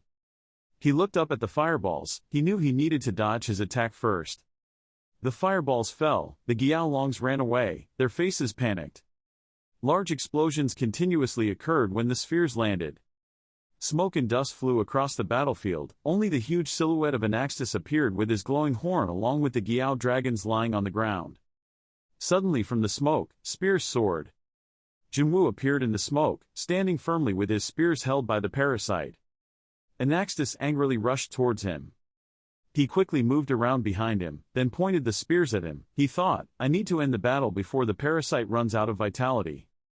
And his spears were continuously thrown into Anaxtis's face, his face clearly showing discomfort. He turned around, stretched out his arms to catch him. He said angrily, that's stupid. He didn't care about activating the move and accelerating his perception. He reached out to the parasite to grab his mace from the ground. Jinwoo held the mace and charged straight up. Anaxtis then used his tail to whack him. Seeing that, he proudly smiled and cackled. He continued to use his eyes wide open, accelerating his perception. He realized that his attack just now was an attack from a blind spot. He jumped up and thought, is it his tail? Anaxtis used his senses and turned his head. On the other side, Quintus was still fighting the knight. Rikshacha was looking worriedly at his master. At the Naga Gate, Draken was still trying to hold back the giant Giao dragon. Dominic, on the other hand, was also extremely surprised. She looked towards the battlefield and hesitantly said, Giao Dragon Emperor. On the battlefield, Anaxtis was kneeling before Jinwoo. At the same time Dominic's voice continued, kneeling down. Jinwoo looked at the Giaolong Emperor. He smiled proudly and said to him, your posture suits you very well. Are you aware of your identity? The Dragon Emperor's head bowed down. Jinwoo continued, reptile. Anaxtis put his hands on the ground, his head bowed in front of Jinwoo. He angrily said, you dare. He opened his mouth wide, intending to continue spitting fire. He said Jinwoo, die, but at this moment he used parasites to bring large barrels in front of him. His face was calm. He snapped his fingers and said, let me do it. Immediately, the barrel shattered. Anaxtis raised his face into a large area of light. Jinwoo raised his hand to block a huge fire that was burning in front of him. The fire gradually died down, the smoke behind Jinwoo gradually dispersed. He lowered his hand, looked forward and said, I can detect that guy's weak point, so the attack just now must have knocked him out. Suddenly, Anaxtis' huge face appeared. He screamed in front of Jinwoo. When he saw that, he was extremely panicked. He shouted, the exoskeleton, it's so dangerous, it speeds up perception. The system immediately displays a red message, the parasite has entered a hibernation state. Jinwoo had no time to react. His face showed fear. Anaxtis's large teeth gradually enveloped him. He tried to put his hand up to stop him from closing his mouth. He shouted to gain his strength, Kua. His face was clearly visible. He tried to scream, do you really think I will die here? Before he could finish his sentence, Anaxtis's mouth closed. When Dominic saw this scene, his face immediately turned pale. She hesitantly called out, Master. She fell down and stammered, no, no. Anaxtis turned his head and said, you're king. He grinned and continued, falling down. Right now, the system displays a notification, remaining time until Labyrinth upgrades to rank 5:03 seconds, remaining time until Labyrinth upgrades to rank 5:02 seconds, remaining time until Labyrinth upgraded to rank 5:01 second. Labyrinth has been successfully upgraded. The system continued to announce that the owner of Labyrinth, Kim Jinwoo, would be restored to full vitality. The parasite had fully recovered, and the parasite would be awakened from hibernation. The system ended the notification, and from inside Anaxtis's teeth, Jinwoo's figure gradually appeared. Notification system, Labyrinth upgrade has been completed. Labyrinth's territory is expanding. You are fighting in the territory of Naga Labyrinth. Naga power increases by 30%. Kim Jinwoo gradually transformed. The owner of Naga Labyrinth, Kim Jinwoo, had fully recovered. King Giaolong angrily said, how dare you insult me like that? Don't think that once you recover, things will be different. I only need it once, Jinwoo shouted loudly, shutting his mouth. He threw 2 bombs into his mouth. Anaxtis immediately had his throat blown out. Seeing that, Jinwoo was quite surprised and said, I'm surprised you're still alive after suffering an explosion in your throat. He growled because of the discomfort in his throat. He continued, but now that your weakness has been exposed, I will behead you with my own hands. After he finished speaking, he immediately rushed towards the Dragon King. Tell Rikshasha, I need a sword. Jinwoo then jumped up and knocked Anaxtis down with one shot, making him scream in pain. Rikshasha saw this scene and was horrified. He killed a hero so easily. The Dragon King's subordinates around him began to stir. Urzhag was defeated. It was the King of Naga. Kill him. They all rushed towards Jinwoo. At this moment, Jinwoo's body shot out red rays that penetrated their bodies. Both Rikshasha and Quintus were amazed when they saw this scene. Jinwoo said, "Quintus, I need a sword." Quintus immediately knelt down and offered the sword. "Yes, my king." Hearing this, Rikshasha panicked. "Master." At this time the system continued to report an accelerated recovery. Jinwoo now held the sword. He started to use his power, thinking that even if he ran out of strength and couldn't move after this move, it was okay. "I will end it in one blow. I will use everything I have in this attack." Jinwoo's entire body radiated light and turned towards the Dragon King. He shouted, it was useless. After that, he felt quite uncomfortable because he was hit by Jinwoo's attack. He thought to himself, the wound wasn't too deep, things weren't too bad. I will cover the wound with this strong muscle and then counterattack as soon as he runs out of strength. Jinwoo continued to attack and this time it hit Anaxtis' neck. He said coldly, "It's over." The Giao Long King had been defeated, and weakly said, "How could I be defeated in front of such a brat?" "No, everything is not over yet. The source of my power, I will use all the power I have from the lower gem."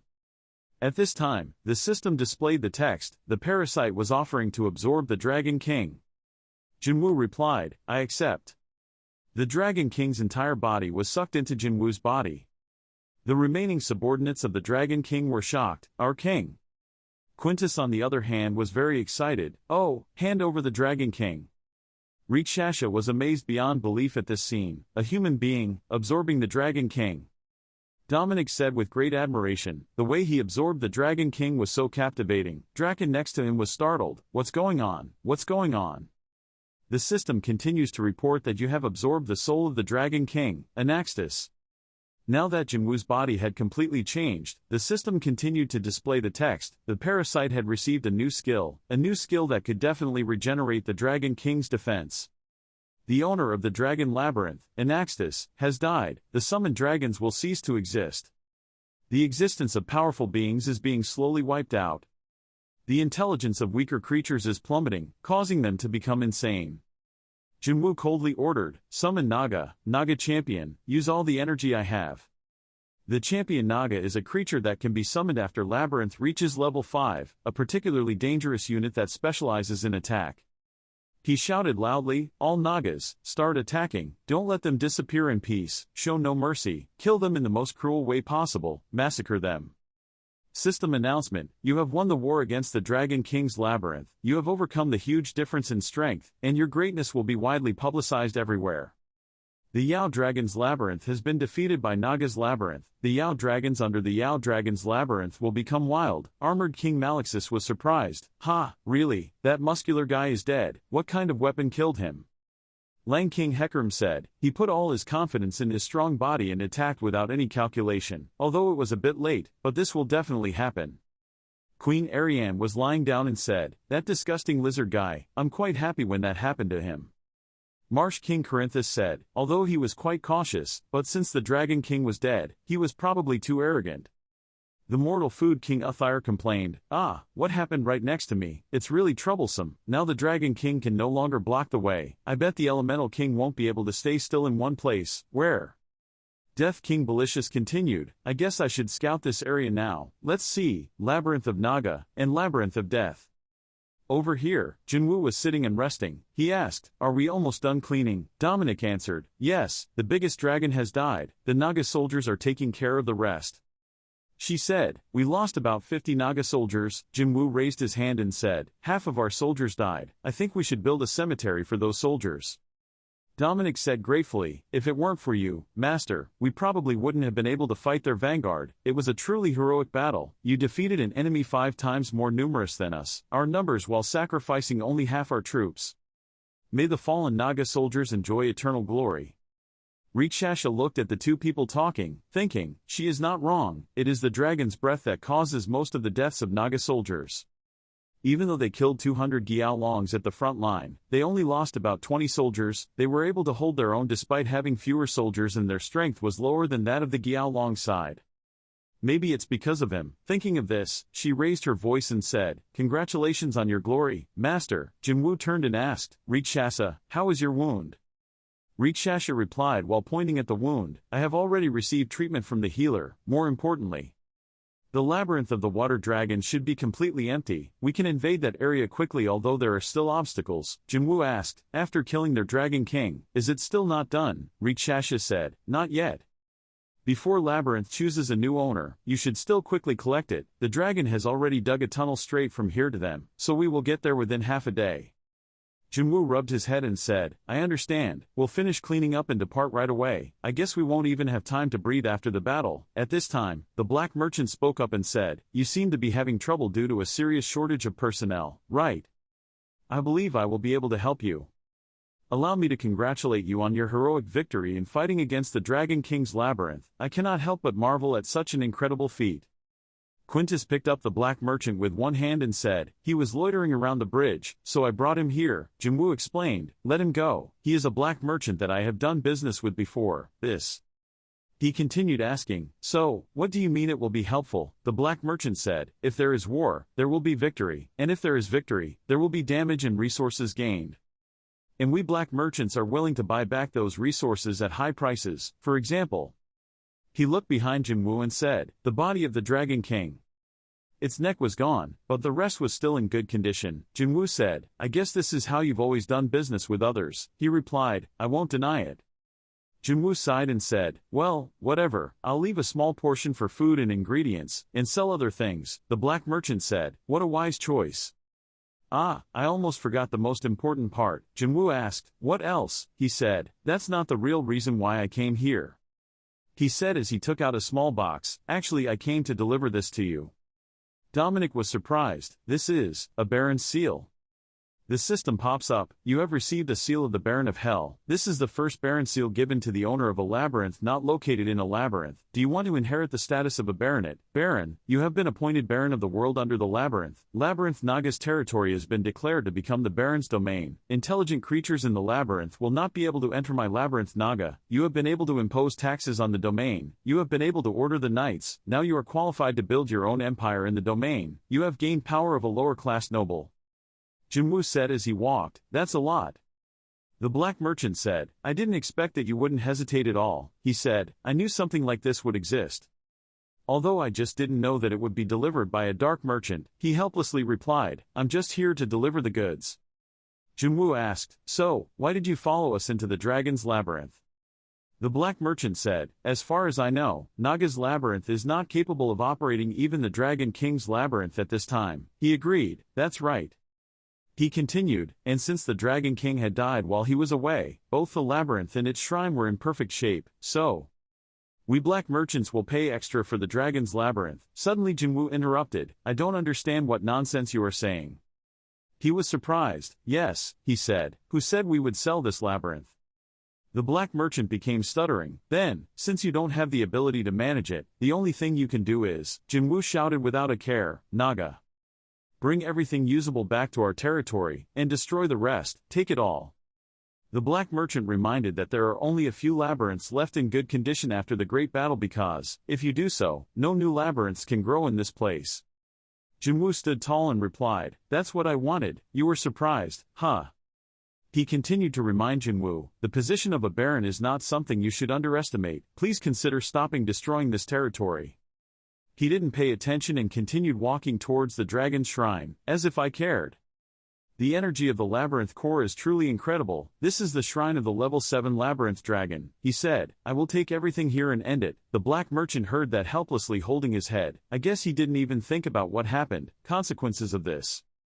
At this time, the system displays the text, "Do you want to temporarily suspend operation and disassemble the core of this shrine?" Jinwoo replied, "Yes." The black merchant saw that and stopped him. "No." He took out the core, and the system immediately reported that the dragon's labyrinth had stopped working. Jinwoo tossed the core and said, "I just don't like any labyrinth growing near my territory."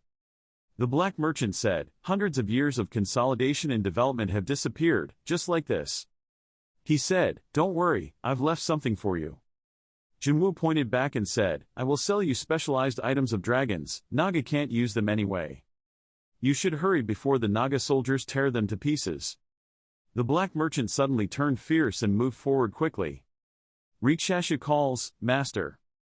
These are the testers who used to work for the dragon's labyrinth. I brought them here from inside that labyrinth. Looks like some of them are still hiding. What should we do with them?" Jinwoo looked at them and smiled and said, "They seem quite useful." Rikshasha ordered, "Test, listen. This person is the master of Labyrinth Naga. He defeated the Dragon King in Axtis. He is a noble figure, has a noble status and is recognized by the entire labyrinth. If you want to live, quickly bow to the Baron." At this moment, the seal suddenly glowed. The system reported that, activating the Baron's power, the testers were completely overwhelmed by Baron Kim Jinwoo. Jinwoo said, "I have killed the Dragon King, so now I will visit the Dragon's Labyrinth to get the spoils. Those who are valuable to me will be kept, and all those who are useless will be eliminated." He lifted one of them up in front of him and said, "Let me see if you have any value to me." One of the men being carried was trembling. Seeing this, he said, "I had some hope for the worker of an old labyrinth, but he was so thin and weak, with this arm, he couldn't even hold a tunneling tool. All are malnourished and overworked, some are sick, how can they work effectively? Bringing them back will only cause epidemics to spread." When the remaining henchmen heard that, they were scared and thought, Bum, we'll all be killed, we'll just run after the dragons all our lives. Okay, if I continue to live miserably like this, it would be better to die." They were thinking negatively when they heard Jinwoo say, "First let's give them something to eat." He turned to Rikshasha who was taking notes, setting aside a place in the labyrinth for them. "Give them 3 meals of nutritious food a day, give them time to recover, quarantine those who are sick in a newly built place and then treat them." They whispered to each other in fear, they couldn't believe it, they had grown fat enough to eat. He said, "What nonsense! What kind of work do you do when you die? Workers in our labyrinth are only allowed to die naturally.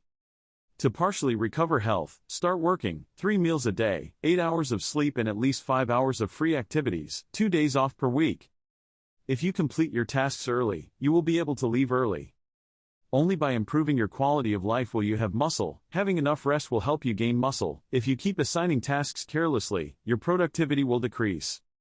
While he was speaking, he saw their suspicious eyes, immediately stretched out his arms and said, eyes filled with disbelief.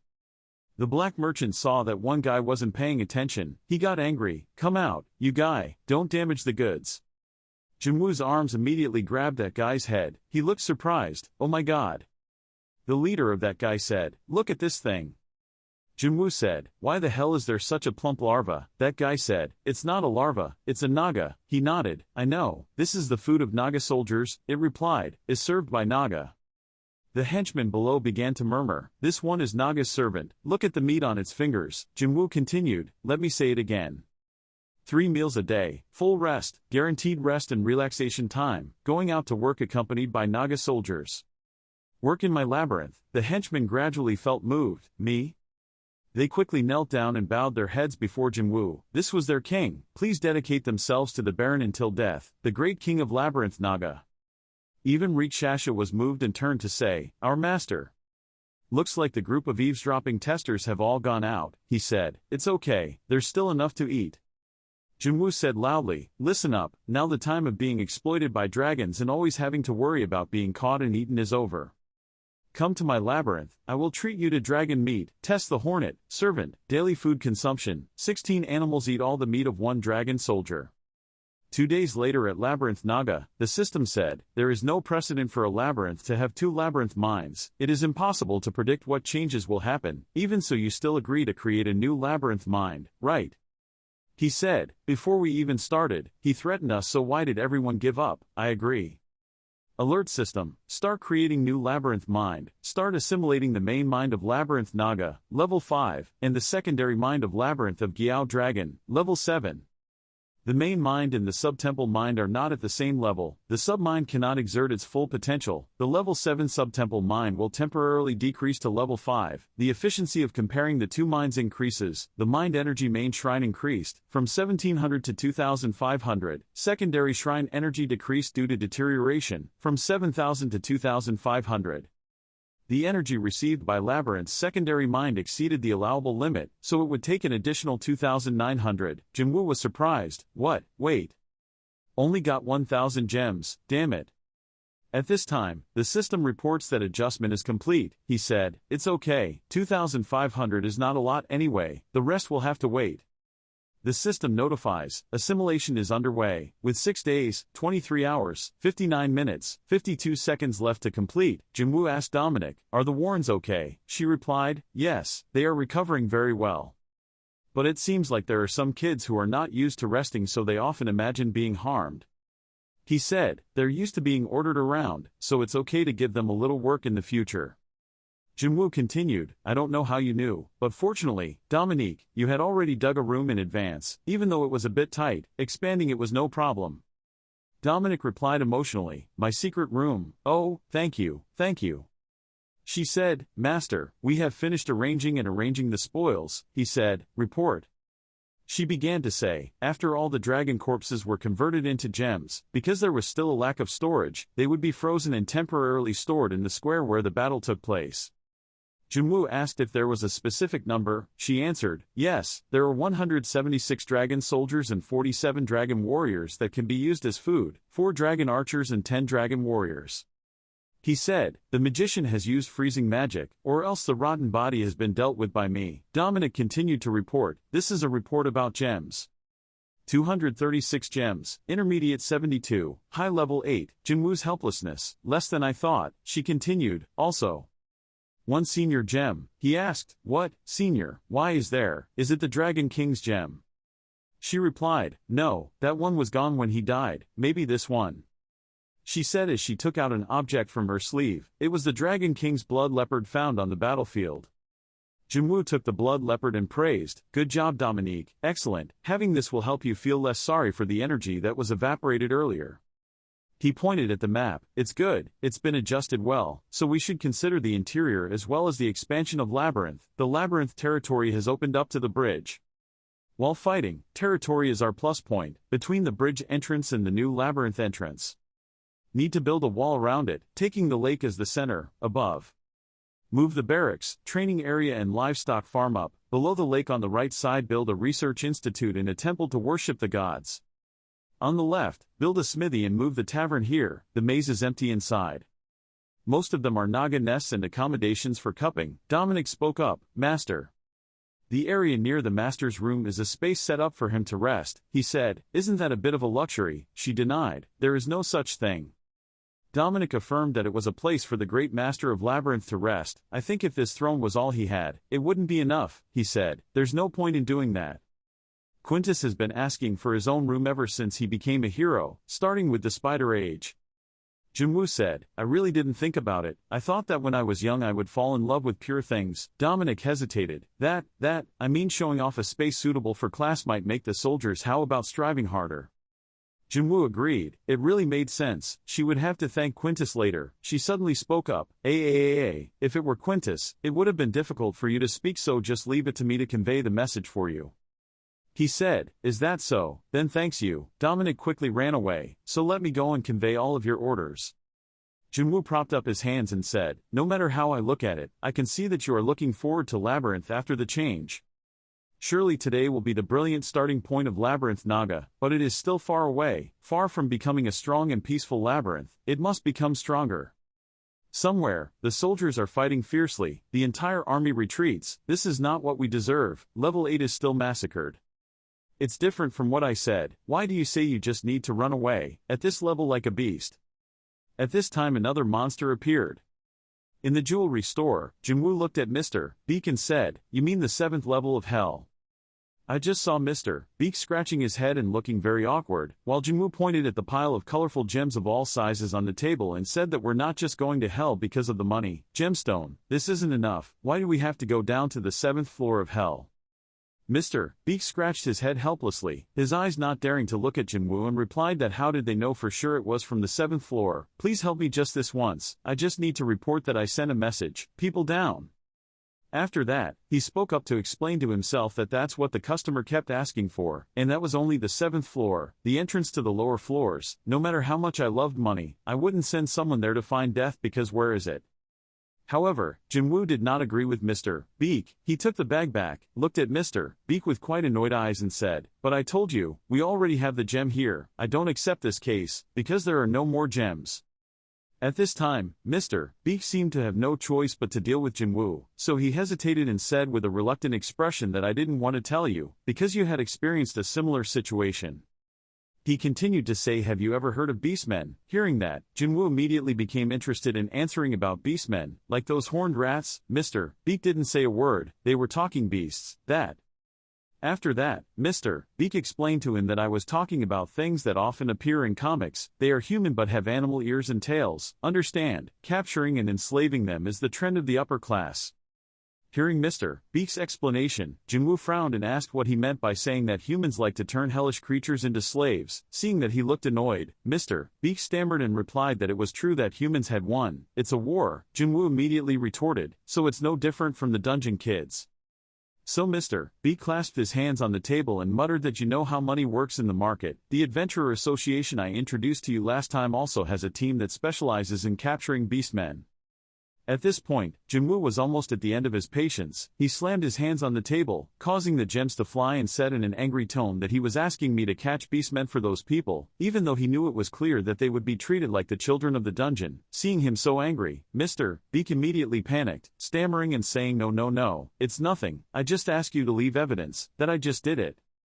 Seeing Jinwoo's fierce eyes, he continued to soothe him, saying that I will provide you with free supplies and necessities, so I only need you to go down to the 7th floor and then up. You don't need to arrest anyone.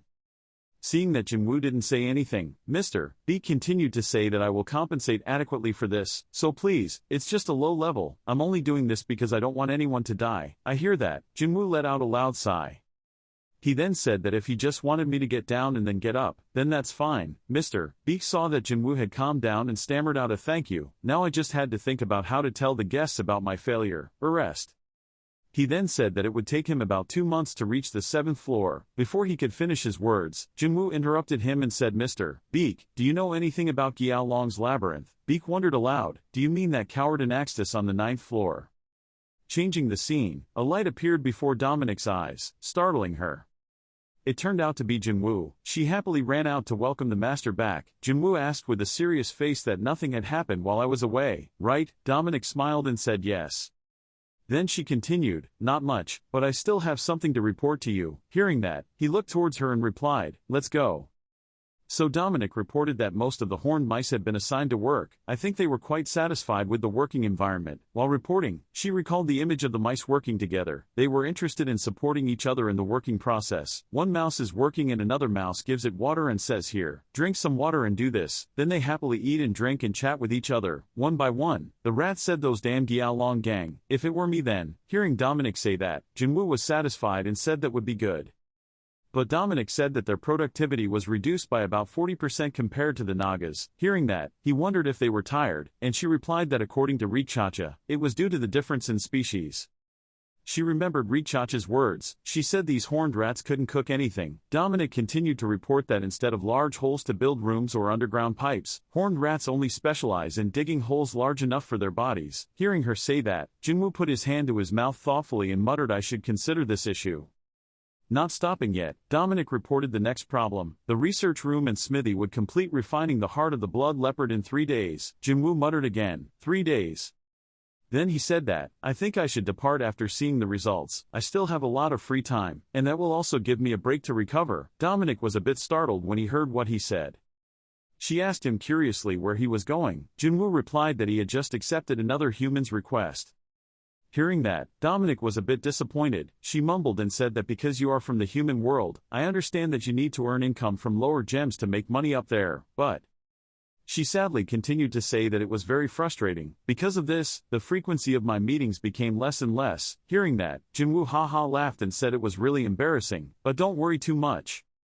He seemed to understand Dominic's feelings, so he comforted her that all of our possessions in the human world, money, houses and relationships, were just for appearances. Of course we still had family, me too, but...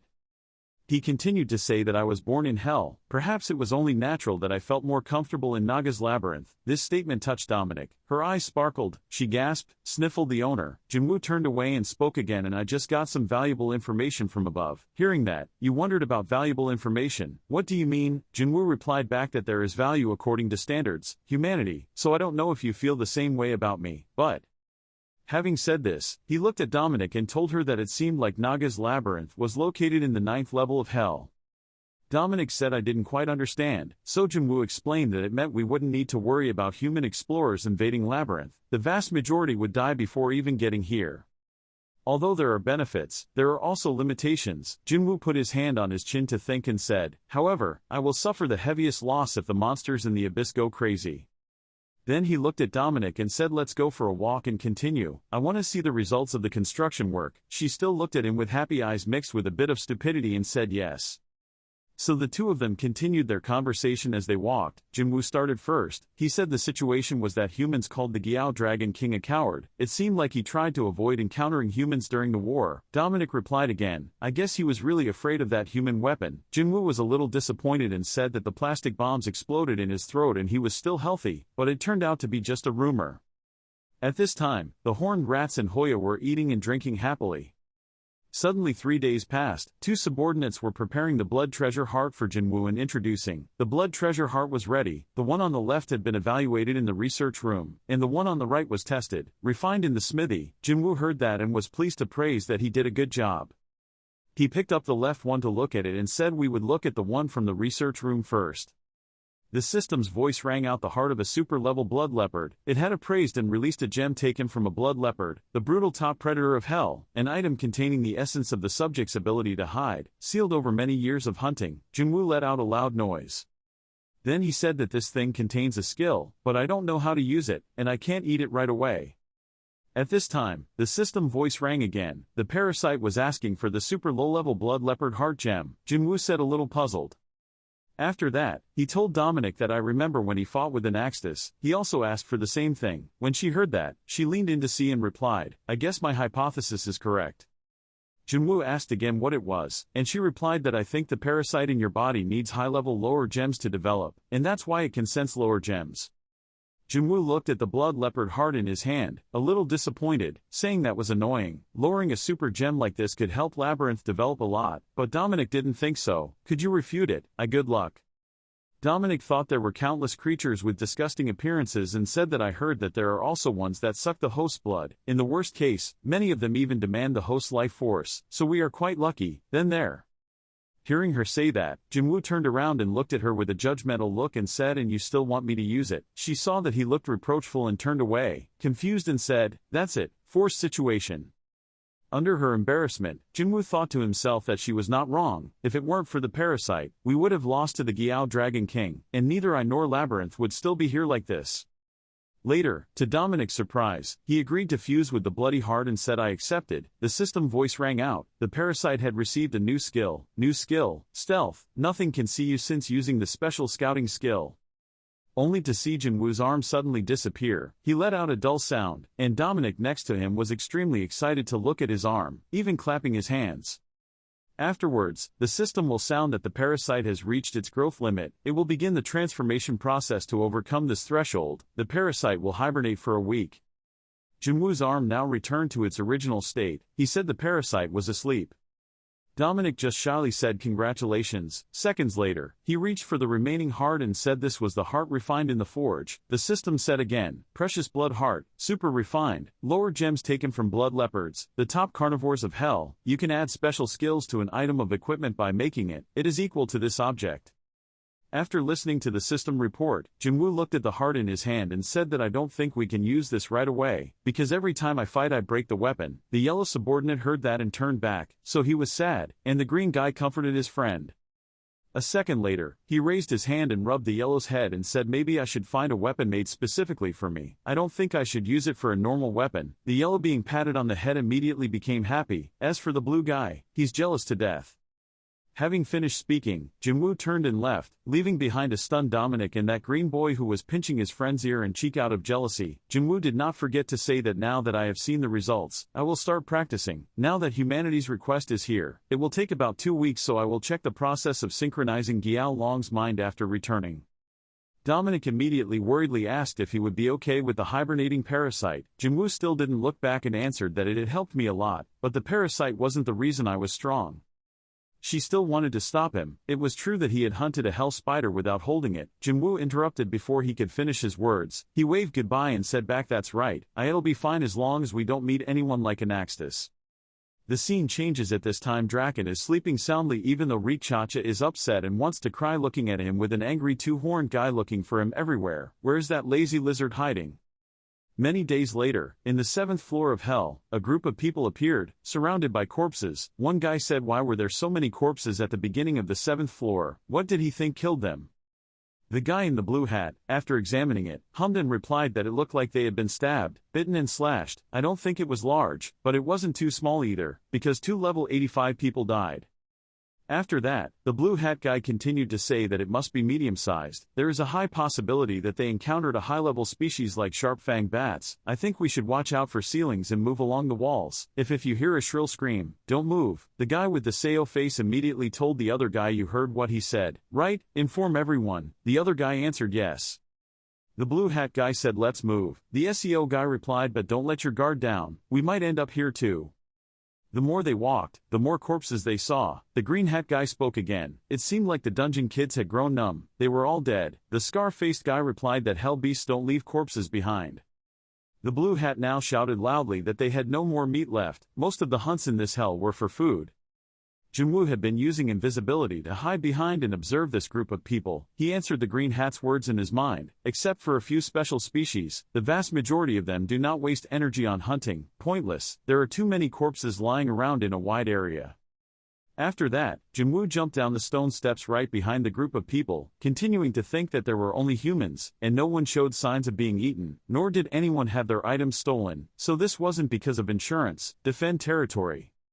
He ran through the crowd of people lying on the ground, observing and deducing that a small-sized species, a single individual attacking in self-defense, and seemingly quite strong, was still around.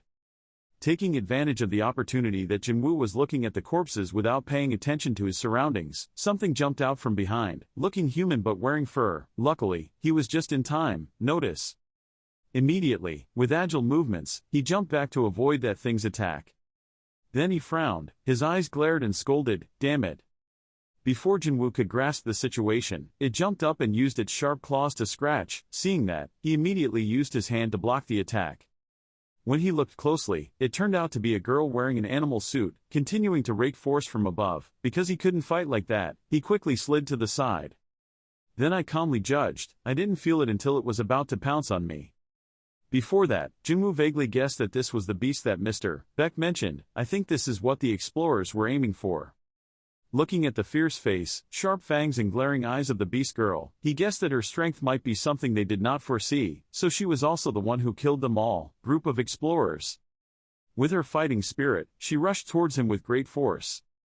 After clawing to the left, he then turned to the right, causing him to repeatedly raise his sword horizontally to fight back. Through that, Jinwoo also grasped the flaw of the beastman, who was not very good at defending, as if he was fighting a smaller version of the blood leopard. Having been fighting all this time, it was time for him to counterattack, throwing the sword and sending her flying, thinking in his head, he must be on the same level as Quintus. Then punched the beastman straight into the body with a painful blow. Jinwoo then coldly and stiffly replied, "I'm not interested in you, go away, if you still want to attack." Just as she finished speaking, she was unharmed and immediately rushed towards him, her eyes wide and her face full of ferocity. Unprepared to fight back, Jinwoo just stood there, his eyes shining blue, coolly saying, "I guess I have no other choice but to kill you." Just as he finished speaking, suddenly a net was thrown out. Unable to predict this situation, the beast girl was quite shocked and surprised. Lying in the net, she struggled violently, screaming loudly in the sound of discussion, "I caught it, we successfully caught it." Feeling strange, he turned around and saw a group of hunters, with the leader holding a sword and a scarf covering his mouth, saying, "I was very worried because there were so many corpses, but luckily it was easier than I thought. Hurry back before the wild animals come."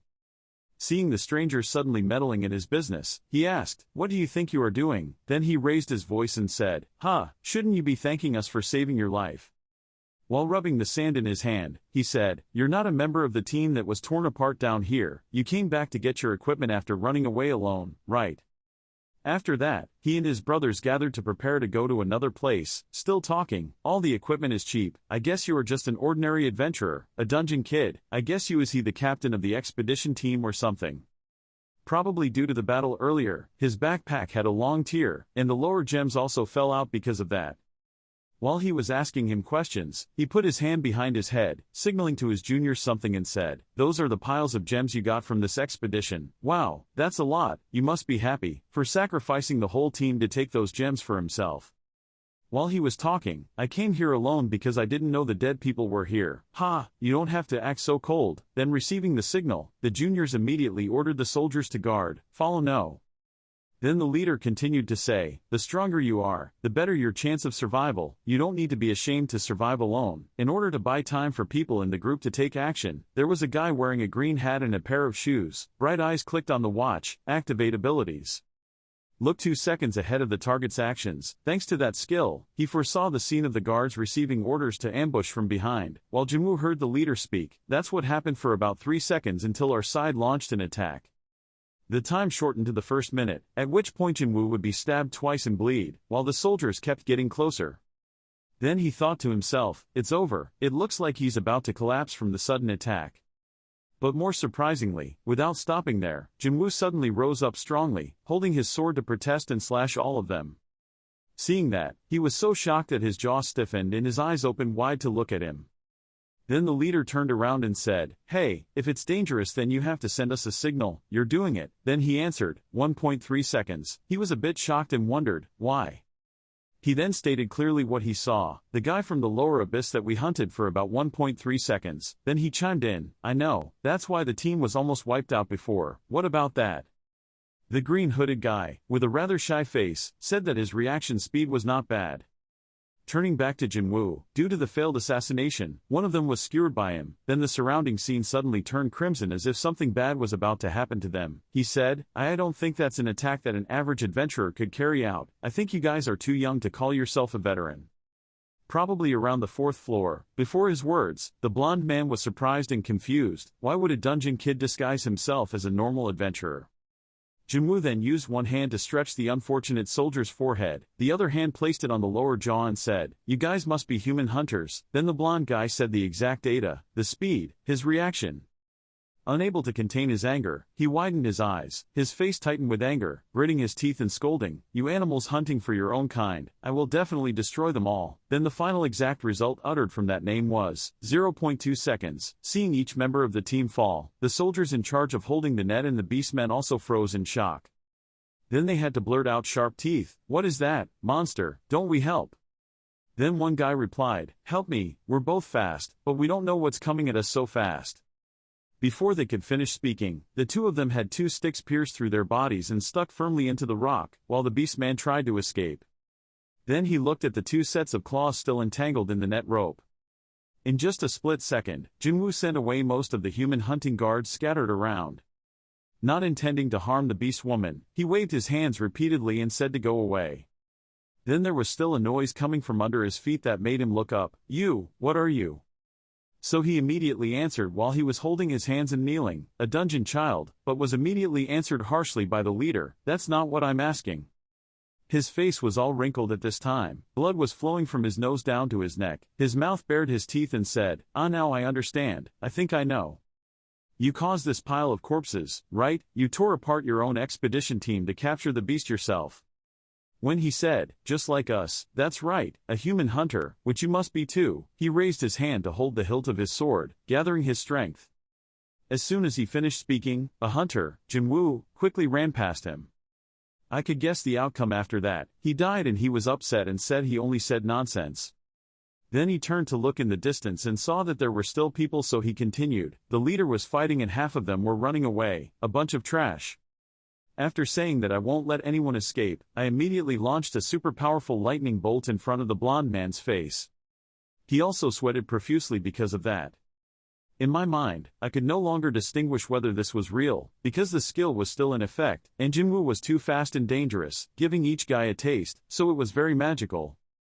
Then suddenly, due to dizziness, he felt nauseous and had to cover his mouth with his hand, thinking to himself, whether he had ability or not was meaningless, the difference in strength was too great. Then that guy looked at my hands that were clenched tightly and said, "He has changed the target will be me."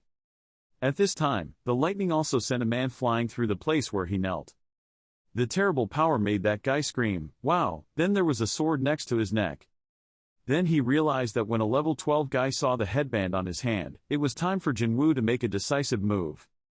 Seeing that he was no longer moving, everything had been completed, Jinwoo returned to normal and simply said, "Done." Then I panicked and checked my backpack, discovered it was empty and yelled, "Oh my god, there are so many gems, I should have taken them off when fighting." He stood still and asked the beast, "You still want to attack me?" Then he put his sword on his shoulder, turned back and said, "I gave you a chance." I was quite surprised to see her face, her sparkling admiring eyes smiling, but, what is that expression? Dominic went with Draken and Quintus to check the number of animals on the farm. Dominic took stock of the farm and we currently have 20 rabbits and 14 bears. Then she looked at the list, leaned on her pen and thought, well, if we keep going at this rate, we'll run out of wages, the farm animals haven't even made it to the next generation yet, I can endure it for a while because of the dragon's corpse, but... Seeing her hesitate in thinking, Quintus suggested to her that she should not temporarily let the Naga try to hold it for now using the energy to lower the gem, this way we can prioritize providing food to the rats. Dominic heard that and happily agreed, it sounds good, because summoned creatures have the ability to live only on gemstone energy, just like that, our force will not be as strong as before.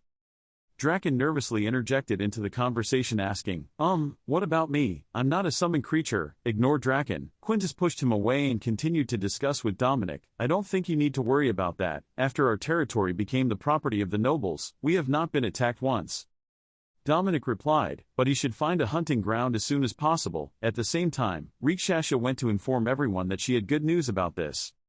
Hearing that, Dominic cheered and happily asked Rikshasa, what did she find when she went scouting? Rikshasa replied, I discovered that a whole bunch of monsters had just settled into the vacant territory of the blood leopard in the dragon labyrinth. Hunting all of them is enough food for several months. Dominic heard the good news, looked excited and took notes and said, great, now we have solved the food problem. The only thing left to do is build the wall. Dominic looked up at the unfinished wall ahead. Suddenly, the back gate slowly opened. Dominic ran closer to the gate, excited and called out to the owner. Two workers standing next to her saw her expression and immediately started talking. But suddenly the worker with a dragon head and a snake body looked in panic and pointed forward. There was no time for the remaining workers to turn their heads and understand what was happening. A large hand grabbed the two of them. Seeing this, Jinwoo immediately ordered Hoya to stop in front of the panic and fear of the two animals. Jinwoo reminded Hoya that they are not your food, those are the things you need to protect. Hoya, he continued to say to the surprise of Dominic next to him, you are not allowed to eat anything other than the food I provide. Then ordered to come here and sit still. Hoya obeyed the order and obediently sat down in front of Jinwoo under the fearful and wary eyes of the two workers behind him. Dominic wondered and asked Jinwoo, is that a beastman? How does he do it? Jinwoo immediately reported it and picked it up on the way home. It's been following me since I saved it from the trash on the 7th floor. Too many people have died because of it, so I can't leave it behind. Then he ordered Hoya, well, besides that, hands. Hoya listened to the command and obediently held out his hand. Dominic looked at Hoya still in disbelief, not thinking he could find a beastman like this. But then she worriedly wondered if they were all born like that. Beastmen have always served nobles, so they usually do not leave their master's territory. Why is she on the 7th floor? Jinwoo was also surprised about Hoya's background after hearing it. What? She's from the maze. Looks like she's not the only beastman gathering on the lower floors. People always want to capture them. After hearing this, Dominic put his chin in his hand and thought, that's really strange. From appearance to behavior, it seems like she has never served a noble. I wonder what's going on in that noble territory. Despite Hoya lovingly hugging, Jinwoo replied to Dominic, the wolf servants on the 6th floor were found on the 2nd floor, and now the hell spiders and beastmen were moving to the lower floors. The dungeon has been so chaotic lately. Having finished speaking, Jinwoo lifted Hoya up and told Dominic, well, she's with us now, take good care of her. Dominic happily accepted, yes, tiger people are the race with the strongest resistance among all types of beasts, so I'm sure she will be of great help in the future.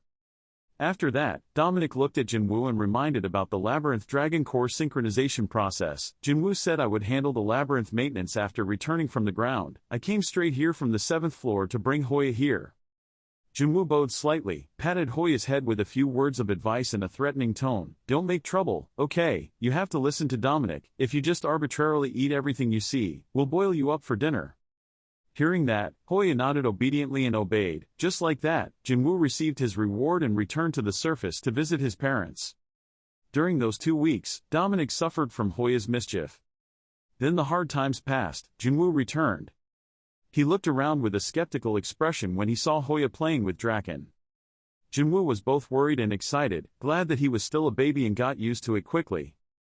Dominic next to him responded to Jinwoo in tatters. Even though we were the ones who had to get to know him, Jinwoo's sweat dropped in recognition. Thanks to your efforts. Jinwoo did not hesitate for long and immediately got to work. Now, the Labyrinth Core test was completed.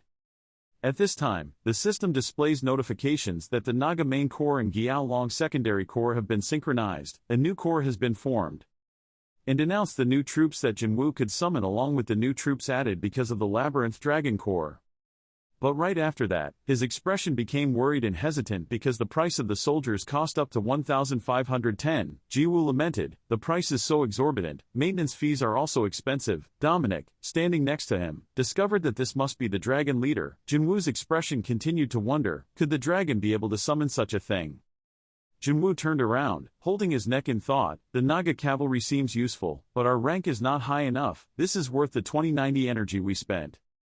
I'll probably summon types I haven't had time to test because of the previous war. Then he gave an order, summoning the long-range scout Naga and the mage Naga. After the 2 Naga appeared, Jiwoo ordered the 2 Naga to find Quintus. Then he continued to calculate, no longer worrying about not being able to scout anymore. We can also minimize losses if we have a magician. Just as the reconnaissance matter was over, Dominic stood beside him and worriedly reminded that, Master, we have another serious problem besides reconnaissance. Jinwoo asked, what is it? Dominic reported to Jinwoo that Labyrinth's food supply was currently insufficient. I can only last about a month with the usual hunting grounds and the corpses of the dragons. After hearing the situation, Jinwoo rested his chin in thought. He stepped forward and asked if Rikshasa was around. Before Dominic could answer, Rikshasa appeared, ready to receive orders. Please call me, Master. Jinwoo advised and ordered Rikshasa, I have summoned a scout Naga for you, so I will ask you to check the surrounding ecology. We need to find hunting grounds to replenish our food supply. Rikshasa quickly received the order. It was clear. Jiwoo also turned to Dominic and assigned her a task allowing her to use the energy recovered in the Labyrinth Dragon's Core and use it to raise the forge and research room. Dominic was also happy to hear that and quickly accepted the task. After that, Jiwoo also assigned work to Quintus, who will be responsible for training soldiers and protecting workers. Then he rolled his eyes and looked down at Draken, who was playing with Hoya, and said, he was worried about Hoya. A month quickly passed. Naga Labyrinth became noticeably stronger. Rumors that King Naga had become a noble spread far and wide, so no intelligent creature dared to come close. We drove away the remnants of the mindless beasts with our reinforced defense force. We created new equipment with minerals mined from scratch but could not be used yet, and after tireless research and training, the dungeon was set up so tightly that any problems that arose could be resolved without Jinwoo having to get involved. The strict supervision system includes the head Jinwoo as the labyrinth owner, followed by Dominic the labyrinth management secretary, managing the workers. Next is Commander Quintus and his assistant Draken, and Rikshasa the scout captain with his cute baby Hoya. In addition, under the command of Rikshasa, a special horn rat reconnaissance team was established to create a tunnel system covering Labyrinth. Rikshasa ran to Jinwoo's private room to report urgent news from the northern reconnaissance station. A small army had just appeared half a day's journey from Labyrinth. After hearing this, Jinwoo asked again why, army, not a herd of beasts. Rikshasa continued to report, yes, a platoon numbering about 30 was currently heading towards Labyrinth. There are 2 commanders, and it seems they are both hero ranks. Hearing that, Dominic also poked his head out of the room and admired, the hero level plus the 9th floor of hell must all be the elite of the elite. Rikshasa continued to describe the situation. Their numbers may be small, but to minimize Naga casualties, I ordered them to focus on defense rather than proactive attacks. Jinwoo praised Rikshasa. Good job, I think I should go handle this personally. At the north gate, Jinwoo and his forces stood waiting in front of the gate. The army from afar approached with great enthusiasm. The two leaders claimed to be messengers of Malais, king of the hammer and anvil. The big blue guy introduced himself as Mlock, the other guy's name was Block. They said loudly, "We have come to request an audience with the king of Naga Labyrinth. How dare a mere mortal stand in our way?" Big and insolent, Jinwoo's face remained motionless looking at his aura. Even though his body was only half as tall as Jinwoo's, he clearly gave orders and quickly gave way. Quintus and Jinwoo glanced at the person kneeling below. Then raised his voice and said, "I am not the master, so why are you kneeling and bowing?" Mlock sincerely replied that we came to pay our respects to you, the first person to win the title of nobility here. We have no intention of causing trouble. I never thought that the ruler of Naga Labyrinth was not a Naga. While he was still talking, Jinwoo could only scratch his head and close his eyes. Thinking how annoying it was, Mlock continued to say that we were very disrespectful to the owner of a labyrinth. So an entire army entered my territory just to say hello. Faced with that question, Mlock hastily explained, "Of course not. Our master Malais wants to establish a harmonious relationship, sir. We only brought the elite army because we attach great importance to this meeting. We do not have any other intentions." Mlock continued speaking for Block. At the same time he turned his eyes back, looking towards the goblin-armored knight. Block clasped his hands and signaled his subordinates to offer their offerings under Dominic's surprise and Jinwoo's gaze. In addition, he said, "To congratulate you on joining the ranks of nobility, we have brought an offering." Jinwoo looked at the gifts they brought up. His words almost seemed to replace expressions. He silently continued to listen to Mlock's explanation. "These lower gems are equivalent to 500 labyrinth energy points. Not bad." Jinwoo bent down to look, picked up the gem, seemed satisfied, and said, "I will forgive you because of your sincerity." Mlock heard that and was immediately happy, exclaiming, "Oh, you are really generous even though this is just a small courtesy. It seems like the others are too insincere." "I don't understand what you are talking about," he replied. Mlock was surprised and asked if we were the first. In response to that question, Jinwoo answered, "Yes." Mlock now turned to look at Block. He asked, "It is understandable that the Labyrinth of Death does not visit, but what is the voracious labyrinth doing?" Block agreed, "Yes, so it's the most recent labyrinth, after Giao Long's labyrinth." When they finished speaking, they met Jinwoo's gaze in a questioning voice. "How do you know where Naga Labyrinth is?" Mlock remained silent, looking towards Block as if to ask for advice. After a while, he replied similarly to Hammer and Anvil's labyrinth, "We will provide you with information about the location of the neighboring labyrinths and the current situation." He used his hand to draw on the ground and explained, "First of all, Naga Labyrinth is located in this area," explaining within the 9th floor. "It is located in the rock field in the center of the 9th floor. And right next to it is the Labyrinth of the Fallen Dragon." Jinwoo, Dominic and Quintus were still staring at Block's description. "We found the Naga Labyrinth by searching the vicinity of the Dragon's Labyrinth. I'm sure other labyrinths have also found this place. The Labyrinth of Gluttony is located in the Northern Valley, while the Labyrinth of Death is located in the barren lands of the Northeast, with all three labyrinths forming a triangular formation. Our labyrinth is located in the mountains of hell above the voracious labyrinth. The remaining labyrinths, the Labyrinth of the Wanderer, the Labyrinth of the Swamp and the Labyrinth of Dreams, are all located here. The 9th floor labyrinths are controlling each other while dominating the neighboring weak labyrinths, thereby maintaining balance. If they leave their labyrinth to attack another labyrinth, their base will be in danger." Mlock said as he pointed at the map. He said, "Of all the labyrinths, the most difficult were the Labyrinth of the Dragon, the Labyrinth of Gluttony and the Labyrinth of Death, and the trio formed a balance of power." After listening, Jinwoo asked again. His tone was somewhat annoyed. "So, I broke the balance of power when defeating the Star Dragon's labyrinth." Mlock raised his face. He quickly explained that I didn't mean to blame you, but that's true. Soon there will be a tragic battle taking place on the 9th floor.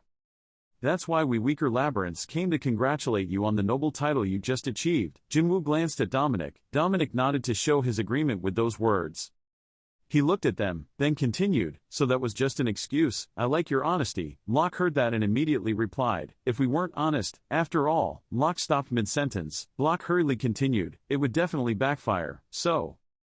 Jinwoo crossed his legs. He voiced his question, but was it really necessary for the Labyrinth of Gluttony and the Labyrinth of Death to control each other? Hearing that, Mlock immediately replied, answering that question in reality, the idea of a balance between the three parties is just an assumption by the Labyrinth of Dragons and the Labyrinth of Death.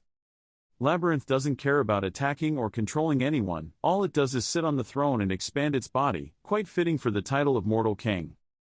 Locke was silent. Block then answered the question for him. It may have become so large that it could not be controlled, but in return, it had gained boundless power. Because it had no way to move its body, of its own, it will not actively leave the labyrinth.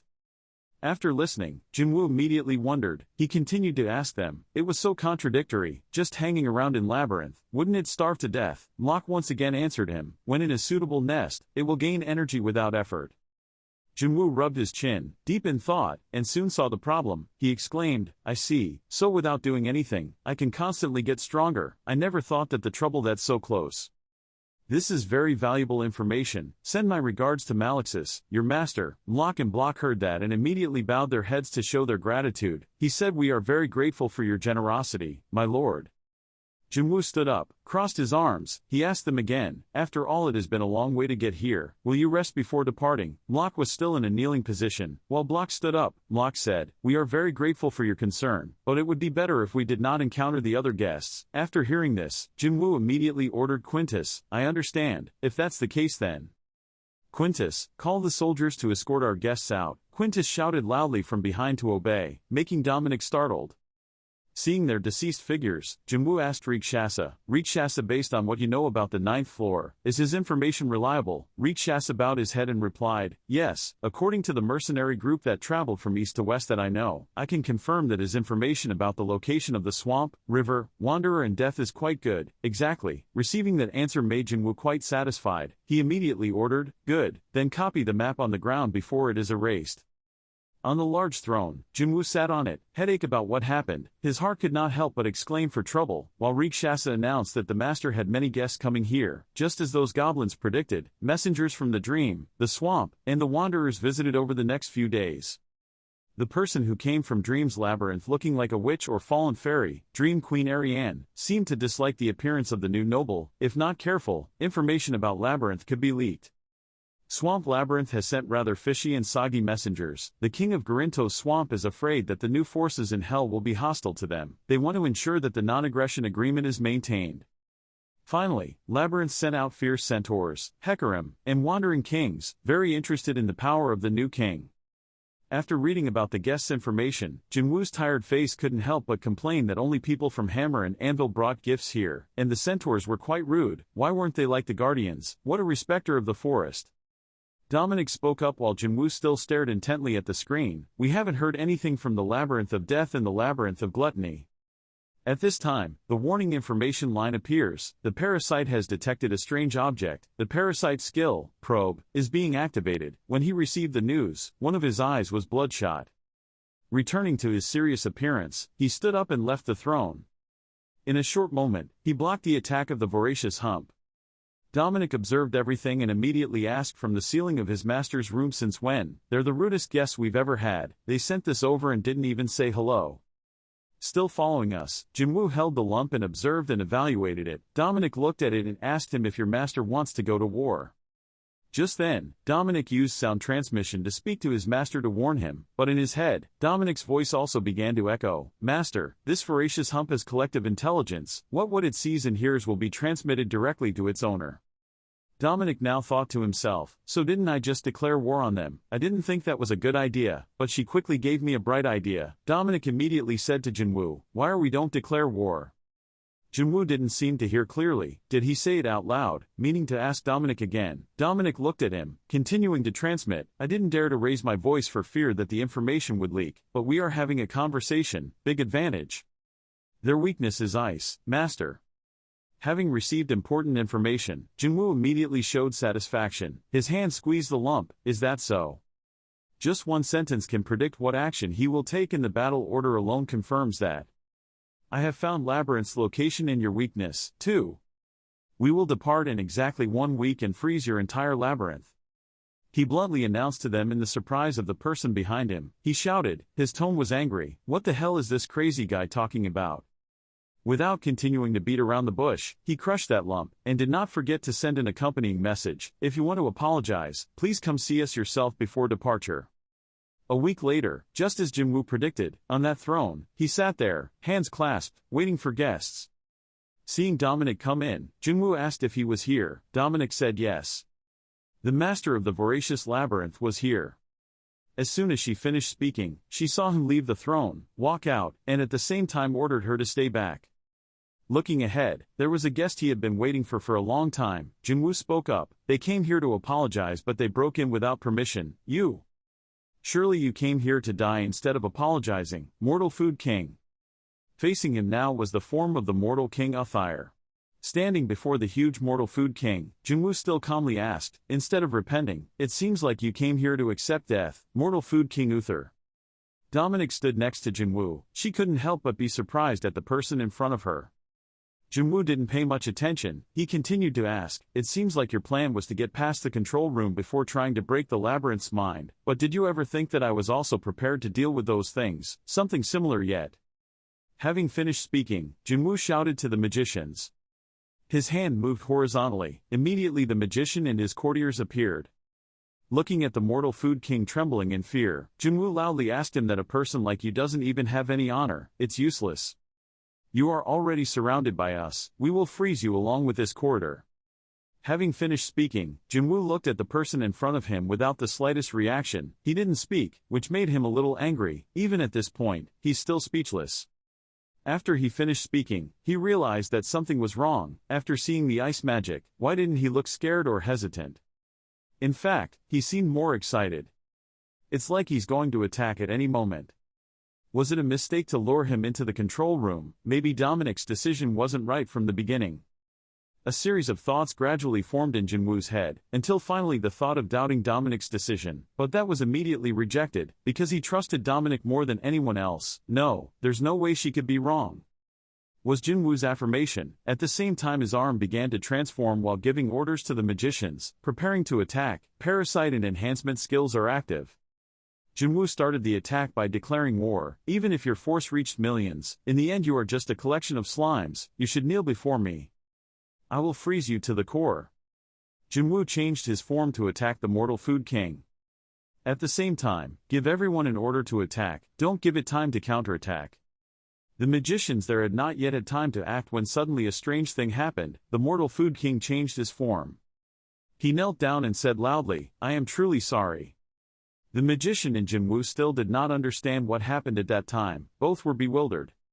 Seeing that, the Mortal King Uther continued to say sorry. Hello, I am Uther. I came here to send my sincere apologies. Not knowing what Jinwoo was thinking, he immediately called the magicians. Seeing this, Uther thought that Jinwoo had called someone to attack him, so he quickly explained, Hey, weren't those maids who brought me here? It seems I'm a bit rude. Sorry, I'll go out now. After Uther finished speaking, he turned to leave, but suddenly the path was blocked. He said in surprise, Oh, the exit is blocked so we can't go out. As an answer to that question, Jinwoo exclaimed that you are surrounded by us, we will freeze you along with this corridor. Uther was surprised by that attitude, hastily explained, What? But I came to apologize. But looking at Jinwoo's expression of wanting to kill that person, Uther couldn't help but be scared. She said almost screaming, Wait a minute, calm down, listen to me explain a little, stop, calm down, I don't want to fight. I don't know if Uther's words will help this situation, but looking at his fierce, scary face and questioning him to this point, you still refuse to open your mouth. Uther heard this and quickly objected, That's what I was talking about all along. Wait a minute, now it seems like you yourself also realized something, or rather the cause of that anger. That's what Uther said just now. No one can hear it because I don't have vocal cords. What kind of manager should I say? Uther said to himself helplessly. Returning to his second form, Uther finished telling everything, explaining himself. Sorry, it's been a long time since I talked to anyone. I don't even remember how to start a conversation with others. Jinwoo and Dominic looked at the pitiful appearance of the Mortal Food King without knowing what else to say. They could only listen to the person sitting down there continue to blame themselves. Uther clenched his hands, his face panicked and asked himself, Have I forgotten the language? But I'm also considering many other labyrinths, so it doesn't seem like that. After thinking about something, her face quickly became happy again. The first thing to say is nice to meet you. How are you these days? Jinwoo patted his forehead. He and Dominic really didn't know what to say about this confusing situation. Let's go back to the old problem. We all heard what you said earlier. Are you really the Mortal King Uther? Faced with that doubt, Uther introduced himself again. I am Uther, master of the voracious labyrinth, leader of the Valley of Decadence. Congratulations on your appointment as Baron. Actually, this was the first time I met a noble, so I didn't know how to prepare gifts. It wasn't until I saw the goblin envoy through my mortal eyes that I began to prepare properly. Urgency. But I have never given a gift to anyone before, and after getting my own labyrinth, I have never interacted with other labyrinths, so I thought about what to give you. If it's okay, say it out loud. If it's not okay, keep it inside. Uther's thought was that instead of seeing him as a dungeon master, if he said it out loud, he wouldn't know what Jinwoo would do. Uther's attitude now changed, becoming more sullen. She continued to say that I sent him to find out what you like, but I did not expect that he would go to the control room. I did not intentionally doing so, but I did not expect that I would be discovered. After Uther finished speaking, the thought immediately appeared in his mind that this guy was like a hikikomori guy who preferred to hide in the house. Jinwoo observed Uther for a while and then exclaimed that compared to the famous mortal king, you seem rather boring. After hearing that, Uther smiled, scratched his head, and said thank you, but it seemed like he didn't say that. What do you mean? It's a compliment. Then, she pointed at the black spots on her remaining hand, explaining to him that the truth is that I always use force to maintain this state every time I leave my labyrinth, because for that reason, every minute, about a dozen voracious forces starve to death. He looked at the appearance of the mortal food king and asked, somewhat sarcastically, you seem quite calm compared to a person in a dying state. The mortal food king looked at his hands and replied, because these voracious forces are inherently unconscious, and even if I starve to death, I will be the last one, so I brought about 1,000,000 forces here, probably enough to last a month. Following Uther's words, Jinwoo spoke up, but if we freeze all of you at once, you'll probably be finished. Uther's face turned a little pale, and he replied that Jinwoo was right. It's just that although he said so on the surface, Jinwoo's thoughts were different, because it was inherently impossible to freeze all the forces on Uther's body at the same time. Remembering the moment when Uther just knelt down and the floor collapsed, a single blow to the ground was enough to disperse all the magic power. Uther's strength is truly too great, making even Jinwoo in his thoughts exclaim in surprise that this guy is incredibly strong. Trying to freeze to block his movements is impossible. Thank God for him, scared in an exaggerated way. The fact that Uther didn't realize his power was Jinwoo's luck. Seeing that no one said anything, Uther opened his mouth, so the misunderstanding has been cleared and I've apologized. Now I'm going home, okay? Contrary to thinking that he would be released, Uther received an unfavorable answer from him. Unfortunately, I do not accept your apology. What, didn't you say I should personally come and apologize? I told you to come and apologize, but did I say I would forgive you? Jinwoo's words made Uther speechless, not knowing what to say, but the next sentence made her a little more comfortable as Jinwoo could forgive her. It's just that there are conditions. Then you state your request. I, with the privilege bestowed upon you as a noble of Geyser, respectfully invite you to become my first knight. And then you will be forgiven. Perhaps Uther had never thought about that request because when she heard it, she was a bit panicked. Panicked because she didn't think she would become a knight. She quickly refused to be a noble's knight. A guy, like me, and deserve it. Besides, we just met. Not paying attention to her other words, Jinwoo sinisterly chose to persuade him. Aren't you also the ruler of Labyrinth? I have no doubt about your fighting ability. You will be bound to me through this contract, so it doesn't matter whether I believe you or not. It's just that I have a trustworthy servant in ice magic, that fatal weakness of yours, you don't need to worry about anymore, and most importantly, you will become the first knight of a noble. Everyone will look at you with admiration. Hearing those seductive words, Uther silently thought to herself how wonderful it would be to become a noble knight. Her eyes sparkled, her face could not help but be innocent with joy under the gaze of Jinwoo and Dominic. Even so, I still can't stop thinking that this guy is truly a genuine hikikomori guy.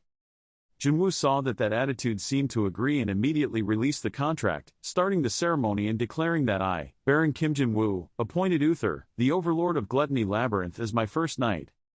If you agree, sign here. Having finished speaking, Uther agreed and then took the pen to sign the contract. Holding the contract in his hand, he couldn't help but look at it with satisfaction. The contract went into effect from now on. The contract came into effect. He openly read the contents of it out loud. I, Baron Kim Jinwoo, has no responsibility to protect Uther, my first knight. However, Uther, the overlord of the voracious labyrinth, must wholeheartedly protect me and my labyrinth with all his life. Uther must also obey his orders, me, whatever it is. Moreover, half of the gems in the voracious labyrinth must be sent to me as an offering.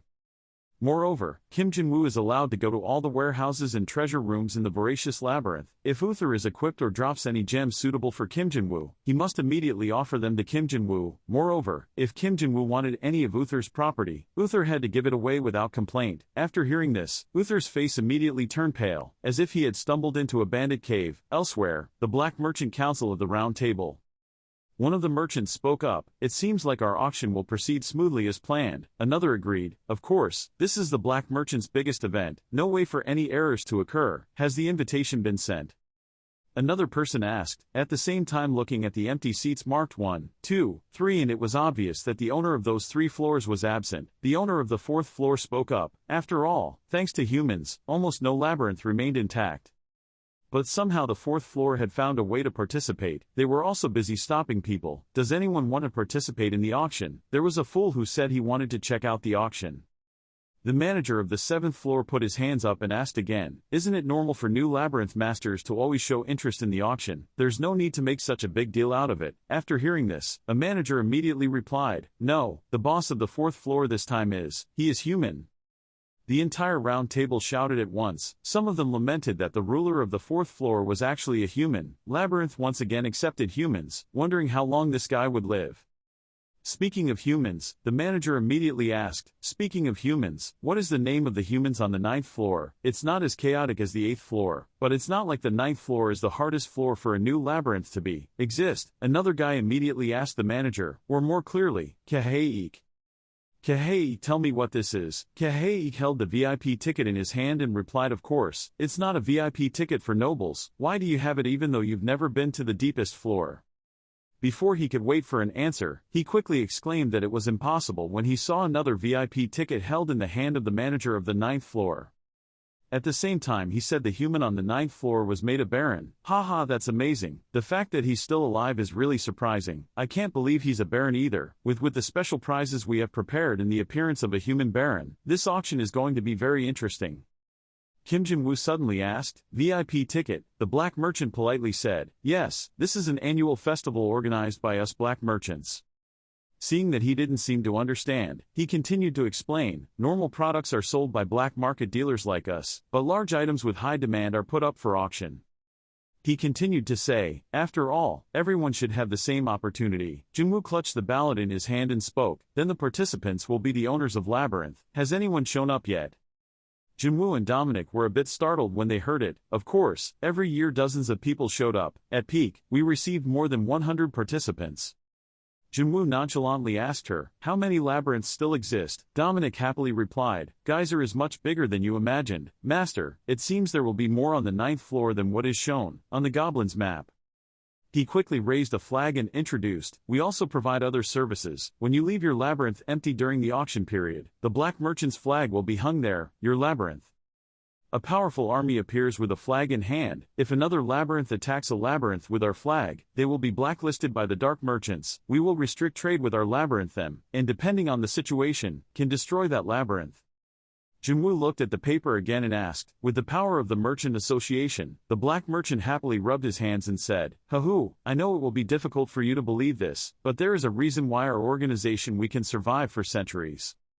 At that moment, Uther spoke up, I clearly remember myself escaping the collapse of my labyrinth in the early days by escaping to the auction site. He then added, ah yes, that happened before the era, war, I also remember. In the middle of speaking, he suddenly realized that it was Uther. He shouted in panic, you, Uther, the Mortal Food King, why is the Mortal Food King here? Contrary to his panic, she innocently greeted again, hello. He continued suddenly, but isn't the labyrinth of mortals behind him? Uther replied with a drooling mouth, this is my sweet home. He looked puzzled and stammered, saying, what's going on? Jin-woo saw that and immediately explained, he's my knight now. He calmly explained to the dwarf, after signing the contract to make Uther his subordinate, I gained the ability to open the gate between the two labyrinths. Now the labyrinth of mortal magic is basically at the next door. After hearing that, he was even more confused. Oh my god, you made the owner of a labyrinth of the same level as your subordinate. He nonchalantly asked, is there a problem? He politely hesitantly said, no, I don't think so. Junwoo now opened a screen to search for something. The dwarf next to him continued to explain, the alliance between the God Eater's labyrinth and Naga is an important force on the 9th floor, so the surrounding labyrinths will be alert. With him, he reassured, you don't need to worry about that. He continued to say, it seemed that Valicious was the only labyrinth on the 9th floor to pay attention. They would simply let this alliance forest be created to control Valicious. The black merchant also said helplessly, I didn't expect he also grasped the situation. He continued, you surprised me again after the fight with the dragons. This is not good for the heart of an old person like me. While he was still talking, Junwoo was still deep in thought, I think, but it seems like the contract doesn't completely bind the subject under my control. To be sure, my control only affects the individual who signs the contract. I cannot control the labyrinth that person owns. An information panel appeared on the screen, he thought, only seeing labyrinth's level, so he didn't have the right to summon or equip any functions. Junwoo turned to Uthyre and questioned, how could you upgrade your dungeon to level 5 when you don't like going out? Everyone turned their eyes to her, making her a bit scared, sobbing, from the beginning I tried my best. Then she changed the subject to another topic, do you want to visit the Labyrinth of Mortals? The black merchant immediately refused, I'm not going anywhere, merchants like me have visited that place many times, where should I put this? People around me were complaining, that place made me feel uncomfortable because the walls and floors were covered in slime. Yes, it was really unpleasant. When I heard that, I felt extremely sad. Why did everyone say that? People can be like that. Seeing that the situation was not good, the black merchant quickly changed the subject. Anyway, back to the main topic, we provide VIP tickets instead of regular tickets to people of higher rank, nobles and geyser. He continued to explain, you will be seated in a private room with a clear view of the items in the auction. Outside participants will not be able to see inside. Food and service befitting a noble will be served, is provided. Then he quickly gave him the VIP ticket and continued talking, so I suggested that he should use the VIP ticket to participate if he only came for entertainment purposes. He took it and pondered, He suddenly asked, was the Demon King involved? He asked again to make sure, do you mean Valicious? Yes, it's difficult to give exact information about that person but... He hesitated for a moment and then quickly gushed out, I could confirm that he was an annual guest of the festival. He was very interested in biological experiments, so he often bought living creatures. He smiled teasingly, you've given me too much information, he explained. Since the Baron opened his mouth, how could I not answer him? Suddenly, his expression became mysterious, and besides, I thought these things would be even more interesting. Junwoo put the ticket in his pocket and nodded in understanding. I will consider your proposal. I can also come to check the situation. Please reply. If you come to visit, we will provide it for you, sir, the whole best service as a thank you. Uthyre sat alone and stupidly saying, I've been ignored. While everyone was still talking excitedly, the auction would start exactly from the moment the first ticket glowed, and end in a minute. Weak, no matter where you are, just tear off the ticket and the gate will appear. Junwoo carefully asked, I can bring anything with me, right? He nodded, yes, as long as the Baron wants it. A week later, near the Labyrinth of Voraciousness, Junwoo looked under his shoes covered in slime and complained, clean it up, why are they so sticky? Uthyre just gently said, oh, I see it's neat. The girl with the stupid face continued asking, but why do we have to get out of my labyrinth? Junwoo also slowly replied, why, well, maybe a monster will appear when I tear up this ticket. She asked, so my labyrinth was used as a shield. Junwoo and Rikshasha glanced at her. He said, of course. As soon as she heard the answer, she let out a scream. Ignoring the noise, Junwoo turned to Quintus standing next to him and asked, Quintus, have you planted the flag yet? He politely replied, yes master, I have placed the black merchant's flag around in the vicinity of Naga's labyrinth. Our entire force, save to a minimum, was largely at rest. He propped his chin and seemed satisfied when he heard his report. Okay, the Demon King will participate, so now our only threat is only the wild monsters. He warned Quintus, but no matter what, he must be vigilant. He confidently replied, I will not let any insects enter here, master. He looked at the three girls in front of him and assigned tasks. Uther and Rikshasa will follow me. After all, they both know the owners of the other labyrinths on the 9th floor, as well as Dominique.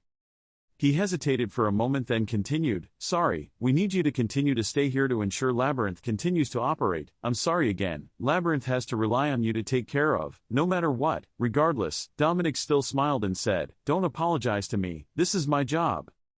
Then he had something to tell her, but he had to make sure of everything. Junwoo held the shiny VIP ticket in his hand and said, it's time. He held the ticket high in his hand, looking like a strong leader. Let's go.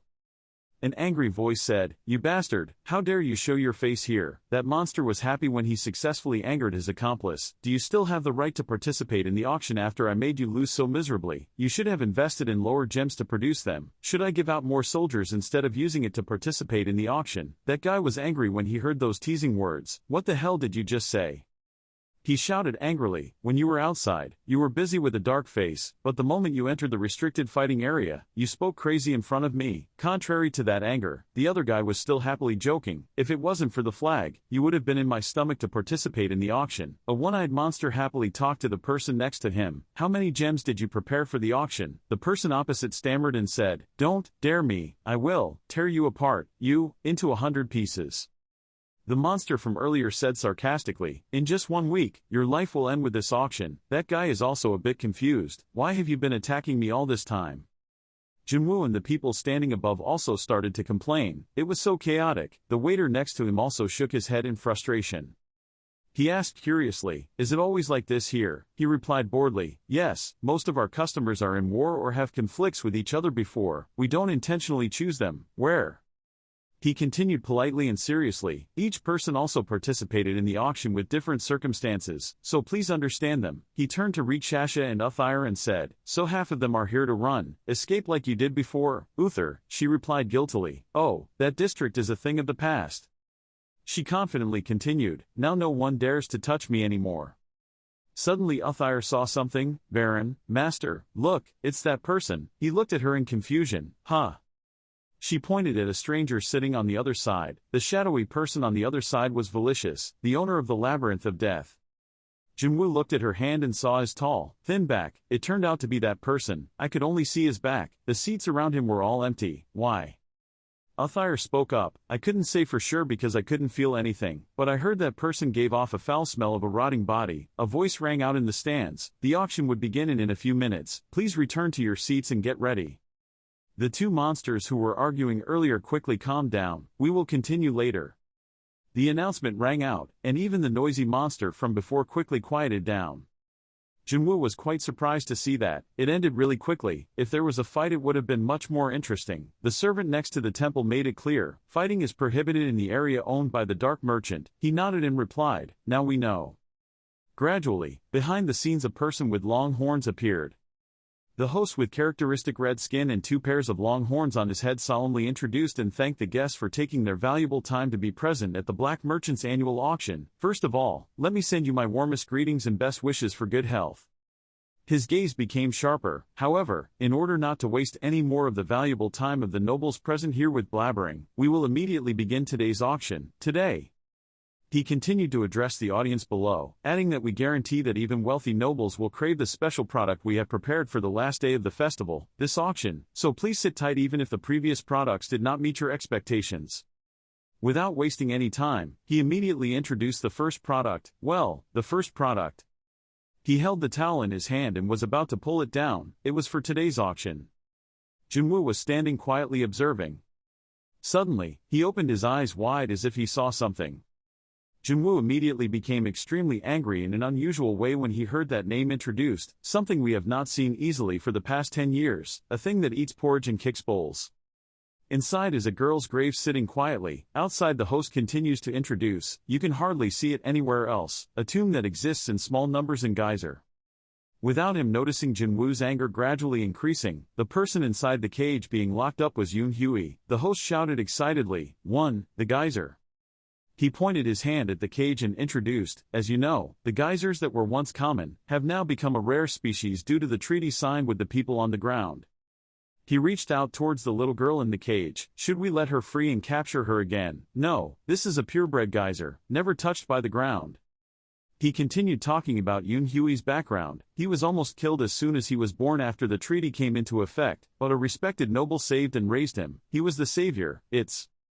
The monsters below started to discuss. The pink-skinned monster said, "A human? Why is there a human in the auction?" The monster sitting next to him also spoke. "Oh, you weren't around. This is all humans." Suddenly a loud voice rang out. "Haha, you are wrong." The host explained that our customers in the higher classes have lived with humans, so they cannot recognize the value of this item. However, this item is actually aimed at people. Customers are deep underground, where humans are a rare object. You can buy it as a pet, as a research animal, as an experiment, as a toy, or you can buy it for its unforgettable scent from 10 years ago, for a special meal, different, and the possibilities are endless. The two monsters whispered to each other again, "Wow, the humans are delicious, the only downside is that they don't have much meat." The pink monster turned to his companions and said, "Thinking about it, do you guys see that this place smells like humans' product? However, this product has a small error, it cannot speak so it can be considered a broken product, even a small strange sound cannot be emitted." Yoon Hui sat sadly, with wounds all over his body. The other guy continued, "Because of this defect, the starting price will be lower than usual." Finally, the auctioneer spoke up excitedly, "Okay, the geyser girl from the underground is up for auction by our noble, starting with a starting price of 100 lower gems." Each number rang out one after another, 100, 150, 160. Jinwoo was so angry that he was shaking. He witnessed that scene and couldn't believe his eyes. Why, a child in a dungeon deserved to be sold, auctioned as a star item. He got angry and turned to the waiter to question and explain. Dominic, standing next to him, didn't know how to act in this situation. He ignored his anger and calmly explained, "The products in the auction are selected based on trends. We will observe and determine the most appreciated items at Geyser. If it's really worthless, that item will be damaged." Before he could finish speaking, he quickly interrupted him. "I didn't ask about that." Rikshasha hastily reassured him, "Please calm down, Master, you are opposing the black merchant. There are also many owners of other labyrinths here." Althire also joined in, even nobles from other labyrinths. The deeper layer is also very cautious in confronting them. Rikshasha added, "We can't treat them like we do with the dragons, we can't use pure power to solve this situation." He calmly called her, Rikshasa. He looked at her and asked, "You said you wanted to avenge your fellow humans who became experimental subjects of the Necromancer King, right?" She replied, "Yes." He pointed down and said, "Look. Our fellow human beings are being treated like toys and commodities, at their hands." The host was still jokingly talking loudly. The number had reached 250. He asked her, "Would you still stop me if they were spirits of the same species as you?" She was awkward and didn't know how to answer, but she slowly said, "Yes." She gently explained that even if you start a fight with the black merchant, you still have no chance of winning. The waiter now spoke up, saying all this time, he just wanted to save that brat geyser, right? He nonchalantly said, "As a lowly merchant, I cannot imagine your life back in Geyser, sir. However, I can understand why you want to solve this matter by force, own strength." He kept saying, "There are also many hot-tempered nobles out there." Jinwoo impatiently ordered, "Stop beating around the bush and say it straight." He replied quickly, "This is an auction, sir." Now, he opened his eyes and glanced at him. The solution to rescuing that kid was easy, an auction would be enough. The auction continued. 1,200. The price had gone up to 1,200, as expected from the living creatures that this product feared the most. The Necromancer King had not yet lowered its price. Valicious appeared. The host suddenly shouted. He had not seen humans for a long time. It would definitely be a valuable sample. He spoke up excitedly. He was probably the closest to becoming a noble among the participants here, but it seems like today he is not protected by the god of luck. Geyser Kid caught the eye of a noble. A cry came from the auction room upstairs. 1,300, he shouted. Someone has raised the price. Valicious sat thoughtfully listening to that guy announce. 1,300, that noble raised the price to 1,111,300. Seeing that, he quickly came up with a higher number. The host quickly reported, 1,500, already up to 1,500. The Necromancer King refused to give up. The two monsters were talking. That bastard Valicious must have lost his mind. He shouldn't touch what people in higher classes want to achieve. The other guy quickly said, "Leave him alone, he probably wants to, that's what death does." Suddenly a loud noise rang out, causing the two men to jump. The floor above began to collapse. Then suddenly it became quiet. A voice from there started calling out the price, 1,600. The host continued, "Well, the number of jelly has reached 1,600. Now, it seems that our noble is not very happy. Please let me repeat, we, the Dark Trader." Then, with a smile on his lips, he sarcastically said that he is not legally responsible for any events that happen after the auction. He continued to shout, "Okay, 1,600, 1,600, 1,600 times 1, 1,600 times 2. Set the price." This item was sold. This Geyser Kid was sold to the noble for 1,600 gems. The item estimated to be worth only about 1,000 gems was sold at an extremely high price. At this moment, Valicious could only sit silently in the row of seats. He was so angry that he was shaking. Junwoo also exploded with his power at this time. He was ready to destroy everything if Uthyre did not stop him. We have to go this far. That Necromancer King is really persistent. The waiter next to us spoke up. We will bear the cost of the damage to the private room. He coldly said, you guys can do whatever you want. He asked, can I take the product away now? He politely replied, we will send the items after the end of 1 week of auction. However, if you want, you can meet privately with the product later, when the auction ends. He added more, but you still can't have it today. He replied, yeah, I'll check on him today. Outside the auction continues. Okay, our next item I am not a luxury item. The next item will be something that will give you an advantage in battle, and that item is.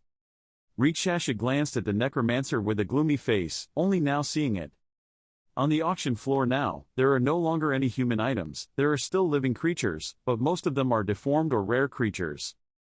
The host still spoke. This was a spirit treasured by the elves before they became extinct. Moving on to the next item, he continues his mission. We have refined the appearance of the elder on the 9th floor. The image of the next item introduced is. Other items include the lower treasure jelly has special abilities or expensive products. The introduction still sounded, and the items had extremely high prices that I couldn't understand. The host held a large gun in his hand, cleaning it carefully while saying, this is a gun humans used it during the World War. Although it is harmless to us, you can use it as an elaborately crafted decoration. The voice continued, among them, there was an item that I really couldn't understand. He continued to unfold the cloth, and finally, what you were waiting for, the last and most special item, a vampire. A blonde-haired girl with a tight collar on her head, however she looked very healthy and happy as if she had never been abused. He as usual introduced his goods to the customers. As you know, vampires are also a rare species in Geyser. Most of them are owned by nobles in the lower levels.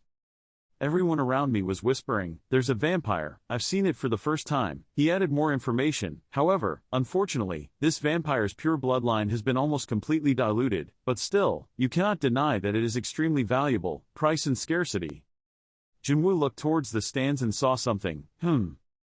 He thought and said, it seems she is looking this way. Uthyre calmly replied, well, you own a private room. Of course it will attract her attention. He nodded, The guests sitting below started bidding, 3,000, 3,500, 3,800. The chaos arose, causing the host to immediately calm down. Come on, please calm down. This product has one condition, special included.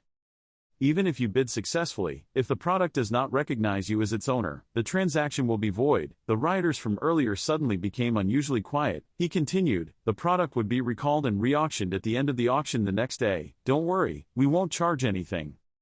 Hearing that, the people below were also a bit annoyed. Such nonsense, how can an item choose its owner? How dare you? The host continued to happily reassure, this is also the first time we, the black merchants, organize an exclusive auction like this. Please calm down. He jokingly said, please remember that the noble who bids for this product will become one of the owners of the deepest labyrinth in Geyser. Do you want to say cruel words to us black merchants? That's okay. He was sarcastic, but I'm afraid that behavior might make the noble here uncomfortable. As soon as he finished speaking, all the monsters below sat still. Junwoo wondered and asked his subordinate, a vampire, when I was in the depths, there were creatures that jumped out to grab people and suck blood. Was she also that kind? Rikshasha replied, they are just lowly bloodsuckers. Most of them have no personality and are no different from a normal zombie. He began to think about what she said. It was said that a vampire could grant their master immortality as a gift. However, because her pure blood was corrupted, mixed, so I don't think she has that ability. Junwoo thought about Yoon Hui and Hoya and said, I'm not interested. I already have enough people for myself, Hoya, Uther, and the dungeon kit I just bought. The auction suddenly heated up like never before. Angela proudly stroked her hair, and the other guy's face lit up, and she was sold at the final price of 23,000 gems. However, things gradually became more interesting when the vampire refused to even look at the face of the highest bidder. Angela contemptuously waved him away, making him extremely angry. How dare you joke with me? Why, an item like you dares to refuse me? He couldn't stand it anymore, so he raised his fist straight at her. Who do you think I am? I'm the ruler of the 6th floor. The presenter from earlier immediately struck that guy with lightning before he started with his goods. The smiling and hospitable face from before has transformed into an extremely scary person. Don't defile our auction citadel with your violence, I'll kill you immediately. Suddenly a jelly was thrown in front of him. He immediately changed his expression. Wow, why is there a gem of the highest quality here? If my guess is correct, it will probably appear as an item in the auction tomorrow. Many hours later, at the door of a room, a voice spoke. It was in this room. The waiter introduced himself. Even though it had been sold to you, but please don't touch it because it is still undergoing the necessary tracking process before being shipped to you, he replied. Yoon Hui inside also looked at him a bit scared. The two stood silently looking at each other. Junwoo spoke up to break the atmosphere. You have a name. The girl still looked at him silently. He thought, even though she was looking at him, it didn't seem to pay any attention to him at all. Then he knelt down to be level with her. He reassured her, don't worry, I have no intention of harming you. I won't hurt you, even if you make a noise. The girl just watched him without speaking. He finally understood. It seemed they were right. The girl seemed to have lost the ability to speak. He observed her closely. Life in Labyrinth was really difficult for her. Last time I was surrounded by many people like that, in this case. Then he spoke up and said, I am your new master, you need to obey me from now on. The girl respectfully knelt before him. Witnessing this scene only made him more angry. He gritted his teeth and thought, they really hurt her, turned her into a toy. He ordered, raised his head, and then silently scolded those cruel bastards, those disgusting bastards. He talked to her. In Labyrinth he used to live. Besides him, were there any other geysers? He persistently asked, which labyrinth did he come from, and which master did he serve? No matter what he said, she just looked at him silently. He thought helplessly, it was of no use.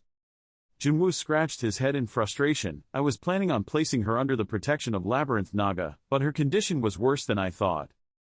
He thought about the parents for the girl. If he didn't do that, and instead found foster parents for her, there was a high possibility that she would be abandoned or abused by people who wanted the welfare money. He continued to look at her and think, I know such things will happen. During this time I think I will have to take care of her myself. He patted her head. I will come back to pick you up within a week. Remember to take care of yourself, rest, until I return. He called the waiter. Guide, she politely replied, yes sir. He spoke disparagingly. I am very dissatisfied with the environment in the warehouse. Is this all the services the black merchant has? She quickly asked, please tell us what makes you unhappy. He turned around and said, that girl is now one of my retainers. Give her all the same services as me. Gave her a room, food, and treatment for her wounds. The waiter turned back to look at the girl and remained silent. Seeing that, he immediately added, or are you planning to give me a damaged product? She finally spoke up, we will carry out your requests immediately. She also respectfully added, however, no matter how delicate the product is, I believe this treatment is too much for a geyser. After all, their purpose in life is just to be submissive, only workers. Junwoo heard that and turned to her angrily, you dare say such things to me. The monster's form gradually appeared. He said menacingly, the person standing in front of you is also a geyser. She said in fear, forgive me. At this time, Junwoo returned, turned around and left and said, I will check on her regularly to see her condition. You better take good care of her. She bowed her head politely, I understand. Now, all three people are in the room resting. He narrated, 7 days have passed since I went to the black merchant's auction floor. Uthir played around on the table pushing the food, leaving the waiter helpless. He continued, I spent most of my time at a residence for nobles. A bed appeared. Contrary to what I feared, I was served human food, great beds to sleep on. Junwoo held the toiletries in his hand and was quite confused. Where did they find these things? He continued to tell the story, quite comfortably, except that the toilet here was squatting and a bit stuffy. The narration continued, we had a lot of free time, so now I could hear Rikshas's story, before I had to put it aside. After a while of talking, he finally learned about her extended family. After the fall of the elves, she gathered the remaining people to form a mercenary guild. They survived by helping other labyrinths as they call for help. Rikshash's eyes were extremely sad. He continued the story. Their mercenary guild was quite famous for their fighting ability, but in truth they were only made up of extremely wonderful elves. But then someone who was hungry and crazy about the value of rare creatures set a trap for them. Seeing her expression, he immediately felt guilty. I'm sorry to say this, he narrated, she is the only one still alive. Junwoo told Rikshasha, but this is a common occurrence in Geyser. She bowed her head in agreement, yes sir. She continued to explain, I knew my own strength was not enough to take revenge, so I tried to use tricks. He sympathetically said, I understand your situation, I will help you take revenge.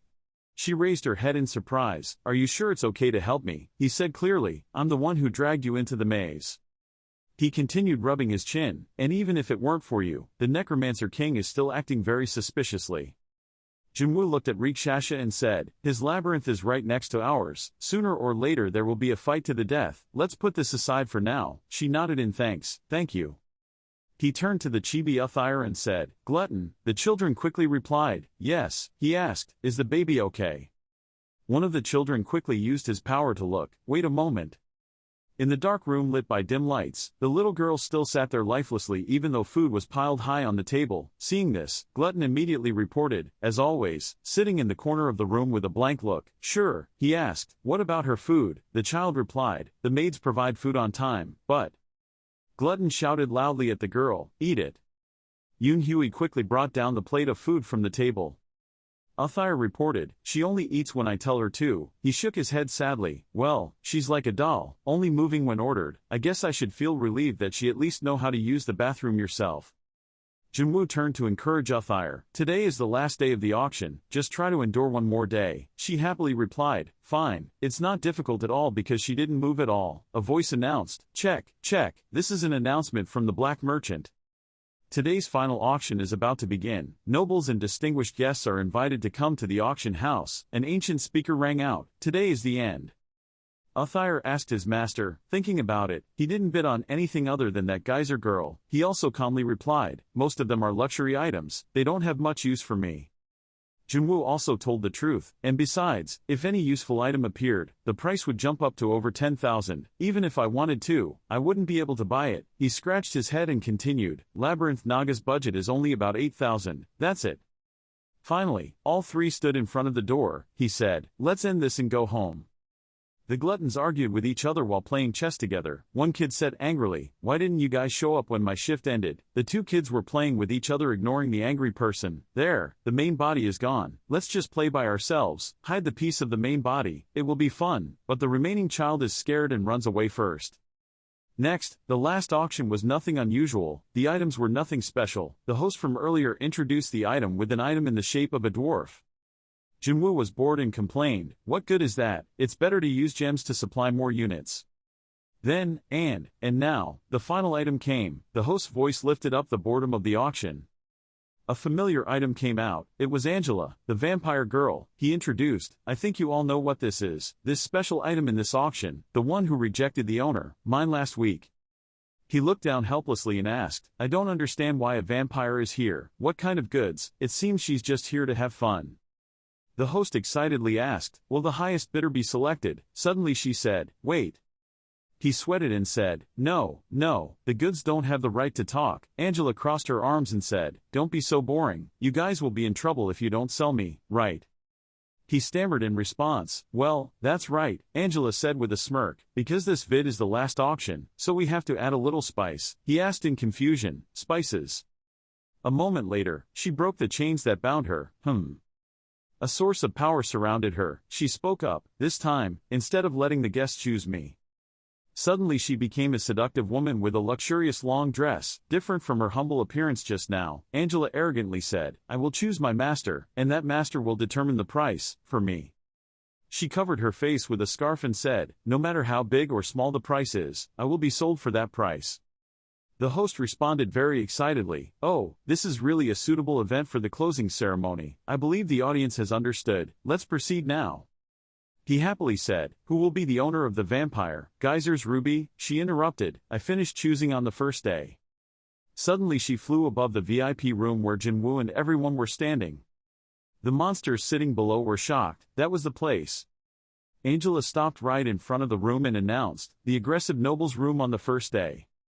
She touched the glass door and passionately said, ah, the smell coming from here is so sweet. Her face seemed to be immersed in that scent. She blushed and drooled greedily. I couldn't hold back any longer. Jinwoo exclaimed, Rishasa. She immediately replied, yes, master.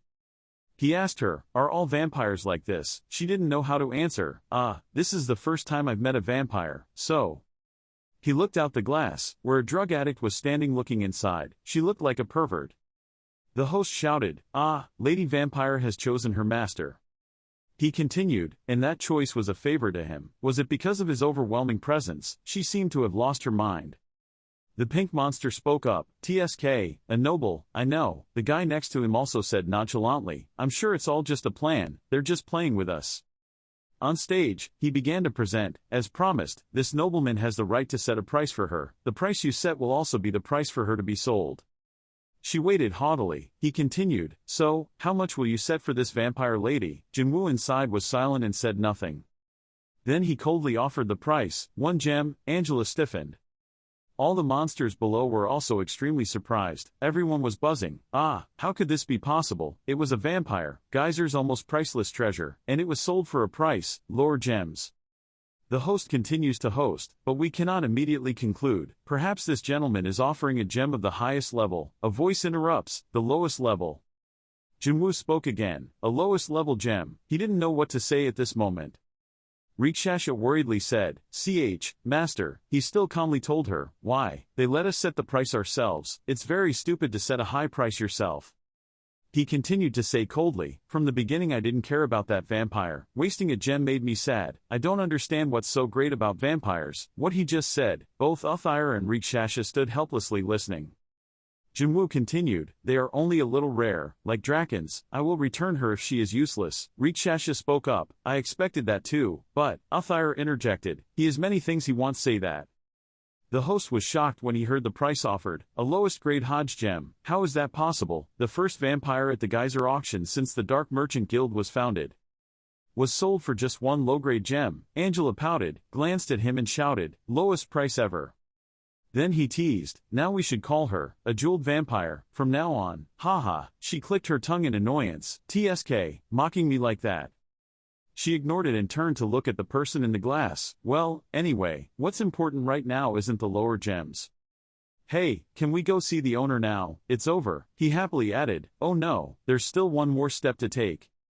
Before she finished speaking, she angrily interrupted, "Don't be like that. I was sold cheap so I'm very sad. I'm bankrupt." He happily reassured, "It's okay, the payment will be quick." Finally, he solemnly ended the auction. "Thank you all again for attending. The Black Merchant's auction is now allowed to end. I hope last week was a worthwhile week. Dear gentlemen, those who have successfully bid, please wait in a private room." The Black Merchant appeared to congratulate Jinwoo. "Congratulations to you." Behind him were the 2 items he bought. He continued to speak, "You bought a precious vampire at an unbelievable price. It must be that all of Geyser's luck is concentrated on you." He said, "You seem very busy, so skip the small step. If you pay immediately." I interrupted you while talking. "You just showed up to ask for money." He spoke up, "So why did you choose me?" Angela suddenly spoke up, "You are the most magnificent." He interrupted, "I'm not talking to you, vampire."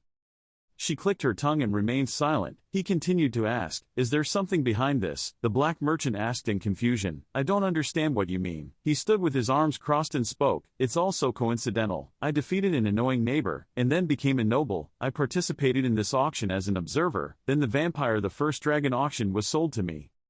He frowned. This was too obvious. There was nothing more obvious than this. The Black Merchant smiled and reassured, "Haha, you're thinking too much, Mr. Baron." He happily explained, saying this was a bit rude, but you are just one of many dungeon masters in Geyser, who will benefit when things go well for you. The dwarf continued, "They say luck is also a skill. Why don't you enjoy your reward?" He replied coldly, "I still have difficulty accepting this as a coincidence, but okay." Suddenly he said, "Of course, there's no way you won't have to pay anything. I'm surprised. Why?" He clenched his fist and explained that the previous owner liked her very much, so there would probably be considerable trouble if something happened to her. Jinwoo looked at him and wondered, "You just talked about luck, but now you turn to this. Do you want to fight?" He was afraid to clarify, "No, this." Just as he wanted to explain, he ordered her to take her home. The Black Merchant asked in shock, "What do you mean, Mr. Baron?" He coldly put his hands in his pockets and continued, "I don't need her, so take her home. I don't care about her, so why take her along?" Right now, Yoon Hui was being surrounded by the gluttons of Uthire. He continued, and was even attacked if she was injured. Jinwoo angrily gritted his teeth and said, "I look like someone who can be easily fooled. I look really stupid." After saying that, he turned around and walked away. If the previous owner liked her, then they could have brought her back. She was sold directly to me, not auctioned at all. How silly. As soon as he said those words, both Angela and the Black Merchant were also shocked. He emphasized again, "We don't need her, take her home and leave." Angela was scared and pushed him away and said, "Wait, wait." She tried to seduce you. As a vampire, your power would increase significantly if I were around. He coldly said again. She was just a mosquito with arms and legs. She suddenly opened her mouth again. Oh, mosquito. Jinwoo slowly said, listen, vampire, I am a human. He looked at her seriously and said, I don't know how you are treated in the deeper levels, but my way of thinking is fundamentally different from the way of thinking of the monsters that serve you. He pointed to Yoon Hui standing there with Uthire and continued, to me, my fellow human being over there, is much more precious. Then Angela spoke, yes, okay, I understand that you are not a normal person, of course, this is a good thing, just consider that you are my master from now on. Jinwoo rebelled, I just said I don't want to be your master. She continued to explain, if you don't understand the current situation, I will explain everything I can. The black merchant saw that and quickly ran away. Oh, I'll go out and cover my ears. She also continued, it's okay, just stay, I was also planning to talk about your secret treaty. Jinwoo crossed his arms and asked angrily, what a secret agreement. He felt a little guilty when he saw that. Angela introduced herself. Let me introduce myself. My name is Angela. My previous master was Anatolius, a steel giant on the 11th floor. Jinwoo and Riksha stood and listened. It's not wrong to say that he really liked me, but circumstances forced him to let me go. He wondered what the circumstances were. She replied, simply, he couldn't even complete the simplest condition to sign a contract with a vampire. She covered her mouth with her fan and continued, a vampire needs their master's blood to sign a contract, and that blood becomes their source of energy, but Sir Anatolius's blood does. Then tell the truth, being steel, I can accept the blood of beasts, but steel is a bit of a drag. Jinwoo understood everything and immediately said, in other words, he couldn't feed his pet, so he let it leave. Angela was upset but agreed, I don't like your choice of words, but you're not wrong. Her expression showed hunger. I have been starving for months, and master, you have an extremely sweet scent. This is truly the most luxurious scent I have ever smelled before. He reminded himself uncomfortably, I was not your master. She continued sadly, honestly, I was planning on using my vampire powers to seduce my new master and live a happy life. Jinwoo repeated, I don't need her. She was like a starved animal rushing at Jinwoo, holding on, please sir, I'm starving to death, I'm very hungry. He was annoyed and pulled his hand away. I said I don't need you, Angela begged, I told you everything, I don't have any evil intentions, I'm just desperately hungry. She seemed like she couldn't take it anymore and asked for more. Just a little. I panicked. Are you trying to kill me? She begged. No, just 500 milliliters, otherwise just one sip won't do. Yes, if not, one drop. The black merchant spoke up, Baron, it's a bit difficult to say but, I think refusing her will anger Anatolius. She's slowly losing control, so I don't have a choice, I'll work hard, I don't know how to sweep or do laundry, but, at least I'll pretend to work hard. Jinwoo got mad and hit her, okay, get out of the way, this mosquito, she cried out in pain.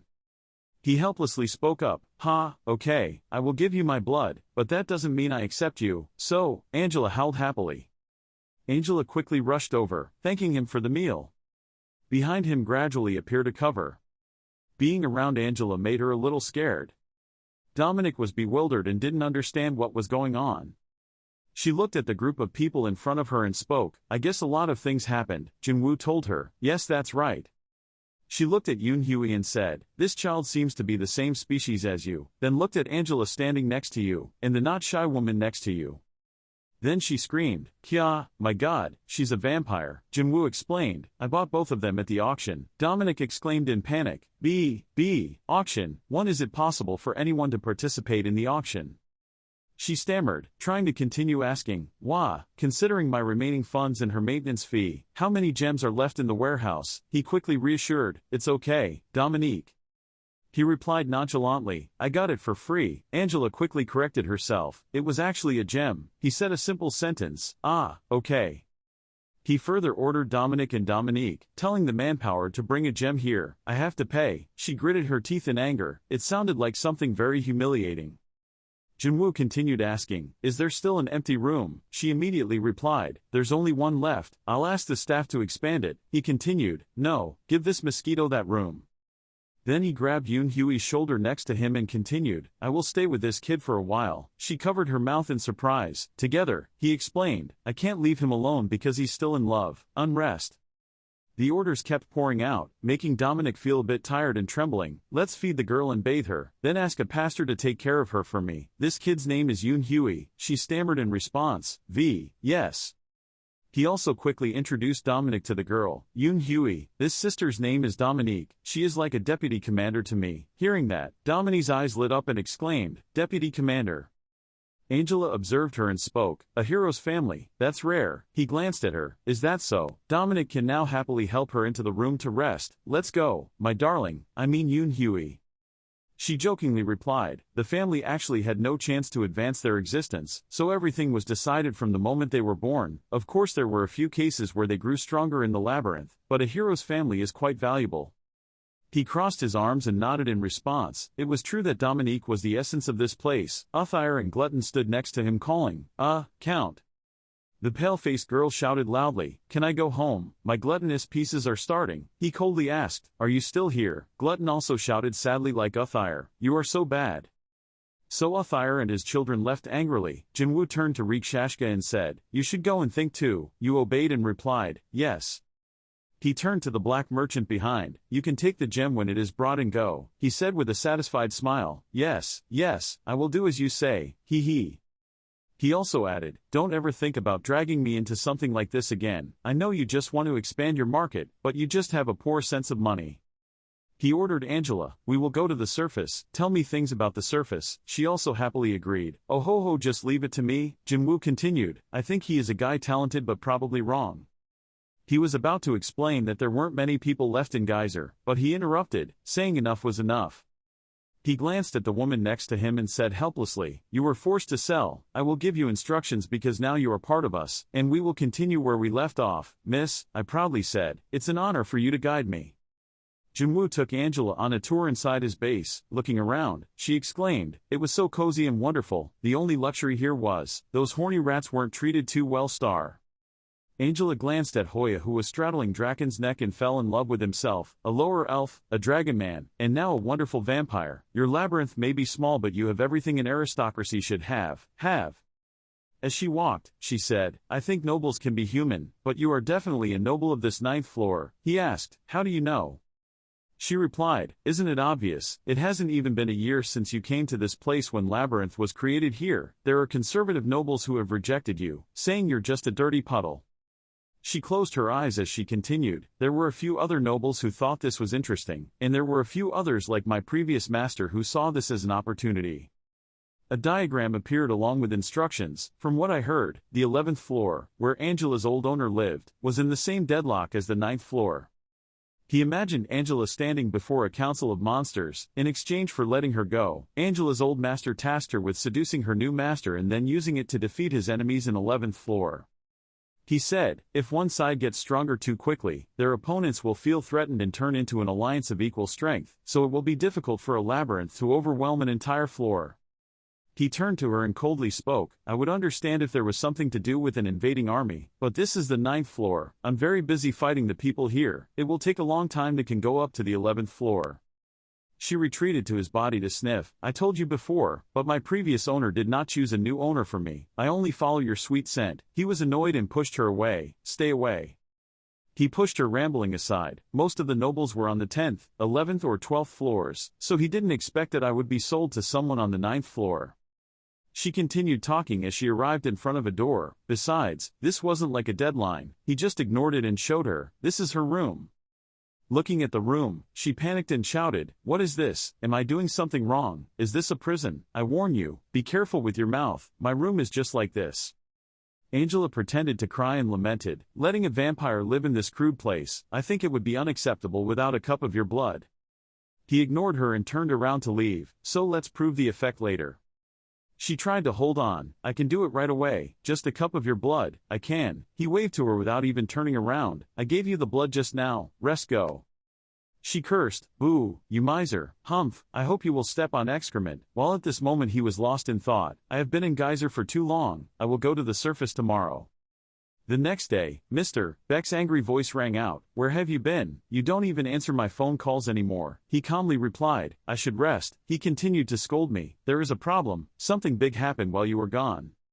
He emphasized, it was very chaotic. Junwoo asked, did the hell spiders appear? He denied, no, this accident was even more shocking than those insects. He continued to talk, I bet you will be shocked, this could also rewrite the history of the earth, and Geyser also thought. He crossed his arms and glanced away and grumbled, I turned around and told me go ahead, now I can tell you don't like beating around the bush. He angrily scolded me, TCH, that's your problem, you bastard. He clicked his tongue in boredom and said, it didn't seem like it was a war or anything, so how bad could it be? He suddenly said, about a month ago, Labyrinth had accepted a dungeon child as its owner. As soon as the words were spoken, his expression suddenly changed. Seeing that, Mr. Beck joked, "Ooh-ha-ha, look at your face, isn't it surprising? A human being is the owner of a labyrinth." He was silent for a moment, then spoke up, "Is there any real evidence?" He happily told and described, "It was a gate, they said it was a teleportation gate." He continued, "Of course they called it a door connecting from the ground to labyrinth, which was a teleportation gate, like a game." He remembered the time he saw someone open a gate and said, everyone was surprised when a dungeon kid summoned a portal at the association. At that time he was also extremely surprised and talked to the person next door. What the hell, it smells like money. Junwoo was sure in his heart, it seemed real. He put his hands in his pockets and asked Mr. Beck, so, does that dungeon kid go around and talk about that? He immediately replied, no, everyone is an enemy when it comes to the geyser treasure. He looked at him and continued, so how could the rumor spread? Mr. Beck replied, it seemed like it happened when they were resting in an empty room of the labyrinth owner on the 4th floor. The image of a group of people fighting a monster, Mr. Beck remembered while telling, of course, the members of the expedition team witnessed it all. There weren't many people who entered Geyser alone like him. He held out a finger and continued, he couldn't silence the expedition team members by killing them, so the rumors kept flying after they returned. There was another piece of shocking information, again. He became more and more absorbed in his story, the monsters in Geyser forming a community and holding auctions, an enslaved dungeon child and guns, which were common here, sold for thousands of gems. Hearing his story, he immediately raised his hand and thought, they must have been at the auction, I don't remember seeing people there. Then he asked him, so what is that dungeon kid doing? He realized, is he the owner of Labyrinth? He scratched his head and seriously announced that he was killed yesterday. He thought of the kid who was strangled to death by one. There were rumors that a labyrinth could make a ton of money. I guess the dungeon kid's teammates killed him so he could monopolize the labyrinth. That man sat down in front of a chest after killing his teammate, but he did not receive ownership of that labyrinth, so it returned to an ownerless labyrinth. Now there is no more, nothing. Junwoo thought, a month-old labyrinth on the 4th floor doesn't even have a labyrinth core. Surely that labyrinth is dead. He closed his eyes and thought for a moment. Mr. Beck continued, there are dozens of people who want to take it over. He continued, why don't you try taking over one? I will give you the information for free. He looked at him confused. What the hell was he talking about? He explained, it was just a personal wish of mine. If you become an owner of Labyrinth, then I will also earn something, because I'm your appraiser.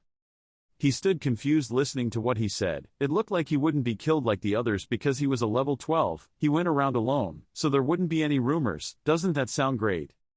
He continued, or maybe you already have a labyrinth. He interrupted, don't say unreasonable things. He reassured, it's just a joke, don't get too angry. Junwoo asked him, so do you have any information about an empty labyrinth? Ooh, you're interested now. He put his hands on his hips, I won't deny it. He continued, I heard there was an empty labyrinth on the 7th floor, that was probably the place with the most potential. He realized, that's where he found Hoya.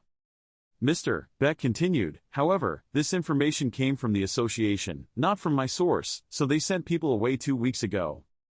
A fierce man appeared in his imagination. You know him, it's Song Jongchul. Did they send that scoundrel? I told you, he's the commander. Mr. Beck asked him, but wouldn't it be better to observe the place instead of wandering aimlessly about Geyser? He took the order, okay, I'll go see.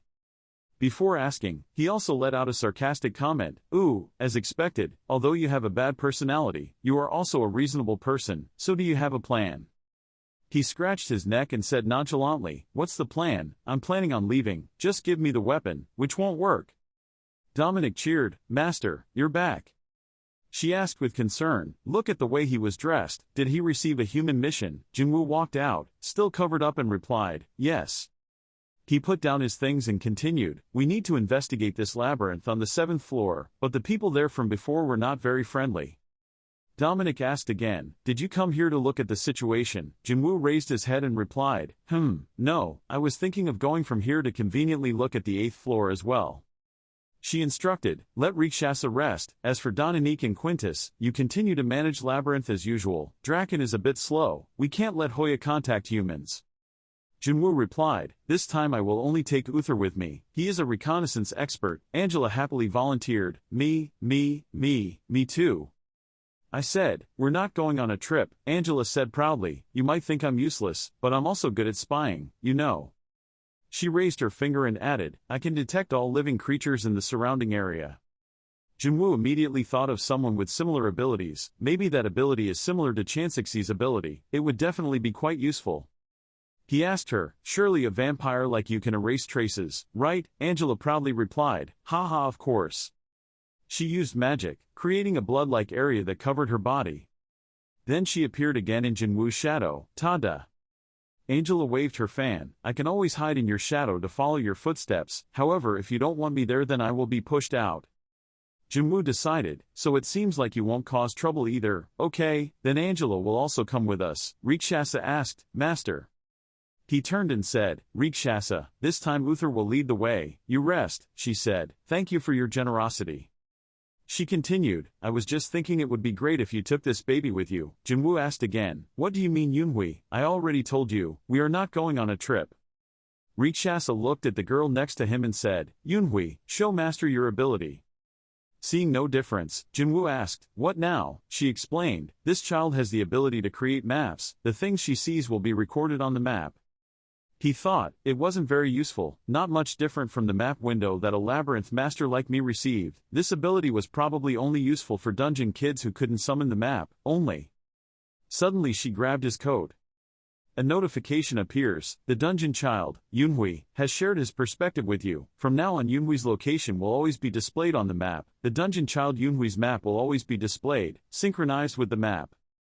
Jinwoo said, can't she share the places she went to before? It's a bit weak but it will probably be useful. Rikshasa said, according to my guess, it only collects information from the time she activates the skill to the end, when it stops the skill. He looked at her thinking, unlike the labyrinths who had been there for decades, I hadn't even completed the map of the surrounding areas, and besides, she wasn't affected in any way by using the technique, this feature. Jinwoo compromised, okay, then Yunhui will also come with us. I said I'll take care of her, so it's good to keep her close to me. Dominic asked worriedly, wouldn't it be dangerous? Angela smiled happily, believe me, I promise I will do my best to keep her safe. Jinwoo told his subordinates, we will leave immediately, prepare. Dominic is worried, her wound has not healed yet. What about her food? Rikshasa comforted, it will be okay. Angela was excited, oh ho ho, going on a picnic, I told you, it's not going out. Jinwoo asked, Dominique, can you prepare food? How much food is for the two of you? Dominique, meanwhile, she kept worryingly reminding, Yunhui, if you are not feeling well, just tell the master, that's right, you can't speak, or use body language. Jinwoo's group set off. Uthair led the way. Jinwoo spoke up, we've been traveling for 2 days but haven't seen any living creatures. Angela spoke quickly, because there were 2 labyrinth masters and a beautiful vampire worth cherishing in the group, no one even dared to look this way anymore, unless they had problems with their minds. Furthermore, thanks to the mortal soldiers, the monsters probably think we are an army. Uthair turned to protest, I am not a soldier. She complained, it hasn't even been a day since the auction, but she kept giving me orders, and never even knocked on the door before entering the room. Jinwoo wondered, what are you complaining about? Uthair shouted, this is the 3rd time in a row I've participated in an expedition, I don't even have a break anymore. As Jinwoo walked, he said, you only have 1 day off after the auction. Uthair jumped up, I need at least a year off after each expedition.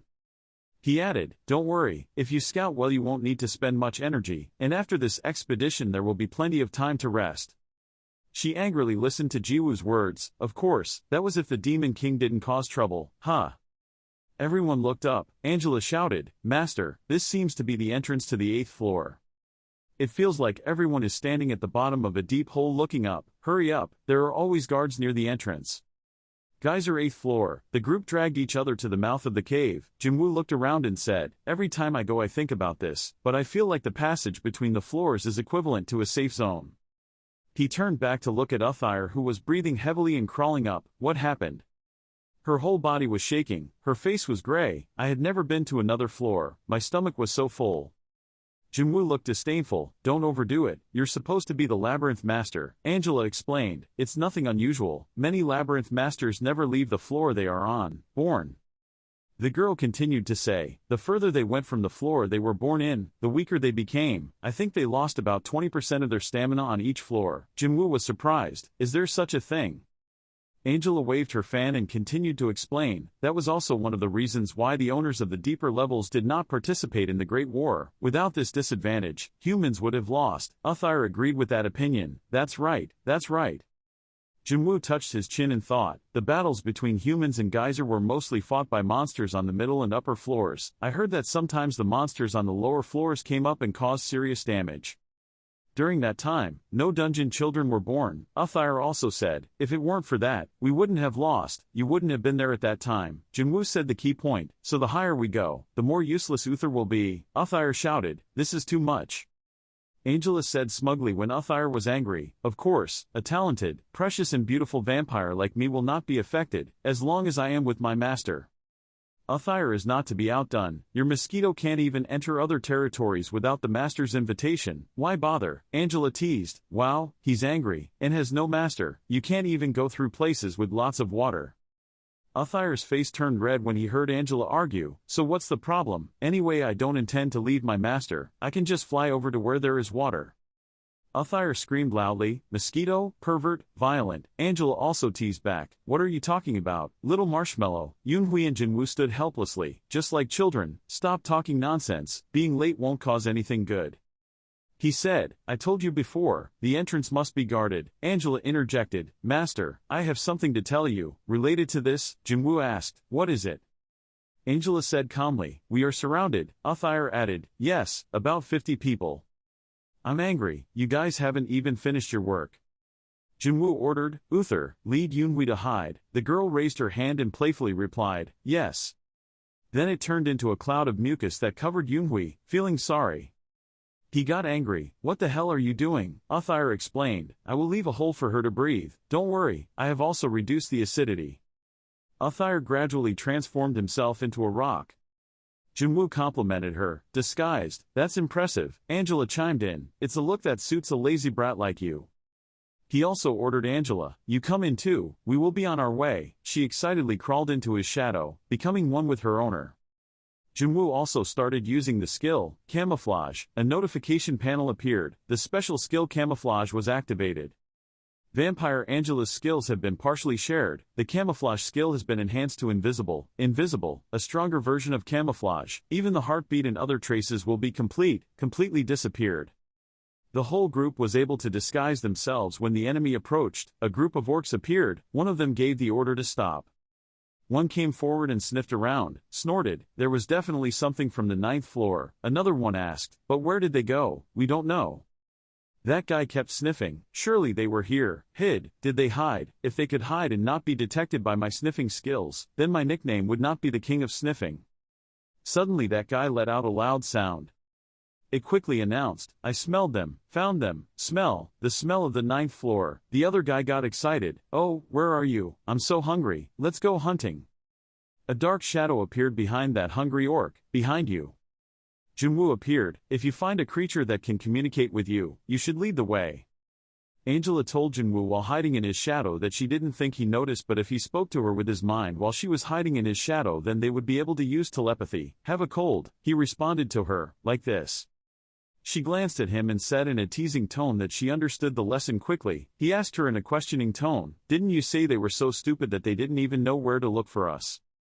She replied with a skeptical voice, it seemed like they were really stupid. He replied, I see. They're dumb, but they still have some intelligence, so they're definitely from Labyrinth. Jinwoo said that the two in front were probably the commanders. Angela replied to him, that's better, it's not like we can search the entire 8th floor just to find the entrance to the 7th floor. She also said, if you use your supreme authority, it will easier. She asked if he had ultimate authority now. He replied to the question, I don't remember taking it off, but it keeps disappearing. She continued his words, it will appear again when you need it. He asked her what the plan was. She replied simply, Jinwoo spoke out loud to Angela but accidentally attracted one of the orcs. If he discovered a living entity that could communicate with him, then you should guide that entity. The startled orc exclaimed, "Oink, when were you there? Are you human?" Before waiting for him to answer, it spoke with a disgusting voice as if it wanted to devour him. "Humans have little meat, but the taste is very delicious." It wanted to crush him into pieces to eat, bones and all. It raised its two big arms to grab Jinwoo and screamed loudly. "Weak people will be crushed." But he quickly hid and escaped the orc's grasp. The other orc asked, "Oink, is he dead?" It replied that he was dead. He asked Angela in an annoyed tone, "Didn't you say the seal of supreme authority would help me?" She replied to him through telepathy that it only appears when you want its power. "I know that you intentionally let yourself be hit." "You're right." The orc was startled and shouted in surprise, "What? Why isn't anything wrong with him?" Another orc chimed in and said, "He didn't look like much but he was probably a mage." The orc that had just attacked him still couldn't believe his eyes and continued to scream, "Don't act so triumphant just now." It gathered all its strength to prepare to attack him. It roared loudly with a ferocious voice, "Mother Earth!" Before he could attack him, he kicked him in the face painfully, making him cry out loudly. Then he fell to the ground and lay flat, eyes wide open. The remaining orcs looked at a fallen orc with a dead expression, sprayed with stiff glue, and began to panic at him. The whole group stood still, not daring to move after witnessing the scene just now. He said, "You should see what your opponent's strength is before fighting." At the same time, the low-level Supreme Authority Baron's unique skill was activated. Jinwoo told the orcs, "I really want to make sweet and sour pork with you guys because you look so fat, but I need someone to guide me, so I'll let you go just this once." He said in an arrogant voice, "I am the master of Naga, and Baron Geyser, Kim Jinwoo." Looking straight at the orcs with unyielding eyes, not afraid of anything, and he said, "Those pigs should submit to me, there will be no second chance." Angela stood above the defeated orcs with a victorious look. The orc next to you that she stepped on said, "I just smelled something."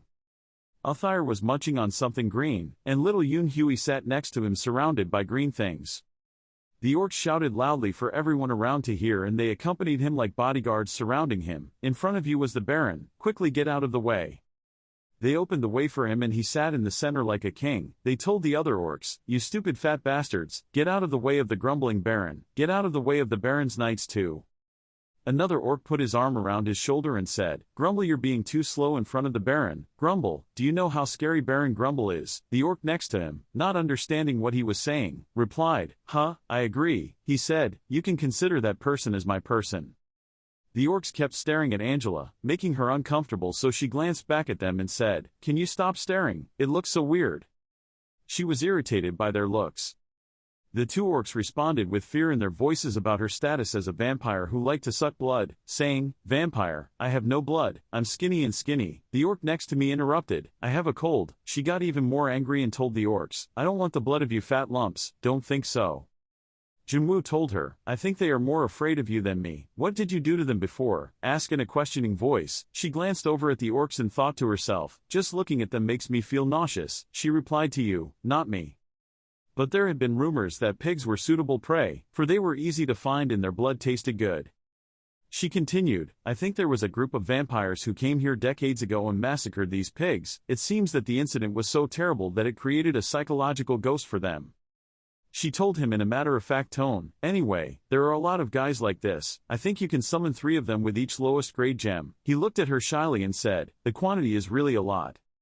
The pigs were all very fat. The orcs looked at him with worried faces and he continued, "If he only caught 100 pigs, no one would have noticed." His expression looked like he was planning something. Suddenly, something huge fell in front of Jinwoo from above, making him startled. There was a loud noise as the unidentified object fell. It screamed several times. Angela seemed to know something and immediately called Jinwoo to be on guard. "Master," he replied, "I know." She said, "The owner of the 8th floor has appeared." What just fell was a giant orc that looked very scary. It bared its fangs as if it wanted to devour everyone present, accompanied by roars that sounded truly goosebumps. Everyone ran away when they saw that terrible scene. He howled and scolded the orcs, "Those bastards. I sent you out here because you said there was new prey," and turned to question, "Yet you took his side." He thought in his head that it was stronger than we thought, strong enough that it was hard to believe that it was an entity of the 8th floor. The orc subordinates replied, "He is a VIP guest." The one next to him interrupted, "There are even vampire subordinates." It seemed they didn't realize that their master was very angry with him and the rest. After hearing the carefree answers, he became even angrier. He thought a bit apprehensively. Its strength was probably 1/8 of an Axtis's before transformation. It was definitely not weak, that's for sure. The low-level Supreme Authority Baron's unique skill has been activated. The Big Fanged Wild Boar clan leader resisted the seal of supreme authority. The Big Fanged clan leader cried out, purring his supreme authority, but the resistance failed completely, and the patriarch felt a little threatened. The patriarch told him that a respected noble like you and a vampire, what business do you have here? He continued, I have never heard of nobles leaving their floors. Have you come to kill my clan? He replied to the patriarch, no, we were just passing by, in a gentle voice. He continued, I have urgent business on the 7th floor, but as you said, this is the first time I set foot on the 8th floor. Your kind subordinates offered to guide me. He asked, so you plan to go straight to the 7th floor? He replied, yes. It continued to say that the direction you are going is to enter my labyrinth. The direction to the 7th floor is not this direction. He asked in surprise, why? As if to confirm whether things are right or wrong. Seeing that, the orc subordinates immediately spoke up to cover for themselves in fear. They hesitated and their voices were broken. We didn't know that either, so we decided to go to the patriarch's place to ask. The orc next to him followed suit, grumbling, that's right, we don't grumble. The remaining orcs said, I hate being hurt, I hate being hurt, I have been beaten before, you must be beaten too. They were scared of being beaten and wanted Jinwoo to suffer punishment and whipping like them. He had a headache with these stupid orcs and thought to himself that it seemed like he was the stupid one asking these pigs for directions. The patriarch spoke up and asked him again. It seemed he wasn't lying. Why did he need to go to the 7th floor? He answered him. He couldn't talk about personal matters. He let out a cry, hey, wondering what was so serious that he couldn't reveal it to the outside. He asked him, do you know what situation the 8th floor is currently in? With a questioning voice and as if he was waiting for his answer, he replied to his words with a rough voice, how could I know? Like I said, this is my first time here. He asked him, can you tell me how to get to the 7th floor? He answered him with a clingy voice and as if asking for help with something. What if I told him I had to stop him from going there? Jinwoo started to get angry because he misunderstood that the patriarch was trying to get in his way. He touched the sword on his back and prepared to attack anyone who dared to get in his way. The patriarch was frightened because he was about to get angry. He quickly said, you are really impatient. It's not that I want to stop you, but because of the current state of the 8th floor. A few orc subordinates told them to describe the current situation, grumbling, the 8th floor was in a state of war, chaos everywhere. He continued asking because he didn't know what was going on, the war. The patriarch continued, yes, you could be stuck between competing forces, even if you were a powerful noble, it certainly wouldn't be easy. His expression looked thoughtful as if he was wondering what to say, but he couldn't. He asked him, are you in a hurry? Jinwoo replied, but also in a hurry. Suddenly he said, there is a way. He looked at him as if he had just seen a glimpse of hope. He told me his way. I can open the way for you by distracting the others. It is not strange for the master of Labyrinth to participate in the battle. He really liked the patriarch's way of paving the way and exclaimed a few words that, if so, that would be great, but he still had a little doubt about this patriarch. Could it be that he would help him without caring about any benefits? He continued asking, but do you want to do that for a noble you have never met? His answer was not beyond his expectations. He replied, of course there are conditions. Please come back to help me after you have finished handling the matter on the 7th floor. It turns out he is asking for your help with the chaotic war scene on the 8th floor. He is very sincere about this. He immediately asked me, can we make a deal like that?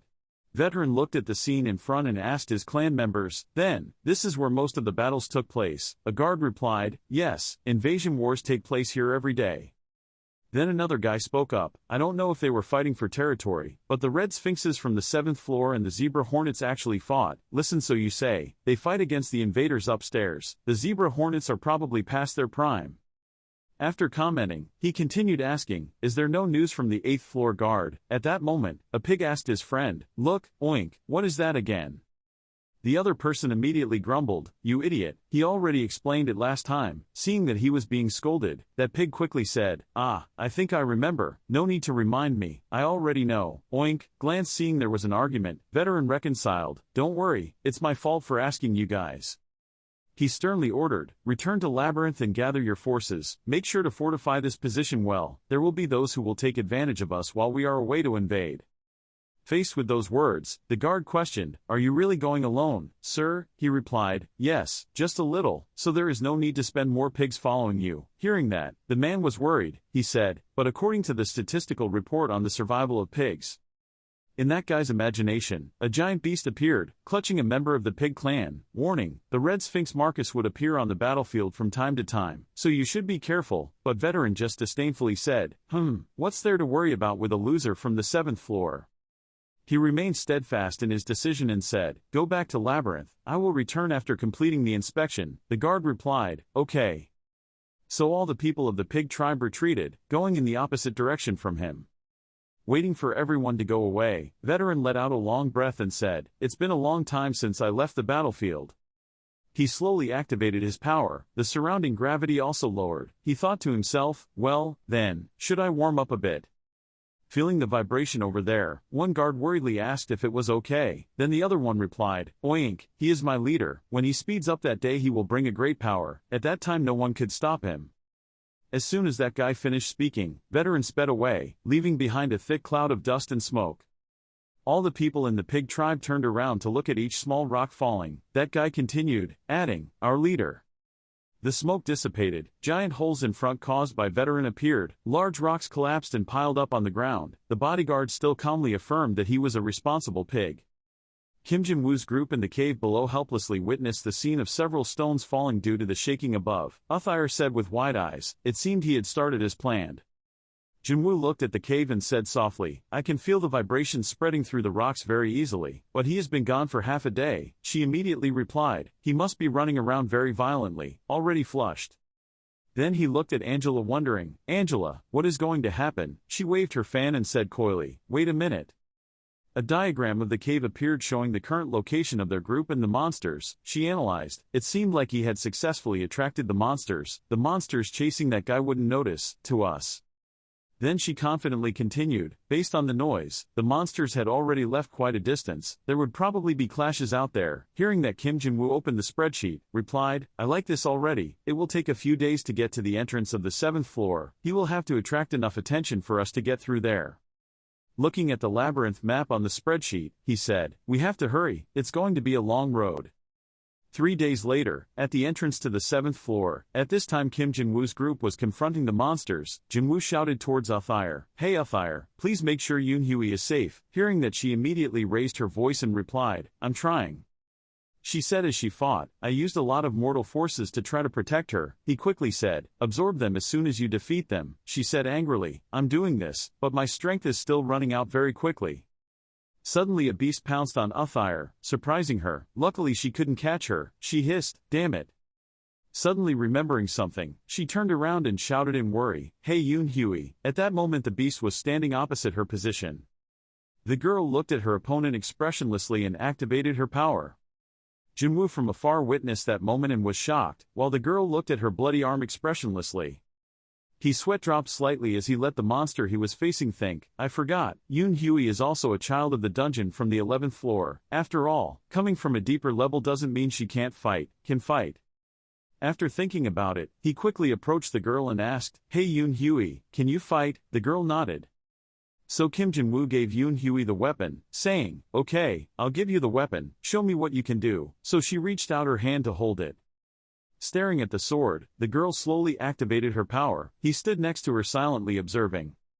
Immediately the girl rushed forward. Both Jin-woo and Uthair just stood still and watched.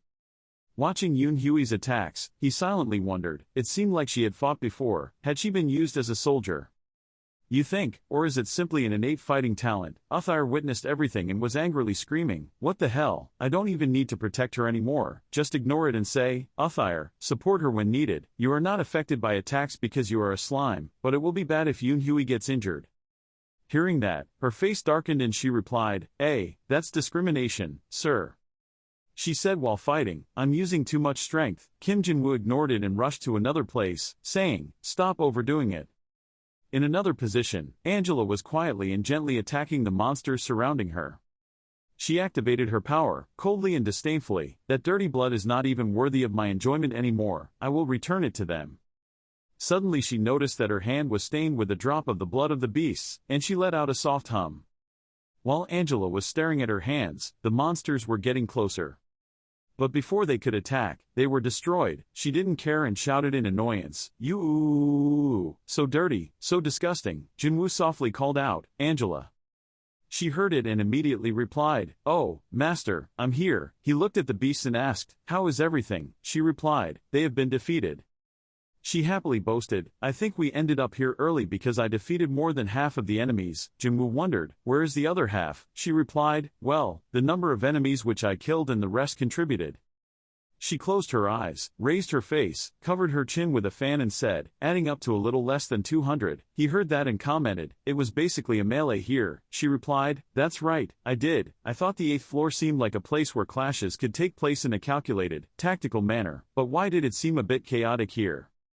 He frowned and asked worriedly, "Can we escape them? There are too many of them." Angela said, "No way, the smell of blood here is too strong." She finished speaking. He cursed softly, it was so annoying.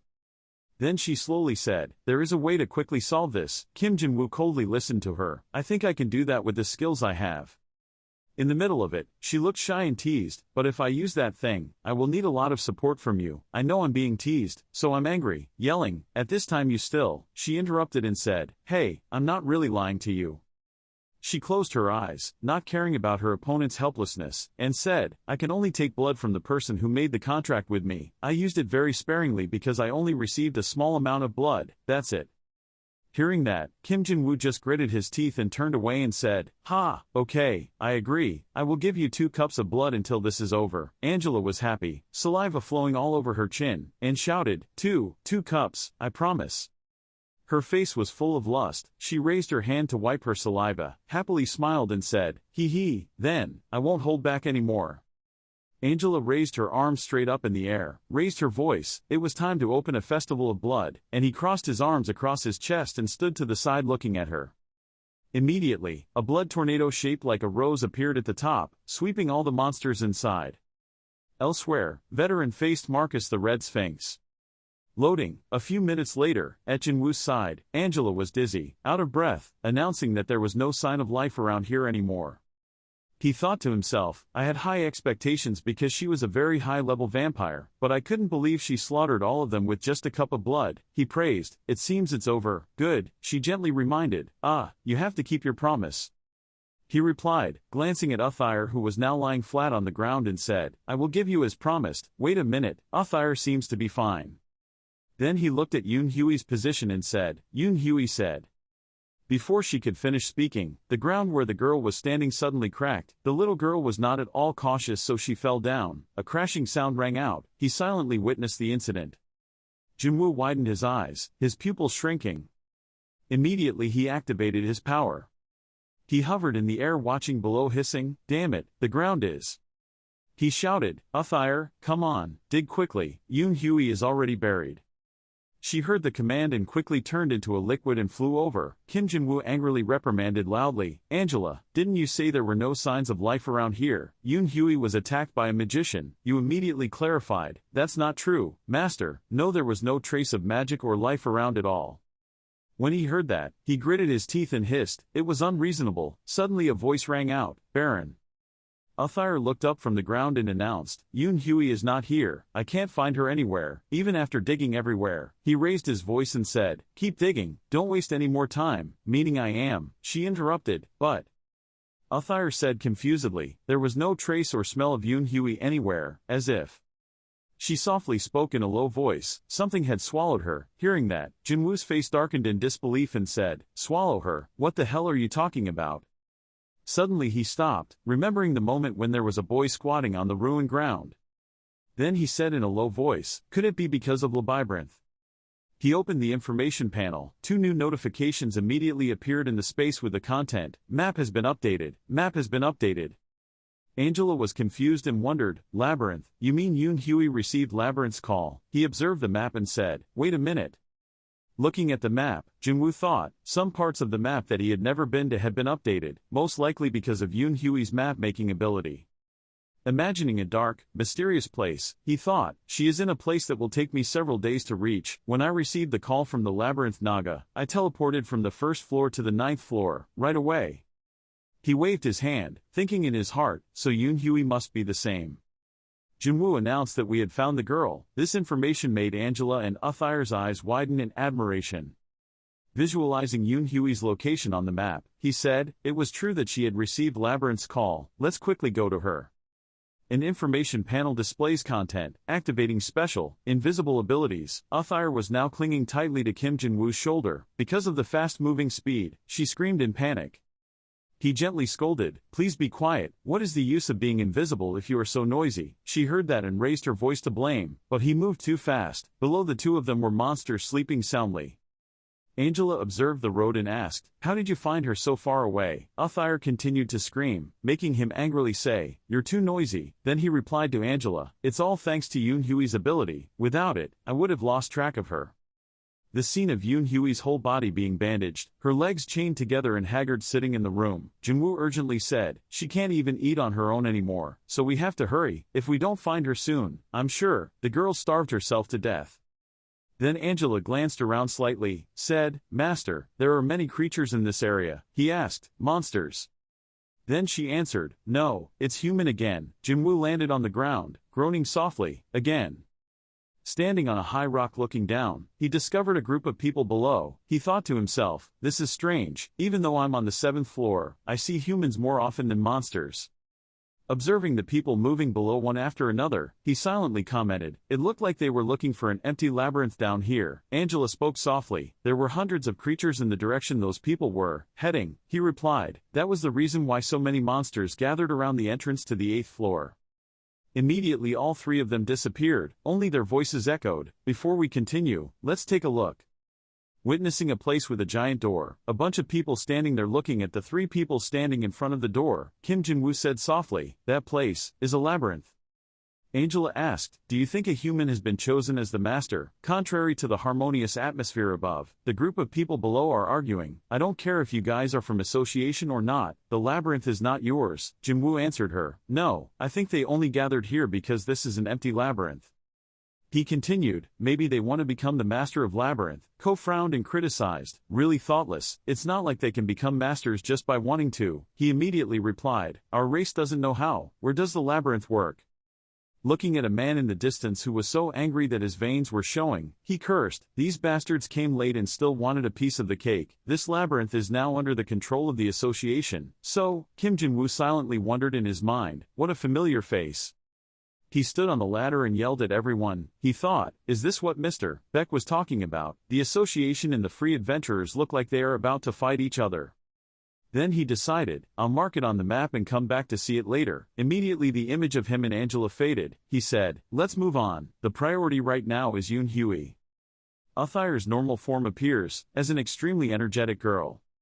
Jinwoo glanced around and asked, Angela, are there any signs of life around here? She replied, a familiar sign, it must be Yoon Hui. Looking at the entrance gate with a scary mask hanging, he said softly, it seemed like because it was hidden quite well, no one had ever found this place. Angela opened the fan to cover it, quietly questioning, that's the Pierrot face. Uthyre said next to her, it's a bit scary, and also ugly. Kim Jinwoo didn't care and just said, we have to go in. The three of them pulled back the curtain and walked in. He warned, even without its owner, Labyrinth is still alive, so be careful. As soon as they entered, the mask's face socket suddenly flashed. Jinwoo's voice still echoed, we are all uninvited guests here. When he entered, the inside looked like a forest but the trees had been cut down. He thought, how long had it been? I thought as I walked, it feels like we've gone quite far in here, but I don't notice anything strange. It doesn't seem like there are any monsters protecting this place. Looking at the scene in front of him, he silently commented, is this place really inside Labyrinth? It's like I'm just wandering around the geyser, and something feels strangely familiar. The train of thought still hadn't ended, as if I had been here before. Then Jinwoo quietly turned back and spoke, Angela, can you feel Yoon Hui? But there was no one behind him. He was confused and softly called back, Angela. Alarmed when he realized the disappearance of his two companions, Jinwoo shouted, Uthyre, Angela. He gritted his teeth and lightly clicked his tongue, looking around, thinking, it's because of Labyrinth. I don't even feel any hostility at all. Since when? This place is definitely not simply inside Labyrinth. Jinwoo did the summoning action, thinking to himself, I have to return to the entrance, the map. But when he finished speaking, nothing happened that made him silent. At this moment, Jinwoo shouted in panic, map, parasite, solidification, disguise. Staring at his own hands, he silently lamented, all his skills were gone. How could a derelict labyrinth on the 7th floor? Suddenly, someone appeared behind Jinwoo and said, hey, you lunatic. This made him suddenly startled. He immediately turned around and loudly asked, "Who are you?" The other person's face was clearly visible under his vision. He saw that his reaction was only silence. Kim Jin-woo with cream hair scratched his head and winced and said, "Ha, what do you mean? Have you really lost your mind? Do you want to be eaten?" He hesitantly said, "Uncle." Black-haired Kim Jin-woo's body became smaller. He stiffened when the person touched his head. He didn't pay attention and just advised, "If you want to play around, you should at least be quiet for a bit and don't scream. Toss again. Don't you know that if just one person is discovered to be lazy, the whole group will be killed?" He rolled his eyes at him, hesitantly said, "But, you're serious?" Jin-woo put his hand in front of him and then snapped his fingers and asked, "Ha, you're really insane? Calm down, I don't want to be eaten." On the way, Jin-woo burst out laughing and said, "Are you the master of Labyrinth?" He lurched behind and replied, "Yes." Then he asked again, "Have you grown a bunch of arms and legs like spiders?" He replied, "Great, like that. You have something called a parasite." Hearing that, he was interested and asked, "Wow, did you become tall and muscular?" He answered, "No, you just gained a little height, probably equal to me." He let out a breath and exclaimed, "What a wonderful dream." Little Jin-woo was confused, wondering, was it just a dream? All of that. Big Jin-woo patted his back and smiled, "Yes, next time you're tired, remember to tell me, don't sleep on it on your own, at least I will stand watch and sleep." He looked pleased to advise, "Among us, you work the hardest, even if you rest for a while, no one will dare say anything. No, we really want you to rest." Little Jin-woo silently looked at the other person and continued asking, "But being unconscious like today would be miserable, and you didn't really forget me, right?" He looked at that smug smiling face and said softly, "Team leader, Kim Jin-woo." Hearing that, he immediately laughed loudly, complimented, "Good, still remembers." At this time he continued, "But the uncle was fake. So he pinched my cheek, I didn't give up and continued talking. Moreover, I was." He just said, "You're still not awake. You have a great imagination for a child who has never seen the light of day. It's sunlight." Suddenly a voice rang out, attracting the two of them's attention. "Well, that's one of the reasons we like the boy." A group of people appeared. The older Jin-woo quickly said, "What, have you all lost your mind? We will all die if we are discovered to be lazy." Park Hyung-gi curled his lips and replied, "You made us worry, so what, just need to avoid getting caught." He immediately changed the subject. "Today's story is one of the most ridiculous things I have ever heard." Jeong Tae-soo came closer and spoke, "Of course, after all, he is the one telling the story. It's ours, I want to hear it too." He reached out and patted little Jin-woo's head and continued to flatter him. Not only that, it was enough to write an online novel. Hyung-tae looked down at him and asked, "Anyway, you're going to tell us that story while digging, aren't you? And remember to tell it from the beginning." "Chatterbox, I heard you call me by a nickname, then repeat, Chatter." Then he closed his eyes and exhaled, thinking nostalgically, Chatterbox, his first name. Hearing that, everyone looked at him and laughed. Tae-soo laughed and said, "Haha, there you go again." Park Hyung-gi excitedly taught, "He said it was a nickname, not a name." He continued eagerly, after all, he had wanted to have a name for a long time. When suddenly someone called in, "Park Hyung-tae," he immediately replied, "Huh." Little Jin-woo lowered his head and said, "A Korean star who was famous all over the world before being dragged down here. You are the one who made me dream about the world up there." He immediately raised his hand and scratched his head, happily wondered, "Hey, you're embarrassing me. When did you learn how to flatter?" Jin-woo spoke softly. His entire body exploded when the fight broke out, and as soon as he finished speaking, his entire body was blown to pieces. Jeong Tae-soo trembled and asked, "Chatterbox, what are you talking about?" He continued, "The baker Jeong Tae-soo once promised to bake me the most delicious bread in the world." He paused for a moment and then said that similarly, when the war broke out, he was melted by the poisonous mist. As he finished speaking, his whole body melted into a puddle. Then he kept his head down, slowly reporting, "Sergeant Lee Jishok was beaten to death while acting as a decoy. Technician Lee Ji-won was cut into pieces by a trap while trying to open a path. The blood escaped, and as each sentence ended, the bodies of the people being counted were torn apart one by one as if simulating death." Little Jin-woo continued to talk. "Chef Oh Hyunil was eaten by a monster while trying to protect Jeong Tae-soo, and Commando Major Jang Gisu who ran and carried me." The group of people who were laughing and talking happily a moment ago had now disappeared, leaving only a pool of blood on the ground. Now only Big Jin-woo was left standing next to him. He continued to continue, "He died while I was unconscious, so I don't remember what his outcome was." Then he closed his eyes, smiling as he listened to every word he said. Finally, reporter Kim Jin-woo, who suffered an abdominal injury, died. Immediately his face was covered in blood, but his expression was extremely calm. In his arms, he slowly said, "Uncle died in my hands, and was the one who taught me what death is." He was stabbed deeply in the stomach by a piece, lying motionless on the ground. He said, "A labyrinth makes us lost in happy illusions. How ironic, my happiest moment." The space changed. Kim Jin-woo's body returned to its original state. Behind him were Angela and Uthire. He sat cross-legged on the ground and said, "It was the short time before all his friends died, and is my most tragic memory." Then he slowly raised his head, his eyes colder, and said in a harsh voice, "Labyrinth has no owner on the 7th floor. You have gone beyond the limit." At this time, Uthal put on a cute look, smiled he then said, "Just 5 more minutes." Suddenly, a punch flew straight to her face from nowhere, causing her to scream in both surprise and pain.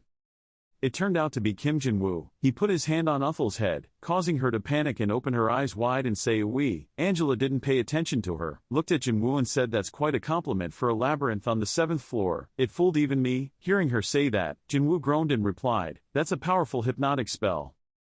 As soon as he finished speaking, countless noises came from the dark dungeon with many glowing eyes looking towards Jin-woo and the others. Angela was the first to discover it. She called out to Jin-woo, "The master." The image of that shapeless black group appeared with bloodshot eyes and an extremely ghostly face. Angela told Jin-woo that it seemed the hypnosis didn't work, so they would use force. Jin-woo saw that. His face became serious. From nowhere his hand appeared, countless purple-red tentacles wrapped around him. He said, "If we met them just now while we were still hypnotized, it wouldn't be, it's over." But Uthal and Angela, when they saw Jin-woo's hand like that, gasped in surprise, their foreheads immediately sweating beads of sweat, and said in unison, "What the hell was going on?" When the labyrinths approached, Jin-woo's arms suddenly grew longer. He punched them away with one punch. This action was so fast that the 2 girls next to Jin-woo immediately turned to stone. When he saw that the labyrinths did not react to fight back, Jin-woo said that they are not strong, they are all just rank soldiers. This labyrinth has the special ability to cause adverse effects. Hearing that, Angela's sweat dropped and said, "So are you planning to destroy this labyrinth, when you woke up just now?" Angela stopped, recalling the image of Jin-woo when he woke up. His face was extremely fierce, his cold and sharp eyes made her afraid to continue speaking. His face looked very tense. Jin-woo immediately replied that no, I won't do that. He continued to say, "I'm not the type of tyrant who runs around destroying things I don't like. That black merchant will also stick to me because of this." And when Uthal heard me say that, he showed it off. He looked disbelieving and said, "Surely he intended to do that." Angela now seemed to agree with Uthal's words. She smiled and looked at Uthal with sympathetic eyes. He did not answer Uthal's words, just said to go find Yoon Hui first. Then the 3 of them went deep into the cave together, leaving the labyrinth guys lying on the ground. Going deeper into the cave, sketchy traps appeared, but how could the 3 people fall into the trap? Angela complained that this place really had no tricks other than hypnosis. The trap was also placed carelessly, but Jin-woo didn't lose his guard. He said seriously, "Don't let your guard down." Just after walking a few more steps, the 3 of them were blocked by a large rock. Seeing that, Jin-woo spoke up and said, "It seems we have arrived. Yoon Hui is in here." At this moment, Angela's cat eyes appeared. She said yes and responded to Jin-woo's words, "I can feel her. Do you think there is an entrance somewhere?" But unexpectedly Jin-woo answered that no, there is no way in. Half of his body began to transform to become stronger. He continued to speak. Most likely this was a defense mechanism. Naga Labyrinth was the same. There was no entrance to the master's room, Labyrinth. But when Angela heard him say these words, she just smiled mischievously and watched him transform. A second later, Jin-woo's hand lengthened again, punching the wall in front of the 3 people. After breaking the wall, Jin-woo seriously looked inside. When the dust and smoke cleared, the image of Yoon Hui squatting in the corner appeared. She looked blankly at Jin-woo, and he also spoke, "Yoon Hui, it seems like you're okay." But then he suddenly realized something and thought, "This scene is so familiar, it seems like she didn't move at all after coming here. This could be the situation." Yoon Hui still looked at him blankly, not speaking a word. At this moment Jin-woo walked in and called Yoon Hui. His eyes became serious, looked down at where Yoon was sitting and said, "Accept Labyrinth, make it yours." Yet Yoon Hui still kept his silence. At that moment the image of the 2 people looking at each other was so silent that it was scary. Suddenly, images of colorful labyrinths appeared behind Yui and her days. The cards appeared with black rabbits and swept her away. When seeing this scene, both Angela and Uthal were extremely surprised. Both of them looked without blinking. Uthal even added a sentence, "So flashy." In contrast to the surprise of the two girls, Jinwoo was much calmer and said, "A masquerade, I guess it's a labyrinth carnival," meaning that festival. After Yoonhui fell back to the ground, a black water drop tattoo appeared under his left eye. Seeing that, Jinwoo thought to himself that it seemed like everything went well. At this time, he said to Yoonhui, there is a semi-transparent window in front of her. The girl now looked towards him. Seeing that, he continued talking. Click yes to proceed with synchronization. Listening to his words, Yoonhui put his finger in the air, making a pressing action. Suddenly, a blinding light emitted from Yoonhui's back, causing Uthal to startle and almost fall backwards. Only to see the ground under her hands slowly crack, a sound echoed from the air, registering Yoonhui to become the owner of the Labyrinth of Pleasure, Madness and Dreamlike Fun Festivals. Restructuring the labyrinth according to data is synchronized from the owner. The surrounding walls are now cracked, revealing an image of a fun party. Uthal now felt extremely magical and excited. She was engrossed in looking at the changes in this thing. When Jinwoo saw that, he thought to himself, the port has been added and the synchronization process has ended. Next will be. He threw a purple gem towards Yoonhui, who was still sitting there. Just seeing that gem cracking into many pieces accompanied his thoughts that editing and upgrading this labyrinth would probably take about 24 hours. Then, he said, finally, Yoonhui. The little girl heard her name and raised her head to look at him. Jinwoo suddenly threw a contract at the girl and said, "Become my knight." After signing the contract, Jinwoo looked at the girl and said, "Okay, let's start with the simple things first. Repeat after me, teleport." But little Yoonhui didn't seem to understand what he was saying. She kept looking at him with a puzzled face. Seeing that Yoonhui didn't seem to have any reaction to his words, Jinwoo continued to speak, shifting. His forehead was now covered in sweat. Suddenly, a white light appeared behind. Dominique, Hoya and Draken poked their heads in from that area of light. He now realized his mistake, raised his hand to scratch his head and said, "Damn it, I'm stuck somewhere. That's the case here." But Uthal also panicked and said why would he say that? At that time, the three of Dominique's group entered. She asked, "Master, you probably didn't open it on purpose, right?" Jinwoo replied that it seemed like my gate was open. Dronka then trotted towards it. Angela was happily waving her hands. Dominique's next question here is. Jinwoo hugged Hoya while answering the 7th floor, Yoonhui's labyrinth. Hearing that, Dominique immediately ran towards Yoonhui, put her arms out to hug her and said, "Oh my god, it's Yoonhui's, so good, I'm proud of her very much." She held the girl in her arms and happily said, "This reminds me of when Naga Labyrinth was so small in the past." Jinwoo replied to her that Naga Labyrinth only started to develop after she appeared, but Yoonhui when seeing Dominique hugging her, she looked at Jinwoo and showed a confused expression, needing an explanation from him. After that, he glanced at Uthal behind him and said, "Anyway, it can be said that I have achieved my goal. Uther has become skinny." Little Uthal heard him say that, then showed a pitiful appearance. His whole body began to tremble. Having said that, he lifted Hoya up, assigned tasks to the girls. He said to Dominique, "Let Hoya and Draken guard this place." Uther and Yoonhui went back. Angela just looked at her with a mischievous smile. He didn't say anything. Dominique and Yoonhui also looked at Jinwoo with surprised eyes. Only Uthal happily said it was good and then said that, "What about you?"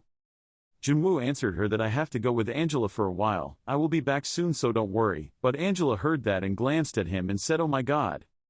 Then she raised her hands to her face, showing an embarrassed but extremely excited look. She wriggled her body and said, "Oh my god, master, you're so right." Before the words were finished, Jinwoo's face turned cold. The money didn't look at her and said, "Don't be like that, otherwise you won't be able to suck my blood anymore."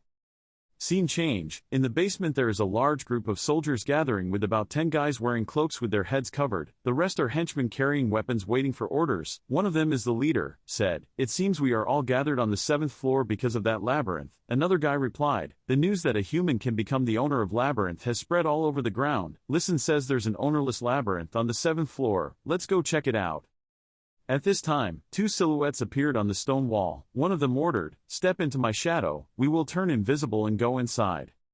The yellow-haired guy said angrily, "Oh my god, the students think that because they are in the association, they should take advantage of that and act arrogantly or something." Looking at them acting like landowners was so frustrating. The brown-haired guy also complained that nothing more, right, they act as if this geyser land belongs to them.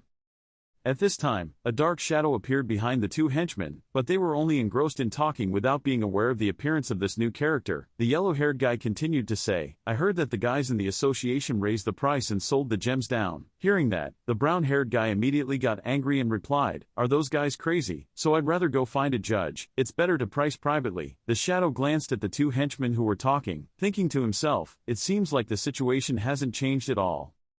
The association's reputation was plummeting, but then, the young man wearing the yellow hat seemed to have discovered something unusual. He looked towards that mysterious black shadow, his eyes suddenly opened wide, he was sweating and stammering without making a sound. Seconds later, he gasped and pointed at the shadow, mouth wide open and shouted, there's something there. Everyone simultaneously looked at the group of young men wearing yellow hats. He continued to speak in panic, a black shadow, something just rippled like a wave, there was something in us. The next second, there was one person replied, what, is there something that uses stealth techniques? But this mysterious shadow looked towards the young man wearing a yellow hat and thought, there is someone who has the ability to probe. Immediately, everyone was confused, constantly whispering, where is it? They can only sense our existence, invisibility is very rare, they will definitely think we are monsters.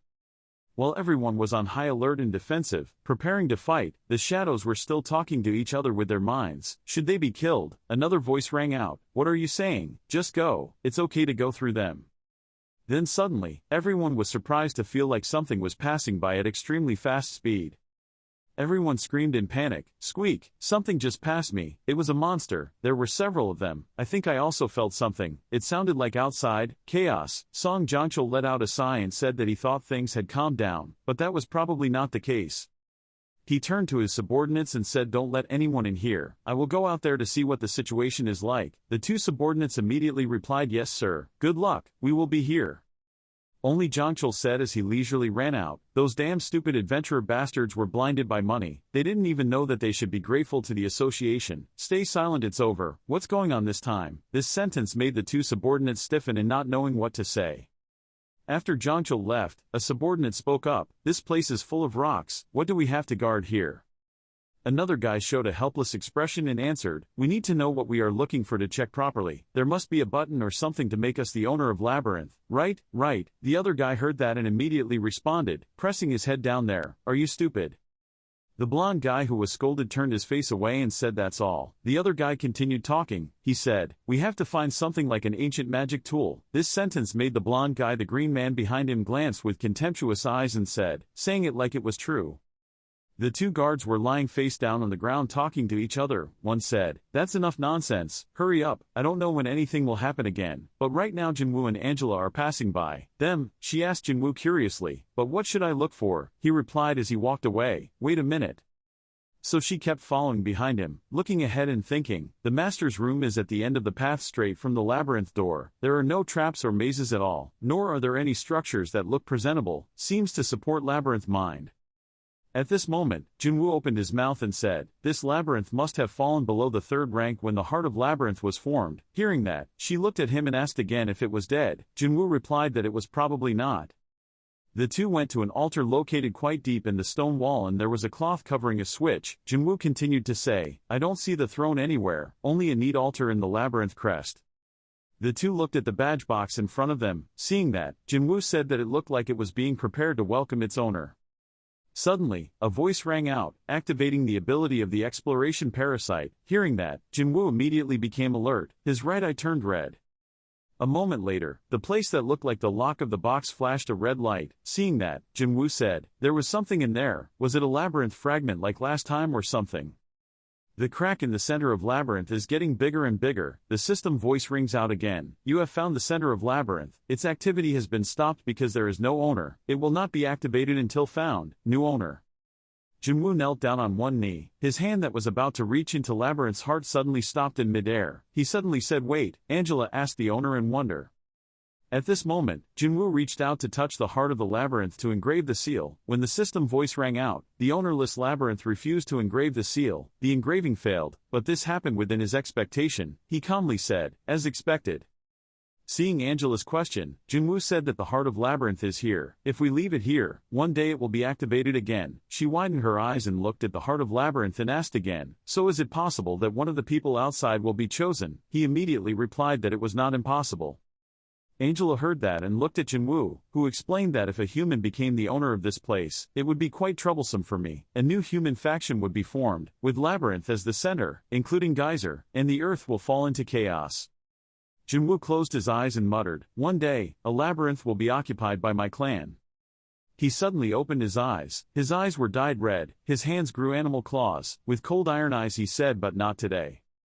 His hand immediately rushed to the center of the labyrinth in front of him, as if wanting to forcibly engrave it. Under his strong influence, Labyrinth's heart was pierced deeply. The system voice rang out again, trying to forcefully extract the dormant Labyrinth's heart. Labyrinth was resisting fiercely. At this time, Jonchul had just run to where the other group was meeting when an earthquake occurred. The entire ground shook, all due to the resistance of Labyrinth's mind. Everyone was panicked, voices were talking. What happened? Was it because of the monsters? I couldn't find out anything. Jonchul was now looking around frantically, biting teeth, exclaimed that what the hell is this? Suddenly a white light emitted from behind him. He suddenly turned back to look at it. Seeing that, he immediately turned back and told the group, "There is something wrong in the labyrinth, there is something wrong with the association, this floor, everyone follow me." Meanwhile, Jinwoo was still doing his best to force Labyrinth. Angela felt the energy from the humans behind her. She quickly told him, "Master, the humans are quickly coming here." He immediately replied, "Hide in my shadow, I have an idea." Angela immediately hid in Jinwoo's shadow. His eyes now seemed to have an extra layer of protection. He glared and said to Labyrinth, "Give up your ego, Labyrinth. How long are you planning to repeat your fate?" "Yes." At this moment, Jinwoo stood up, increased his strength and said, "Whether you accept humans or monsters as your master, the outcome will be the same. You can only blame yourself for being unlucky." Jinwoo's eyes were bloodshot. His hand was trying to hold on to Labyrinth, but even though the ground around him was cracking, Labyrinth's heart was still unharmed. He continued to say, "Come to me, instead of lowering yourself, by choosing a human as the master." But it seemed that Labyrinth's heart had given in to Jinwoo's power. It relaxed and fell into his hand. The Labyrinth's heart emitted red light, subduing Jinwoo. The system voice rang out, "You have succeeded in forcibly extracting the Labyrinth's heart." Hearing that, he looked at it and said, "I will use you well." At this moment, Jonchul's group rushed in. Loud noises rang out. "There was something over there. Hey, are you okay?" Suddenly, Jonchul and the others stopped, looking at something both scared and panicked. At this moment, Jonchul gritted his teeth, frowned, both scared and angry, and exclaimed. In front of Jonchul's group was an extremely terrifying image, like a shapeless monster floating above their heads. Jonchul asked if anyone knew what the hell this was. Suddenly, the monster opened its deep black mouth, with a pair of red eyes in the middle, rushing towards Jonchul. But he was really scared at this time, immediately ordered the soldiers next to him. They were coming, prepare to fight. After receiving the command, the soldiers immediately raised their hands to prepare to draw their swords to fight. But without waiting for anyone to react, the monster rushed like lightning and took Jonchul away. After that, the monster immediately enlarged its red and purple body with terrifying eyes, emitting a loud explosion that echoed outside. Suddenly the association outside heard a scream inside saying, "Hua, I don't want to die, mother." At this moment, a cloud of smoke and dust flew out. The scream still did not subside, even louder, "Yeah, let go, Oa, just let me go." A booming sound rang out, sending Jonchul flying out, who were bewildered, not knowing what had just happened. Jonchul now collapsed to the ground before countless suspicious eyes of the association. He immediately raised his head and fiercely ordered, "Stand up, get into formation, if you don't want to die, calm down." But at this moment, the monster disappeared right in front of Jonchul. He exclaimed in horror, "What? Where is that monster?" "Over here." Some soldiers saw it and quickly answered, "Over there." When everyone turned around, a monster with a huge body, strong hands and a face with many eyes and countless scary teeth was looking at them.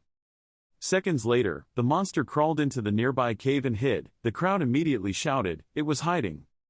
Everyone was stunned by the scene just now. Jonchul thought to himself, "Is he afraid of us?" A soldier next to him timidly asked Jonchul if we should chase him. He immediately got angry, turned to look at the soldier and shouted, "Are you crazy? We don't even know what that is."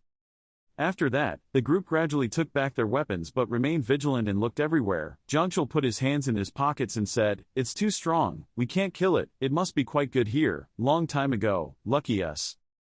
Having said that, Jonchul turned his back and said to the association, "Check to see if anyone was killed or injured. After checking we will return." Hearing that, a reply from the crowd echoed that there were no casualties. The guy next to him holding the sword asked again, "What about Labyrinth?" Jonchul was once again angry. He loudly scolded the guy next to him, "Don't you understand? Our location is known by that monster. Why? Owning a labyrinth is nice, but how can it be as important as your life?"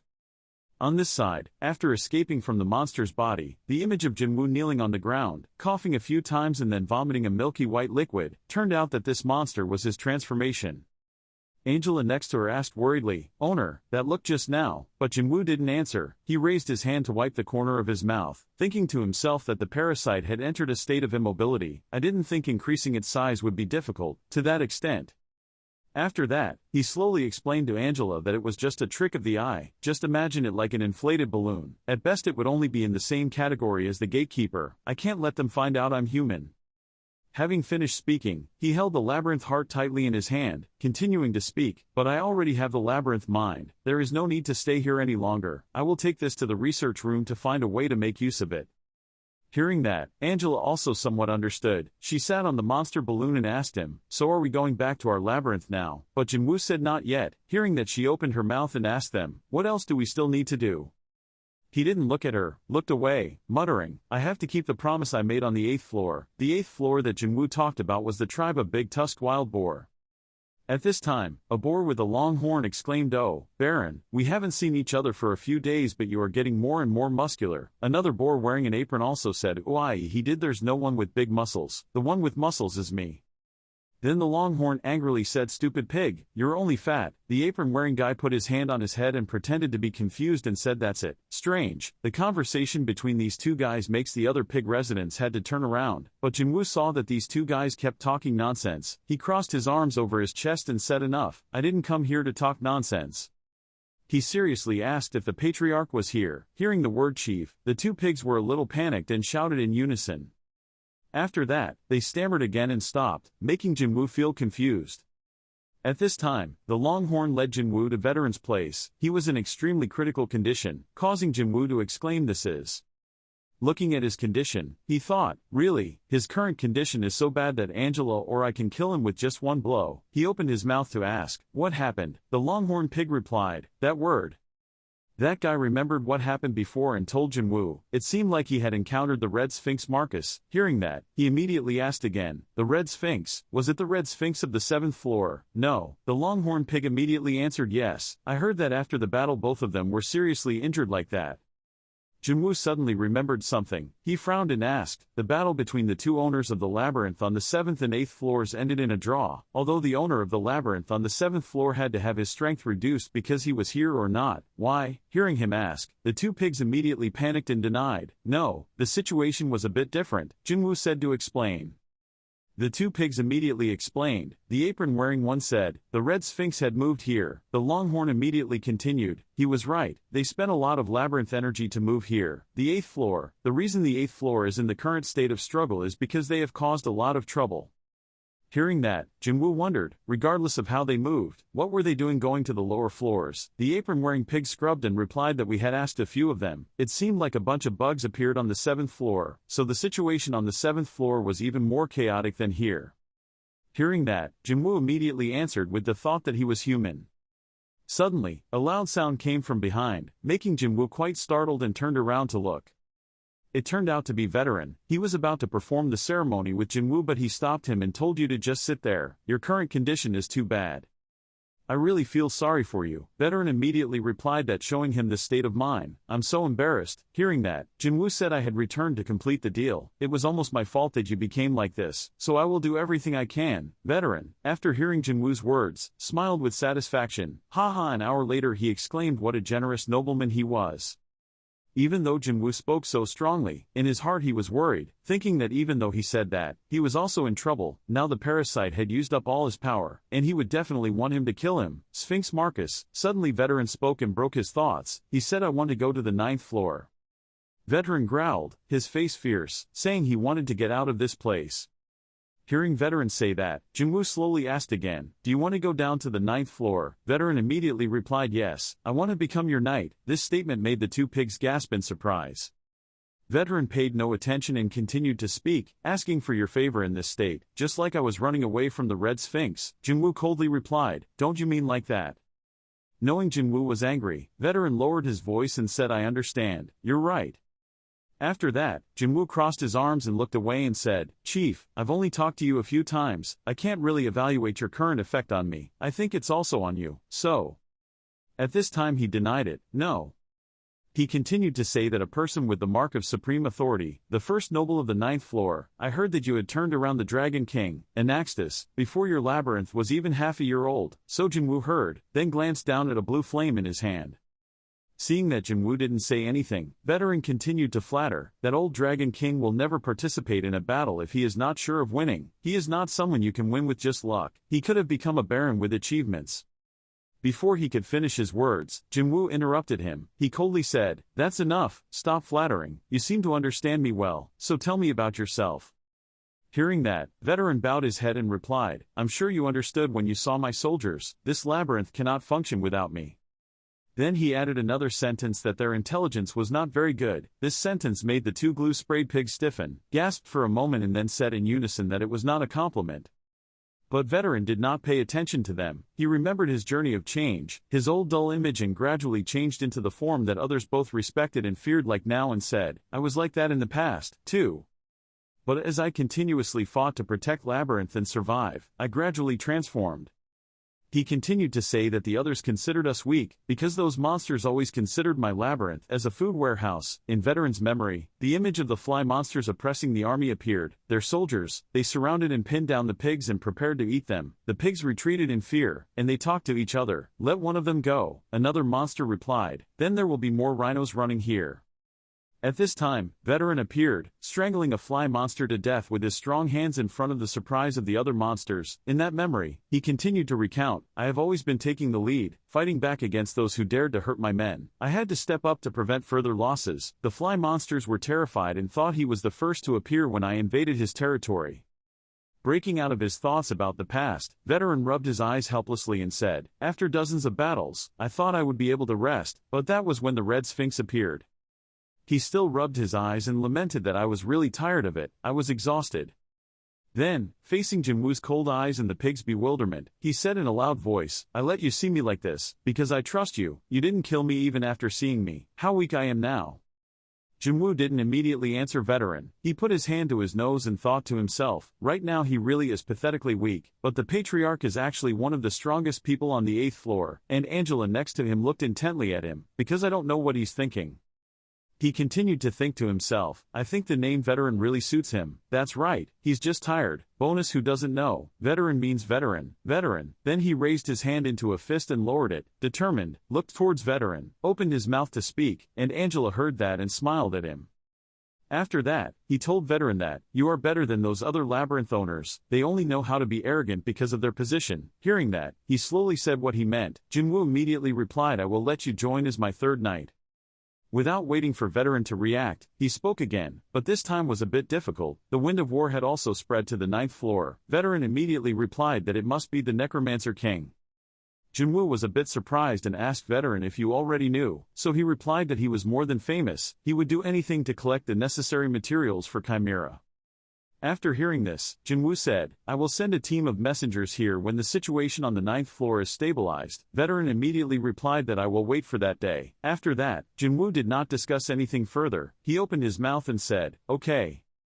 Then he turned away, not forgetting to leave behind the words that although a bit cold but not lacking in concern, I have to go now, so let's live until then. The longhorn pig heard me say and hurriedly left, say I'm sending you off.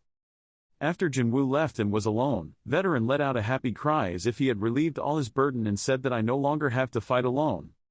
Scene change in the Labyrinth jewelry appraisal store. A shout rang out, are you okay? Then another voice angrily replied, what the hell are you talking about? Stop shouting every time I walk in. It turned out to be Mr. Beak and Jinwoo. Mr. Beak looked panicked and suddenly told Jinwoo that he didn't see anything. Suddenly a new monster appeared in an empty labyrinth. At this moment Jinwoo understood what Mr. Beak was talking about. What? Just say a word and talk about it.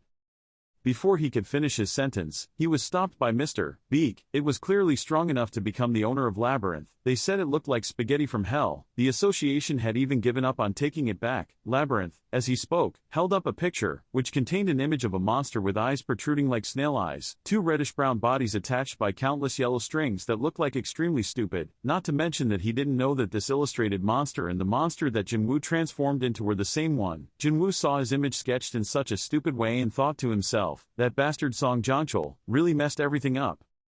Then he put his hand on his forehead to show helplessness and said, strong enough to become the master of Labyrinth, that's just a monster from the abyss. Hearing him say that, Mr. Beak gasped in surprise and said, boy, have you seen it? He still replied with a helpless tone that no, I just thought that. Hearing that, Mr. Beak returned to his normal appearance. He looked at Jinwoo and smiled and said, maybe you are right, so did you get anything from the 7th floor? Maybe you became the labyrinth owner or witnessed someone become right. In response to Mr. Beak's overwhelming questions, Jinwoo just folded his arms across his chest, indifferently without saying a word. After that, he replied that he thought becoming a labyrinth master was as easy as pressing a button. The labyrinth that the association was targeting was just a dead end. This statement made Mr. Beak embarrassedly raise his hand and scratch his head and say, I thought you would get something. Jinwoo replied a bit angrily, don't be so greedy. Having said that, he threw at Mr. Beak a bunch of bags containing many gems of all colors and shapes. He looked at Mr. Beak and said, you should still appraise the gems as usual. I did, picking them up on the way. Mr. Beak then looked at the bag that Jinwoo gave him, muttering at least a little, thank you. Suddenly, Mr. Beak suddenly remembered something and exclaimed, oh right, there are some people looking for you. Hearing that, Jinwoo looked at him in surprise. Seeing that, he started rummaging around and said, let's see, this is a business card, there. After that, Mr. Beak waved his business card back and forth, looked at Jinwoo and said, I remember they are the Geyser Development Association or something. Obviously they have a big project and want your help.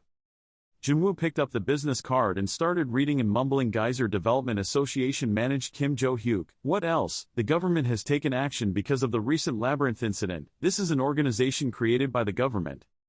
Mr. Beak interrupted and said that they seem to know about your level as well as the fact that you often come here. Jinwoo heard that and stopped reading, wondering why they were following me. Mr. Beak replied that I don't know, maybe some smart guys around there. Then he remembered that Junyoung was also in the association. He said that after all, that group had a dungeon kid that he was quite familiar with, Lee Junyoung, the captain of the spider exploration team. Heard Mr. Beak mention Junyoung, Jinwoo said loudly and said he understood, so it was Junyoung. He held the piece of paper in his hand and looked at Mr. Beak and asked what that big project was. Mr. Beak closed his eyes as if he was resting, his hands showing an expression of not knowing how to answer. How do I know? They said it was a secret, government, maybe they're looking for labyrinth or something. Jinwoo looked at the business card and made a thoughtful sound. The next second, his hand shot out blue flames that burned the paper. He thought to himself that there was enough chaos in Geyser. I don't have time to get involved in this. Looking at the piece of paper that had now become a pile of ashes falling to the ground, Mr. Beak exclaimed that he knew he would do that. It was so cool, but looking at his appearance, he was a bit surprised and confused. He said I didn't think he would react that way. Mr. Beak immediately replied, anyway, I won't get anything from this case. This is better for me, because they chased my guests away. After that, he told Jinwoo that it's over. I will transfer money to your account later, go. Hearing that, he turned around and left, not forgetting to say good and I will see you later. Seeing Jinwoo leave, Mr. Beak suddenly remembered something and said, that's right, remember to keep your phone on. Switching scenes, a system voice is heard, synchronizing the labyrinth of madness, joy, and joy-filled festivals with your second night. Yoon Hui completed. Second night. Yoon Hui is now official member of the party. The gate between the two labyrinths is now available for use. Dronka showed a bored face and said, is there anyone there? He sat sideways on the chair looking extremely bored. He sighed and said here it goes. Next to him was Hoya stuck with tape on the wall. As soon as he finished speaking, a ray of light shone straight down on the ground right in front of him, and Dronka immediately stood up. The one who appeared was Jinwoo's group. He leisurely looked at him and said he protected this place well. Nothing happened, right? And Jinwoo's appearance made Dronka gasp in surprise and exclaim, you're here, why? After that, he answered my question yes, no one came. Seeing Hoya flailing his arms and legs trying to get down, his mouth still chewing on a piece of cloth, Jinwoo said this place looked a bit damaged. Dronka heard that and looked at her helplessly and slowly said it was Hoya's fault. Suddenly there was a noise behind Jinwoo's group. He immediately turned to look. Dominique and Angela were now focusing on Hoya. Dominique carried Hoya down, muttering why did he hang her up like that, while Draka panicked, thinking someone was invading. He immediately shouted an invasion, but in contrast to Draka, Jinwoo just blandly replied no, that's just it. At this moment, cute rabbits wearing lovely yellow shirts walked out. Jinwoo continued to say they were workers. In front of Jinwoo and Yoonhui were adorable rabbit workers. He thought to himself that this scene was very familiar. After that, he nervously looked at the bewildered Yoonhui and thought of one big problem. And then, he put the name to his mouth with a groan and said worker. He picked up Yoonhui and raised his hand forward loudly, commanding, I command you as your master's master, map out the surrounding labyrinths and build a storage area. The words just came out made everyone doubt how he could be so confident, especially Draka, who looked at him with distant eyes. When all the rabbit workers heard that, they suddenly stood still. The next second, he saw that the rabbit workers considered his words to have no value. Each rabbit's expression caused him to lash out loudly. Some of them spat in disdain. Some of them raised their faces and picked their noses. 2 people gathered to talk and left him alone. At this time, he was angry. Blue veins appeared on his forehead. He grabbed a rabbit worker, gritted his teeth and said, okay then I will force you all to obey. Angela on the side saw this and yelled at the owner. She continued to say why don't you use your position as the person who holds the ultimate authority. Jinwoo pinched the rabbit worker's face while turning to look at Angela and wondered what position he had. She immediately answered yes, it was an ability that my previous master used often. Then, she put her hand on her chin thoughtfully and said that the condition is to become a noble and the subject must be your knight, and you need the consent of the knights, I think. By the time you two while seriously discussing, the rest of the group was extremely absent-minded. Dominique was still holding Hoya, muttering, can Hoya come down yet, I'm suffocating, and Draka was looking helplessly at Dominique and Hoya. But Angela didn't pay attention. She continued to say, you can control Yoonhui's labyrinth just like yours. Hearing that, Jinwoo looked impossible, still forcefully squeezing the rabbit worker's face and saying that but that's basically it. I took it away from her. For a labyrinth owner, it was more humiliating than death. The main character, Yoonhui, was still staring blankly into the distance, while the rabbit worker had his face distorted by Jinwoo. At this moment, he suddenly called Yoonhui. She turned around when she heard his name. Jinwoo asked again if she agreed to the position. Only to see the little girl standing indifferently looking at Jinwoo who was carrying the rabbit worker. Angela was also behind him looking at her, and the rabbit workers were standing behind their owner, Jinwoo. Seconds later, it was still the same photo frame but with Dominique and Hoya's curiosity, and Yoonhui was now looking down not knowing what he was thinking. While the rabbits were kneeling on the ground trembling, next to the unconscious rabbit, Kim Jinwoo was looking at the green board that displayed. The owner of Labyrinth was crazy with joy and the festival's Yoonhui agreed to accept the mission. Temporary administrator, Kim Jinwoo became the replacement of the Labyrinth. He was able to summon forces from both labyrinths because he possessed the Naga Labyrinth, 2 knights and a territory. He became a main geyser noble finally. The Cloist noble's dignity has advanced to become the Clo noble's dignity. At this time, he sat in his chair dejectedly looking at the blue board thinking, increasing the number of knights and ruling a labyrinth has raised my nobility rank, when suddenly a voice came, Sir. I think that Anatolius not only ruled the territory for the purpose of exploitation but also had other goals. Hearing that, Dominic quickly covered Angela's mouth and spoke up, I have traded all the lower gems like you asked for, Bridge. He didn't seem to care much and put his hand on Yoonhui's head and said, since I can't protect you forever, we will upgrade Labyrinth first. The 7th floor has also been quite chaotic lately. She replied, I will upgrade Naga Labyrinth at the same time. After a series of operations, the pink board appeared with the words, progress of upgrading the Festival Labyrinth to level 3 and the green board announced the progress of upgrading Naga Labyrinth to level 6, 213 days 23 hours 59 minutes 57 seconds for by the time the Labyrinth upgrade is complete. She continued, I will reach level 4 before Naga Labyrinth completes the upgrade. When the upgrade procedure was completed, he looked down and said, everyone should get to work instead of wasting time. A warehouse will be built right near the residence. He pointed at the group of rabbits dragging an unconscious rabbit out and continued to say, we should also choose some soldiers.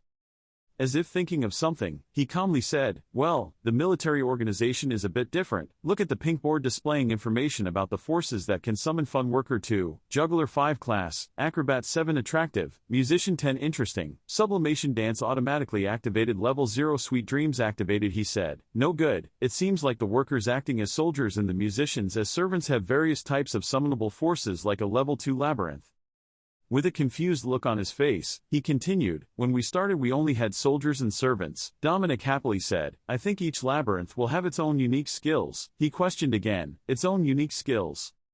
He pointed to the pink panel, the attractive acrobat 7, interesting musician 10. This skill will activate after labyrinth's forces defeat enough monsters. The current activation level is 0 including many levels. Levels 1 summon festive labyrinth increases speed by 20% reduces defense by 10%. Level 2 summons festive labyrinth increases attack power by 20% reduces defense by 10%. Level 3 summons labyrinth festival increases attack power by 20% reduces defense by 10%. Level 4 labyrinth soldiers festival increases attributes by 20%. Summons of Labyrinth Festival has defense decreased by 10%. Level 5 enhances the special ability of the Festival Labyrinth. The ability can be used once without the summoning obstacle of the Festival Labyrinth, reducing defense by 10%.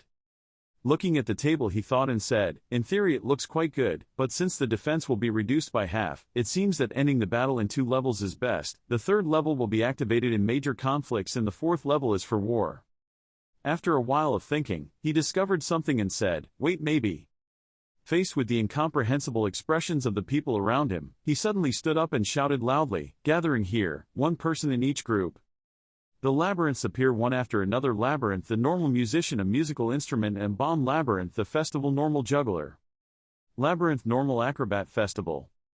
A plate and a normal labyrinth worker festival knife.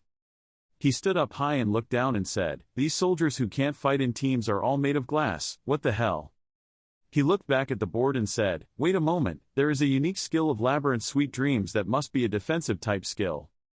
At this time, the pink board has displayed a series of information. Sweet Dreams mesmerizes the opponent into a dreamy sweet dream state. The opponent will be separated from reality and lost in a sweet dream. The amount of labyrinth energy consumed will depending on the opponent's strength to activate the Sweet Dreams skill. You need to go to the Labyrinth Festival or you can go inside the active labyrinth. When using Sweet Dreams on yourself, the skill will be replaced by escapism. Seeing that, he said in a speculative tone, this seems to be the skill that Labyrinth used on us. It will be useful against strong opponents, but useless in battle when there are too many opponents. Dominic looked at him with a puzzled look and said, is it like the opposite of the Dragon Labyrinth or something? Yoon Huey continued, yes, I understand why it was left behind. It was a rather difficult labyrinth to handle. He raised his hand to his chin and said, no, it's strong if we use guerrilla tactics. Direct battle can be handled from Labyrinth Naga.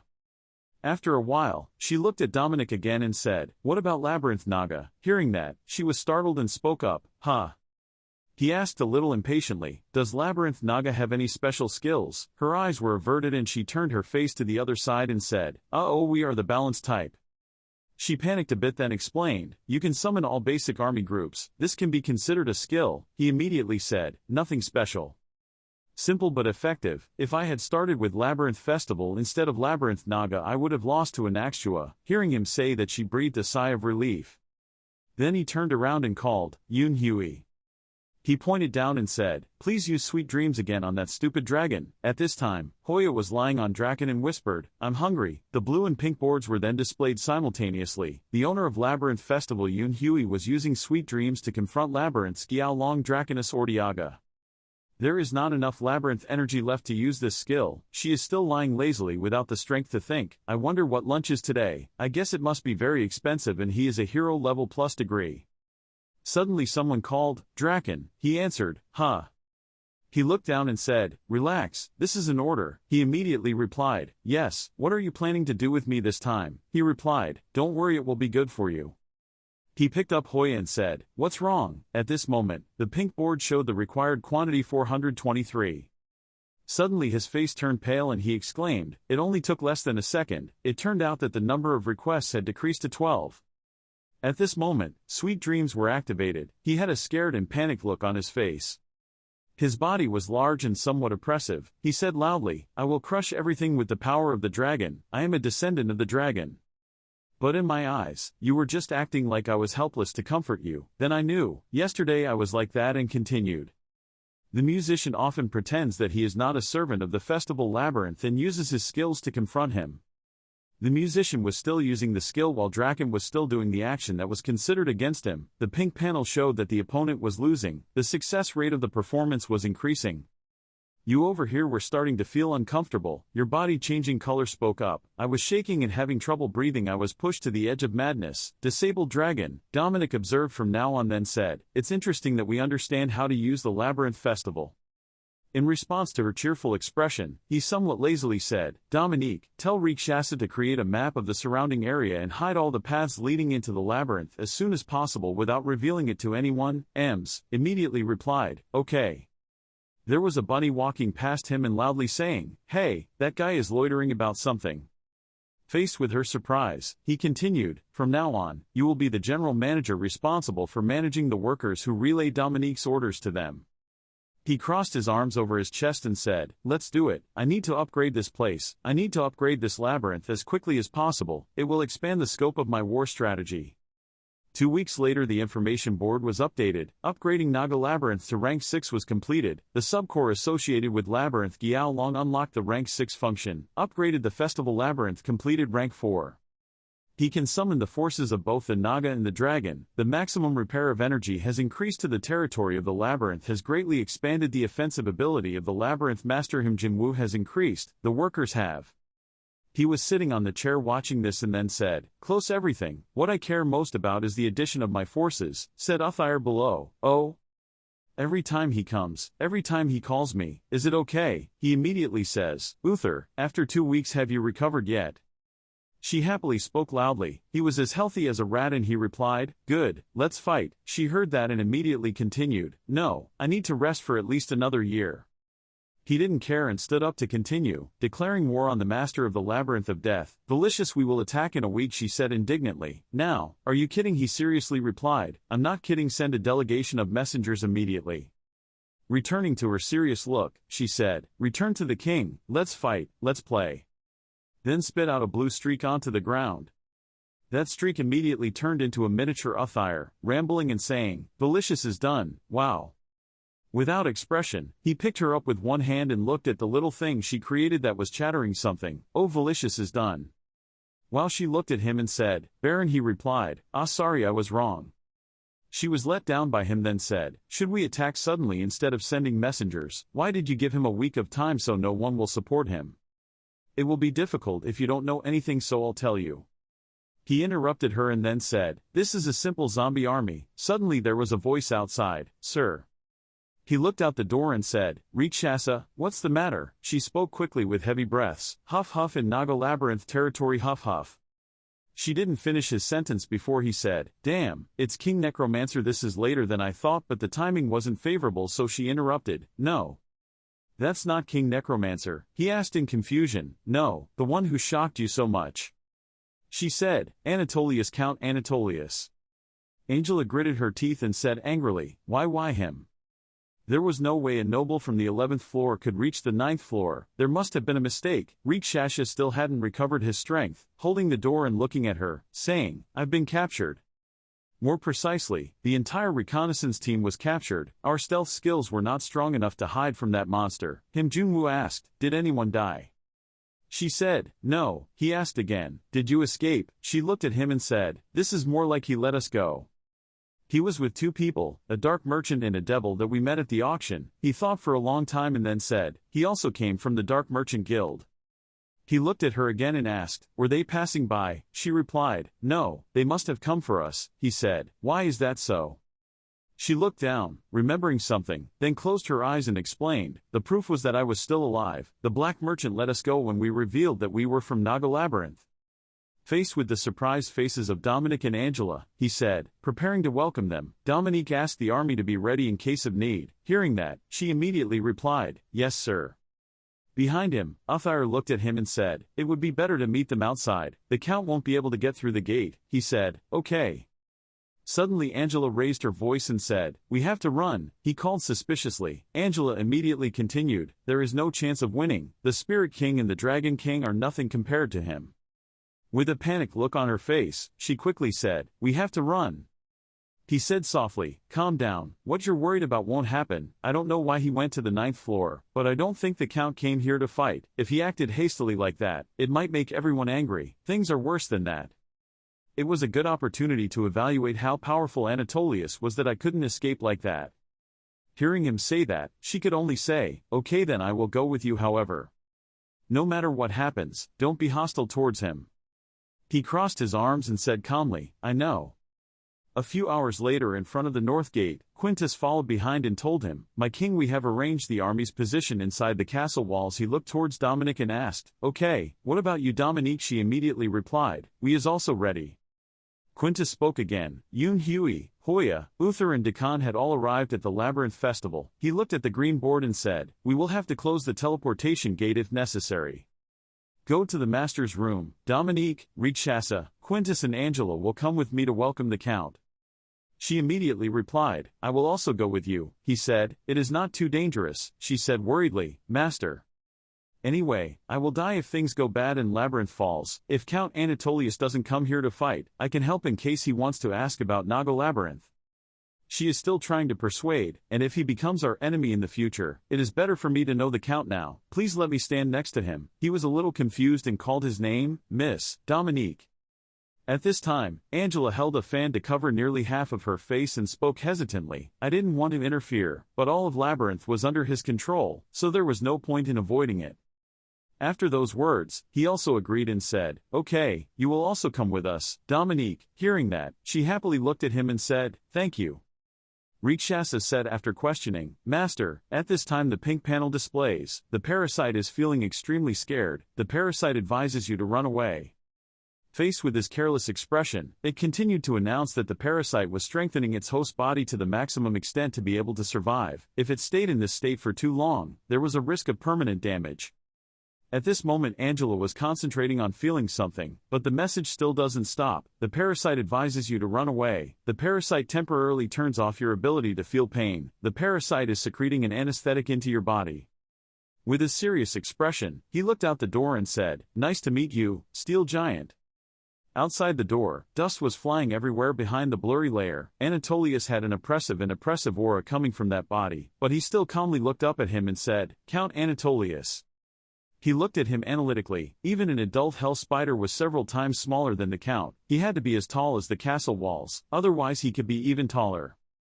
I hope the Earl did not see our army behind the walls. He put aside his thoughts and looked at him. What was the reason for the Honorable Earl coming from the abyss without any notice?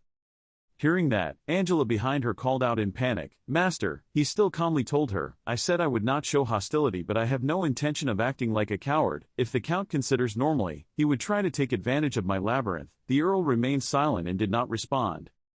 He looked at me with mysterious white eyes and said, You are right. Then his face gradually appeared and he spoke, Arrogant as rumored. Kneel down. At this time a notification appears activating noble dignity. He reached out towards him and the people behind him. With just one strike, they all collapsed to the ground screaming in pain. What the hell? Angela thought in surprise, is this the noble dignity skill I used? Dominic lay down on the ground in pain and said, feeling as if his entire body was under great pressure, as if the weight was dozens of times stronger than him. However, he was on a completely different level. After that arbitrary wave of his hand, he still calmly looked at them. Everyone was injured, but he was still standing there, making him cry out. He turned around and looked at him full of hostility. He spoke neither quickly nor slowly. Not bad. At this time the message appeared that the devil had abandoned his noble dignity. He continued, I allow you to stand in front of me. Hearing that, he looked puzzled. While everyone was feeling uncomfortable and in pain, he said, You are a little better than that trash on the 10th floor. I am very satisfied. Faced with Angela's surprise, he calmly looked at him and asked, So what is your purpose, sir? Have you come just to show off your strength? Hearing that, he replied, I will forgive your rude behavior because you are stronger than I expected. It seems you have met a pretty good master. Angela, hearing that, she sweated and didn't know whether to be happy or not, so sad. He continued to say, Surely you will be useful. The human baron can make you my precious pawn. You can be proud of this. I will be your sponsor, trainer and guide. You just need to follow my orders. With an angry look on his face, he crossed his arms across his chest to show his disapproval and gritted his teeth as he said, If I don't want it, then why doesn't he care about my opinion? Continuing to say, Baron, your opinion is not important to everyone. Things will follow my wishes. Raiden took over the 9th floor. A cloud of smoke covered him. The scene was not friendly at all and he said, Your path is not up. Going down to the abyss to your human baron's hometown. Hearing him, his face showed hostility and discomfort. Then he turned away and said, I will wait on the 11th floor. At this point he said, "Okay, just do whatever you want." At this point he couldn't stand it anymore. His angry face and hostile eyes looked towards him and he said harshly, "But one day I will make you pay for this humiliation, Anatolius." Suddenly a voice rang out, "So you must have had a difficult time too, Baron."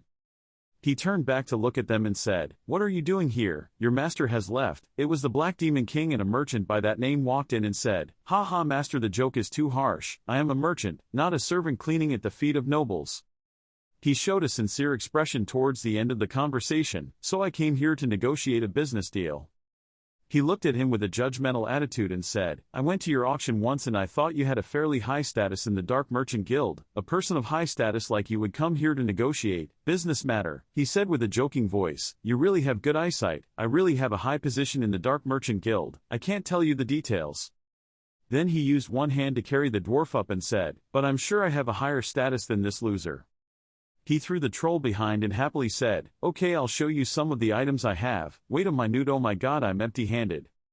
He looked at him impatiently and said, "I'm not in the mood to joke." The point was that from beginning to end he kept his smiling and joking face. Obeying orders was simple, but this was too big a deal.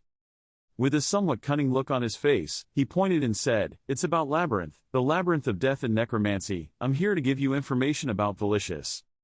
You don't seem to be in a good mood, so I'll give you the information first. I don't want this business to go wrong. What do you think is the reason why the Necromancer King didn't do anything even though you were worried that he would cause chaos as soon as the Dragon King died?" "I don't know what expression," he said, "just say it." He continued to say, "Because the stronger the chimera, the more time it takes to raise and train." The troll heard that in panic and worry and said, "Wait, if I tell him that?" The troll didn't finish his sentence until he kicked him speechless. He continued to talk to him. "Now the second question. Where is the latest body you provided to the Dark Merchant Guild?" At this time, he was standing and talking to a member of the Black Merchants Guild. He asked the red demon in front of him, "Didn't the Black Merchants Guild intend to be neutral?" Hearing this, the demon replied, "Yes." He used his suspicious eyes to ask it, "How neutral?" The red demon heard that and sighed in response, "Oh, you say that, it's so sad. We are just a pitiful small business association. You sell me a body you don't use, and we sell it to a customer who has more need. That's the so-called merchant." He impatiently spoke up, "That's not what we're talking about." He heard that, so he asked again, "What is that?" Jinwoo put one hand in his pocket and continued to question, "You suddenly came here and babbled to me about the Necromancer King." Hearing you say that, the Red Devil confidently replied, "Ah, you want to ask why we were revealing information, aren't we? You don't need to worry, it's just that we balance things together." Hearing him say that, he asked again in doubt, "Balance?" But then he seemed to realize something and said angrily, "Bastard! You sold information cheaply to the Necromancer King." The Red Devil saw him so angry, so he held his head in guilt and said, "I'm sorry." "Well, in general, you don't need to worry so much. In the end, Delicious is the one who lost money in this transaction." Saying this, he turned back to look at his companions and continued, "The main source of power of this labyrinth Naga is barren, so other than the size of the army, there is no information worth leaking, go out at all. On the other hand, the Necromancer King's trump card has been turned face up. No, I guess the balance has tilted to one side. It's so bad, it's not okay. When this little devil comes back, please write a letter of apology." The dwarf standing next to him was surprised to hear that and asked, "Why should I?" He impatiently interrupted, "Enough of that nonsense. Tell me the details of the transaction. If you want me to complete the rest, it's best to tell me what you said to the Necromancer King." "A week later, you had a meeting with your allies. Dominic stood above you and spoke for you. Then I will begin with the final instructions for the war, confronting the Labyrinth of Death under the power of the sword. Soul King Delicious is coming." Everyone listened attentively to what she had to say. "This is the list of our army excluding the Labyrinth Naga's guards. There are a total of 400 soldiers, 200 warriors, 100 archers and 80 cavalry, monk. There were also 40 healers, 30 mages, 30 scouts and 20 wizards, and finally 100 cavalry including the dragons they rode. 3 times the force that the Necromancer King mistakenly thought we had, an army of 1,000 people."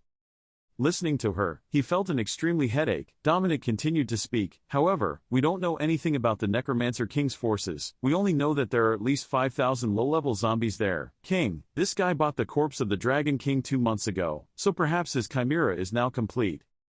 At this moment, Jinwoo immediately interrupted, "Dominic," she heard him call and immediately responded, "Yes master, you give orders now. Tell me again about the zombies." Hearing that, she recalled their image in her mind and began to explain to him. The zombies and corpses were reanimated by infusing them with the power of Labyrinth. The Necromancer King had succeeded in taking control, made them. Zombies are immune to things like psychological damage like pain and fatigue. They will still move unless their brains are destroyed. She now began to introduce him to the hierarchy of the undead. They were divided into 3 levels: low, high, and chimera. Low-level undead can only follow simple orders, make up the largest number in the undead army and act as meat shields. High-level undead are elite forces with more labyrinth power injected into their bodies, standing in line with low-level undead to carry out the task of attacking certain targets. Finally, the high-level undead that were personally remodeled by the Necromancer King are called chimeras. Until now, we only know of one made from the Dragon King's corpse. Perhaps the actual number of chimeras will remain more. Hearing that, he thought thoughtfully and said, although we still haven't been able to check any more about their support troops. Jinwoo then raised his face and said, Rikshasha, do you know any valuable information when you worked for the Labyrinth of Death? Hearing that, she immediately replied, yes, master. She pointed to a location on the map and began to explain. The Necromancer King always had backup corpses. It was impossible to say the number of bodies buried under his territory. The number of awakened undead used as backup was huge. The reconnaissance army near the Labyrinth of Death perished for that reason. He heard that and immediately asked, but now Belicious is leaving his territory to head straight to the voracious labyrinth. Hearing him say that, she thought back to the image her subordinates had reported to her. Yes, the rats saw an army of thousands of zombies leaving the territory. They divided into 2 teams departing about half a day's journey apart. The Dragon King team went first and the Spirit King team followed. Hearing that, he remembered what the Red Demon had said. If we look at it from another direction, perhaps with the Dragon King's Chimera support team, the Necromancer King would likely decide to leave permanently to attack. He thought to himself, that demon was right. At this time he stood up and ordered, this time the situation is different and we are on the weaker side. We must be careful not to fall into the same trap as the dragon once did, but this time the forces of Labyrinth Naga already much older. We are fully prepared for battle. He then pulled out a small cam from his body and said, although we know it won't be easy, Belicious is lagging behind the reconnaissance team in collecting intel. They will build a plan based on that. The information that Belicious had was leaked about a week after the battle with the Dragon King. He still did not know anything about Angela Hoya, Yoon Huey and Althire. Althire will take the vanguard and we will split into 2 more teams, a total of 3 attacks. Althire is currently heading straight towards the Labyrinth of Death. Hearing that, Angela was surprised and looked at the thing next to her and asked, this kid. Next to her was an effigy of Althire lying on the table. Angela's voice continued to ring out, is that now a phase K? Hearing that he replied, it's just a communication device. While his mind was now clear on the path the 2 armies needed to take, he continued to say that if nothing unexpected happened, Anaxtis and Althire would meet in this position after 2 days, Althire holding out at this position. Meanwhile, Rikshasha, Angela, and Yoon Huey will assassinate the Necromancer King's faction from the other side. Dominic, Quintus, Draken and Hoya will take a detour with the Naga cavalry, gaining control of the Labyrinth of Death stronghold. Although the Naga cavalry team is strong, the number of corpses is also abundant in the Necromancer King's territory. If more than 2 chimeras appear, please retreat immediately and join the main force. Everyone who heard him say that replied in unison, it was clear. At this moment, he looked at the person next to him and said, Dominic, be careful. Hearing him say that, she happily replied, yes. At this time, he put his hands on the table and told everyone in a serious voice, if only one of his 2 armies won, the situation would have changed clearly. Both Belicious and Labyrinth's stronghold would die, are all important tools to maintain the undead force.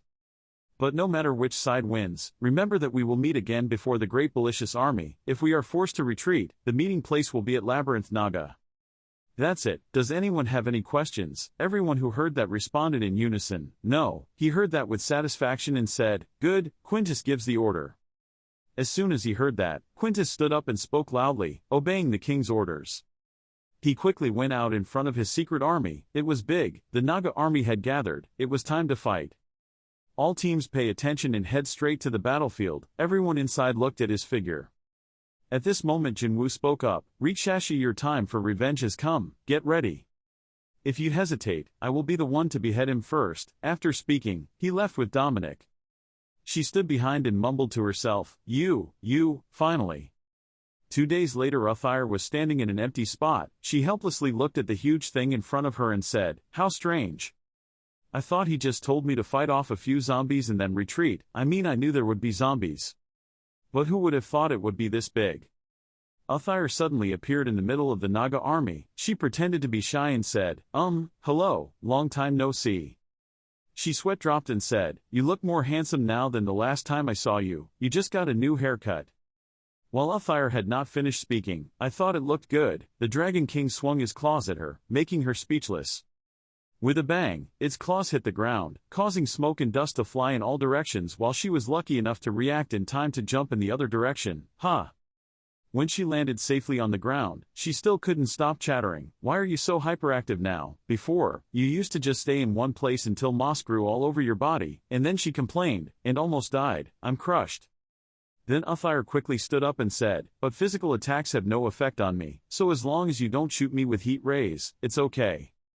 She was still teasing him. "You can't use it anymore, right?" But just the next second, a ray of light flashed from the monster. She stammered, "Wait."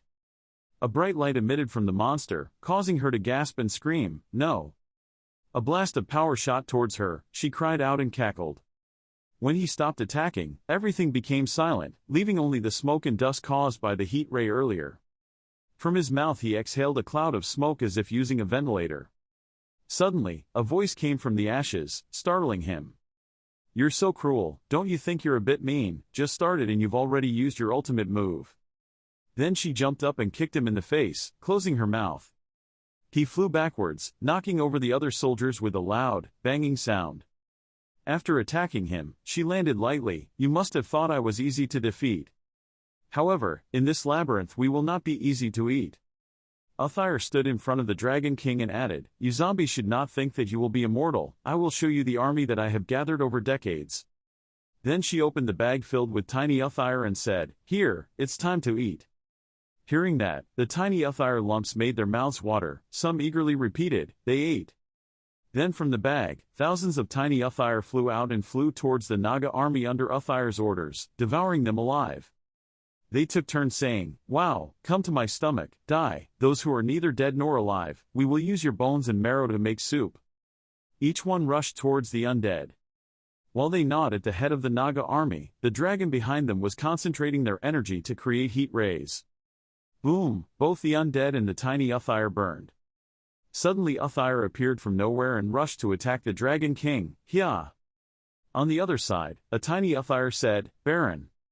It stood on Angela's shoulder and said to Kim Jin-woo, the subject was fighting the Dragon King. He suddenly asked, "What, have we already clashed?"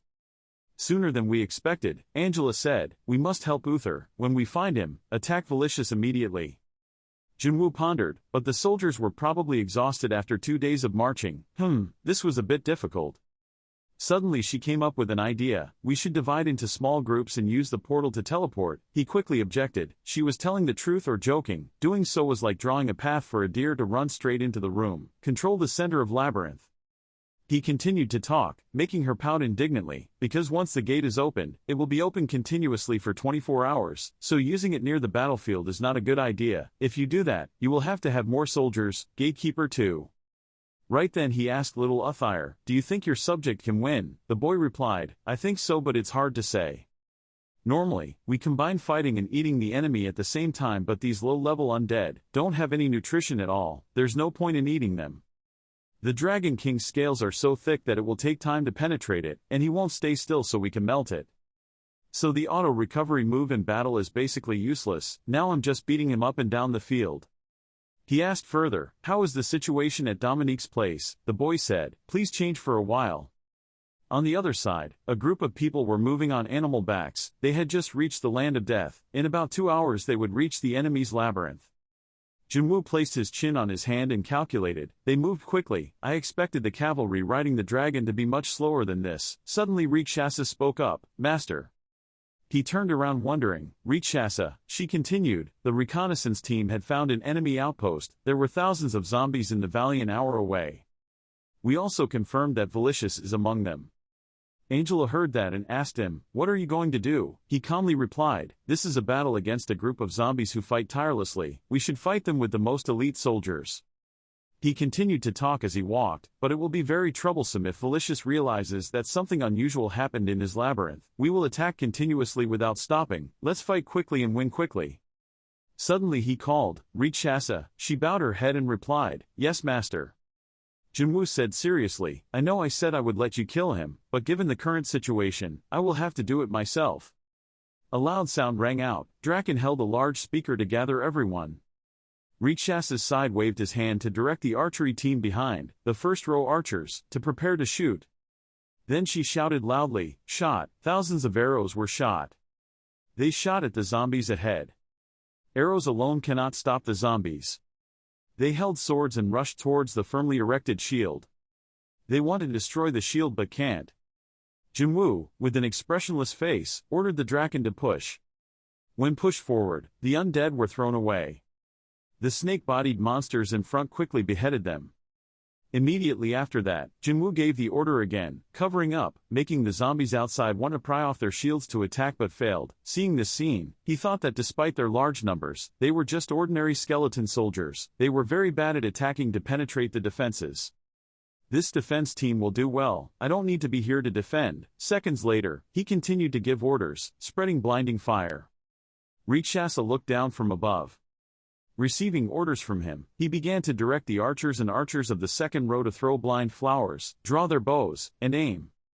Following the shouting and firing, a rain of arrows landed on the skeleton soldiers. Valicious pointed at Jinwoo's army and said strange words. Behind him appeared a young man, holding a sword with rays of energy surrounding it. Then he raised his head to look at him, pulled out the scabbard and said, You are also part of the deal even though it doesn't matter whether you live or die. Hearing that, Valicious turned back to look but it was too late. With just one swing of the sword, his body was divided into two halves. While Quintus' group was gathering. Then the little devil realized something was wrong, something very strange. Dominic immediately turned around and asked, What's wrong? Did we go the wrong way? Or, the little devil continued, unless a magician had interfered with our minds, I'm sure we are definitely on the right track. He glanced at the bone stake and said, This is Miss Rikshasa's scouting symbol, and it's also the closest thing to the labyrinth of death we have. Before, we could clearly see that the giant maze was full of tombstones and bones, but now it's empty, Dominic said, I don't see anything. The little devil immediately knelt down and confessed to her bewilderment, It was my fault, I'm sorry. She immediately said, No, I don't blame you. She happily held the map and said, Even the map said that the labyrinth of death should be nearby, maybe if we get closer to it, we will find something. Quintus timidly told her that it could be a trap. Do you still want to continue? She innocently replied, We can't do nothing. She continued, Or maybe the master had already killed Valicious, she thought, and that's why there was no labyrinth there. Quintus was excited, Ooh, is that so? He continued to express his excitement and said, She is indeed very talented, a great plan, without any loopholes. She hesitantly replied, yes. I order everyone, let's move on, we shouldn't waste any more time, let's go. On the other side, after defeating Valicious, something was wrong with Jinwoo, it was too strange, too easy. The surrounding corpses continued to attack. He thought to himself, the zombies are still moving, this bunch must be stupid. Suddenly there was a voice, stupid. He looked at the corpses and saw that they had a strange expression, ha ha ha, ha ha ha. And then they told him, indeed, what you just slashed was Valicious, without a doubt, the necromancer King Valicious. Seeing a guy glowing he asked, so what are you, a soldier who has become new to this labyrinth? The corpse guy replied, yeah, I guess you could say that. He continued, I'm not someone who can immediately resort to violence like someone else, I'm also Valicious. Jinwoo immediately moved forward to destroy while still talking, but closer to his full form than the previous Valicious. Right after he was destroyed, another guy started talking, there's no need to rush. He continued, there are many of us. He said to Angela, the two started talking to each other subconsciously. Angela, she replied, yes, master, what the hell is going on here? He said, I didn't think his tricks were that impressive, I always thought something was wrong before the battle even started. Jinwoo was chatting with Angela subconsciously, while taking the attacks of the corpses, he said, but now I'm sure, I saw him revived. He continued to say that I could feel the life force of the zombies on the battlefield, even though I shouldn't feel it, it was like the life of an individual. He looked at that giant monster and told Angela that the crazy guy broke his soul into small pieces and implanted them into all the zombies on the battlefield. As more and more corpses continued to surround him, he thought he could die, but he could also use any corpse on the battlefield to resurrect. Each and every zombie here can all become vicious. He wondered if he could break his soul into pieces. The giant corpse replied, "You're quite smart." He continued to say, "I am called the Necromancer King. Dealing with the dead soul is too simple." He immediately twisted his own neck, even if he quickly appeared in the form of another corpse. Could it be me? He wondered, so I have to kill every single one of these zombies to be able to completely kill people. As soon as he finished speaking, he immediately cut that guy's body to pieces. That's it. He continued asking, "What can you and your subordinates do? You are far from worthy of being my opponents." He also told Angela to go to battle. "Angela, you go to take care of this battle with the magicians." Rikshasha immediately recognized it as a signal. She ordered the mages to prepare to attack along with the vampires.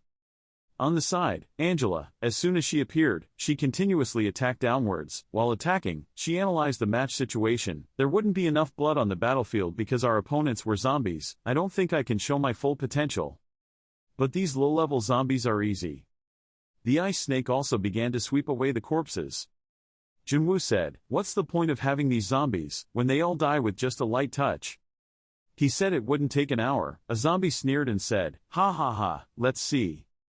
He said, "Are you, these low-level zombies, the main force? If so, then you are a bit delusional. Of course, I admit that my fighting skills are not really high. Defense." He continued talking as if he had some trump card, but I didn't need to improve. Having said that, behind that zombie was a giant and no less dangerous monster. He confidently said that this is the main game. On Dominic's side, she said with a confused expression, "Nothing." She continued, "I thought if Labyrinth was destroyed, there would be traces. Maybe the magicians cast a cloak spell on us." The little devil immediately denied, "No." He said, "Labyrinth was definitely here. There were still some traces left by it, but..." Looking down at the hole below, he continued, "This is a tunnel, so big, I think it was only recently created." Dominic suddenly said, "What?" She looked inside and said, "This is too big to dig by hand. You will need a lot of beast leaders." She suddenly realized something. "Wait, you mean..." After listening, the little devil showed a resigned expression. Dominic continued to say, "No, that's impossible. How could a labyrinth move?" Returning to Jinwoo's group, the giant monster began to sweep away everything. Jinwoo couldn't help but wonder in surprise, did they evolve from mid-level to leader level? That thing was 10,000 times larger than Anaxtas's dragon leader. He looked around the battlefield and realized that the dead Nagas on the battlefield were turning into zombies. He thought to himself, "I cannot let anyone else die." Jinwoo said, "Angela, I leave that monster to you." Above, Angela was almost motionless. After a few calls from Jinwoo, "Angela," she told him, "Master, something was strange." She landed next to Jinwoo, and he immediately said, "This is not the time to worry about small things. That's just the leader monster." Before she could finish speaking, she immediately replied, "That's not the leader monster," he said in surprise. "Huh?" She continued as if realizing what it was. That thing was certain, it's Labyrinth. Somewhere, Belicious walked and thought to himself, necromancy has many limitations. Not only do you need to enter the corpse to control it, but you are also limited in the number of corpses you can awaken. He thought as he immediately created zombies from the skeletons scattered on the cold ground with his magic power. Even if you revive a dead body, it will still be just a skeleton, is held by only a thin layer of mana. The skeleton slowly moved thanks to magic power. Belicious continued to think, even if a clean corpse could be found, it would continue to decompose, until only the skeleton remained. He raised his hand to take off his hat, constantly thinking in his mind, the power of an army of zombies is always fading day by day, and the only thing waiting for them in the peace after the war is collapse. Death will occur naturally with corpses, and the hat was taken off, along with a face full of stitches, accompanied by dark, gloomy eyes. No matter how hard I tried to look, not a single ray of light flashed in them. He answered to himself, "It seems." Immediately, he waved his arms, shouted loudly, gathered the dead, piled up the corpses. Not a single piece of flesh or bone was allowed to go to waste. A series of soulless corpses rose up below his feet, full of ferocity and horror, ready to fight at any time. He confidently declared, "Maybe for some people, death is the end, but for me, it is only the beginning. There is not a moment of rest in my eternal and glorious life." Rise, in front of him right now was the first chimera created from the Labyrinth of Death. And that was the same monster that Jinwoo's group was fighting. A notification appears: you have entered the territory of the Labyrinth of Death. The stats of the forces belonging to the Labyrinth of Death are increasing. Returning to Jinwoo's group, in front of them was a chimera. And inside there are countless types of monsters preparing to attack. At this time, Angela said, "Master, those who came from Labyrinth are all high-level undead." Jinwoo replied, "It seems like that. With the Labyrinth's attack and the appearance of high-level undead, our right wing has probably been taken down." He continued to say, "I don't want to drag Yoonhui into this, but Yoonhui you have to fight." Outside, Yoonhui and Rikshasha along with the magicians have already gathered. Rikshasha said, "Based on the situation, he will probably want you to go straight to the right wing." Continuing, she told Yoonhui, "Lead your soldiers to the right side of the cliff. The magicians will also focus on attacking the right side." On the other side, the labyrinth of the festival is joining the battle. The festival's temperature level was 0,4%. While Yoonhui and her group entered the battle, Jinwoo thought to himself, the festival's temperature was rising. The disadvantage was quite large, so she had to end it in no more than 2 levels. Suddenly Angela seemed to realize something. She immediately said to Jinwoo, "I know there is something very strange here." Jinwoo wondered, "What?" Angela continued to answer, "Being able to change bodies like a necromancer is not something you can easily see even in this abyss. Basically it is the ultimate skill that nobles will drool over." Tianj. She continued, "So it was more like, it was Labyrinth's ability, not the Necromancer King's, meaning he had been hiding it from the beginning. However, that skill probably still had some limitations." While a voice interrupted her while she was talking, "I was weaker. It was one of the corpses." He said that, "After all, I have divided my soul into many containers, although I don't see that as a limitation. Showing my weakness like this, I must be a gentleman, right?" While he was still boasting, Jinwoo told him, "You idiot." He sat down and continued to speak sarcastically, saying, "That's not called a gallant gentleman at all, that's called stupidity." Having finished speaking, Jinwoo jumped up and rushed straight at the chimera. He raised his hand to attack but he quickly dodged. And using his arm as a stepping stone, his hand also changed at this time. Part of Chimera's hand was almost destroyed. He quickly advanced to the center, the labyrinth core. As soon as he reached the gate, suddenly someone rushed to attack. He quickly dodged and immediately counterattacked. The two continued to exchange fierce attacks. He realized, a high-level undead, no, a chimera. He threw all his strength and said, "I don't have time to play with you." Jinwoo successfully tied up the chimera. And immediately rushed straight to the pearl's location. Then suddenly, from above, someone rushed straight down at him. Before his eyes were now 2 chimeras trying to protect the gem. He thought to himself, they were not ordinary soldiers. Suddenly, another magician appeared in the block, pointing at him. He immediately threw it outside. Angela ran to call him, "Master." He immediately replied, "I'm fine, it's just a scratch." There were 3 humanoid chimeras inside, and all of them were quite strong. Angela was surprised. The humanoid chimera. He immediately said, "Here they are." Stepping out from the darkness, it was the humanoid chimeras that had carried him onto the shore and into the fields. Suddenly, he realized something. Wait, that earring, is that it?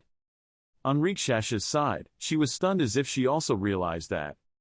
Rikshasha shouted loudly at Velicious and then angrily rushed to attack him. Seeing that, Jinwoo immediately signaled to Angela. Angela also implicitly responded, "Yes." At the same time, as Rikshasha faced the army of skeletons, a red giant suddenly appeared, swinging an axe to attack her. The heavy axe aimed at Rikshasha crashed down, causing the ground to bulge, but Angela quickly saved her and flew up. Rikshasha shouted in despair, throwing the tip of his sword from the air and aiming straight at Velicious.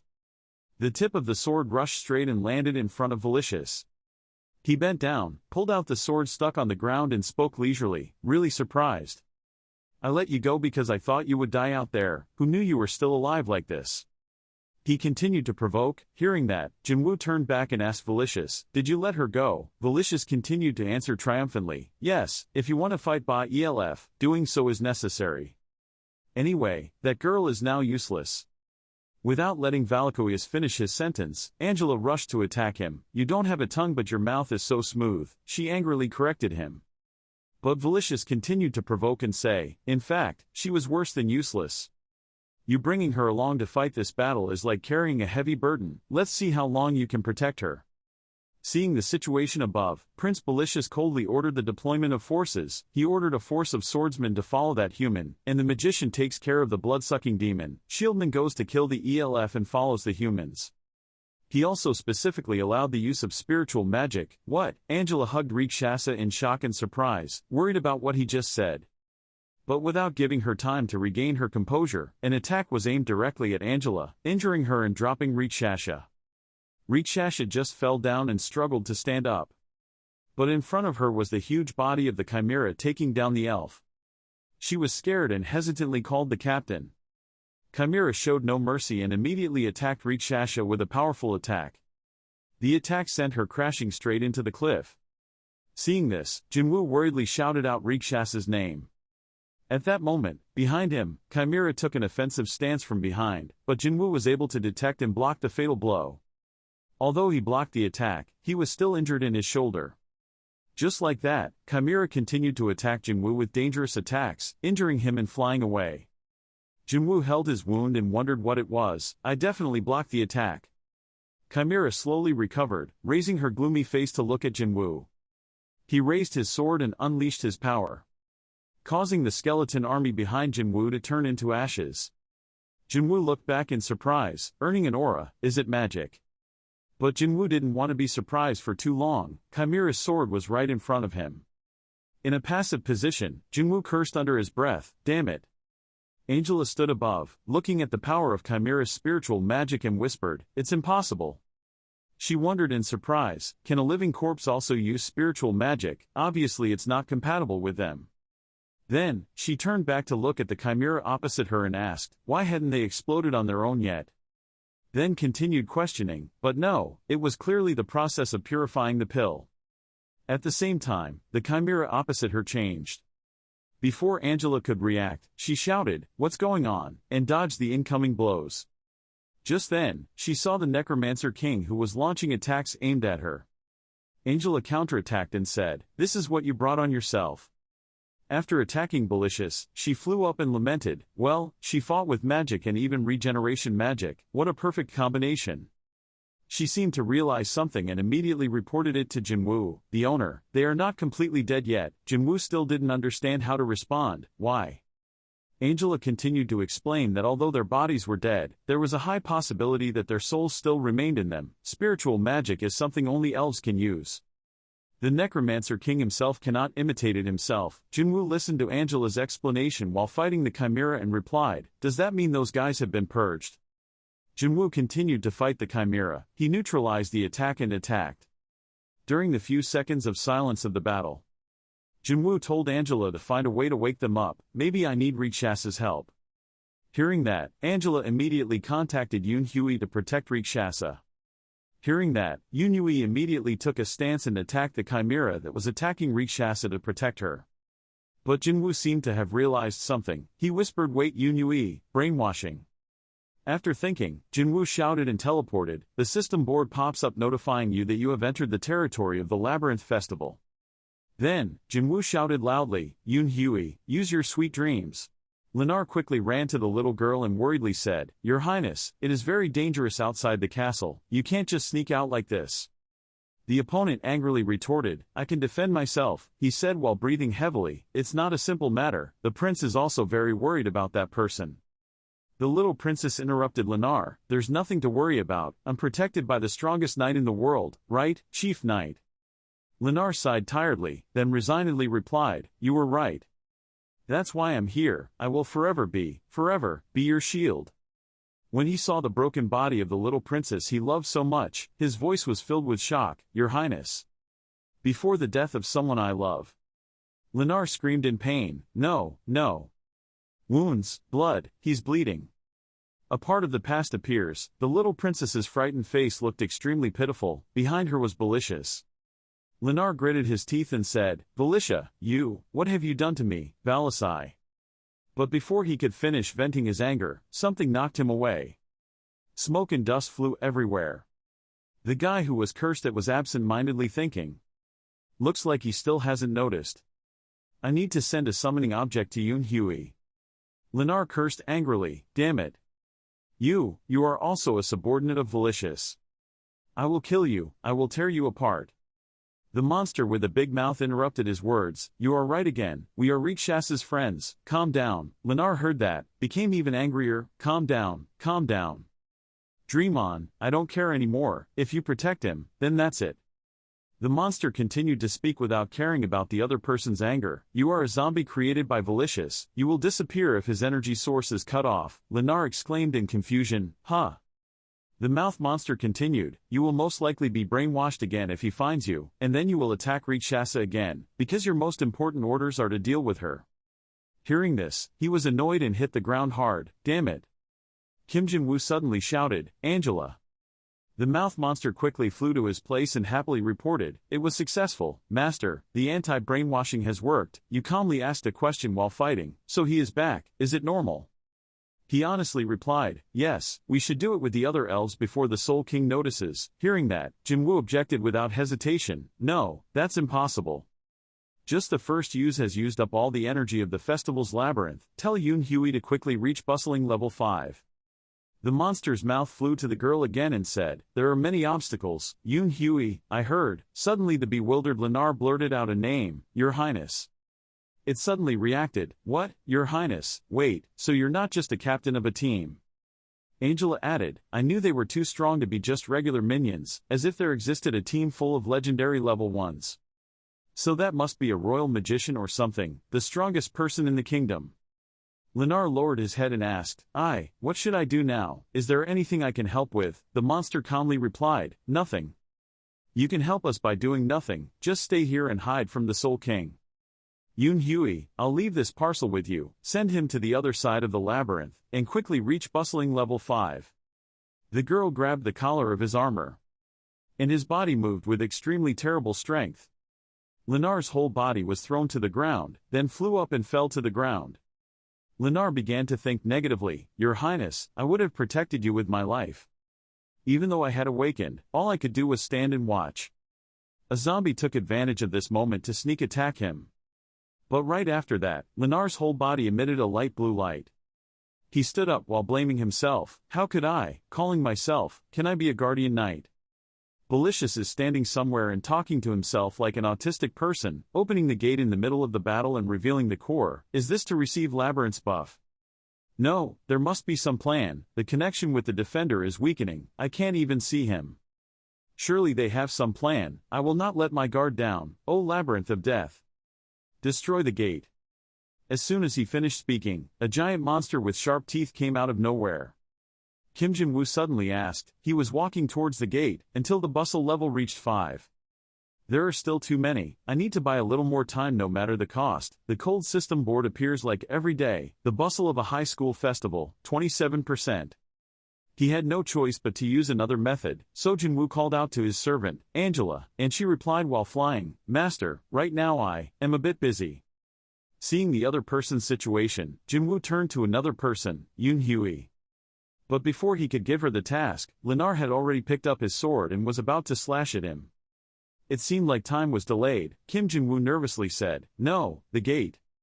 Lennar spoke in a low voice, I will be the shield to protect all of Geyser's elves, I am Lennar, captain of the knights guarding the Elven Kingdom. He used his strength to smash that giant monster. At the same time shouting, Malicious, I would rather choose death.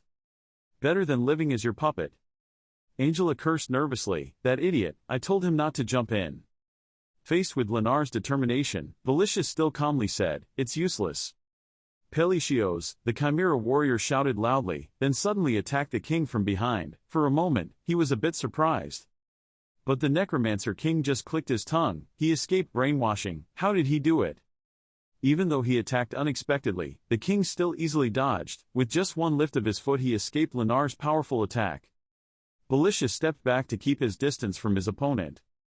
Looking at his angry eyes, he said, I don't know how you escaped, I can't believe it, you would rather embrace that obsession of yours for the rest of your life. The Purple King raised his hand to recite magic, along with insulting words, what a knight, ugly elf, don't give meaning to a life that has already ended. At this moment, there was a terrible conflict in Lennar's mind, he held his head in pain, screaming, a message appeared before the king's eyes, the target had resisted. It turned out that Belicious was using control magic again, but it had no effect. He ordered, "Give up, obey me, elf, shut up," Lennar roared in protest. In the pain and struggle, Lennar still retained his reason. He took his hand, scratched his face and said, "Your mistake is that you left our souls behind. I will show you what soul magic really is." Saying that, a beam of light erupted where Lennar was standing. His whole body seemed to be destroyed. Purple King Belicious was extremely surprised, not understanding what was going on, when in front of his eyes, notification lines appeared. The target, unstoppable. The target had unusual immunity. He panicked. What? No way. The body is just a reborn container, he insists. There cannot be any autonomy left inside it. At this moment, a voice rang out, "That's why I gave it up." As I told you, it turned out to be the voice of the hero Lennar. Right now, before his eyes, his body was left behind, only his soul was burning like a blue flame. Lennar continued, "I would rather choose self-destruction than live in a cursed body. This form before my eyes is the damaged soul." Lennar, he gave up his right to life, in exchange for freedom. The loud bang attracted Jinwoo's attention. He turned around. What is it? Has he given up his body? Now that he noticed, the elves also stopped attacking, they were showing their respect, looking at the other elves also showing some resistance. Jinwoo wondered, had he escaped brainwashing? "I don't know what the main reason is anymore." Angela appeared in the back. She explained, "It was soul art. Since the demise of the elves, hundreds of years have passed. I didn't know that there were still people who could control that spirit," she said. Jinwoo curiously ordered, "Explain." Angela slowly answered, "Elves as well as fairies are known to have souls in their bodies. Soul art is the practice of leaving the soul out of the body in the physical world instead of going to spiritual world." Here she looked at the damaged soul. Lennar said in a low voice, "And the price for that was their entire existence and they would never be revived again. His soul would disband soon." It was something that the elves had worshipped for thousands of years, so even though they were unconscious, they were still showing their respect like that. Jinwoo said after hearing it. He replied, "I understand, already. Kind of like angels, right?" The male lead remembered how angels use their powers. Angela was surprised to hear that. Angels, humans still have that kind of understanding. Jinwoo brushed it off. "Okay, no, it's not important." On this side, the Necromancer King was also surprised by this ability. "What is soul art?" he asked in confusion. "You will kill me, just do as you like." He sighed regretfully. "This is my favorite body, but I can't help it, no." "You don't know what your soul is like," Lennar said as he reached out his hand, intending to grab him. "I can touch it. Now, I am no longer a physical body, I have come to deal with you." Lennar has now approached the Purple King. "I can feel that ugly soul." What? The Necromancer King suddenly realized that things were no longer controllable. "Stop, no, don't," he screamed miserably. Lennar also said his last words, "I'm sorry, princess." As he finished speaking, his soul also exploded, taking with it both Lennar's and the Death King's souls. After the explosion, the smoke and dust cleared. We saw that the king's body was still intact. He could no longer stand. Then he just fell down. Jinwoo and the others all held their breath and watched, not understanding what had just happened. From behind came the shrill sound of Rikshasha. "No. No, no, Lennar, what's the matter with you?" "Lennar," the girl sadly called the knight's name. The little girl cried, in so much pain, when she saw someone close to her sacrifice to protect her. "You said you would protect me. You said it twice in front of my eyes." Leaner, leaner. Shield. The girl's protection also slowly disappeared. Hearing the girl's desperation, Jinwoo turned slightly to Angela as if looking for an explanation. Angela, she didn't understand clearly and replied, "I don't know either. It's very possible that his soul has disappeared, lost with the soul of Belicious. The undead are all falling down." Angela discovers that around her, the undead have lost their control and are lying down one by one. Only the elf prince is still standing motionless. Angela wonders, she should have been brainwashed, even the elves. Rick Perez was now gritting his teeth and growling, "That's not Sisal, is it?" "That's strange," Angela asked hesitantly. Half of the zombies on the battlefield had already collapsed, the rest were still alive and well. Jinwoo also wondered in confusion. Suddenly Angela discovered something. She stammered, her soul was recovering. Suddenly she quickly shouted a reminder, "Sir, it's not over yet, let's go to the core of the maze."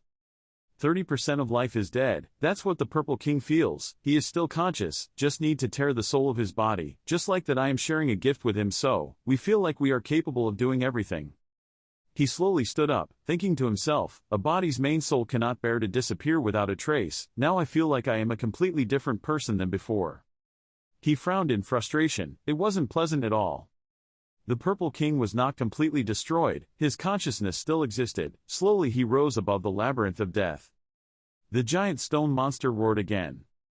It slowly lifted its heavy body off the cliff. Every step was a violent shock. Tu Vuong said proudly, "Now this battle. It will be up to me. The right to control the labyrinth of death belongs completely to the Purple King." Jinwoo looked down unabashedly. "I was wondering what you were doing, but you were just planning to flatten me in size. Now I'm not surprised at all." The male protagonist takes a stance, facing the giant chimera's grasp, not from the power of humans or the king of Jiryong. King Jiryong's fist collided with the ground, with great power, sending sand flying everywhere, but Jinwoo easily dodged. Observing its unstable movement, he thought to himself, he is not compatible with King Jiryong at all, very weak and slow, but... While he was thinking, an elf shadow appeared behind him, rushing to take his life. The male protagonist told it, "Hey elf, your teammate is dead, can't you control yourself?" The system displayed a notification. The festival's excitement level was 07%. The festival was now at level 4. The forces of the festival labyrinth had been destroyed and progress was very slow. Jinwoo was fighting and silently calculating. And we can't even fill it, because we're lacking energy. Even though things aren't going very well, the male protagonist is satisfied. At least he's a little better, at least because he's gotten stronger from killing him, enemy. He looked towards little girl Yoon-hee, silently urging her to hurry. Yoon-hee. The girl was now standing still, motionless, despite the zombies surrounding her. Still standing quietly observing the fight between Jinwoo and King Jiryong. Next door, Angela was also busy with the hypnotized elf magician. And behind him, Rikshasha still hasn't recovered from the recent shock. Yoon-hee suddenly opened her eyes wide. Then take a deep breath. Slowly raised a finger to his mouth, his face radiated murderous aura, his face was extremely scary. Jinwoo was fighting when a notification suddenly appeared. Festive excitement, 2%, then another announcement, level 4 of the festival maze 48%, then 60%, what? He exclaimed, at the extremely unusual changes in the numbers. On this side, Angela is also feeling an extremely scary pressure. She was startled and looked back. Seeing Yoon-hee still standing with a familiar bewildered expression, the vampire girl worriedly asked if she was injured. The girl Yoon-hee calmly replied, "No, all the zombies around me had disappeared." It seemed like she didn't have time to attack yet. Seeing the strange thing, Angela looked up at the prince. Could it be that he... Suddenly there was a call from the male lead, Yoon-hee. He ordered, "Unlock level 5, use Sweet Dream on the elf mage, right now." Yoon-hee didn't think much, raised his hand to cast magic. "Aim at the elf mage and strike." The magician suddenly stopped, unable to move. Is it the effect of a sweet dream? Angela was bewildered. It worked. "Now I will wake you up, I will free you." The vampire girl happily deployed blood magic. "Here, taste the blood." She threw a handful of blood at him. But suddenly, the magician coldly used his staff to knock him away. He thought he was being controlled, but that was not the case. "Wait, aren't you hypnotized?" Angela was surprised that the magician could still perform magic despite being attacked. He was using spiritual energy, creating an energy chain that surrounded her and those around her. At the end of the chain was a sharp spear, heading towards Jinwoo's position. Busy fighting the elf prince, Angela quickly reminded, "Master." But unexpectedly the chain tied the elf prince tightly. "Oh my god," he hissed. Then screaming in pain, the notification appeared, the effects of the sweet dream began. A voice appeared in the elf prince's head, congratulating the child on the birth. He remembered the moment the princess was born. The elf magician told him, "I know this is not what you wanted, a baby girl." He laughed out loud. "So what if it's a girl? You mean I'll hate her just because she's a girl?" Holding the child in his arms, he happily said, "Elves like us can only have new members once in 100 years. Do we have to be resentful and sad for another 100 years? Looking at the adorable baby he was holding in his arms, he happily said, "She is so beautiful. Seeing her like this makes me feel very happy. If it were a boy, I would train it well, but this is a beautiful princess." He held her up proudly. Looking at that innocent smile, he thought to himself, "Then we have to protect her smile, so she doesn't have to get involved in this endless battle." The elf mage asked in surprise, "Isn't protecting the people the royal family's mission?" The Prince of Ipan, Rick Perez, "Don't worry." The prince smiled and replied, "I will protect my people and her too." Returning to current developments, Tu Vuong discovered an anomaly. The elves did not move, the connection between them was weakening, just like the shield owner. He was angry and wanted to regain control. Who do you think I am? Tu said, then he used both hands, controlled his mind. At this time, the elf mage spoke up, this is only a third-rate spell, how much more are you going to insult me? Having said that, he, floating in the air, swung his staff, creating a high-level magic circle. Quickly destroying the magic the Death King was about to cast, he exclaimed in surprise, what is this? Mental control failed. Realizing that he had lost connection with the elves, he angrily said, if I can't control it, I will kill them, I cannot let them fall into human hands, and at the same time called on the Labyrinth of Death to attack them. Oh my god, Jinwoo jumped quickly to avoid the attack. Suddenly, a shadow passed from behind. Rushed towards the monster, it's little Rikshasha. Jinwoo quickly shouted, what are you doing Rikshasha, be careful.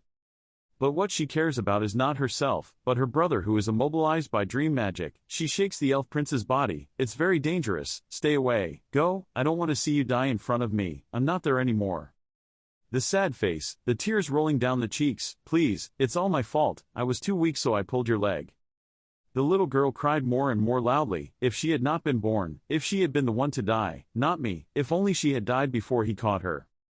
If so, before he could finish his sentence, King Jiryong's fist struck, hitting the two people directly.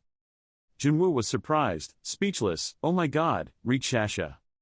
But he suddenly froze when he saw the giant stone man's arm.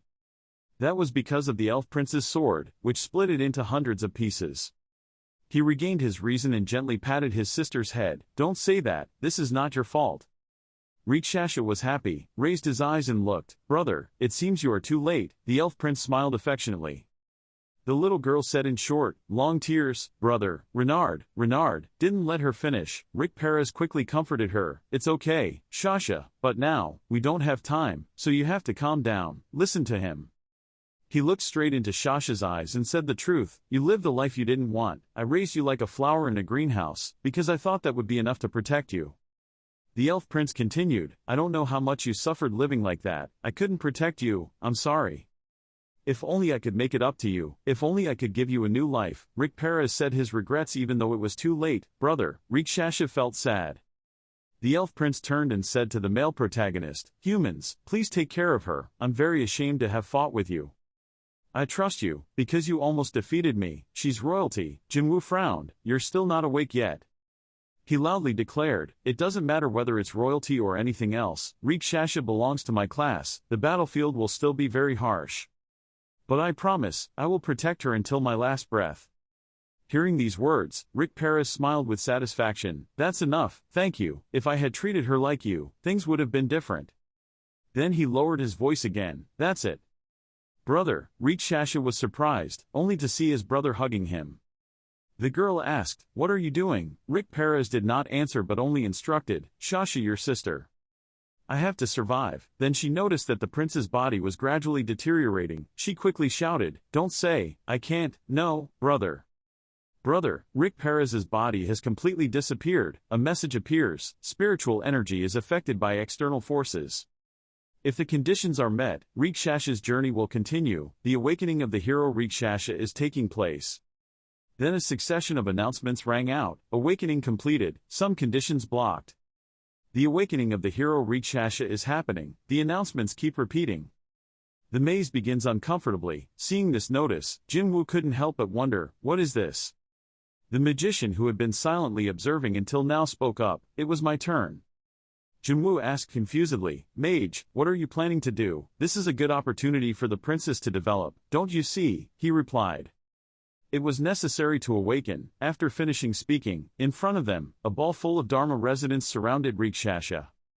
Facing a series of abnormalities, the Purple King thought, when I only had a small army of undead, before I became the master of the labyrinth. Whenever we encounter dangerous ground, we voluntarily give up our honor and do not hesitate to run away, there is always another chance to counterattack. Seeing the magical cocoon surrounding Rikshasha, he was worried, his intuition told him, that thing was very dangerous. Thinking about it, he sent an order all around, all the living corpses took over every piece of my soul, this was an urgent order. The undead received orders, immediately moved, by all means to escape from this place, it didn't matter if a few, no, even if only one person could escape. stay out of Naga's reach. Angela quickly discovered his unusual actions. She quickly warned the male protagonist. The owner of the zombies had run away. Delicious was trying to escape. What? Jinwoo was bewildered. Then he quickly ordered, Angela, stop them, don't let anyone escape, I won't let you stop me, Tu Vuong thought. Seeing that he was about to attack, the elf mage was performing the ritual. Quickly turned to remind him, human, His Highness's awakening process cannot be interrupted, there is no time to lose concentration, quickly protect him. Jinwoo immediately used his most serious state, angrily saying, damn, he was shrinking for momentum. He immediately flashed forward. With one move, Jinwoo blew away the stone monster's hand, protecting the princess and the magician, not forgetting to turn back and signal to the vampire, Angela, clearly, I'm sure, she understood and quickly found a way to block the zombie's retreat. There was nothing he could do. Tu Vuong waved his hand and struck. Countless souls flew out from King Jiryong, attacking Angela's position. She was surrounded by dead spirits, unable to move, gritted her teeth and shouted, damn it. Jinwoo saw this and was worried, damn it, where is Yoon Hui? He looked around but she was exhausted. He looked behind him, the Naga on the cliff could not stop thousands of zombies, how can we block their escape, the male protagonist said helplessly. At this time, on the cliff, a living corpse was crawling up. Bones collided with each other, making rattling sounds, and he suddenly looked up. Then I didn't know what I saw that made me panic. Right in front of him was an army of compassion. Looking at him with hungry eyes, food, really, I'm so hungry, you're right. At the same time, the prince also lost contact with it, he was stunned. I thought to myself, the guys climbing up the cliff had all disappeared, could it be? As soon as he turned to look, he saw countless clones of Uthire, happily scooping up dry bones, chewing and talking, hungry, hungry, as many undead climbed up, as many came in, the little girl's stomach, the king of food poisoning, the two king was surprised. Uthire on this side is giving orders, we must not let this guy go, why, because they are bad, I can't think of a reason but. A clone above his head shouted, I'm hungry too, the girl smiled happily, it doesn't matter if she's ugly. Seeing that he had completely failed, Delicious began to get angry, damn Anaxtis, he couldn't even kill one person, his position was of no use. Suddenly he thought of something, no, it wasn't over yet. He glanced behind him, there was a tunnel through the labyrinth of death, if we went through it we could escape the land of death. Not long after being happy, he had to hold his head. Even the tunnel, what the hell is this? Looking towards the tunnel, the tiger beast Hoya was blocking the way, she had taken care of all the escapees. It wasn't just her, behind her was a whole army of beastmen coming. Dominic shouted loudly, Naga quickly helped his master and destroyed the enemy. The male lead saw the reinforcements and couldn't hide his joy, it was just the right time. He shouted an order, just think of those undead as the seeds of the Necromancer King, don't let anyone escape, just attack from all sides, overwhelming the undead. Uthire's clones are having fun, looks like they're fighting over food, lining up to get the food, it's mine, I'm so hungry, kill them all. Faced with a complete siege, Tu King just held his head in silence. Cornered, he decided to unleash all his abilities, give orders, and reclaim his soul. With his orders, the living creatures, like dry, lifeless skeletons, fell down one after another. Angela landed next to her master, asking, do you think he still surrendered? No way, Jinwoo replied firmly. Then he surmised, perhaps he was regaining his strength because there was no way out, he was not a fool. The Purple King is slowly moving towards King Jiryong's core. It's been a while since I was cornered in this way, it's ridiculous to think that a living person like me would be scared to death. He hugged the energy core with both hands, after all, he still couldn't find a way, my defeat was already predetermined, originally, my body had no fighting skills at all. He raised the energy core high and continued to narrate, my non-existent heartbeat, and the pus dripping on my decomposing skin like sweat, the air passing through my punctured leaves. He looked up at the sky, smiling with satisfaction, it's been a long time since I felt alive. Suddenly, he frantically shouted loudly, even though we were at the end of the line, I was still struggling pitifully, creating a chimera. As he finished speaking, his body seemed to disintegrate, merging with the core of the labyrinth of death. That at the same time caused it to collapse like a pile of rubble. Jinwoo commented, labyrinth had collapsed, it seemed he had used all his power. Even though the elf magician on this side tried very hard to maintain his job, he did not forget to mock him. He was still just a low-class zombie. The message appears, Rikshasha has successfully become a hero. Plus, it seems the process has been completed, the elf mage happily said. I guess he won't become a legend, but I still have one more body left. Another notification. Spiritual energy movement caused by external factors has been detected. I guess because of the suppression, this is only temporary, but it's okay. If your body still remembers, I'm sure it will help your highness in the future. Just saying. Elf mage just sacrificed his body for the development of Rikshasha. The notification system, moving beyond Geyser's influence, was temporarily freed from the curse of decay. Your highness, this is my last wish. Please revive the dangerous elf kingdom in Geyser. After those last words, the elf mage's body also dissipated. The cocoon was destroyed. A new person appeared, Princess Rikshasha Ivan. No, must be Her Majesty, the Queen of the High Elves, a completely different form of Shasha. She has transformed into a mature, beautiful and strong High Elf, that is, the Golden Age High Elf Rikshasha. Dominic's eyes widened in surprise. Was it Rikshasha? Quintus replied worriedly. It seems we're late, Jinwoo told Rikshasha. Since the soul has been merged again, there is no need to save strength anymore. Don't worry about associating with the Black Spear Guild. I will open a path for you. He looked straight into her eyes and reminded her to make her own decision. She just nodded slightly. Thank you, Master. Then the harshest battle has just begun. Belisha stood in the darkness with both hands saying scary words. A sheep after death will become wandering wool. Let me find the right path because I was born among them. Please punish me. I will bring salvation to the lost sheep. Looking at the two warriors in front of him, his voice continued, they will be resurrected and divided everywhere. I am the father and mother of good and evil, the beginning and the end of that flock of sheep. I am their whole world. The sheep are the reason for our existence, and the place we live in is both the afterlife and the reality. At this time, his surroundings were surrounded by a yellow light and his voice still rang out. O world of animals and spirits, the system now displays a notification. Entering the invisible labyrinth, Purgatory King Valicius's necromancy ability has been eliminated. Angela looked forward and said in a surprised voice, Labyrinth is invisible. No, it's very unstable and corrupt. Surely what can be done is to increase his power, but even so. She now shouted loudly at him, that bastard's owner has probably reached the level of aristocrats. He heard that and calmly replied, it doesn't matter, stay back and protect Dominic and Yoon Hui, it's coming, already. Belicius's face was filled with anger. He used his strength to lift the mounds around him high. The two sides engaged in a very fierce battle. He used his sword to rush towards him. And he used his ability to control large rocks to fly towards him.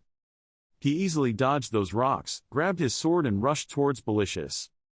He continuously used dangerous attacks on his body. Belicius also frantically counterattacked.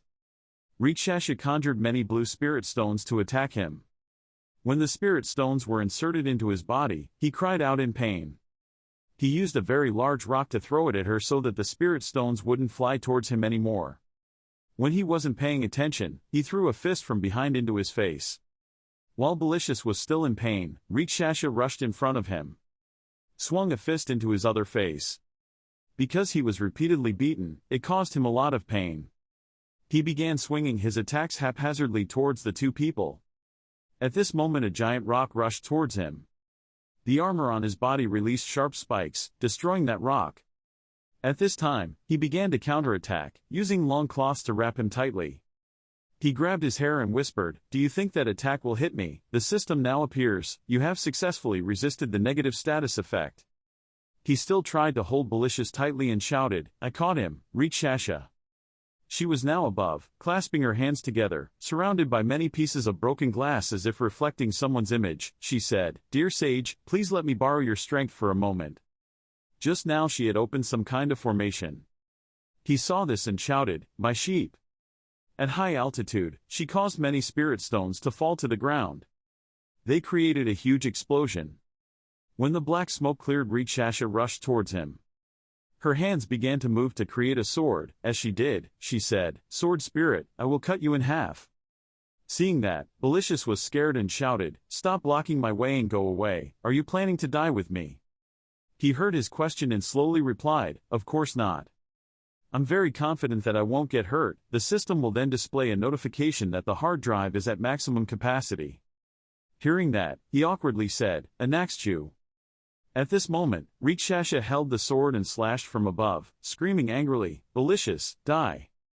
Her sword slashed vertically from above his head. He then took out a very large blue stone from his body. The system then notices, accelerating awareness, removing the labyrinth core of death. The labyrinth core of death has exhausted its energy. You have successfully removed the labyrinth core without any resistance. After a shock, the system displays a notification again, exiting the invisible labyrinth, purgatory, when the smoke cleared. Rikshasha was standing before Belicious's body cut in half. She said faintly, "Stop pretending to be dead, wake up, Belicious." Hearing that, he forced a smile and replied, "I was dead from the beginning, you idiot. I've entered a body that doesn't need to breathe. I have no intention of escaping this by pretending to be dead." Junwoo had now returned to his normal form. He waved his hands in front of his face and said in disgust, "I don't think he's still alive. What a long-lived bastard. If you hear his voice, call, Master." Belicious's voice rang out at this moment. "No need to worry." He still looked at him with a hateful face and said, "He still talked after being cut in half." Belicious continued to tell his story. "I don't have enough mana or a newly revived body. I will probably die in a few minutes. I won't resist. Take revenge. End everything for me." Rikshasha silently stared at him. After a while she turned around and left. Seeing her leave, he confusedly said, "Where are you going?" She replied, "You said you were already dead from the beginning, so why bother killing you? Isn't this like turning off a switch?" Hearing her say that, he asked in confusion, "I don't know what it's painful." She doesn't care what he said. "Master," I looked at him and asked her, "Are you sure you're letting him go there?" Hearing that, she looked back a bit and said, "Those guys will find a better way to make him suffer. If you hear that, then say, it's okay if you say so." He was confused when he heard that, "Those guys." At this time he noticed a very large red hole in the ground. He looked at it and said, "I know you are watching, let's finish talking and take him away." As soon as he finished speaking, a red troll flew out of the hole in the ground. He was lying there when he saw that demon and said, "The Black Merchant Guild." That demon heard it and said, "Yes, the Dark Merchant Guild is ready to serve." 3 days later he sat on his throne. He told everyone around, "We have finished recovering all 300 Naga soldiers who died in battle, so our situation has returned, our forces have returned to the way they were before the war, right?" Dominic stood next to him and said, "If you're just talking about our forces then yes." At this moment, an image appeared in his mind when he met people from the Dark Merchants Guild last time. He thought, after the Dark Merchants Guild revealed the data related to Naga Labyrinth to Belicious, they came to offer to give us I have information about the Necromancer King's army. In return we gave them Belicious alive as well as the Labyrinth of Death. But when trading, Belicious was almost dead, and Labyrinth's heart had no energy left. Seeing that, the people of the Dark Merchant Guild were quite angry. On his side, all the units in the Labyrinth Festival as well as most of the Nagas were dead. The items obtained were rotten meat, a bunch of broken bones, and no gems were collected. He was angry and thought, in the end, then no one gets any benefit from the transaction. Junwoo scratched his head and said to the person next to him, "We have not gained anything from this war. I can only feel satisfied that the area around our labyrinth has been cleared." Dominic stood next to him and worriedly asked him if it was okay to let the Necromancer King be taken away by them. Hearing that, he asked again, "Why are you worried?" She didn't hesitate to answer, "Yes, it's not."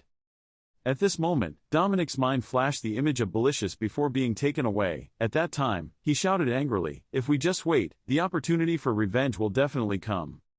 Please wait for me, elf and that human, I will definitely find you." When he was put into the teleportation space, he still tried to scream loudly, "I guarantee that, at all costs." Returning to reality, Dominic worriedly told him, "His last words kept echoing in my mind. Did he hate the Dark Merchant Guild that much?" He heard that and replied faintly, "Anyway, I think everything will be okay." Well, the Dark Merchant Guild has the entire underground water system in the palm of their hands. Having said this, he quickly changed the topic. Let's continue with the next problem. Now the Labyrinth of Death is no more. The labyrinth that was recently on the 9th floor was. As soon as he said this, Quintus, besides speaking loudly, "Sir."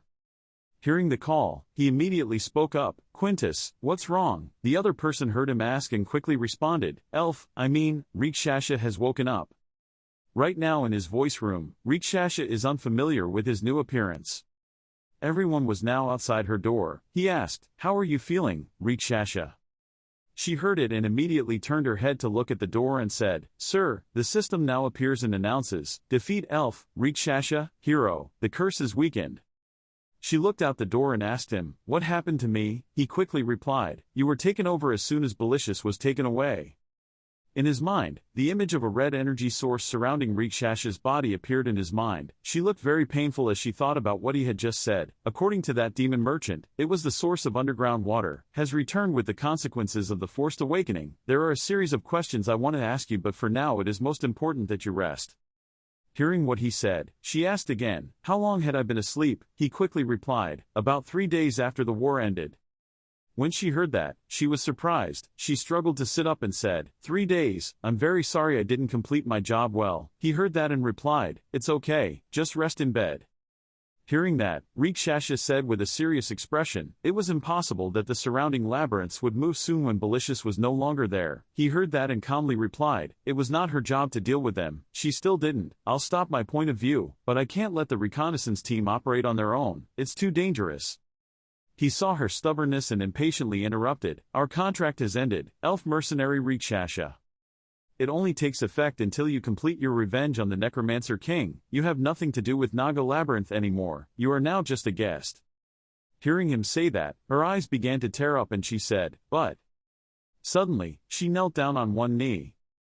That action surprised everyone around. Rikshasha began to speak, Master of Naga Labyrinth, thank you very much for starting a war over a strange mercenary, and for giving me the opportunity to take revenge. Thank you for awakening my people from their brainwashing so they could move on with me. Without you the legacy of the elf royal family would have been lost forever. At this moment, she raised her head to look at him with sincere eyes and said, if you hadn't taken me to Naga Labyrinth, I would probably be rotting somewhere on the 9th floor. Thanks to you and the Nagas, I was still alive. Hey, I beg you, please allow me to continue working under you. He heard her speak, his face showed confusion. Dominic behind him was very happy. After a moment of silence he said, I'm understanding that you mean to work as a subordinate and not as a mercenary, right? She heard and quickly replied, yes, that's exactly what I want. He asked her again, but you are the elf queen. She was still kneeling on the ground to show her loyalty to him. She said, I want to help Naga Labyrinth rise strongly. Right now I am just the captain of the reconnaissance team, nothing more, nothing less. I'm just a reconnaissance squad leader who will work himself to death on the front lines where royal blood means nothing. Hearing her say that, he was so helpless that he spoke up, actually, I was about to ask you about that. She heard that, her eyes filled with hope and said, so. But very quickly her hope was extinguished by him with one sentence, but I refuse your request. Hearing that, she was extremely shocked and asked, why? He took the food tray from a small monster, and said as he did, if I don't refuse, you will probably immediately run out to work, you have to finish your recovery first. He put the food tray on the table, opened it and said, although you have no external injuries, you have been sleeping for 3 days straight without eating or drinking anything. We also don't know if there are any side effects of the curse, again. But once you've recovered I'll let you start working, but for now you can just rest as a guest. She heard that, her eyes filled with emotion and said, Master. He interrupted when he heard her call her that way, I am not your master yet. But she didn't care about that and replied, thank you very much, Master. He looked at her helplessly and said, are you listening? Stand up. After visiting Rikshasha, everyone immediately gathered to go home. On the way back to the palace, he himself said, Rikshasha is also getting better. It seems like the cleaning work around the labyrinth chat area we had has been completed. In the near future we will focus on restoration and maintenance. Of course we must not forget defense as well. I'm sure the other labyrinths also know about what happened to the Labyrinth of Death. No one will look down on us like Belicious or Anaxtus anymore. Hearing him say that, Quintus seemed extremely excited and shouted loudly, Master, the information about what we have done is spreading throughout the underground. Hearing that, he responded, that's a good thing, but don't I become arrogant just because of that. At this moment, his face showed a serious look. He began to analyze the problem. We have done too much in too little time. If the owners of the other labyrinths were a bit intelligent, then I'm sure they will form an alliance to confront us. Hearing what he said, Quintus and Dominic gasped. At this moment he turned and gave orders, contact Uthyre. We will go to the Labyrinth of the Hammer. We must meet Malixus, the Goblin King. Right now, somewhere on the 9th floor, Lang King Hecarim is blaming someone. You send an invitation without even preparing the minimum etiquette to treat a guest. Dream Queen Ariane looked at him with a smile and said, I already guessed this, but to think that you won't even give us a seat. After all, we are in the middle of the swamp. Hearing the reprimands of the other two, Trot Giavoan Garinto spoke up, this is not the time to be noble. The situation is not good right now. Please be a little cautious. First was Anaxtus, then Belicious. It hasn't even been a year yet, I'm sure you all have noticed it already. We must carefully consider his potential. We cannot just use the quality or quantity of our forces to compete with him. He is a danger that cannot be underestimated. Arrogance will never lead to beautiful ending. Ariane lay on the soft clouds that she had just transformed into and said, "Can we get to the main part? I know you called us to form an alliance." Garintos heard that and immediately replied, "Yes, we must cooperate together." Hecarim heard that and asked, "Are you afraid because Belicious is no longer there? Your vision is becoming more and more narrow like a swamp, Garintos." Hearing that, Ariane also agreed and added, "Isn't it still too early? The most troublesome guy Naga Labyrinth is still there. That guy can probably last longer than Anaxtis and Belicious add up." "No, actually, I don't think he will get it." After hearing Garintos speak, Uthyre is on Naga's master's side. Hearing that, Ariane was extremely panicked and said, He saw that attitude and continued to say, "The mortal king Uthyre is on Naga's master's side." The owner of the hammer and anvil Malexis was also showing goodwill towards Naga's owner. That guy was clearly showing a submissive attitude. Now it was only a matter of time before he was under Naga's master. Hearing that, Hecarim thought and said, "Considering Labyrinth's position in his force, he is the weakest, so I think he is submitting to the request for mercy." Garintos immediately agreed with that opinion. "Yes, that was the wisest choice." Hecarim continued, "I'm surprised that you still dare to face them when you're still so scared." Ariane lamented, "Really, it's troublesome." Garintos then continued, "If just one more Labyrinth master was on his side, the balance on the 9th floor would be broken. No Labyrinth had ever mastered an entire floor. There would be no humiliation can compare with that." Hearing that, she replied innocently, "I thought the balance had already been broken." Hearing that, he said that he had already drawn up a plan in his head. "Otherwise we will have an advantage if we do not proactively attack. The Labyrinth of Dreams and the Labyrinth of the Swamp have strong defenses. The two of us will hold him back and let the centaurs rush in. It would be extremely risky for them to attack the guest labyrinth. They would obviously be extremely vulnerable under the attack of the Swamp Labyrinth and the Dream Labyrinth. If we think Naga's master isn't an idiot, then we'll end up in a never-ending pincer move. That's our plan." After hearing that, Hecarim immediately said, "I don't like it." Garintos heard that and replied, "Now is not the time for you to think about your ego, Hecarim." He heard that and replied, "I know. Okay, I will consider your request." What a humiliating day. After listening, Garintos immediately said, "Good." Ariane, seeing her name being called, she immediately waved her hand and replied, "No, I still need more time to think."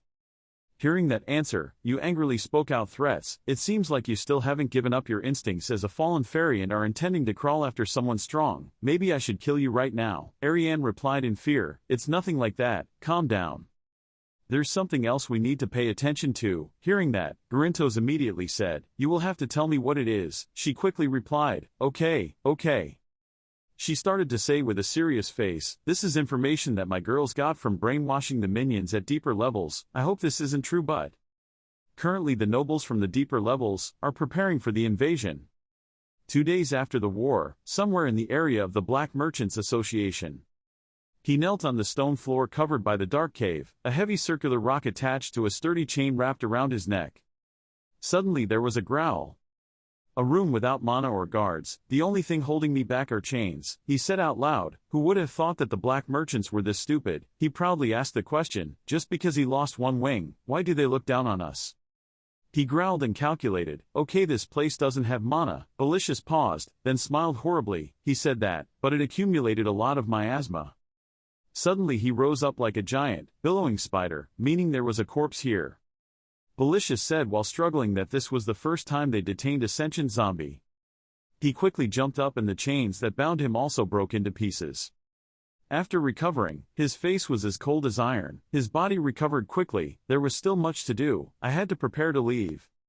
Having said that, Belicious clasped his hands together and cast a spell. Many pale yellow light streaks began to appear around him. He thought to himself that perhaps they thought my soul transfer magic came from the deadly labyrinth. That's right, but he began to remember back to that time. I had spent many years in the deadly labyrinth, researching soul conversion.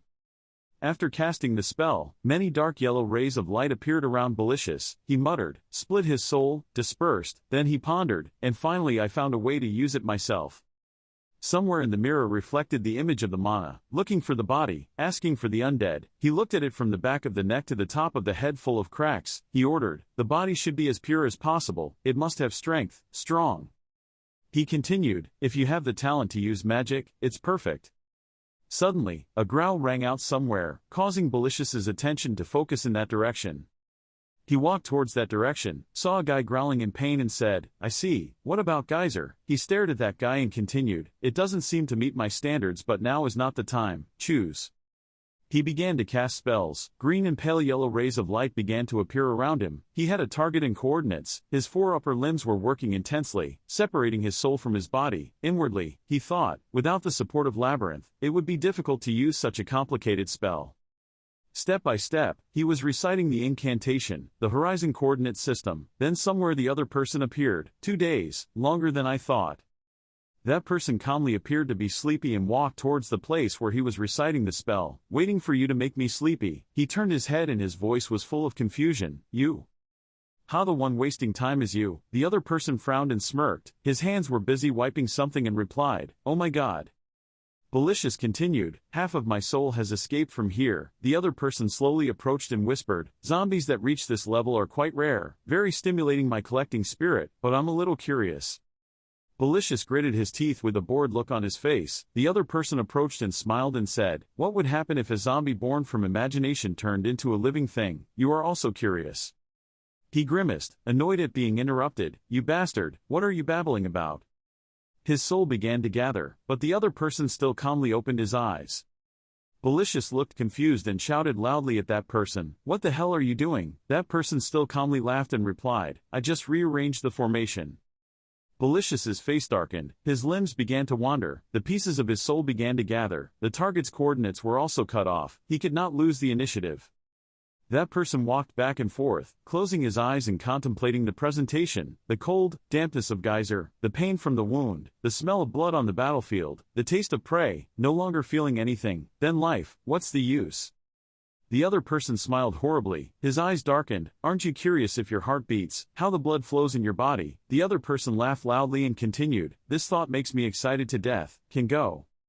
A living body has many limitations." Belicious shouted in pain, "No, stop." The other person shrugged, signaling that he could do nothing. "Condolences, my personality does not allow me to stop. The soul is attached to the body and is limited by its power. Without talent, it cannot learn magic. But most importantly, if you cannot break the bond between soul and body, you will have to be reincarnated." Belicious trembled in pain and screamed, canceling the soul transfer technique. That was real death. Despite Belicious's arms and legs shaking wildly, screaming in pain, the other person still calmly looked on. "It was useless, I already took the initiative." He shouted loudly, "You bastard, you had this intention from the beginning." Belicious gritted his teeth in pain, his face began to crack, he couldn't sit still, his internal organs would be squeezed out. Added keywords. Somewhere the voice of that person is reciting a mantra, living in community, without fratricide. Labyrinth, necromancy talent, maximum mana accumulation, that's enough for now. That person looked at him in pain and continued, "Instead of showing gratitude for being given life, you ask for too much." Belicious. That person continued, "No matter how far you go, if you become the new main character, I will watch over you." Saying that, he bent down and raised his hand to prepare to do something. "I hope you make me happy." Belicious's face darkened, his teeth stuck together. "Damn it. What are you?" The sound of snapping fingers rang out. Not knowing how much time passed, he growled softly and opened his eyes. Looking at his plump hands, he muttered, "Success, am I in a living body?" Looking at the strange surroundings, there's no way to build a boat, we have to grasp the situation first.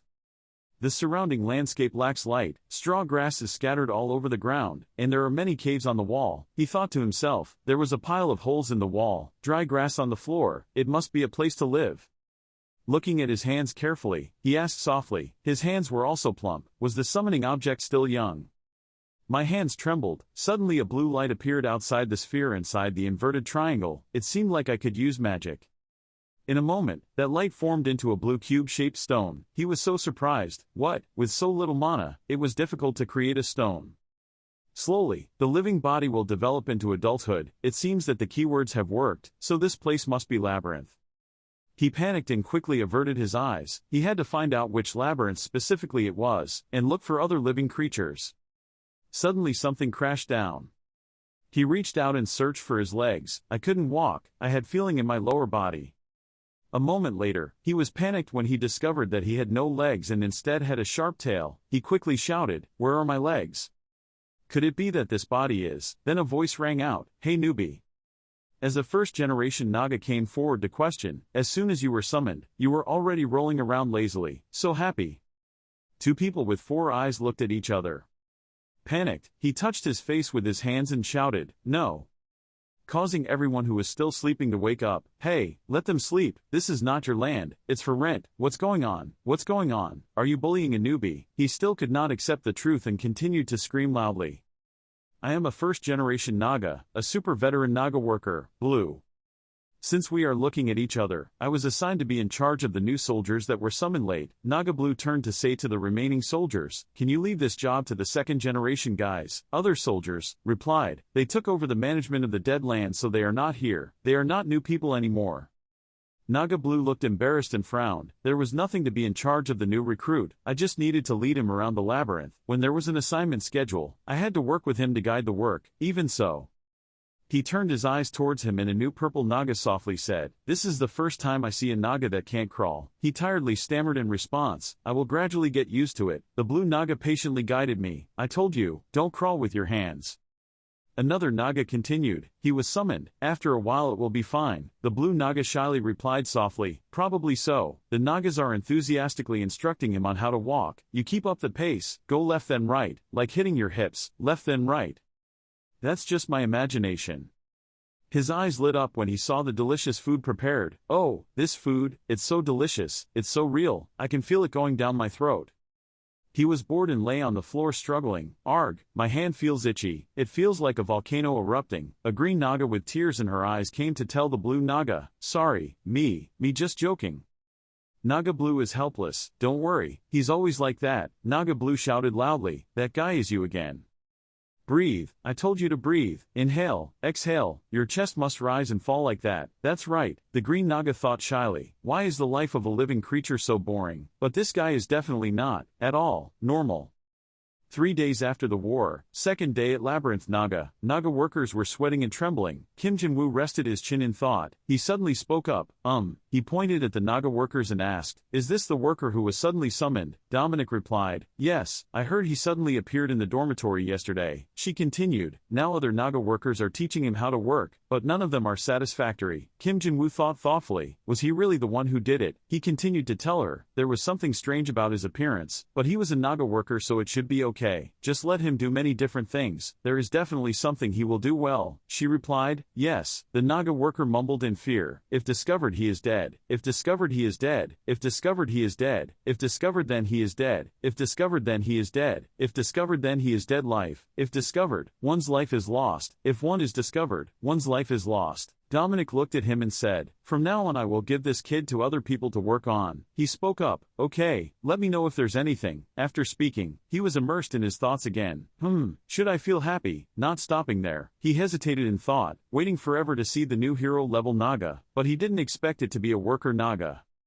She interrupted his thoughts and said, Master, we are ready to go to Labyrinth. Hammer and Anvil. Reeks Haha is on the way. Angeka and Draken in the army are also waiting for orders." He said, "Very good."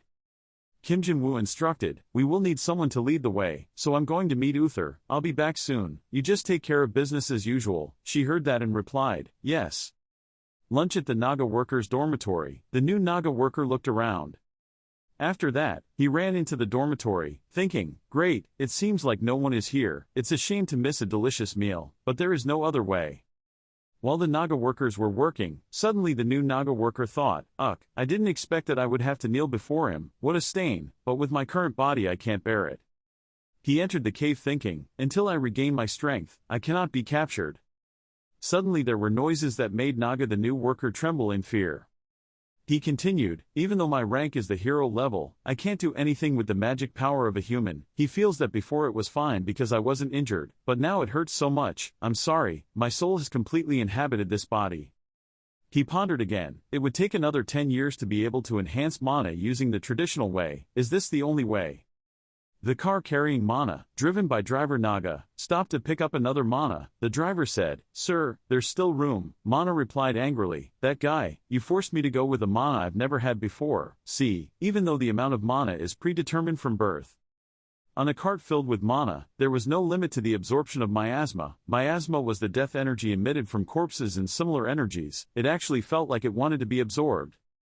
Naga was concentrating on driving while Mana was sitting next to her, just engrossed in eating and drinking, thinking the problem was that the miasma was harmful to living creatures. Naga believes that if mana is fresh food, then miasma is like waste. Consuming things that need to be eliminated from the body is not easy. The Naga worker sat quietly and thought, first of all, just create resistance to the miasma. By absorbing little by little, I won't die, and my body won't be too tired. Something appeared that startled Naga. He poked his head out of the cave and exclaimed, "It's impossible." The other Nagas were also running around, talking nonstop, creating a bad atmosphere. Naga worker thought worriedly, there was no miasma at all inside Labyrinth Naga. Wondering how it could be so fresh, feeling nauseous, another Naga walked in and said, "Here you are, didn't you decide to go eat and then go to the smithy?"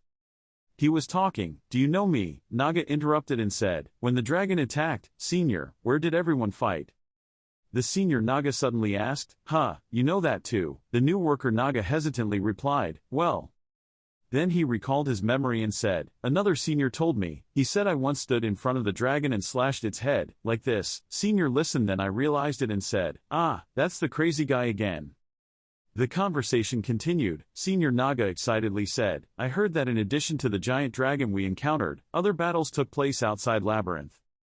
These two Nagas continued to talk. "I haven't come to see the outside wall yet. I'll take you there." The new Naga whispered, "Can I see the dragon's body?" Senior Naga replied, making the other guy sad, "There was nothing left there. We ate the part we could eat, the rest we buried. The battle ended a long time ago." The senior saw his excited expression and said, "What do you want to do? Go see the remaining ruins or?" The new Naga said, "Dragon, cemetery, corpse." After saying that, that guy ran away and exclaimed, "I understand, Yahoo, let's go." Senior Naga Senior could only sigh, "Ugh." Two Nagas stood in front of the temporary cemetery with a sign indicating that only Nagas were allowed to enter. Stepping inside, Naga suddenly exclaimed.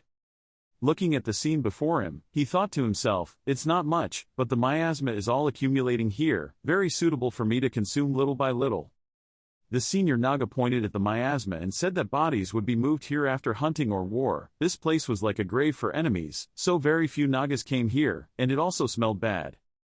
He continued in a low voice, "Usually only the person who is punished is forced to come here to do it, but if no one is punished then the unlucky people will be randomly selected." The new Naga replied, "Let me do it, I will do it, just leave it to me."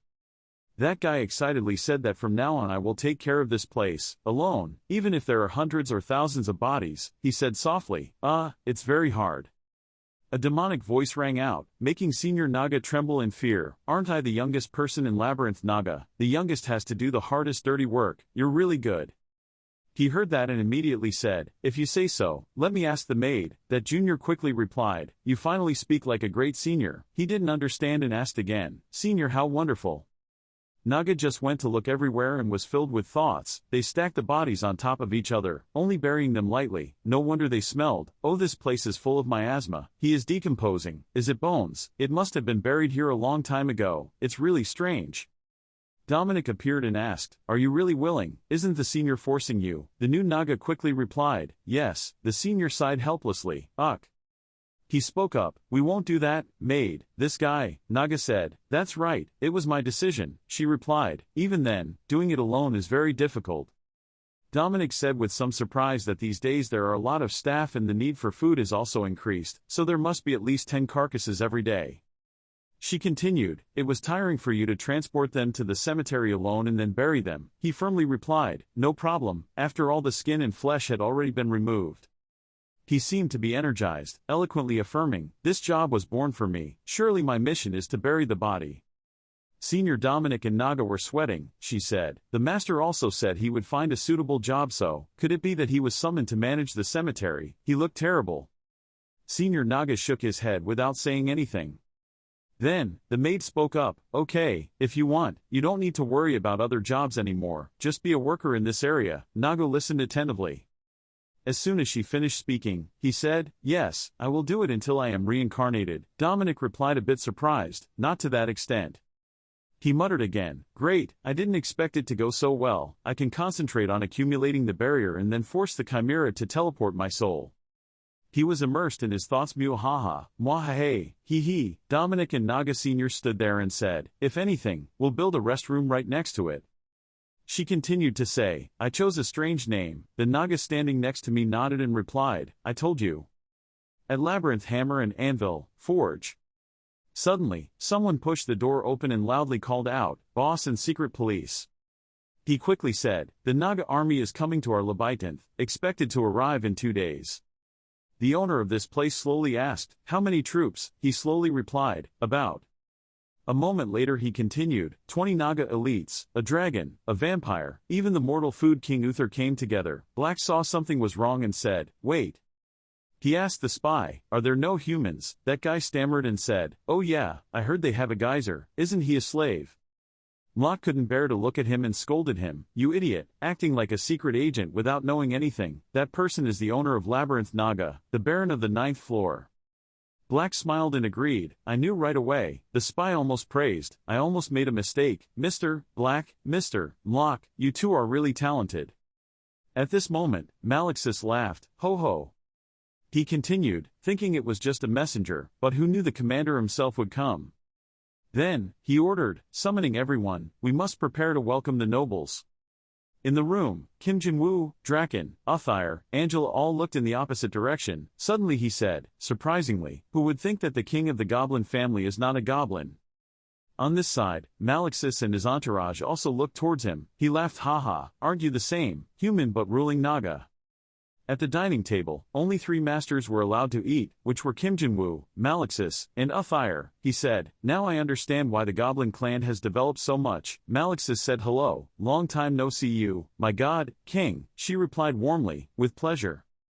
He continued, please understand, this place was rebuilt from an abandoned warehouse. I didn't expect you to come to this place. Kim Jin-woo replied, it's okay, that's fine.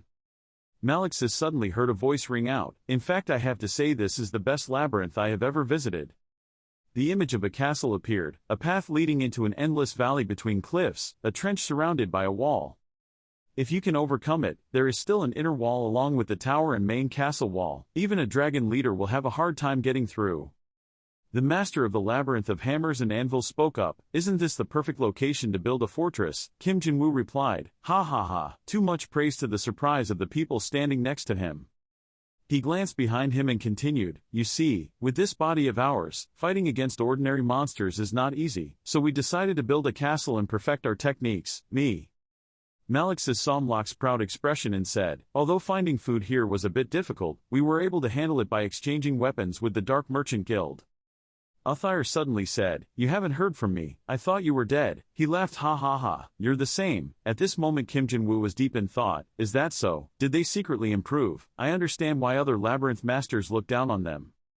He continued to think to himself, because they don't know what's going on in this citadel, they just see these people as scared cats hiding in the house. Even I can't think of a way to take over this place. Malexis was drinking water and a voice rang out somewhere, it seems I have overcome the defenses of the fortress. Why did you open the gate? The owner of Naga Labyrinth asked, do you have a plan? He replied, no, I just have faith. Over here, you and the people around you are listening to him. Why do you have to turn your back on us, the people who have been friendly with you, while you have to confront other enemies? Besides, there are many useful techniques. He held the cup in one hand and firmly grasped it in the other, eloquently affirming, of course you wouldn't do that, even the idiot Anaxtis wouldn't be foolish. Putting the cup down on the table and scratching his head he said, besides. Malexis continued to explain, vampires and Draken, and even the invincible mortal king, if I were to oppose him, it would be like bringing on immeasurable damage.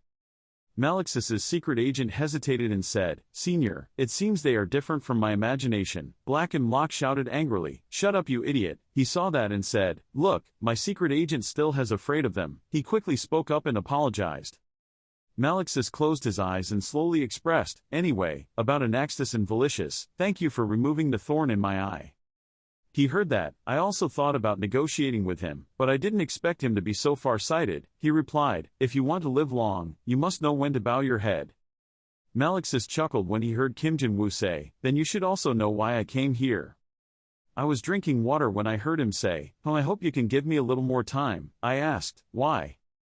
Based on the strategic map you said, in my position, you certainly wouldn't want to miss the enemy behind the front line, he replied. I understand what you mean, but... The Goblin King continued, because the land is barren and cannot hunt, we have to depend on the Dark Merchant Guild. In other words, most of the cost of maintaining Labyrinth depends on the gem mine. He confided, assuming I agreed to become your knight, I would have to give you 30% of the gems, which are extremely important to the survival of our clan. He held the glass of water and sighed. I was already at a disadvantage. If I had to pay tribute anymore, without a war, our labyrinth might have collapsed. Kim Jin-woo quickly raised his hand and said, wait, you misunderstood, already. The Food King next to him was surprised when he said, when did I force you to become my knight? She trembled as she continued listening. He asked, when we first met and forced you to be my knight, where did the loyalty come from? Malexis wondered, if that was not so, then what was his purpose? He said eloquently, I want to form an alliance. I need a trustworthy ally, not someone who stabs me in the back. I don't choose random knights. He slowly said, the difference in power and position between us is very clear, but instead of forcing us to obey, you want an alliance, even unconditionally. Kim Jin-woo nodded and replied, Sir, has given me so much. He recalled the past and said, when I became a noble, the messengers from the 9th floor came to see me, all empty-handed to congratulate me. He continued, even so, they only pretended because their goal was to spy on my labyrinth. The other messengers talked among themselves. Unexpectedly, the owner of the labyrinth was a geyser. This labyrinth was smaller than I thought, only the messenger of labyrinth hammer and anvil. Kim Jin-woo thought back to the time when they brought gems to express that, even though it was difficult to pay for the maintenance fees, they brought a chest full of gems, as well as a diagram of the 9th floor with its location and current situation, of the labyrinth. Draken, Uthyr, and Angela listened attentively to him. I recruited soldiers with the gems you brought, and planned based on your diagram, thanks to which I won against Valicious. Malexis and the guys next to him were a bit surprised. He said that it was like we were fighting together. At the dining table, silently watching Kim Jin-woo's story, he confided, maybe I still want you more, but I don't want to take anything away from you. He had a little thought, Suddenly he laughed and said, ha ha ha, you are truly different from those undead bastards and dragons. I will be loyal to you. He called out loudly, Mock, Black, bring it here. At this moment, Malexis, Kim Jin-woo, Draken and Angela were looking ahead expectantly. A moment later he said in shock, this is it.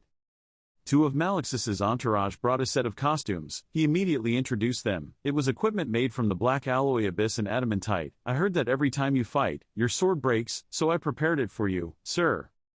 Mock gave the sword to Kim Jin-woo. He continued to introduce, it was not made from pure adamantium, so it probably wasn't as sturdy. But no one has been able to scratch it except the nobles of the abyss. After all of our best blacksmiths joined forces to create it. He looked at the sword in his hand and said, what a good sword. Always having to look for new weapons is really annoying. He turned to Malexis and asked, can I accept it? He heard that and said, I originally intended to bring it out to bargain, but now I don't need it anymore. He went on to say, this would be a symbol of the alliance between the Labyrinth Naga and the Hammer and Anvil Labyrinth. The Goblin King said that before I never thought I would leave this valley, but I am also the owner of Labyrinth, a person with big dreams. Kim Jin-woo thought, I can't stay here forever. I'm confident this is the best time to explore the world out there. In the excitement of everyone's applause, he said, I am mentally prepared to put my name right next to the Baron in the achievements. He happily replied, of course, I promise our future will be longevity and prosperity.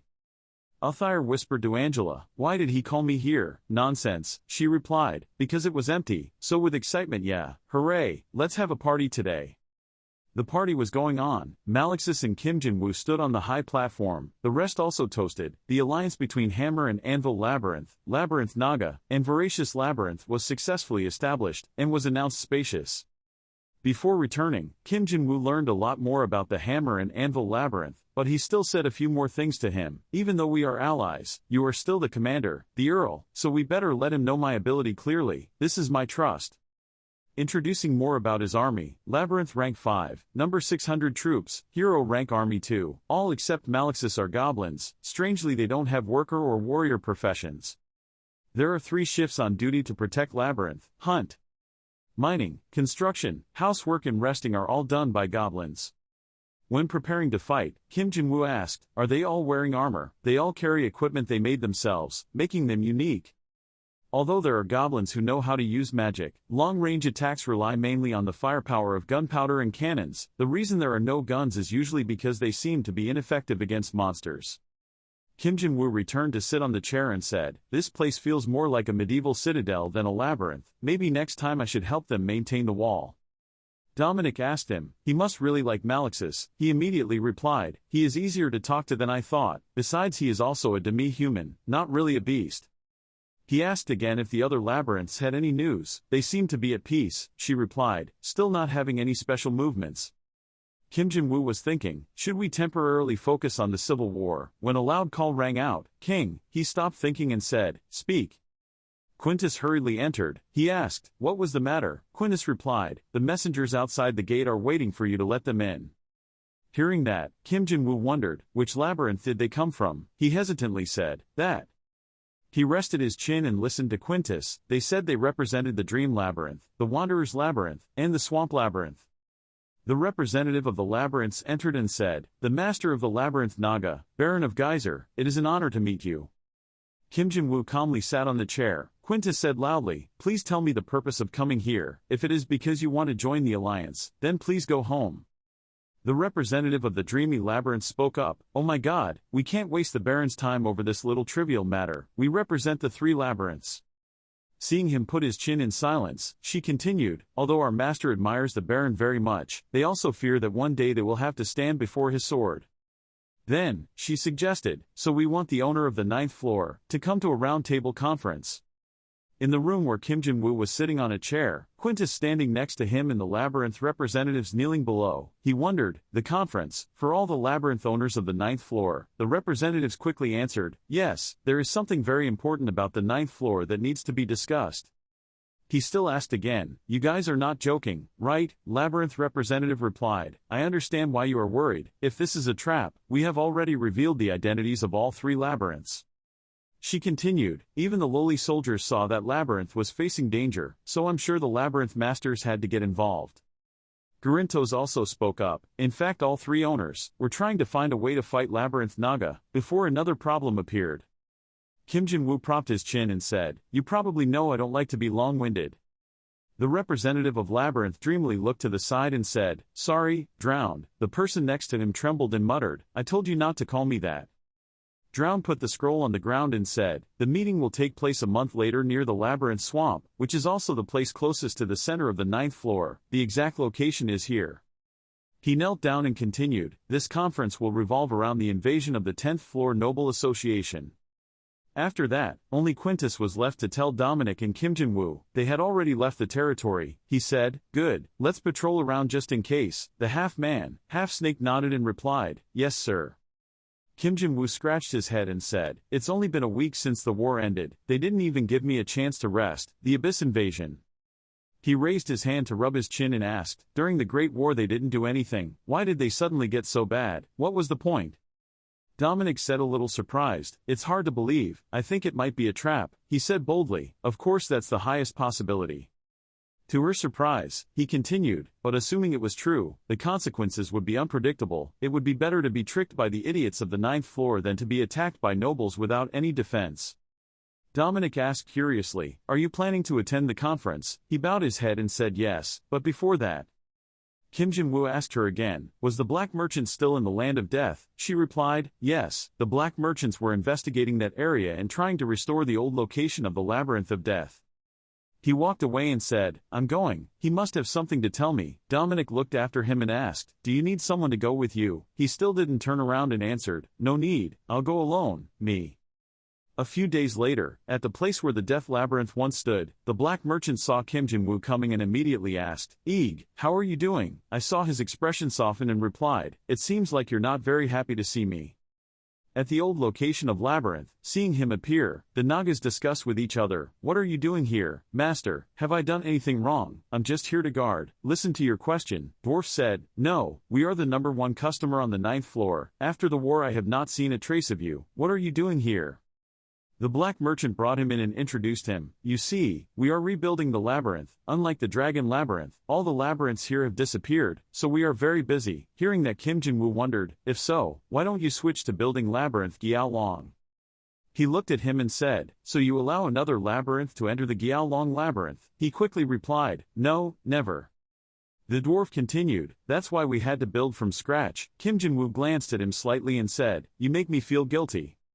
The owner of Naga Labyrinth asked, "After completion, will Valicious return?" The dwarf heard that and said, "Certainly the new labyrinth will be here, but will no longer belong to Valicious." "I wonder, how do you know?" he said confusedly. Then he recalled that in his memory, the troll had also wondered, how could he know if the living corpse was dead or not? Was he sure he was dead? Wasn't he sleeping? He had extra hands and heard a few things. The guy who handled his body said so. Even if the two halves of his body were reunited, he would not be able to recover anymore. He was dead. In his memory, the dwarf had also wondered, how could he know whether the living body was dead or not? Are you sure he's dead, not sleeping? He has extra hands. Kim Jin-woo looked ahead and asked, "But what do you plan to do? I also don't like another labyrinth coming here." Hearing that, he panicked and said, "No, Baron, as far as I know you have already agreed." He replied, "I don't understand what you are talking about." He turned around to look at the troll and said, "I only negotiated that I would hand over Valicious and the heart of the labyrinth of death." He spoke up, "But they were destroyed. Where are they?" He calmly replied, "Is it my fault?" "No, okay, it's because of Valicious." The black merchant raised his finger and said, "But don't worry, it will probably take a while to finish building the labyrinth here." He asked in surprise, "Because Valicious died?" They both looked at the sphere in front. He confided, "Part of the reason was that, but look, the heart of labyrinth is about to break, most of the treasury will be poured into repairing it." He thought again, to safely remove Labyrinth's mind, we had to sacrifice some of its energy, but when we took out Labyrinth, there was no energy left. The black merchant continued sadly, "It was dying." He wondered, what if you deliberately took it out again? He said, "Of course it would be completely gone." Kim Jin-woo, who was holding the labyrinth heart in his hand and listening to the troll speak, was destroyed. Then Labyrinth's heart broke into many pieces right in front of the two people. At this moment he suddenly said, "You are right." The black merchant opened his mouth in panic and opened his eyes wide. He lay down and asked, "What are you doing?" He didn't understand and just replied, "It's just a mistake." He angrily shouted, "What's wrong?" The dwarf looked down at the ruins and cried, I will die, I will be executed." "Hoo." The baron advised him, "Calm down." He quickly said, "Calm down with faith, I will be killed on the spot." He turned to look at the troll and said, "You are being rude." He replied angrily, "Who cares, he will die anyway." Kim Jin-woo came up with a solution. Wouldn't the problem be solved by building the labyrinth? The troll said helplessly, "Ugh, it's like it's so easy." He said, "There's a place on the 8th floor."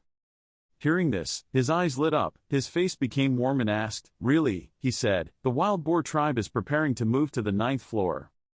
The dwarf immediately returned to his depressed state when he heard him say, "Why don't you tell them to come here?" He replied, "Pooh, it's not that easy. Are you stupid?" He suddenly asked again, "What did you say?" Kim Jin-woo turned to look at the black merchant. He said, "Ha, there is a vacancy on the 8th floor. The problem is that we don't care about Labyrinth anymore." He trembled and wondered, "Is it that rare?" He replied, "Of course, even we black merchants don't know how it was made, we just know." He hesitated for a moment then continued, "The Labyrinth mind seed appeared in the place where the abandoned labyrinth was, the size of my thumb." The image of the seed appeared in his mind. He said it hid in places like shrines and searched for a new owner. Thinking back to when the small seed flashed red, he said, once he found the owner and reached Labyrinth rank 3. Kim Jin-woo held the red seed in his hand. As he continued to speak, Labyrinth's mind would return to its original form. The dwarf was stunned when he saw the seed in his hand. Seeing that, he said, is it that rare? I'm holding it in my hand." He was still surprised and asked, "How did you get it?" Kim Jin-woo calmly replied, "Who knows, probably because I'm stupid like you said." The black merchant immediately knelt down and said, "Oh honorable baron, if you already have it then just say so, wouldn't that be better?" He replied, "I never said I would give it to you." He smiled and begged, "But then we have to ask you to compensate for ruining Labyrinth's heart." Kim Jin-woo wondered, "You said you would be executed." He turned his head and said, "Tell your successor, I have to go prepare for negotiations." The troll quickly held back, "Wait a minute." He gave the conditions. To get the labyrinth seed, it wouldn't be a problem for the 8th floor pigs to move here. Kim Jin-woo still said without turning around, "It's not fair. Exchange new for old, that's it." Then he suddenly pointed at the seed and said, "Oh my god, what a surprise, your life is in my hands." He suddenly thought of an idea and said, "Suddenly I wondered, what if my parasite ate this labyrinth?" The dwarf said in fear, "Ah, I know, I know." He knelt down again, asked, "What do you need?" "Actually, I don't have anything to give you," he said with a smirk. "That's all you think. First is the news." The black merchant quickly replied, "Recently I heard strange news, that the nobles of the 10th floor are preparing to invade the 9th floor. Kim Jin-woo looked at him and asked, "Who said, 10th floor noble?" He immediately replied, "Do you know their names?" He calmly said, "If I knew them, why would I ask?" He said again, "Maybe it's just a rumor, those idiots have no way of declaring war on their own." The Baron looked doubtful. "Huh, idiots?" Kim Jin-woo said, "They are nobles. I'm a bit surprised that you call them that," he said as he walked away. "There are many eyes and ears here, please come this way." Arriving at another place, the troll looked to the side and said, "Probably okay, the most important thing is." He explained that the 10th floor had been destroyed, only a few were okay. He suddenly asked, "What?" He continued, "Those nobles had long ago lost all fighting spirit." The dwarf cautiously said that before there was a bloody war, but now they only focus on competing to see who can build the bigger palace. Kim Jin-woo sat down and rubbed his chin in thought, so the messengers were indeed lying, but why did the labyrinth masters join forces to invent such an obvious trap? He quickly suggested, "But what if, being forced from outside is not impossible?" He didn't understand and asked again, "What do you mean?" The dwarf said without concealing it, "Most of the 10th floor nobles worship someone. If anyone heard about it, we would all die miserably." He was afraid to think of the 11th floor. The Count of Parthenon was in despair. Kim Jin-woo wondered, "I've never heard of this name, does it have anything to do with what I'm talking about?" He scratched his head and said, "Yes, that is it." He looked forward and heard one sentence, "Count Anatolius's old enemy." Kim Jin-woo said, "Okay, but what does that have to do with the 9th floor?" He sat on the chair and asked, whether it was an old enemy or Anatolius, what did it matter? The dwarf tremblingly replied, "Yes, but sir." He looked straight at the troll, wondering, "What, do I look like a servant of Anatolius?" He replied, "Of course I know you're not like that. It's true that the one with the noble seal and stuff something like that, but that's just it." The black merchant said, "The problem is that other people don't feel the same as you." He asked, "What are you talking about?" He continued to confide, rumors about him and Naga Labyrinth were spreading more widely than he thought. Not only the lower levels in Abyss, the high and middle levels were also talking. Within just 3 months after the founding of Labyrinth, he defeated the Dragon King, who had come to power before the Great War began and became ennobled. That Labyrinth went from level 5 to level 7. The story is both interesting and unbelievable. Reflecting on the past, Kim Jin-woo said, "It doesn't matter if the story is unbelievable or not, that's what happened." The troll replied, "I know, because I witnessed it." In that situation, the trolls were scared. He continued, "The ground cracked, blood splattered everywhere, and when he tore open that dragon's mouth, he gradually lost patience and said, 'You're starting to ramble, there.'" The dwarf confidently continued, "Anyway, the point was that after all that, Anatolius visited Naga Labyrinth." Kim Jin-woo quietly listened to him. "What happened next? You defeated Valicious, what will Count Parthenon think?" He stroked his chin, thinking that all my efforts were Anatolius's. He nodded and said, "Yes, that was the most reasonable conclusion." The secret behind the continued success of Naga Labyrinth is Count Anatolius on the 11th floor. The Count and his dark army have created enormous power. That is the rumor that is being spread in the Abyss. The black merchant looked at him and said, "I think that might be the reason why the warriors of the Abyss, who have always considered Count Anatolius as an enemy, have started to pay attention to you."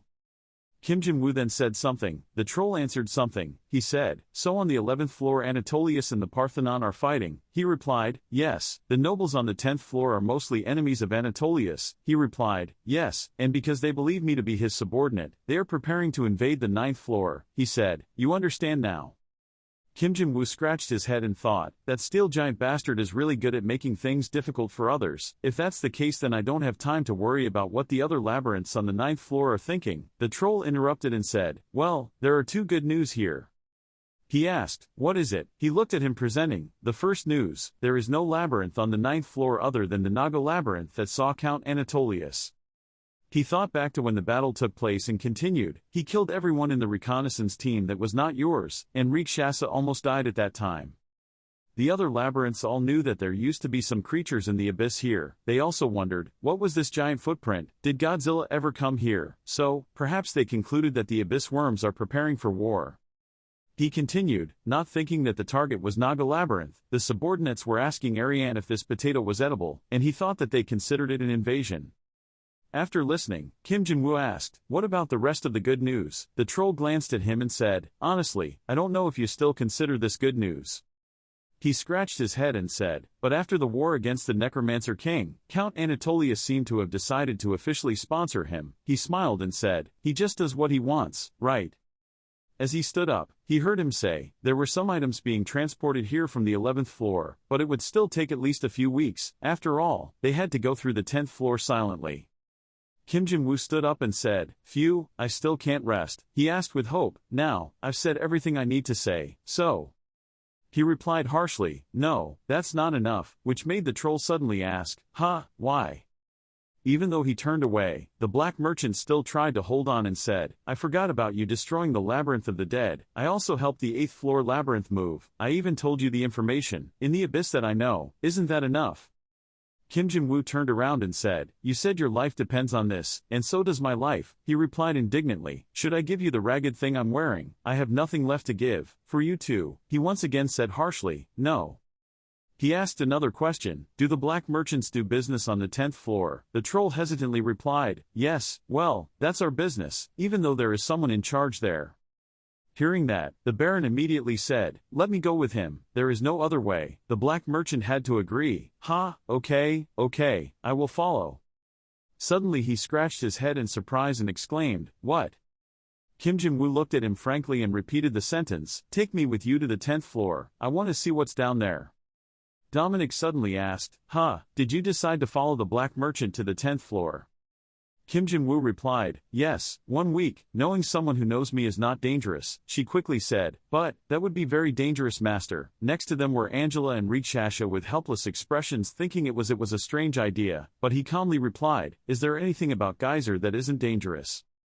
He glanced at Angela and said, "Don't worry, I will pretend to be the merchant's bodyguard. There is definitely a rule not to attack the group of black merchants." When she heard that, she said, "Well, in the abyss it's a bit different, a little. They have to go with mercenaries, unlike here, and for a reason." She told them that there were wild monsters there that could easily see through amateur disguises. There are many mercenary and bandit groups not affiliated with any labyrinth. Kim Jin-woo asked her, "The management of the Black Merchants Association probably wasn't so lax that they were robbed." Angela immediately replied, "They were definitely very well prepared. I'm just worried in case." "Listen," then I said with relief, "That's good." Rikshasha suddenly clung to Angela's shoulder and said, "Master, we should explore the abyss, but I don't think it's a good thing for the master of the labyrinth to face danger." She looked straight at Kim Jin-woo and explained, "When a subordinate dies, they can be replaced, but if the owner of Labyrinth dies, that's it, you just let me do it for you." He replied solemnly, "My subordinate, I, including you, cannot die."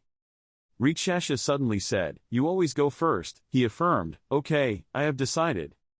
"There's a Naga worker peeking at you. Listen to what you're saying. We've taken down the dangerous guys on the 9th floor and now the nobles are also chasing us. If we don't handle this problem, we'll die. After all, it has always been like that, and it will still be like that in the future." Kim Jin-woo didn't know that a Naga was still following him. He continued, "We don't know if Labyrinth will level up like when we fought against Anaxtis. Now if the reinforcements will arrive at the right time while we are fighting Valacious, we can't always rely on luck." Dominic still wanted to stop him, so she called, "Master." He turned and walked away and said, "Let's stop the conversation here. I'm going to my room. Don't bother if it's not something important." The 3 girls helplessly scratched their heads.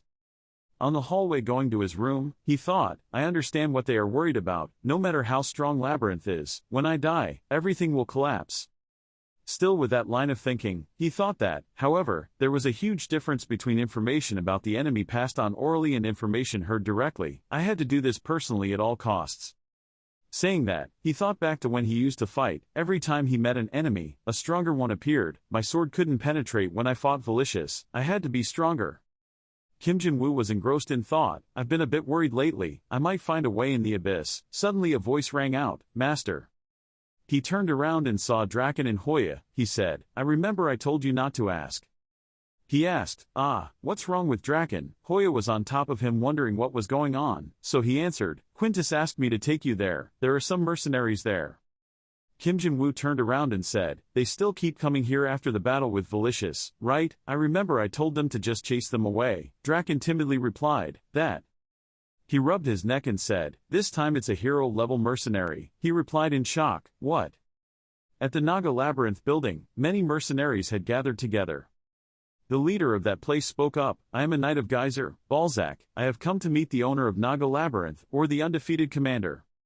He pointed at Quintus and said, "I came here through forests and long roads because I wanted to show my admiration, but you told me to leave. This is how the invincible commander treats his guests, star." He asked impatiently, "So what do you want?" Before he could finish speaking, he replied, "In a battle, which knight would want to obey someone weaker than that person? I think your attitude is the problem, that's the topic." Balzac looked at him and said, "You are also a warrior, but don't you understand my feelings?" He calmly replied, "I understand, but I was only following orders. But are you really a knight, there?" Quintus pointed straight at him and said, "You call yourself a knight, but I don't see your horse anywhere." He awkwardly replied, "That, I have my own reasons." There was a voice. It was so noisy here that both knights looked in the same direction. Kim Jin-woo walked out with Draken and Hoya. Quintus respectfully greeted, "Your Majesty." Seeing him step out, Balzac immediately said, "Oh, so you are an invincible commander. You are smaller than I thought." Seeing Kim Jin-woo approaching, he continued to speak, "Fight me. If you win, I will become your sword." Quintus felt disgruntled. He felt so shameless, but the master stopped him and said, "Stop Quintus, I will fight him." The parasite will evaluate the target's strength. The parasite believes that he is definitely a hero-level knight. Perhaps he is equal to Quintus or even stronger, but weaker than Draken. Balzac said provocatively, "Your master is more ambitious than you there." He quickly hugged Quintus and calmed him down. Hearing him say that, he scolded him, "Stupid knight." Kim Jin-woo looked at him and asked, "So what is your purpose here?" He replied without concealment, "I heard that the invincible commander is on the 9th floor. Balzac continued, "I wanted to see for myself the power in the rumors, so I came to fight with you." He crossed his arms over his chest and asked again, "Fight?" Later he asked again, "So what are you doing here?" The question made him a bit surprised. He repeated his previous answer, "I wanted to see for myself the power in the rumors, so I came to fight you." Kim Jin-woo said seriously, "I ask you what your true purpose is." He still tried to speak, "To fight," but before he could finish his sentence, he interrupted him, "I must look really stupid, or are you the stupid one?" He continued, "A battle to evaluate rumors. Well, your excuse is good, but if you want to lie then at least change your armor." Kim Jin-woo looked at him wondering what Anatolia's soldiers were doing here. Balzac clenched his fists angrily and said, "Don't mention that bastard again. He deserves to be torn into hundreds of thousands of pieces." Draken looked at Quintus meaningfully. "A beastman, is he a bull seller?" Quintus was now a bit annoyed with Balzac and wanted to go up and fight, but Kim Jin-woo raised his hand to signal him to stop. This reaction, that's unexpected. He asked, "What a rude master, aren't you afraid of retribution?" Balzac replied, "More precisely, my former master." He began to tell his story. "Before coming here, I used to be an Iron and Blood knight." Jinwoo was a little suspicious. "Have you been kicked out?" Balzac smiled faintly. "Ha, it's still late, I left voluntarily, go." Jinwoo had no expression at all. "Why?" Balzac put his hand on his chest. "It's just that I hate Anatolius, actually I feel disgusted by him." Jinwoo moved his lips, "Hating him, huh?" He looked at Balzac with annoyance. Are you looking down on me?" Balzac replied, That's not what I meant." You looked at him even more annoyed. "You mean the one who voluntarily left the Iron Blood Knight the Count's party then ended up under the Baron's command on the 9th floor instead of the 10th floor, huh? Do you think that if you say you don't like Anatolius, I will believe it?" Balzac also didn't pay attention to his expressionless discomfort. "That's the truth." Kim Jin-woo found a loophole in his words. "I'm afraid the 10th floor is full of forces that hate Anatolius. If you really hated him then you would have gone to show off to those people." Balzac had a bit of panic on his forehead. He appeared a few drops of sweat. "The guys on the 10th floor were..." Kim Jin-woo interrupted Balzac, recalling the first time he met the Earl. "The Earl passed through the 10th floor and came to the 9th floor himself to talk to me. At first, I thought that giant piece of iron was boring or something. That's why I went for a walk." Jinwoo continued to reminisce about the conversation, "Though, now I know, that walk was all a plan to take away my right to choose." He looked directly at Balzac. "And you're saying that Anatolius let you, a precious hero-level subordinate, go so easily?" Balzac continued, "Precious, you don't understand anything about the Count." He continued to say, "It was true that he was very careful in planning, but the hero-level subordinates were precious. I am nothing to him. As he spoke, Balzac's hands tightly grasped his battle axe. The conversation had gone on too long. I was starting to thirst for blood. If it continued any longer, this honorable contest would turn into a battle, live or lose. He swung his battle axe towards Jinwoo and said, "Stop here, please accept my request, undefeated leader." Kim Jinwoo signaled the people around Quintus and Draken to step back, then he looked towards Balzac, who wasn't about to reveal his true purpose. He answered him honestly, "My goal is to witness your strength. The undefeated leader I know is not such a talkative guy." Kim Jinwoo raised his hand and rubbed his head to show he was tired. I already had a headache because of this, but this henchman approached and asked to fight. He reached out and grabbed the sword behind his back. "Okay, let's play." Balzac saw that and was happy. "You finally understand," he interrupted him, "but even so. Even if I win, you won't become my sword. I don't want to take any risks." At this moment, the sword has been completely drawn. There are flashing lights around him. At present, Kim Jinwoo raised the sword into an attack position. The aura on his body exploded. The ground below had sunk quite deeply. His body was covered with a layer of powerful energy. This was not a match. This is your execution. Take your secret to the grave. Boom! Kim Jinwoo rushed towards Balzac like a bolt of lightning. He also refused to be weak, swinging his fringe at him. But he was just strong on the outside and weak on the inside. Thinking to himself, he decided to attack preemptively instead of defending. Jinwoo used his own sword to deflect the axe. He exclaimed, "How humiliating!" Whoosh! The sharp blade passed through Balzac's neck. The moment he flew past him, his head flew away. Kim Jinwoo landed without looking back. "I didn't expect you to not even bother to dodge the attack, not to mention your wrong choice before." But at this moment, the headless body burst into strange purple flames. Kim Jinwoo scratched his head. "I should probably question you before killing you," but didn't pay attention to the headless corpse swinging at him. Whoosh! When he realized something was wrong and turned to look, the axe was swung close to him. Kim Jinwoo instantly strengthened his arms to block the axe. I was quite surprised. Without a head, how? Suddenly there was a sound. "Maybe your nickname is true." I just blinked and my head fell off. The sound came from Balzac's rolling head. "I can't see anything. I probably can't win against you. Even so, I can't pathetically submit without showing you what I can do, my ability." He screamed, "I will unleash it all, out of respect I have for your strength." In response to him was a surprisingly silent atmosphere. Balzac said to the little monsters around, "Hey, those horned rats, if it's okay, I would like to ask a favor. Can you put my head back into my body, someone please?" Balzac was sweating profusely at this moment. The match had only just begun. I couldn't struggle like that. Suddenly, a pair of hands picked up Balzac's head. "Oh?" Balzac expressed his gratitude. "I don't know who you are," but Angela looked at this head and smiled crookedly. She squeezed Balzac's cheek. "I wonder why you look so familiar. You're still as stubborn as ever, huh? Long time no see, Balzac." Balzac's talking head is quite surprising. "Ah, Lady Angela." A moment later, Kim Jinwoo was a bit surprised. "Dullahan." Angela smiled happily, waved the fan with one hand, and played with Balzac's head by rotating it with the other hand. Furthermore, what Balzac said before was completely true. The headless Balzac was struggling, while the head begged, "Please give me my head, Lady Angela." Kim Jinwoo looked at the head floating in Angela's hand a bit. "So he really left just because he hated Anatolius?" Angela replied playfully, "Master, who knows how much about Dullahan?" Kim Jinwoo thought of the image of a headless knight riding on the back of a horse with a battle axe behind him, holding his head in one hand, radiating an extremely evil energy and said, "I know they are real things. They sometimes appear in lower levels or labyrinths. They always ride an undead horse or some other undead beast, and they also possess the same dignity as Valesius."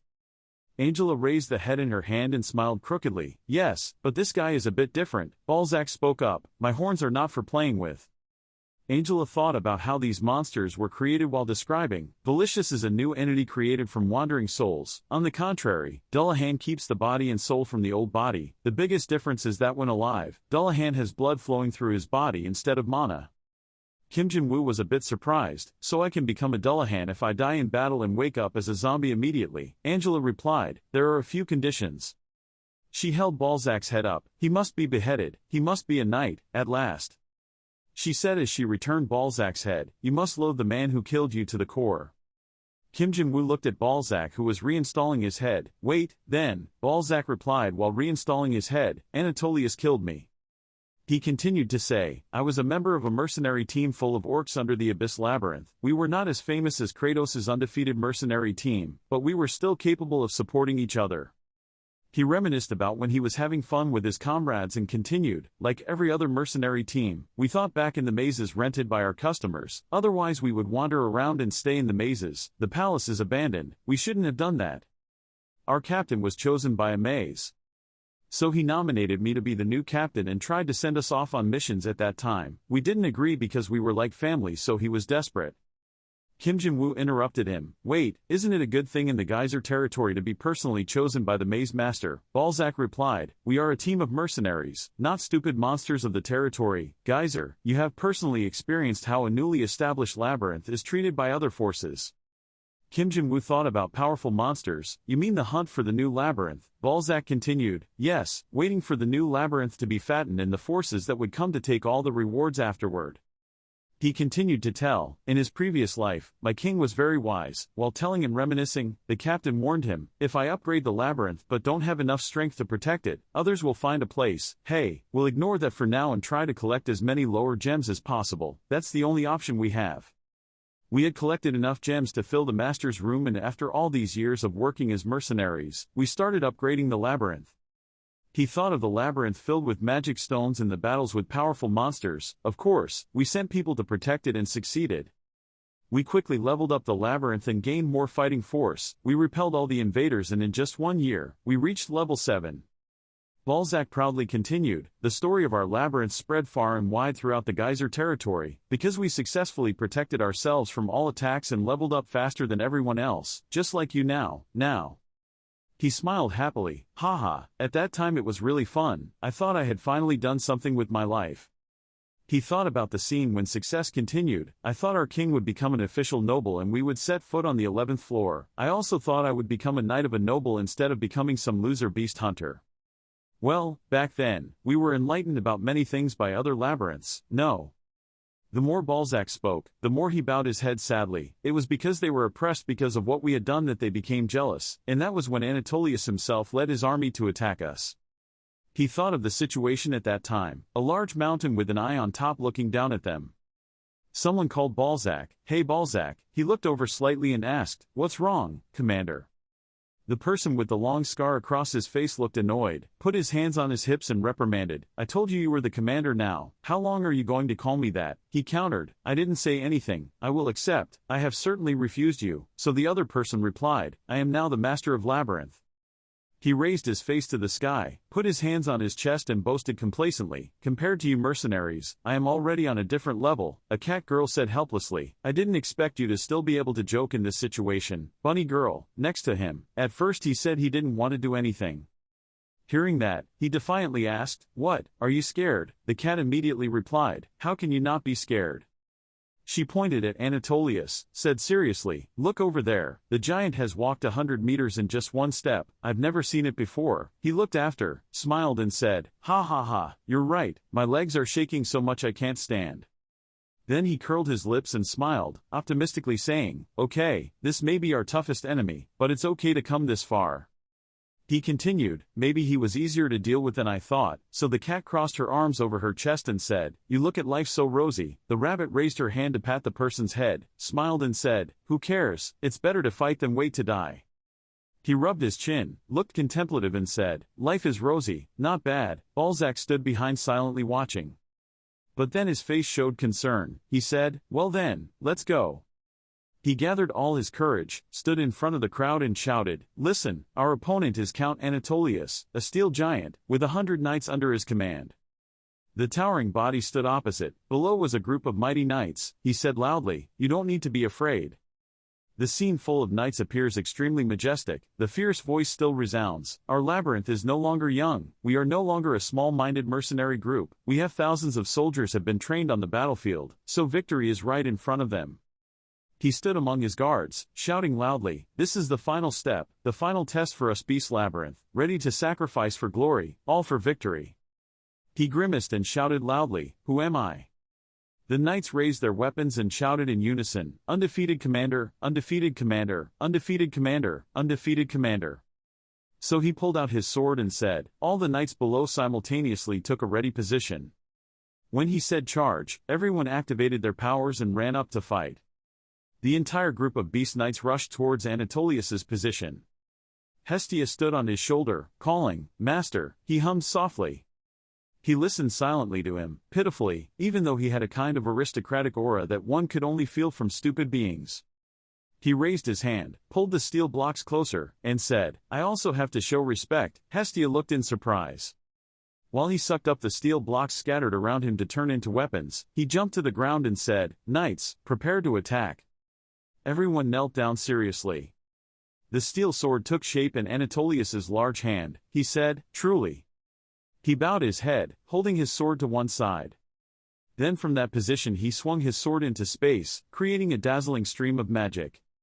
The group of beast knights disappeared one after another. Balzac watched in shock, eyes wide open.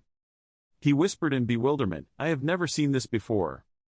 In front of him was the blonde leader. He called, "Balzac." He hugged the cat and rabbit tightly in his arms, stood in front of the light to shield them, and said seriously, "Take them away and pretend to be dead, I will protect you." Then he smiled lightly and said, "I'm sorry, I didn't expect him to be this strong, the mercenary guild will leave it to you."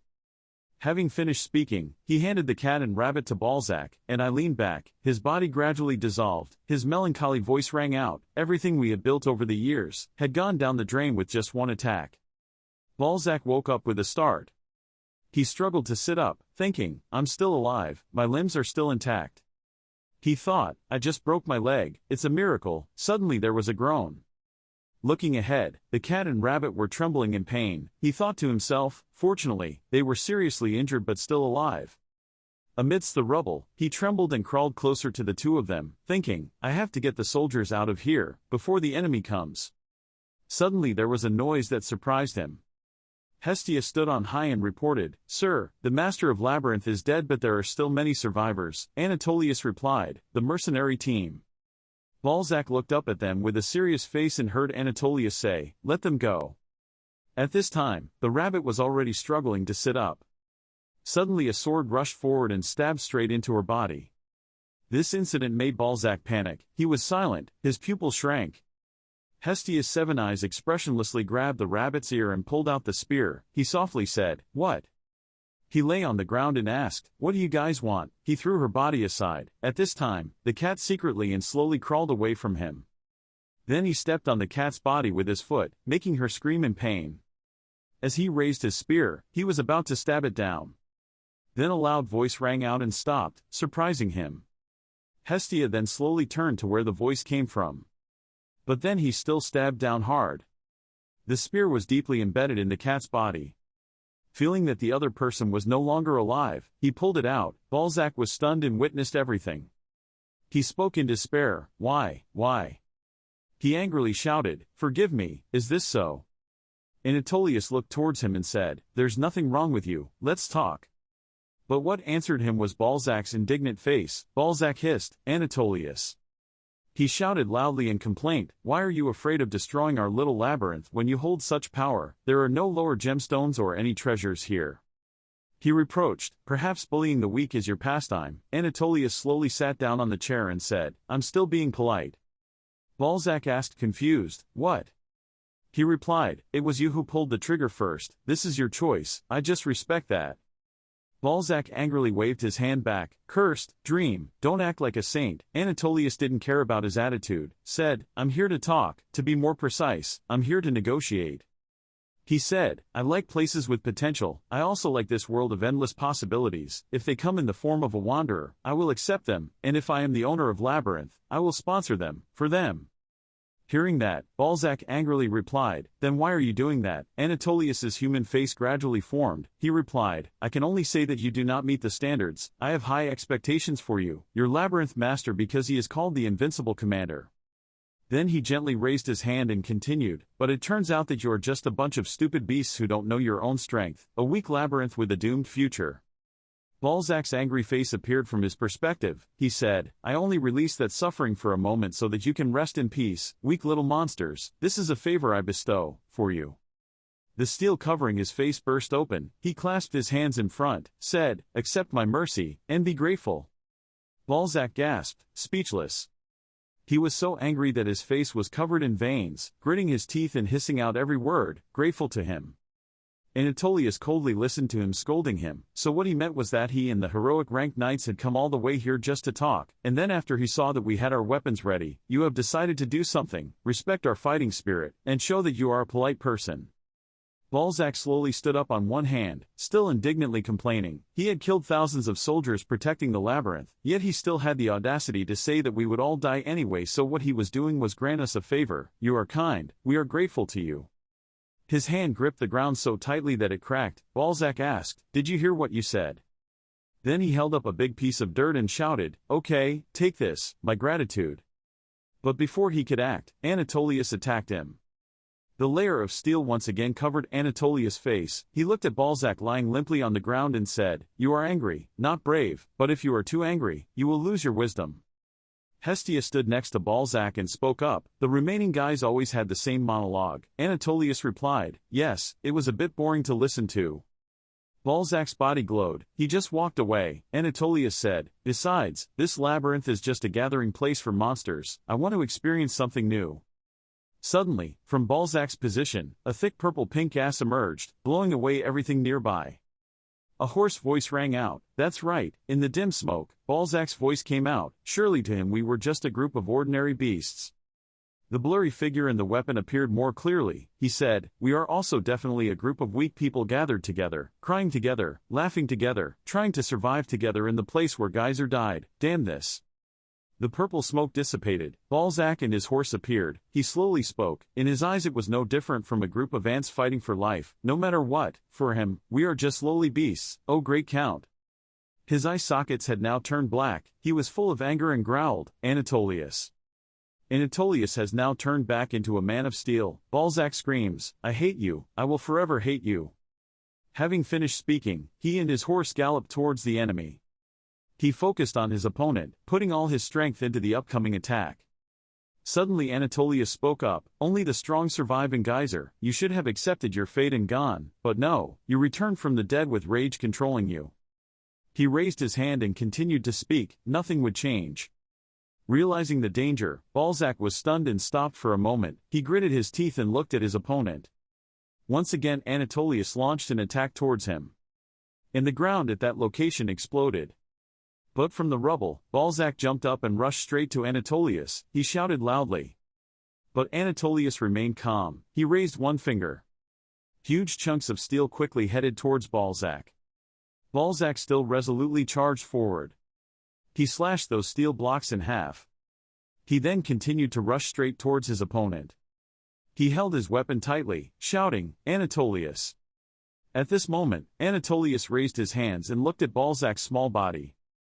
Immediately large blocks of steel clung tightly around his body. Balzac bit down on his weapon, continuing to scream his opponent's name, Unutolius. Next, he leaned back to gain momentum, holding his own head. His hand puppet threw his head forward forcefully. Anatolius let out a soft noise. He looked at Balzac's head approaching him, softly praising it, which was also interesting. But immediately a pile of steel blocks covered Balzac's head. Hestia stood on the steel block near Anatolius and said, "Please forgive me, because what happened at that time was so sudden that I didn't have time to react." He replied, "Don't blame yourself, Hestia." He pointed to the two steel blocks holding Balzac's head and weapon and said, "I don't predict that he will resurrect as an undead and continue to attack. He has already died once but still doesn't care. Mind the difference in strength between us and him." So Hestia took an attack stance, saying, "I will deal with him."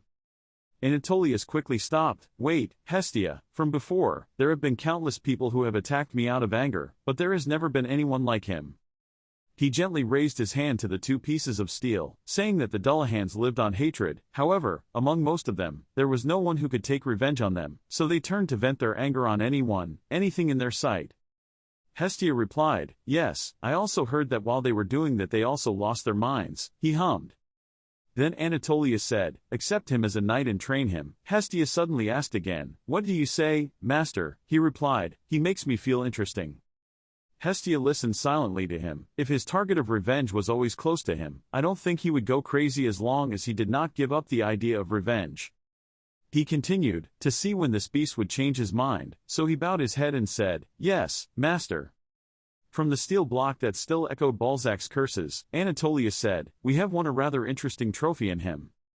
Returning to reality, Jinwoo wondered in confusion, "Did you follow him as a knight and not fight anymore?" Balzac looked at him and replied, "Of course not. When I woke up, I was already making a mess of his labyrinth. All I could think about was finding a way to harm him." Then he asked, "And then what, mister? Close your eyes silently."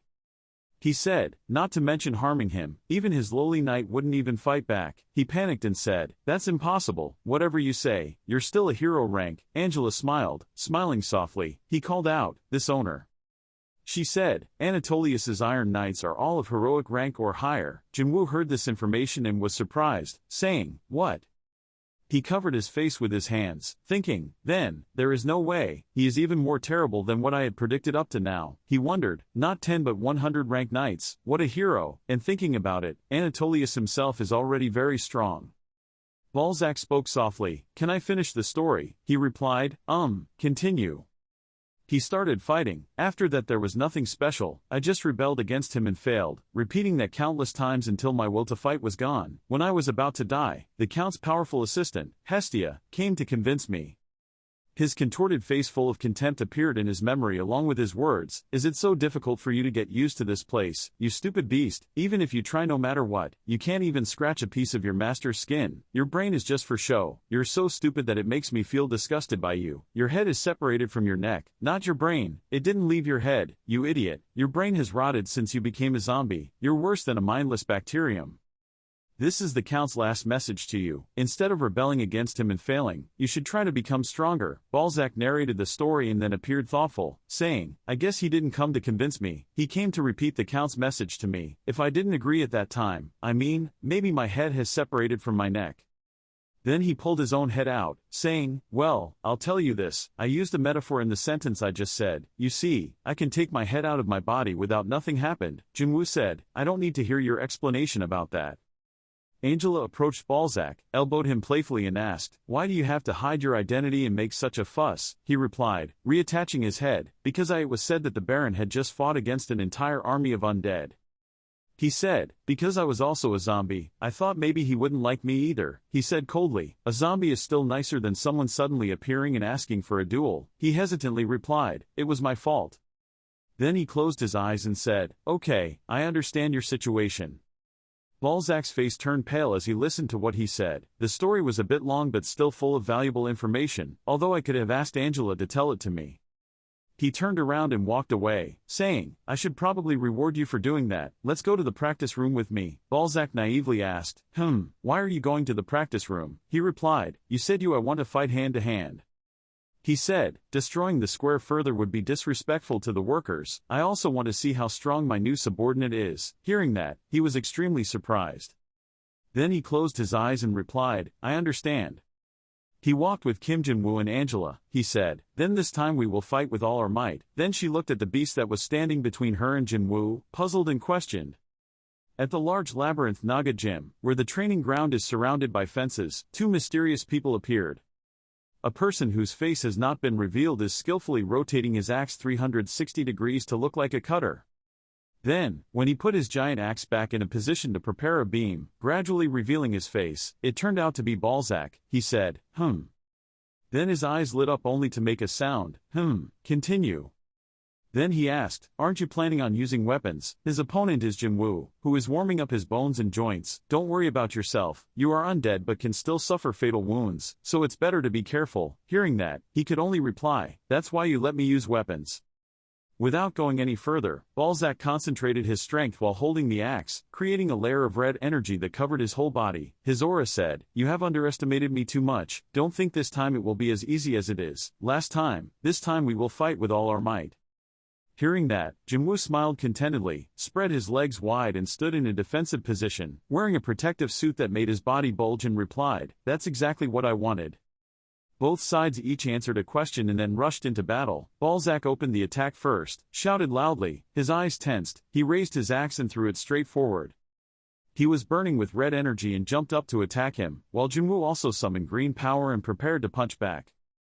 I thought a fierce battle would break out, but no, in front of my eyes was Balzac with two separate parts. His body was using his hands to form an X in front of his chest, and his head was gently closing his eyes. He then said as he was holding a large glass of water in his hand, "It seems like last time I wasn't the only one who didn't fight hard. I thought I could at least last longer than 10 seconds. Unfortunately I cannot show you my full potential due to lack of a horse, but I admit defeat." Just as he was about to lift up and drink a piece of water, he said, "You mean you will be stronger if you ride a horse?" Then he replied, "Of course, I'm not an ordinary knight, I'm a knight, you have to fight on horseback." Junwoo was still sitting on the chair and said while he was putting his head back into his body, "Don't tell me that Anatolius accepted you as his knight and he didn't even give you a mount like a horse or something." See, hearing my question, he immediately replied, "He did give it to me, but there was one problem. I am a Dullahan, and a Dullahan cannot ride a living creature. I don't know why. As soon as I climbed on its back it foamed at the mouth and died." And Angela had just arrived, so she was bewildered and didn't understand anything, accompanied by a purple-horned Naga who was crossing his arms and shaking his head. After listening, he could only reply, "This strange knowledge had been absorbed." Then Jinwoo could only scratch his head and add, "An undead mount that you can ride, that's a bit difficult." The girl next to him covered her mouth with a fan but couldn't hide the strangeness she just heard on her face. Then he continued, "We can find an undead that walks on 2 legs, but we have never seen an undead that walks on 4 legs. Then the purple-horned Naga worker suddenly burst into laughter and thought to himself, "Those ungrateful people, creating undead horses is easier than eating candy." Angela also gave her opinion at this time, but her eyes focused on Naga. "If the dark merchants didn't kill Valicious at that time, we could have threatened him to create one for us. What a pity." Then he clearly agreed, crossing his arms and nodding in silent evaluation. "What she said makes sense, but of course, no matter what, I have no intention of helping you." Then suddenly, Jinwoo turned around as if he read his mind and kicked. "In my opinion, even if he was still alive, he couldn't do anything. It's true that he has a number of soldiers, undead is huge, but I don't expect him to create a chimera." Even though they were technically chimeras, they were just corpses that he revived a little differently than normal. Most of them looked no different from when they were alive. Giao Long King is the body he modified the most. He even changed that guy's head. Then he used a scornful tone. "He could only do so much. He could create an undead that could walk on all 4s. Listening to what I said, Uncle Naga became angry. His eyes tensed and he gritted his teeth. Then Jinwoo added some sweet words. "No age can create it." His title as Chimera Creator was probably just a false name. Hearing this, he was furious. His face was small, his eyes seemed to want to devour him. And then Jinwoo added the last word. "He is also quite intelligent but has no ability." Valicious, in his purple Naga form, trembled angrily, silently responding as he raised his glass to drink. "I kept those corpses intact because there were no better parts to fit into those corpses. You human, you idiot, you don't know anything about the undead." While the 3 of them happily gathered together for him to continue, "If he creates an undead, I will die. Whatever you say, I will still try to find one for you." So ignore Jinwoo and Valicious in the picture. Comedy Naga turned around and left.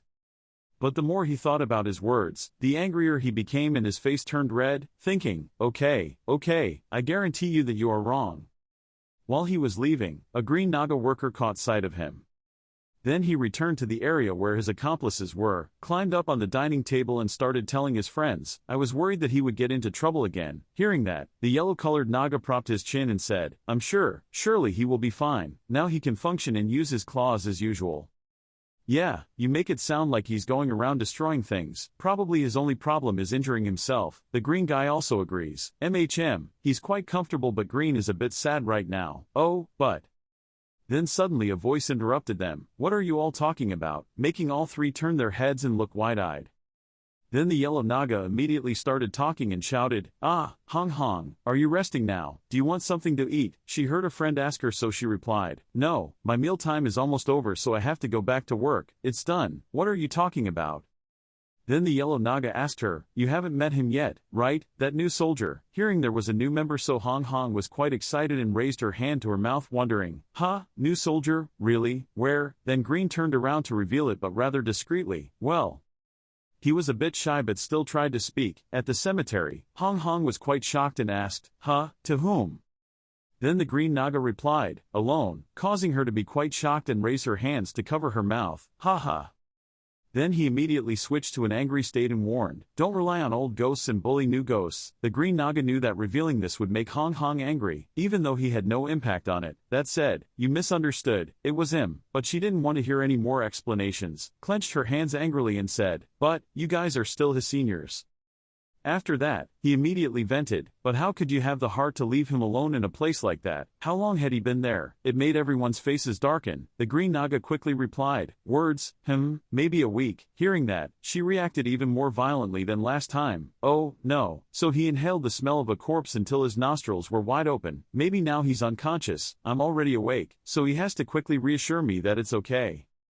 Then because of that, Hong Hong refused to stay here any longer. She quickly ran away, threw open the door and said, "I'll go see how he's doing. I can't lose my only brother." And Green wanted to raise his hand to stop him and say, "Hong Hong," but it didn't work. Then she couldn't believe it and criticized me. "I'm so disappointed in you guys." Helpless to do anything, the three of them returned to the table sullenly. The yellow Naga said, "Okay, I think there will be nothing. It will be faster to let her see for herself and understand." Helpless like them, Green also replied, "Yeah, I'm sure nothing will happen." And Green sadly said, "Yeah, but why does she have to treat us like we're bad people?" Returning to Hong Hong, she was quickly rushing towards the new person, causing everyone passing by to turn and look. Then she clenched her hands, her eyes filled with tears, and wondered, how could they be so mean? He had to stay in that place that made people sick for a week. Maybe it was too late now. Then she remembered, they were very kind to me when I was summoned, meaning it was because I was the cutest and most beautiful Naga there. I don't know if it was because she pretended to be silent or what, but she turned around and blamed herself. Wait, when it was not her fault, the new recruit did the work for her because she was beautiful. Then he immediately screamed out in culture shock, "Ah, Master, dear Naga King, please forgive me," making the horned dogs passing by confused. Then she finally arrived. When she looked up at the door, there was a warning sign. Naga was not allowed to enter, the path was for workers, and there was also a picture of him blocking the door with his hand, looking very funny. After reading those lines, Hong Hong became confused. Did I come to the wrong place? But it was clear that the cemetery was written on it. It was probably because of these doors that I hadn't smelled anything lately. She then reassured herself but that didn't mean the air inside couldn't escape. He might have fainted in there. So Hong Hong worriedly pushed open the door and shouted, "Are you still alive? I'm here to save you." It was so different from what she imagined that it made her bewildered. Oh well. Walking among the graves, she wondered if this was really the former cemetery. Looking to the left, Hong Hong found it strange and continued. The mountain of corpses had disappeared, and the stench was no longer there. All of them were buried very properly, and there were also tombstones. On the cross-shaped steles were written all the information, namely, Horned Rabbit 57 died from a fatal wound and so on, made her full of admiration. He did all of this by himself. Then, looking at the house with the green tile roof, I found it extremely strange. I remember there wasn't any house like that before. Then out of curiosity, Hong Hong hid by the window and looked inside. I saw that the purple Naga was sitting and drinking afternoon tea, so I was sure in my heart, he must be that newbie. He was taking a break, but in his Naga form he was still whispering, "This is too difficult. We already have enough parts to make one quickly, but the problem is this body. Maybe because it's too small, she can't hear anything and wonders, what is he saying?" Then in his purple Naga form, he raised his hand to look at himself and lamented, "My body has gotten so used to it in the past week, but I'm not sure I can stand it." Because she was just eavesdropping, she didn't understand his hidden meaning, so out of pity, he accepted his situation this past week and worked very hard, but he tried his best. He's worried that his body won't be able to handle it if he keeps doing all this work. Then from inside the house his voice continued to echo, "Well, after working hard you'll get used to it. We also need to get used to this body. If we're careful we probably won't have any problems." Velocious's complaints in Naga's body made her feel sad. He had already done something like that. Then he started calculating, what would be the best material? The dragons had already decomposed so badly. At that time I thought there was nothing wrong with that blood leopard's corpse. It felt like he was suffering and carrying everything, so she thought. He knew he had done his best but still tried to do something for Labyrinth. That's awesome. Even though I'm older, I really respect him. Then from the appearance of a normal Naga, suddenly in Hong Hong's eyes he suddenly became more handsome. His whole body also had more muscles. His face was angular and commented, "Those horns, that pale skin, that muscular body, that bulging corn is achieved through hard work." Then her eyes suddenly lit up as if she had met her true love and exclaimed, he was different from the seniors who only knew how to sit at the bar every day when they were free. So in her heart, she suddenly had a determination. Okay, I've decided, if I keep leaving him like this, he will faint from the exertion. Of course it's always easier for two people to do it than for one person to do it. Besides, people also avoid coming to this place. Then she giggled, her cheeks reddened, secretly happy, so we will always be able to work together without anyone interfering. Having said that, he didn't hesitate to open the door and closed his eyes tightly and said, "Newbie, your cute senior is here to help you," making Velicious startled and dropped the teacup. Screaming, "Who is it?" she replied, "Let's bury the body together." Faced with Hong Hong's surprising offer of help, Voluptuous in Naga form grimaced and replied, "I can definitely take care of the cemetery alone." And she, with an extremely confident demeanor, pointed at herself and said, "It's okay, you don't need to make things difficult for yourself, I will help you." Seeing that, he helplessly said, "No need, I want to do it," but she kept clasping her hands in praise. "Ah, you're having a hard time but still putting other Nagas' work before yourself," doing Velicious is quite confused. Then he came closer, glared at her with frowning eyes and said, "It seems you misunderstood," but on the contrary, Hong Hong's eyes were bright and sparkling, looking back at him with hope. "Don't worry, I want to do it too, that's why I came here, if you let me help you, you won't be scolded." At his last resort, he had to spread his arms wide to block her, firmly saying, "Stop, I already said I don't need help," making her confused. Then he put his hands on his hips, pointed at her and said, "I also know you have other tasks, but you still want to step aside to help me. Are you planning to ignore the rules of Labyrinth?" Because of love, she kept stabbing her head, not seeing him reject her. On the contrary, she admired her even more, her eyes brighter than headlights, thinking, in this situation, he was still worried that she would violate her laws of Labyrinth. Why is there a Naga like this in the world? Then, like a sign of love at first sight, the person in front of him turns into a swan. His appearance is now suddenly more beautiful, more angular and muscular. "Charming," Sue said, "if you understand then go out, I'm very busy." Seeing him keep refusing, she couldn't help but jump up and say, "I know, it's because you have to manage this large cemetery alone, but don't worry." Then Hong Hong winked, raised her hand to her mouth seductively. "Naga serving her knows this cemetery is terrible. She will agree to let me come here to help you." Then he was quite shocked and shouted, "What?" Then, before he could react and tell her to take it slow, "Don't go in a hurry," she took off like a rocket. Then Velicious in Naga form stiffened under the smoke.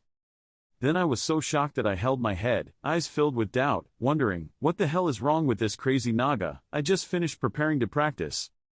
I have to meditate in a room filled with miasma 3 times a day after every meal. Then he imagined the entire layout of the cemetery and thought, I cannot miss a day because the purpose is to evolve this body, not to accumulate miasma. With the servant Naga's personality, she will definitely let that pink Naga work here. Should I give half of the cemetery to her? No, she doesn't look like a useful worker at all. Then suddenly there was another thought in his head that made him extremely worried. Wait, maybe she wants to follow him. But Anaxtis himself still had to think again and again. Surely he hadn't been exposed, they were just suspicious. Then he considered the scenario. Should he kill her? If he put her in a room full of miasma, in just 10 minutes she would faint. No way, the death of her supervisor would be even more suspicious. I'll lock the rooms with the most miasma and then dig a secret passage to the Chimera manufacturing room. It should be done today. The next day, at 8 a.m., Hong Hong came back and was more powerful than before. She opened the door excitedly and shouted, "Hey newbie," and he just glanced.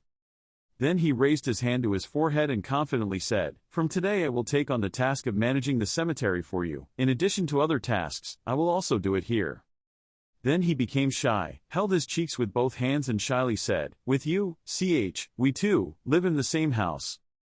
He just looked at her with helpless eyes, but Hong Hong reacted strongly, covering her face and turning her head away saying, "Kyaa, don't look at me like that, it's only early in the morning." Seeing that he couldn't stop him, he just put his hands on his hips and said, "You must already know the conditions of serving Naga." Then she quickly replied, "Well, it doesn't matter who the senior is, the rank in this cemetery will. In addition, there is also 1 hour of no disturbance after meals."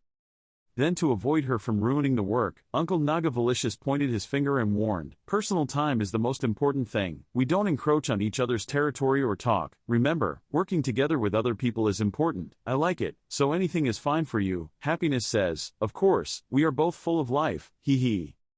Then he couldn't accept it, so he was extremely uncomfortable and suspicious. She was so negligent in this case that she agreed to everything. Damn Naga spy. And Hong Hong simply knew. He looked at me, then he will plan and I will give you the heaviest job.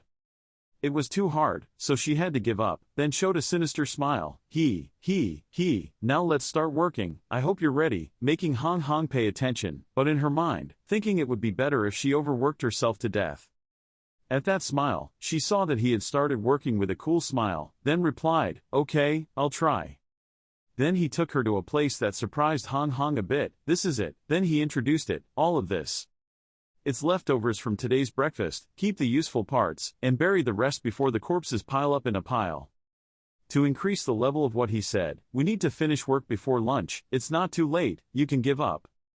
At this point, she seemed to have shed tears, her eyes wide open as she looked at him. She thought Hong Hong would give up, but no, she immediately said, "Do you always carry this work alone?" She received an immediate answer, "That's right, so I'm even more determined, I'll give it my all, I can do it." I thought I had humiliated her, but no, Hong Hong was even more fiery, so Velicious in her purple Naga form was a bit surprised. "So, let's get started, with that kind of will," she replied. I can," he guessed, "she is full of energy, probably only for now." An hour later, with the fire of enthusiasm in her eyes, she lifted the corpse of a spider, while he was busy using a knife for everyone to understand. 2 hours later, even though he was a bit exhausted from having to carry the cloth wrapping the parts into the cart, he just stood there with his arms crossed and watched. 3 hours later, although the fire may have cooled, Hong Hong's determination has not. She carried each roll under her arm after Velicious finished wrapping it. With his efforts, Hong Hong happily wiped his sweat and took a breath and said, "Phew, I finished before lunch." Seeing that, he also had to respect me. Good job. Then I started to worry again. She was better than I thought I had to give up. They must have sent an elite spy, she was even good at it. From the door came a voice and a violent pounding. "Gloomy, I brought lunch." Then the lizard Naga opened the door and spoke. It seemed like there were 2 parts. Entering in wonder, "Why is Pinky here?" He immediately replied, "There are 2 Naga, so 2 servings, what else?" Seeing someone she knew coming, she happily raised her hand to say hello. "Dermy, you're welcome," and then, feeling strange, Dermy, the Naga lizard, wondered, "Pinka, do you work here?" She quickly replied, "Yes, I also live here." Then he froze for a moment. Then the lizard's shape was clearly visible, along with 2 rows of tears flowing continuously, pointing at her finger. Seeing that, she immediately called out his name in panic, "Dermy." After that, it was no different. Hong Hong was clearly revealed to be a dragon, holding a tissue to wipe away her tears, heartbrokenly saying, "I'm sorry, I can't, I have to choose my heart." Like a tearful brotherly love story, Dermy patted her shoulder and said, "Okay, I won't stop you, you've left me, but as long as you're happy, she'll happily call your name, Dermy." Then he immediately went to Velicious, who was in Naga form, holding his shoulders like an ex-boyfriend, reassuringly instructing his ex-girlfriend's husband to make her happy. "If you make her cry, I won't forgive you." Then he turned around and left, squeezing the skin on his chest and painfully saying, "I love you, you must be happy, please don't forget me." Then Hong Hong crawled on the floor with her arms outstretched as if to linger, her eyes sparkling like a scene of separation. The greasy hand in a romantic movie said, "Dermy." And he just stood there witnessing it all. Also returned to his original form as a snake and wondered, "What the hell, these 2 are crazy." Then he returned to his Naga form and speculated, "No, this must have been their plan to make me lose my guard, it must have been like that, they intended to assassinate me while I was absorbing the miasma. I will investigate you thoroughly." Then around him was covered with fiery purple flames, while they continued their sad breakup story, secretly affirmed that I have no weakness, I am the one watching you. In private time after lunch, in the miasma storage room, Velicious was cultivating miasma but still wondering. She disappeared, I had to use half of the accumulated miasma, and Hong Hong returned to the shop, wine, where so many people come and go to enjoy it, to chat with friends, and make them admire. "You fixed it, really, it's great, there's nothing wrong." 3 days later, on the outskirts of Labyrinth Naga, Jinwoo was wearing a cloak wrapped around his whole body, walking with the black merchant, when he started talking first, thinking over and over, Labyrinth Naga is really unique, or more accurately, he is really special. Before the comment, "There," Jinwoo asked curiously, "Why do you say that?" Then he clearly explained the reason. He always acted alone. Then he said, "I am small in stature," making it difficult for him to understand. What does that have to do with anything? He immediately continued his words, "Being as big as a dragon king attracts a lot of attention, while zombies like Velicious always follow the group." Then he was quite confused and could only say, "I don't mean that, but it should be okay." Then he immediately announced, "We are almost there." When I came to a turn, there was a white-haired lady standing in front of me. As a sign of recognition he shouted, "The 10th floor merchant guild is here." Then that person suddenly snatched the confetti and it scattered. They also blew paper trumpets, with congratulatory banners on their heads. "Welcome the undefeated Baron," and she got down on one knee. Seeing that he was embarrassed, he was quite shy to ask, explain, but he only frowned and replied, I forgot to tell you. She, the unnamed girl wearing a suit, one hand behind her back announced, the undefeated Baron, there is a certain ritual we must follow when we reach the 10th floor. The ritual suddenly appeared somewhere, something confused him and he replied, etiquette, I don't know about this. Taking out a cardboard folder with paper and pen from her pocket, she asked with a slightly cold face, you must sign here. After that, the black merchant revealed that she was your fan. Holding in his hand a cardboard clip with Jinwoo's signature. The girl with bright eyes held it up high and looked at it, cherishing it very much. Then he also wondered because of her presence, while she herself was celebrating, I thought the Black Merchant Guild was only filled with little devils like you, but I didn't expect there to be demons too. Then he heard that a bit, shyly replied, well, I understand why you think that way. Then the two looked up at each other and he continued to say, actually the little devil was still in charge of the abyss floors until a few years ago. Hearing this seemed strange so he asked, why did he change? Standing next to him, the mysterious red devil's voice rang out, making him glance at him, because all of our merchants kept dying on the floors. There are a lot of little devils, so if you lose a few, no one will notice, but if you lose something, you can't ignore it. Then she put her hands behind her back, walked over to them and said, now I have to act like a buffalo here just because of those useless, selfish demons. Of course you don't need to care. I'm looking forward to this so much that I haven't been able to sleep for 3 days. If you're worried about me, I'll be happy, but there's no need for that. Then he frowned in confusion and said, are you sure this place is okay? Seeing that, the ghost immediately raised her hand as if moved. Thank you for taking care of me. Kim Jinwoo immediately denied it. That's not what I mean. Seeing that, the black merchant quickly explained, it's okay, her personality is a bit strange, but she is a high-level devil sent to that dead land. It's okay to go 3 months without sleep, let alone 3 days. Then he put his hand on her face while saying, let's go, but Jinwoo suddenly remembered something and said, almost forgot. Then he immediately dug into his pocket and held out a crimson pearl in front of him, making him happy. He raised his hands to catch it, his eyes shining, oh, finally. Along with that, the black merchant's tears and snot also suddenly flowed out. He said with emotion, I'm saved, I will live again, I won't have to die anymore haha. The mysterious demon girl took the strange paper, took it out of his pocket and asked, is the negotiation over? Then she immediately tore it up and said, get back to work, little devil. He heard the command and immediately followed it, summoning the power of teleportation and wishing, yes, have a safe journey, the two of you. Before that magic Jinwoo admired and thought about it, the instant teleportation ability of the Black Spear Guild, core. Convenient, not leaving the entrance behind like the labyrinth gate, as if they tore something to teleport. Then he put his hand on his chin and thought, but that guy didn't use anything, was there no limit? This many demons appeared in the middle of the labyrinth. Then suddenly, without realizing it, she stood behind him, her voice filled with magic, her face darkened and said, we can't teleport on the ground or to other labyrinths with this thing, so please leave alone, heart. Feeling scary, Jinwoo turned around and walked back, saying, I'm so obviously worried. The more he backed away, the more she came forward and replied, no, it's just the labyrinth owners. When witnessing this possibility, I have the same concern. She held out a purple talisman again, took his arm again and said, let's teleport to the 10th floor now, the mercenaries are waiting. Naturally she did so, making him quite uncomfortable and asked, yes, is it necessary to hold my hand? Then the ghost explained that yes, that way we won't be separated when we teleport. After that, the red devil kept holding his arm while Jinwoo just stood there frozen. Seeing that she kept that position for a long time without anything happening, she suddenly spoke, enjoying our private moment, making him so shocked that his eyes widened. Somewhere on the 10th floor of Geyser, a bar of dark energy extended straight down into an area full of stone pillars. Then another bar of crimson energy appeared falling from above. Boom! A lot of smoke emitted around the area where the two stood. The demon girl knew, so she calmly closed her hands behind her back, while Jinwoo was standing in a position preparing to land. Then, because the place he was standing in was quite strange, he raised his hand to think, I couldn't even see the ceiling anywhere. Surely this was the abyss. I didn't expect to come back here. Turning to the mysterious girl, she was saying that we were 5 minutes late due to personal matters, but you don't have to worry. Then he turned around and said innocently, I hired you, so why do I have to worry about that? After that, he immediately turned around in front of a group of brown cloaks. She raised her hand towards them and said, let me introduce them to you. They are mercenaries responsible for protecting the Dark Merchant Guild on the 10th floor.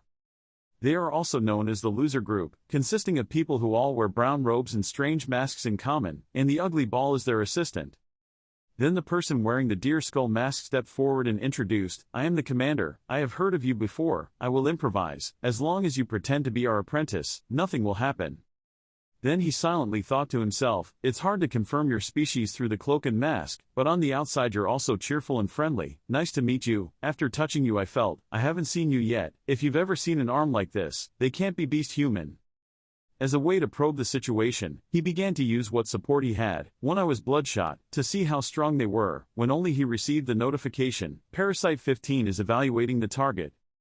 Then I began to bleed, the pupil also opened wider behind the layer of hair. After scanning all the information about them, only a blue layer appeared. Based on the results before him, Jinwoo deduced that all of them were ordinary soldiers, and at most their strength was only reached the 3rd floor. That's why he didn't believe it, so he turned to the mysterious girl and said, "Are you serious? Are these guys the guards of the abyss? They look like the guys you picked up randomly on the way home, but the devil is very guaranteed, it's not." He seemed quite angry, pulled his bangs, and pressed his body so close that his cheeks were dented. She immediately explained that the failed guild had been a bodyguard for the Black Merchant Guild on the 10th floor for 5 years. They were no different, our private piece is gone. Not only are they mercenaries protecting the 10th floor, they also have a survival rate of 7%, much higher than others. Hearing such a detailed explanation, Jinwoo felt quite confident, but still had some doubts, Then he let go of his hand and stood far away, both looking up at the place where the wind suddenly blew. He witnessed with his own eyes their leader jumping up the cliff to check the situation, while he himself stood alert. A group of giant insects were quickly approaching this place within 200 meters. They must have realized that the ground was broken, vibrations and red lights emitted from the teleportation portal. While the leader turned his head to look at his brothers, maybe it was them, and said, "Great, if they appeared right in the middle of my work, it would be even more troublesome." Then tell him and the mysterious girl, "You two should just rest, after all you are pretending to be a trainee soldier, in fact you can hide in our cargo, everyone prepare to fight, there may be other enemies, we must quickly deal with these guys." Then that demon girl wore 3D glasses like she was at the cinema about to watch an action movie, and he was a bit confused, giant insects, and a whole bunch more. Even though I didn't pay attention to the abyss after coming to the surface, I still heard about them. The radius and length of giant insects can be up to 3 to 10 meters. They like to live in the lower levels of the abyss. Able to move freely on the ground without making noise, they cannot determine their current location and often have to wander. Then he remembered when he was a child on TV, the news anchor announced this afternoon there was an accident on the 6th floor. An expedition team of 100 people lost their lives because one of them strayed into the lower floors, between. Therefore, he was not sure to deny their abilities. This was too much for the mercenaries. Then Jinwoo looked back at the mysterious demon girl who pulled out a bag of corn, excitedly peeled it and put it in her mouth repeatedly. "Guess, only I and this demon can handle the giant insects. They will be killed." Suddenly there is a call, "Hey!" The leader understood Jinwoo's psychology and turned his head slightly to confirm that everything he saw was not everything. "You are too dependent on your parasite." Hearing that made my eyes widen in shock.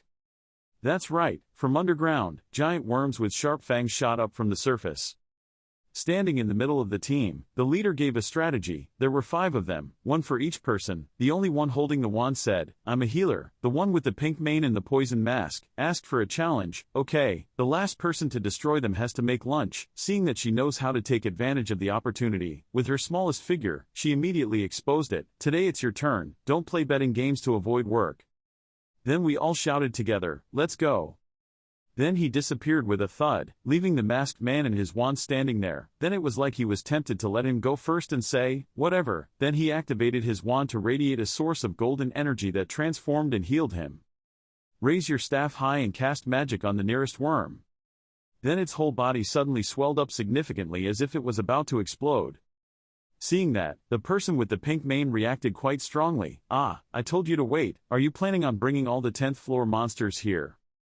Because he was too lazy, he only knew how to complain, "I have to clean up your battlefield." And then he also started using tricks. His eyes behind the mask turned pink, both hands holding a piece of stone with a colored center, just like that. While fighting, he thought he was going out to play, so he blew a huge bubble out of the stone's face.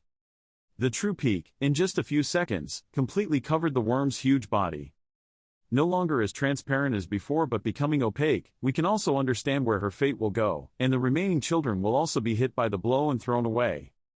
While the pink mane wasn't paying attention, a worm opened its mouth wide. Each one was as sharp as a devil. I don't know if it had brushed its teeth or not. Luckily, from afar, a fist shot straight into my heart, while the pink mane leaned back.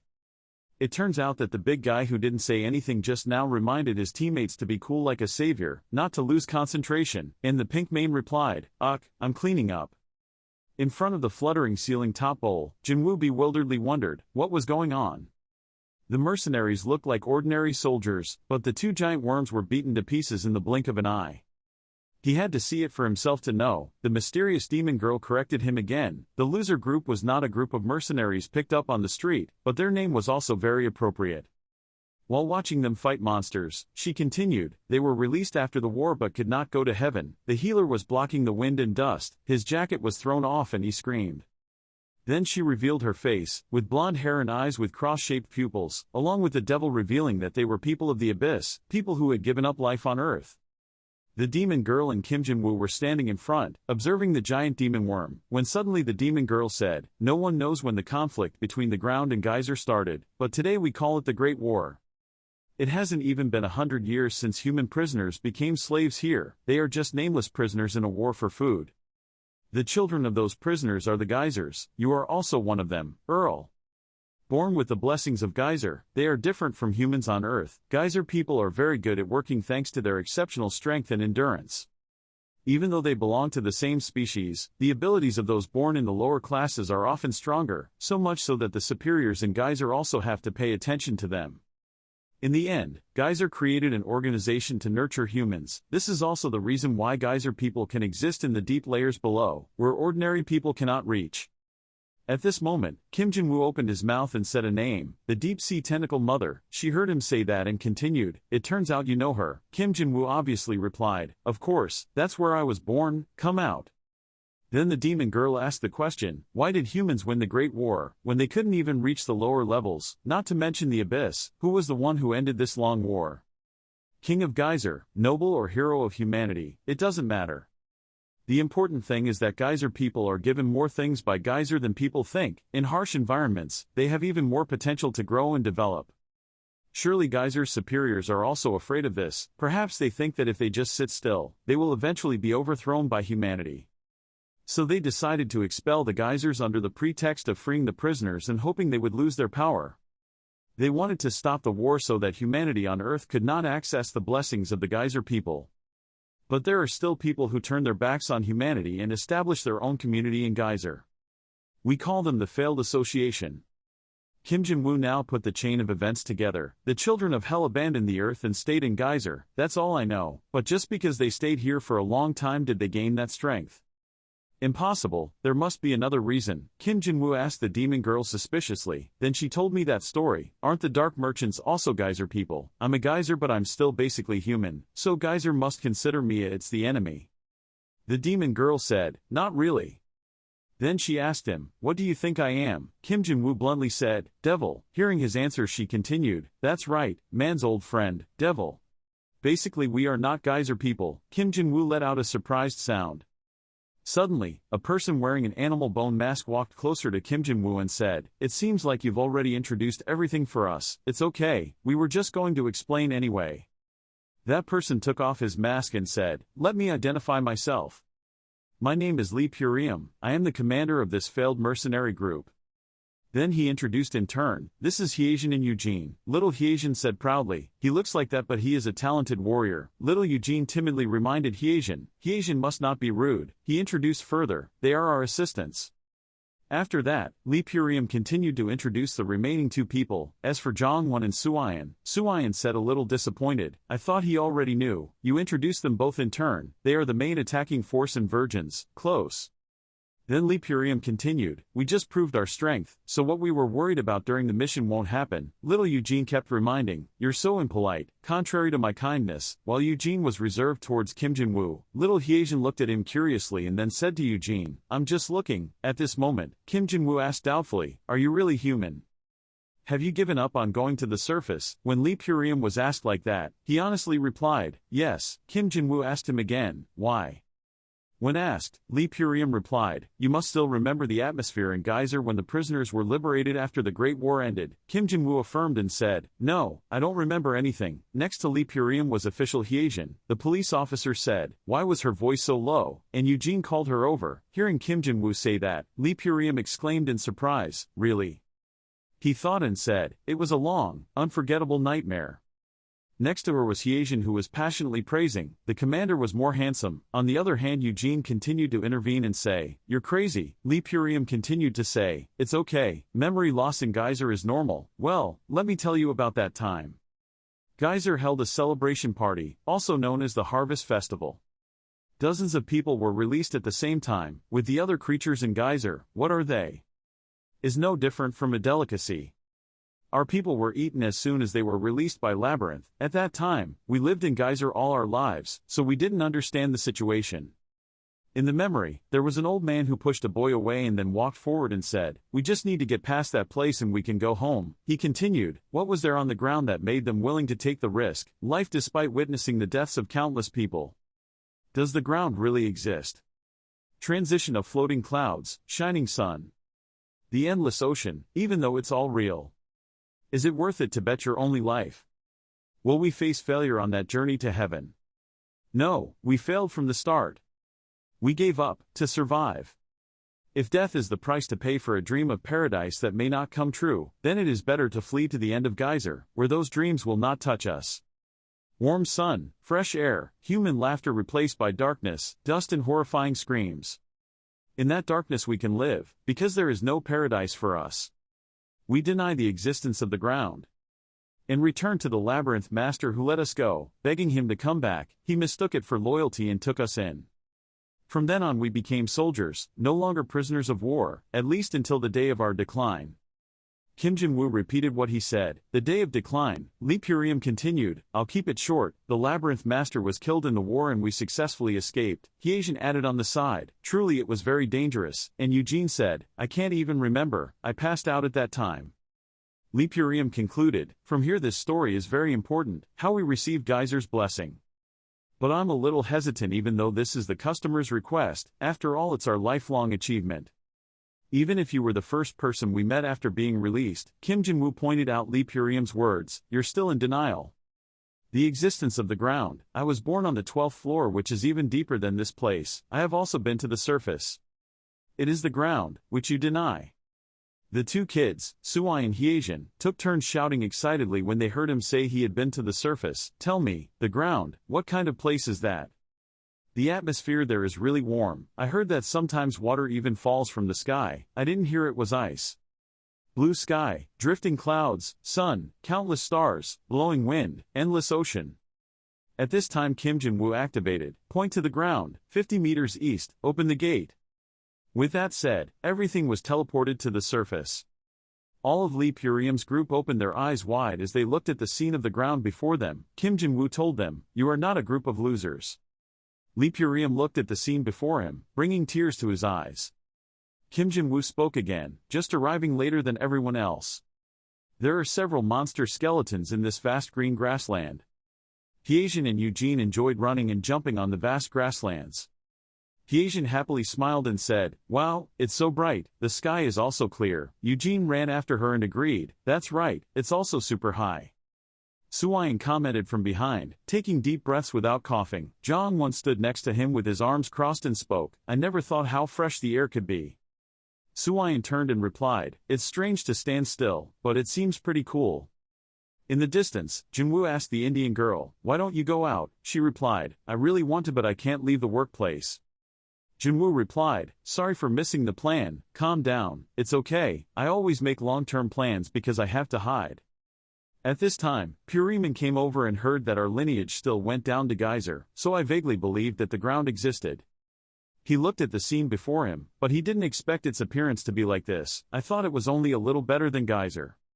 Puriman told him gratefully, "It was truly eye-opening, thank you sir."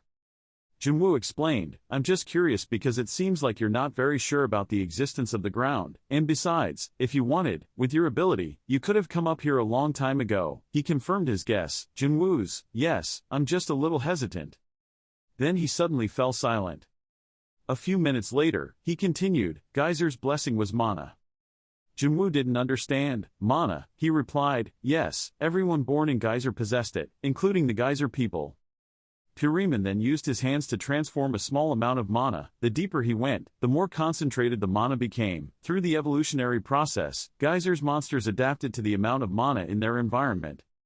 It's just a hypothesis, he concluded, but I believe the Geysers didn't have enough time to evolve, so we ended up absorbing the mana around us.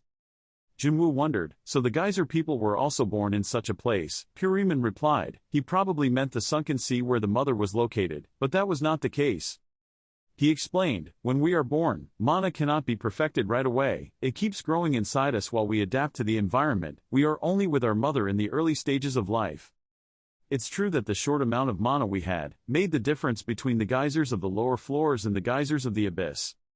The two of them looked at Hyejin and Eugene playing with each other, but all those blessings only enhanced our physical health, not even that effective. Eugene was thrown dirt on his head by Hyejin. He was very angry. Puriman continued, all creatures in Geyser were born knowing how to use mana. For them it was just like breathing. So I believe your subordinates in Labyrinth all think you don't know how to use mana. He looked at Jinwoo, we will teach you anyway, take advantage of Geyser's blessing. He will become stronger, stronger to the point of superiority.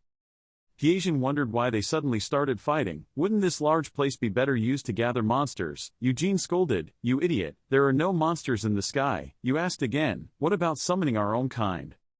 Eugene shook his head, there was no such thing. He said it was his private property. Hyejin was confused, what does that mean? Eugene replied, I don't know either. At this time, Puriman stood opposite Jinwoo and asked, does it have to be like this? He replied, you yourself affirmed that you are stronger than me. He said, I guess Geyser's blessing or your mana is just for casting spells. Unless I see it with my own eyes, I won't believe you. Puriman sighed, okay, I think this is also necessary. I remind you, but you will have to try your best. A few blue lightning bolts began to appear on Jinwoo's body. It's up to me to decide whether to try or not. After all, I don't want to kill my future master. Puriman looked at that thing on his body again and judged. It was not difficult to see that the mana had been dispersed. What was around him was mana. He observed them and assessed. Even the Geyser on the upper floor did not have this. From the abyss onwards, the deeper he went, the denser the mana became. Puriman opened his eyes wide in admiration. So that's the power of the 12th floor. Great, more than I expected. The amount of mana radiating from Jinwoo's body has covered his entire body. You think I am? Puriman interrupted. It's still useless, you can't win against me. Immediately after that, Jinwoo swung his weapon as he flashed in front of Puriman. He still stood there without moving. Then, he used his pickaxe in one hand to receive Jinwoo's attack. Next, he launched a move that caused Jinwoo to dodge. He gritted his teeth in discomfort. Jinwoo was knocked back quite hard, causing the ground to explode. Puriman spoke up, just possessing mana had already strengthened his physique, but its effect was very small. As soon as he finished speaking, Jinwoo rushed forward again. If you learn to focus on the mana inside your body, no matter how many Puriman attacks Jinwoo throws, he can immediately strike back. He will become even stronger. Both his endurance and agility will increase. His thinking will also improve. He will be able to quickly analyze attacks of opponents. He saw Jinwoo's loophole. He immediately swung a blow that hit Jinwoo's stomach, followed by swinging the pickaxe directly down.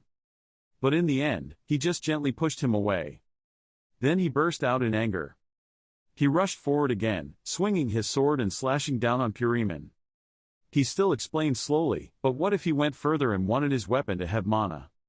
He gently blocked Jinwoo's attack. Although the impact caused the surrounding rock to crack and crumble, Puriman remained in that spot without moving, so even a rusty scythe will also block adamantium swords. Next, Puriman kicked Jinwoo. He held his stomach in pain and had difficulty regaining his position so as not to fall.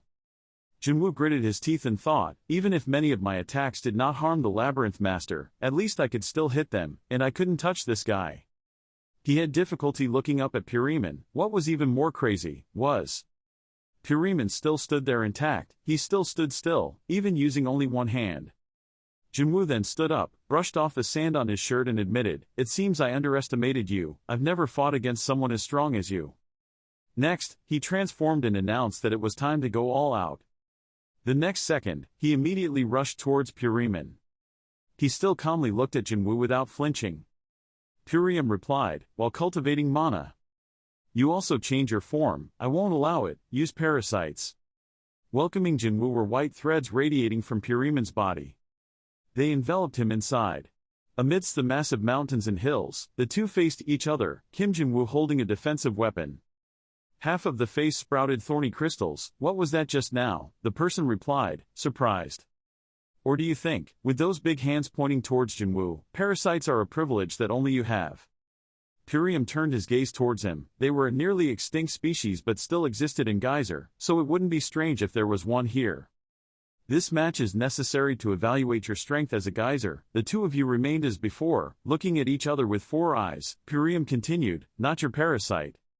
Jinwoo frowned towards the other person and told himself that he was not his opponent even if he used the 12th level of the parasite's power and the power-enhancing effect of Labyrinth. You are too strong, Purium listened calmly. Then gently replied, wrong. He asked suspiciously what was wrong. Purium continued, you still don't understand why. He slightly frowned and looked at Purium, what? No, Purium's voice rang out, making him extremely confused. What do you feel? His face became more and more scary, making him fall into contemplation. This is, he pointed his weapon at him, a curtain of stars. Purium was like a tall, towering, mysterious black giant, making Jinwoo feel small, even though he had fought countless times on the 9th floor, experienced life and death situations thousands of times, he had never experienced it. There's no feeling like this. No matter who the opponent is, as long as I concentrate, I can still find a way to defeat him. He looked at him with wide eyes in confusion. When I fought Anatolius, I didn't have this feeling. He mumbled, no, no. At this moment, he is very small in front of Purium's great power. I am still not strong enough to understand everything. It's not because you're strong. Purium closed her eyes to listen to him, but Jinwoo showed a dark aura of discontent and admitted that it was me, because I was weak. Purium continued, knowing others, knowing yourself, that is the important key. This is very necessary to be able to survive, and also necessary if you want to become stronger. Living in Geyser is not like other places. Purium glanced at him slightly, explaining to Jinwoo that it is impossible to win with determination alone. He continued slowly, the immutable law covers this whole Geyser, not this whole world. The strongest are the survivors, the law of the jungle. On the green grass, Jong Won along with Suian and Hyejin and Eugene were looking at him watching the duel between the two of them. Jinwoo spoke, we have evolved through research and experience in real life, suffering, the hardness of our flesh, the flexibility of our muscles, and our digestive organs, which can even eat rocks if necessary. And it's all thanks to Geyser's blessing, aren't you? Purium answered him quickly, correctly. Purium walked past Jinwoo. Jinwoo turned his head to follow him. You guys are basically people with strength above the level of normal people. Purium smiled slightly and replied, I don't want to brag, but it's true, so. The answer made Kim Jinwoo silent. I can no longer deny my failure. My calloused hand clutches the sword tightly. Perhaps my reputation as an undefeated commander has made my ego too big. Purium listened, paying attention to every word he said until now. He continued, then I will say it again, please. Please teach me how to use Geyser's blessing. Purium looked back to see Kim Jinwoo bowing his head, asking for guidance. Jinwoo continued, I have too much to protect, I need to be stronger. You will be my second master. The other person looked at him silently. Anyway, I intend to teach you. There's no need to be so polite. I got goosebumps. The other person's words made him embarrassed and speechless. In the large cave, Jinwoo's group of people were facing the Indian girl. Hyejin sullenly said, oh, I wanted to stay longer, but still. Jong Won looked at her, heaven is truly wonderful, but don't forget we are working. Eugene also continued to explain to the two of them, okay after all, he said he would take us there too. Jinwoo glanced at the person on the opposite side, hey demon, the other person also quickly said, like I said before, the Baron's training is in the plan this time. She sighed, thanks to that, the time was extended to 3 weeks instead of 2 weeks compared to before. Jinwoo quickly asked, so we got an extra week. He looked towards Purium and asked cautiously, the difference in our strength is so great, how can 1 week be enough? Purium replied softly, it's okay, it's not like martial arts, we just need to change a few structures, only in your body, so you'll be fine, you'll probably be able to control the magic circulation for today. Jinwoo didn't understand what he meant and quickly asked again, circulating the magic. Purium remained the same, ordering Jinwoo, "Take off your cloak and sit comfortably on the ground. We will learn how to sense magic before we leave here." Jinwoo still doesn't understand what you mean. "So why do I have to take off my clothes?" he replied. "Because it's necessary." Jinwoo did as he was told, took off his cloak and sat cross-legged on the floor. Demon happily used his camera to take pictures continuously, something that every creature in Geyser except Geyser had. He landed on the gem. Purium heard it. The other person's answer immediately asked the opposite question. "So why do you think they have that heavy stone in their bodies?" Behind the thick layer of clothing is a body covered in scars and wounds bandaged along the arms very carefully. "According to what we are doing, it must be related to magic power." "Yes," Purium answered quickly, "that's right. The lower gemstone is like their heart, and the magic power is like the blood in the body." After saying that, he pointed to his left chest. It acted as a container. The deeper Geyser goes, the more gems it is because it is filled with magic power. The stronger the monster, the better quality the gems are. Demon held the camera and took pictures continuously. His mouth was quick. "So did you guys also carry the gemstone?" Purium stroked his chin proudly. "Of course, and if I ranked myself, I could say that my strength is quite high." That, making her exclaim, "Wow." Jinwoo was skeptical and wanted to find a definite answer. "So does everyone have gems in their bodies? If we have insects living inside our bodies, what's the point of having gems in our bodies?" He glanced at him and spoke softly. He was also ready to say something. Then Purium continued to turn to Eugene and whisper, "It's your turn, Eugene." "Okay, you're looking at Jinwoo with eyes wide open right now." I sat up straight and asked again, "Wait, that means..." Purium nodded and replied, "That's right." Eugene quickly walked up behind Jinwoo, placed her hands behind his back, and asked for forgiveness. He frowned in annoyance and said, "You didn't make me explode or something, did you?" He angrily scolded him. "How rude." Eugene's ability allows her to control the target cells, from a distance, only to split the cells. Purium quietly explained to everyone, but if she touched the target, she could heal wounds and detect diseases. Eugene highly concentrated on Jinwoo's circulation, as well as regulating the circulation of magic power.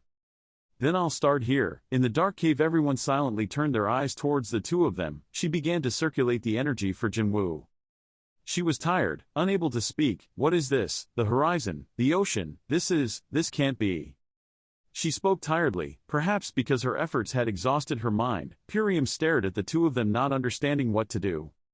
He quietly explained and advised Jinwoo, "The amount of magic power in your body will follow a trajectory, first going through the heart and then the arteries. Once you get used to it, the magic power will flow throughout your blood circuit. Until you learn how to feel it and control it freely, just sit there." After finishing his instructions, he glanced at Hyesian and told her to concentrate. She signaled that she understood and began to cast the spell. Her arms intertwined, creating a dark pink substance. She concentrated intensely, blocking the sound. The bubble was quiet. After opening its wings, a light pink barrier bubble appeared around Jinwoo, Eugene, and Purium, helping to isolate the sound and make Eugene more focused. After finishing, she grinned, looking satisfied with her achievements. Purium was quiet. Thoughts flashed through his mind. Mana was very quiet, and that state of it made it difficult for us to sense, but once activated it will begin to vibrate. And thanks to Eugene to keep it safe, he never activated the mana. The pain and intensity as the mana began to flow would. Jinwoo's eyes were still closed, softly making an O sound. "I feel like something in my body is flowing. It's a strange feeling. It feels familiar but also strange." His words made Purium panic for a moment. Purium exclaimed, "It's unbelievable, Eugene." She noticed the tired, dull face and said softly, "Commander. His magic power has been fully activated, and there are also lower gems that were here before." "No way, he doesn't even have skills, he can't even use his mana." Jinwoo looked at Purium and asked, "Is something wrong?" Purium held his chin in thought, not knowing if this was a good or bad thing, but what a surprise. Then he continued to ask Jiwoo, "Do you have any skills?" Jinwoo crossed his arms and replied, "I don't know if this is worth it. But we can sense our opponent's weaknesses. Thanks to parasites, we can also see the internal organs of weaker creatures." Purium continued asking if he could use it too. Jinwoo immediately did it. His eyes lit up with blue light. He answered, "It activates itself when our eyes come into contact with light." And in the last match, Jinwoo also used that power according to his will. But Purium believes that it is not a skill. "Your eyes showed no signs when we fought." Jinwoo wondered, "Isn't that right?"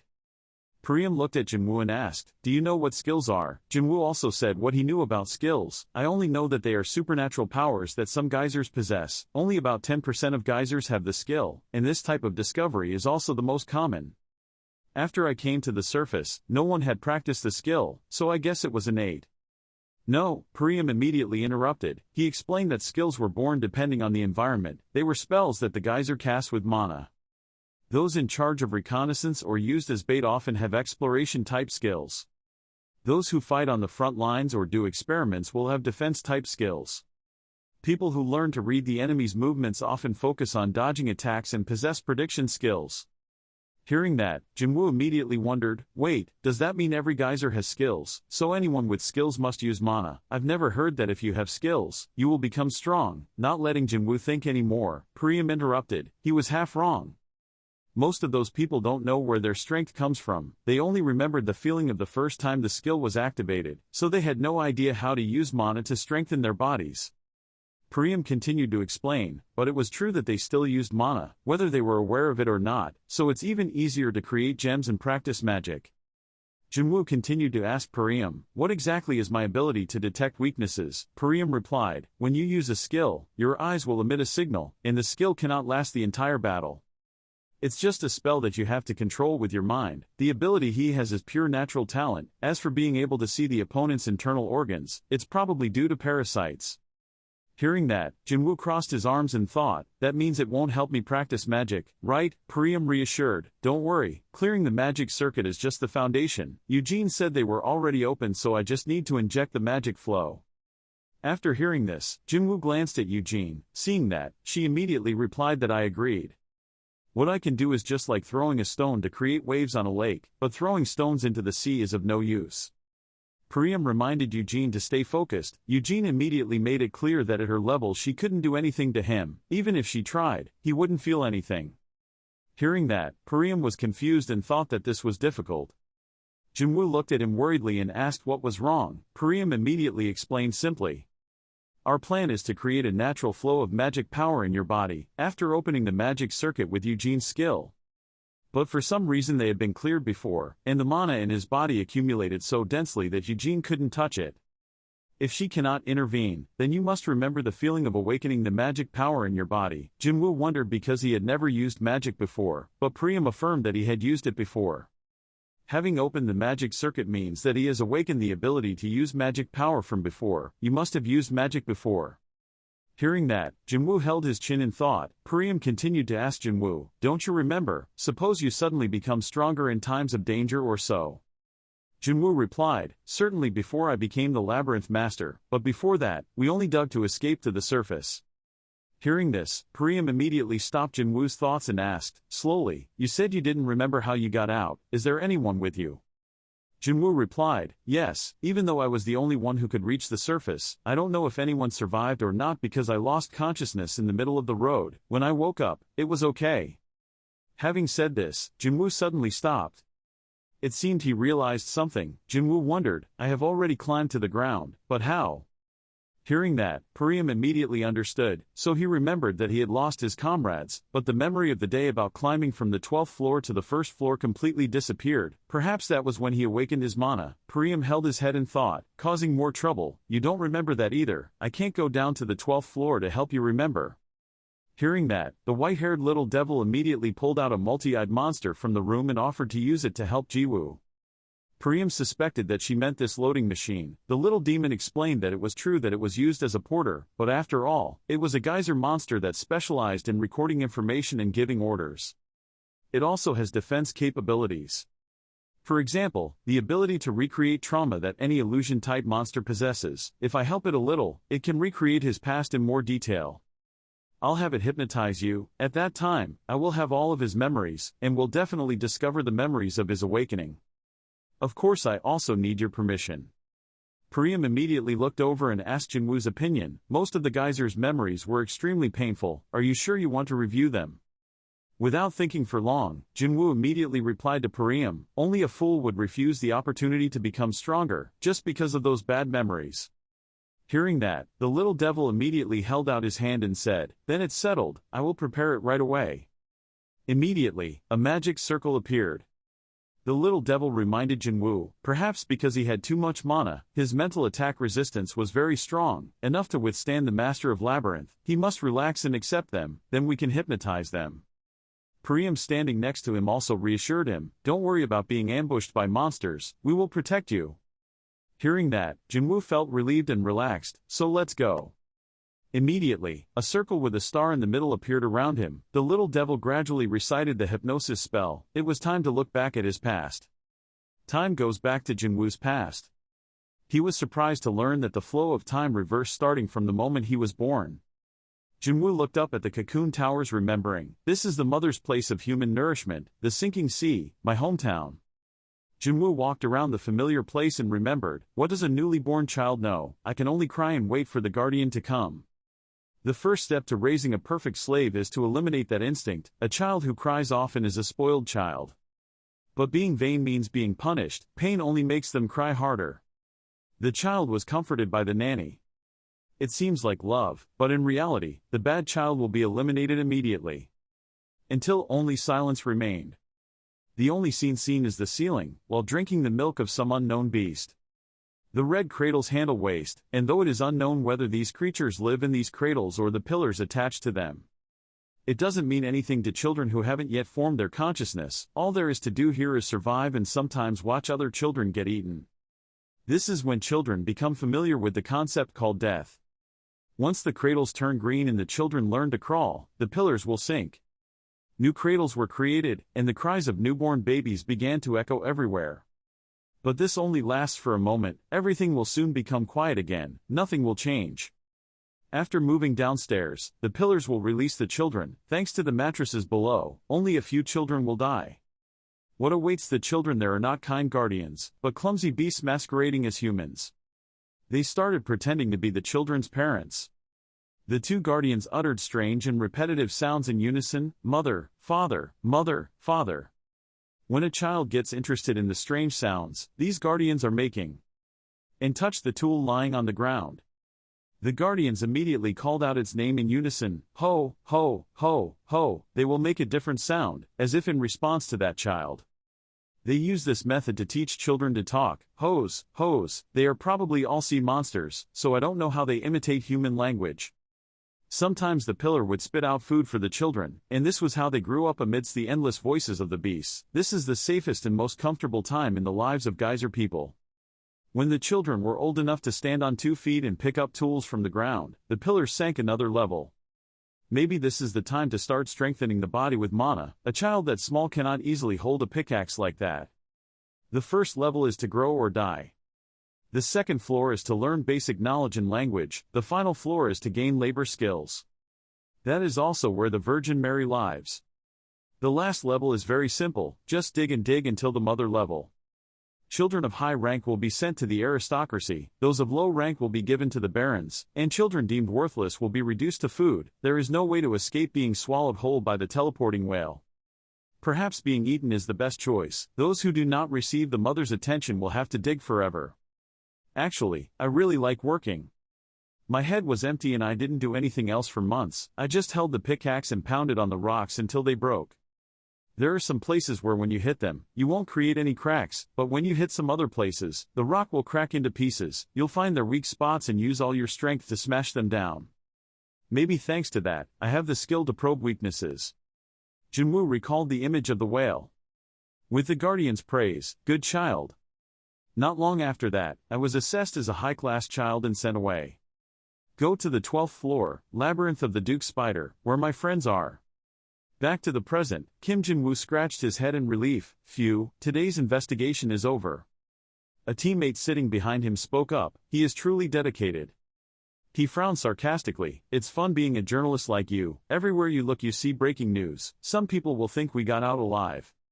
He was confused and wondered, why did you write that? No one read it. Jiang Taesu heard that and said, TSK, a young person like you shouldn't be so pessimistic. He angrily shouted, pessimistic about his head, we are all slaves, one day we will all be eaten, so what is there to laugh about? Are you crazy? Long, but Gyang Giso sitting opposite intervened, Sergeant Lee Jishok, that's enough. He was not polite but shouted in annoyance, "Major Gang Gisu, if a new soldier like me disobeys you, his butt must feel very uncomfortable, right?" The major stood up, "Sergeant Lee." He lost his temper and shouted, "Don't call me that, damn it, my discharge date has passed."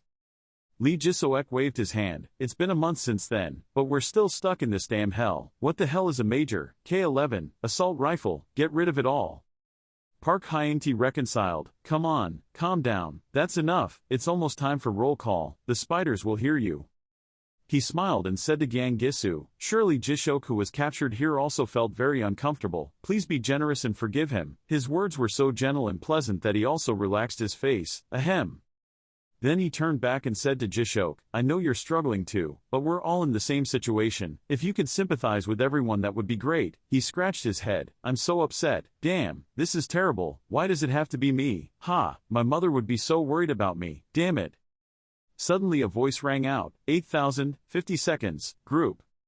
Everyone turned to look at the direction of the sound, lined up, reported the number of people. Hyung-tae replied, "We still have 7 people." It was a controlled zombie. It twisted and said, 8,000, 50 seconds, save me, group, there must be 8, it hurts, missing, 1, it trembled and spoke incoherently, explain, kill me, explain. Junwoo replied, "Well, we reported in the previous round that an 8th person was buried during work." It tried to make each sound of confirmation, total, 7, killed me, checked. Suddenly it vomited blood from its mouth, coughed, gasped. Then the controlled person falls to the ground. A spider crawled out of his mouth, and someone shouted, "No, stop." This time it was the turn of a girl who was tied tightly with spider silk. She tried to scream, "Help, please, please, I will give you anything." Then the spider from before crawled into her mouth again. Blood immediately flowed from her eyes, nose, and mouth. It went on to say, a total of 7 people, counted. It controlled the host body to go towards Junwoo's command. Tomorrow's plan remained unchanged, continuing to dig in the predetermined direction, building a path. Jishok asked annoyed, "Hey, do you have to say the same thing to us every day?" Junwoo calmed him down, "Maybe their purpose is to see how many people are still alive, calm down." He immediately protested, "Nonsense, surely those spiders know that even if we get out of here, we won't be able to survive." It placed something covered in cobwebs in front of them, food, for a month, and the new member of the family taught and worked together. Hyung-tae opened the package to see this child. There was a child in there, he guessed, probably born here. Apparently they called the geyser people. September 9th, I'm still alive, my phone and watch were stolen, but I still have this notebook. I'm not sure how much time has passed, but it seems like it's been about 2 months. I feel like I'm going blind because there's no sunlight down here, the spiders are coming, pretend to work or something, unless you want to get killed. I don't even know what floor I'm on right now. It's full of spiders as big as buildings, so we have to pretend to do better if we don't want to die. A huge spider was watching them. I am a slave. On September 20th, I had never seen such a scene in Geyser, not even on television. This must be a part of the kingdom that humanity has not yet been able to explore. The people on the ground are wrong, they think they are winning, that they are pushing the monsters off the face of the earth. As if they didn't see humans as a threat, they were deep in thought when a loud bang rang out. Everyone panicked, there was the enemy, run away, they were just fighting for each other's territory without even bothering. Pay attention to the ground. Whether it was spiders or a wild beast, only one of them needed to reach the ground. I need to inform the people above before they start paying attention to the world up there. On September 22nd, the group of 8 looked 052, 8 members, 1, Kim Junwoo, I, war correspondent, the rest skip, 2, Lee Jishok, a sergeant in the army, the rest skip. 3 Jang Gisu, Special Forces Major, entered Geyser through Yeoju Gate while leading an operation, was captured on the 3rd floor, his entire unit was destroyed. 4 Park Hyung-tae, Male Idol Group, entered Geyser through Paju Gate for promotional purposes, reached the 2nd floor and was captured, all members of the group died. 5 Jung Tae-soo, a baker, was caught up in the monster incident at Chuncheon Gate. 6 Oh Hyunil, a chef, was caught up in the monster incident at Chuncheon Gate. 7 Lee Ji-won, technician, was arrested while working at Chuncheon Gate. 8 Yoon Hyunji, technician, entered Geyser through Paju Gate, was arrested on the 2nd floor while using a large drill.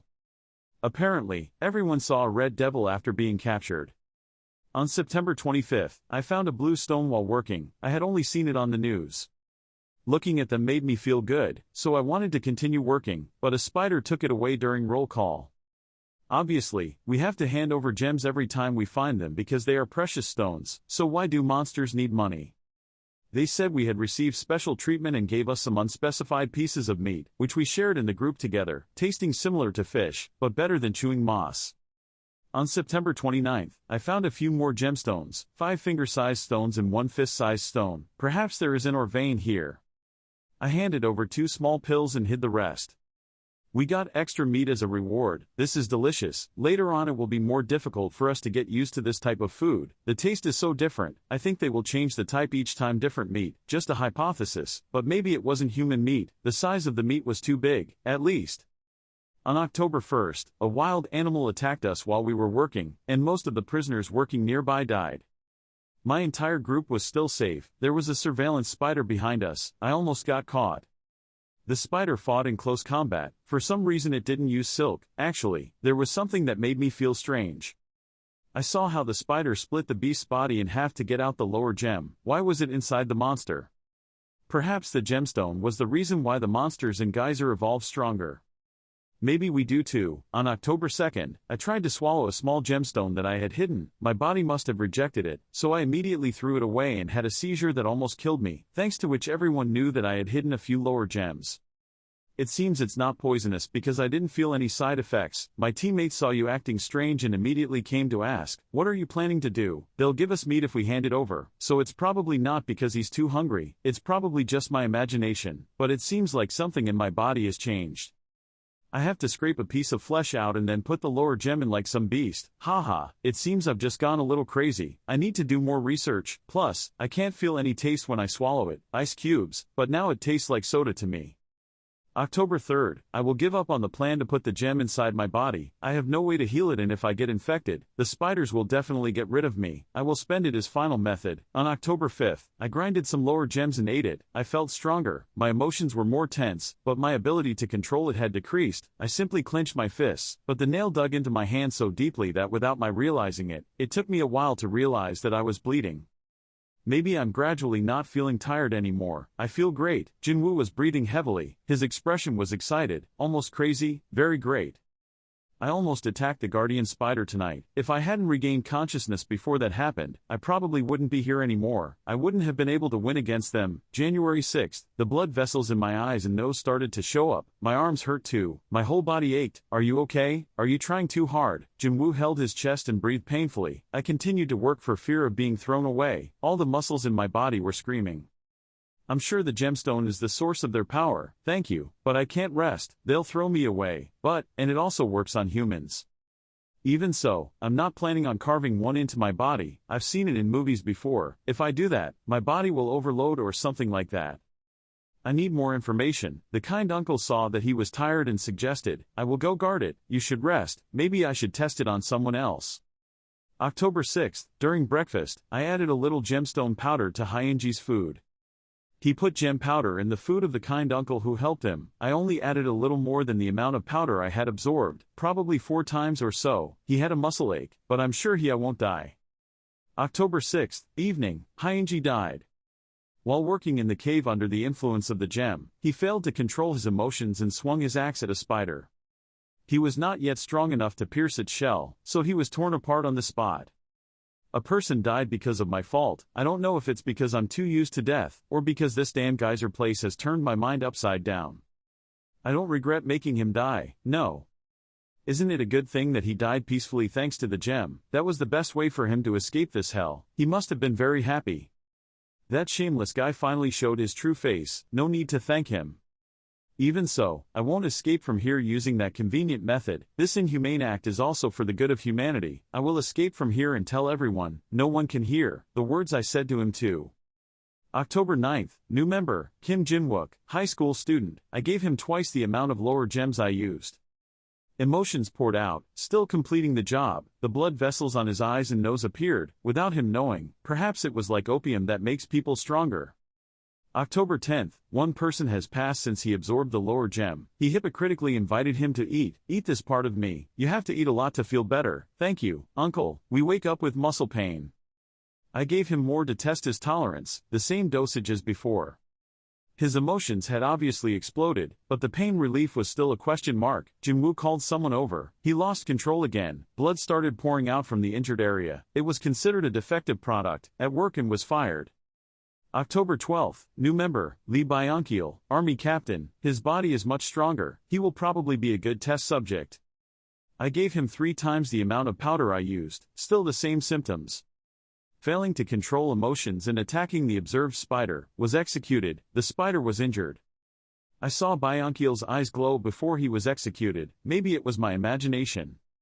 October 13th, other members started to doubt me. I will have to pause the experiment for a while. I don't have enough data, but as of now, it seems to be 2.5 times the amount of powder I used as the limit before humans lose control. Influence, 1 increase in strength, not just a little but to be on par with Captain America. 2 bleeding from the eye sockets, nose and teeth, probably from blood pressure suddenly increases. 3 emotions are agitated and out of control. Pain relief. 4 eyes glow. Superpowers. October 15th. New member, nameless. Characteristics, Geyser Kid. I restrained the experiment, but I think I need this kid's data. He was born among monsters. Geyser people are much stronger than normal people. It's like they were born. I've already absorbed the gems. What if I give it more? Maybe that will be the key for us to escape from here. On October 16th, I gave it 5 times the amount of powder I absorbed. Under the dark underground, Park Hyung-tae knelt down and slowly asked the boy sitting obediently on the big rock, "Hey kid, where did you go before coming here?" He innocently replied, "Big pillar, big fish." The boy's eyes widened when he talked about strange things before coming here. The big fish ate me. I was in its stomach. The big spider was here. 30 nights of digging with them and like me? Hyung-tae listened and replied, "I understand, so you also have friends?" He answered briefly, "No." He tried to smile cheerfully at this child, but as soon as he spoke, he interrupted his words with a blank answer. The big spider ate. He tried to guess what the child was saying, but in the end he had to give up, said, I don't quite understand what you mean." Seeing that, Lee Ji-woong immediately spoke his mind. It seemed like he had been mining in another area for about a month before coming here, and the group was only made up of geyser people. She guessed that perhaps the big pillar here meant the place where the geyser people resided. Maybe the big fish was some kind of means of transportation. Hyung-tae also understood at this moment and exclaimed in surprise. He suddenly asked her, "Ji-woong, can you understand her?" Hearing that, she laughed and scratched her head and replied, "Haha, I'm just guessing, nothing is certain." From afar, Lee Ji-seok was lazily lying on the straw, but he seemed interested in the boy's story. He indifferently said, "So, the boy worked elsewhere before coming here, and he was also used to spiders chew humans like snacks. We don't even need to train them." Jinwoo continued, "At least we can still communicate with him. I heard that there is a geyser child in another group who still can't speak." Jang Gisu also joined the discussion. "Well, the ability to not falter in the face of harsh environments, a strong spirit." Suddenly, Ji-seok jumped up and exclaimed, "Oh, again." He said grumpily, "Look at the kid's eyes, they are glowing. It has nothing to do with a strong mind or anything. He's just a kid. He was born in a place where shit happens and he's used to this damn environment where shit happens every day, so he doesn't care if the people around him live or die, or not. In fact, it does not even realize what death is." Then he started cursing everything related to that boy. Fuck the spiders, fuck Geyser. He turned this kid into a working machine. Hyung-tae also cursed along, "Damn it." Suddenly everyone fell silent and turned their judging eyes towards Hyung-tae. The kid, after a while of being quiet and watching everyone talk, finally spoke up. "What is a bastard?" But his question made everyone panic because they didn't want to infect his head with vulgar things. Ji-woong was so worried that he was sweating. She quickly reminded him, "No, you can't say that." Hyung-tae also warned him, "Forget that word, it's a swear word."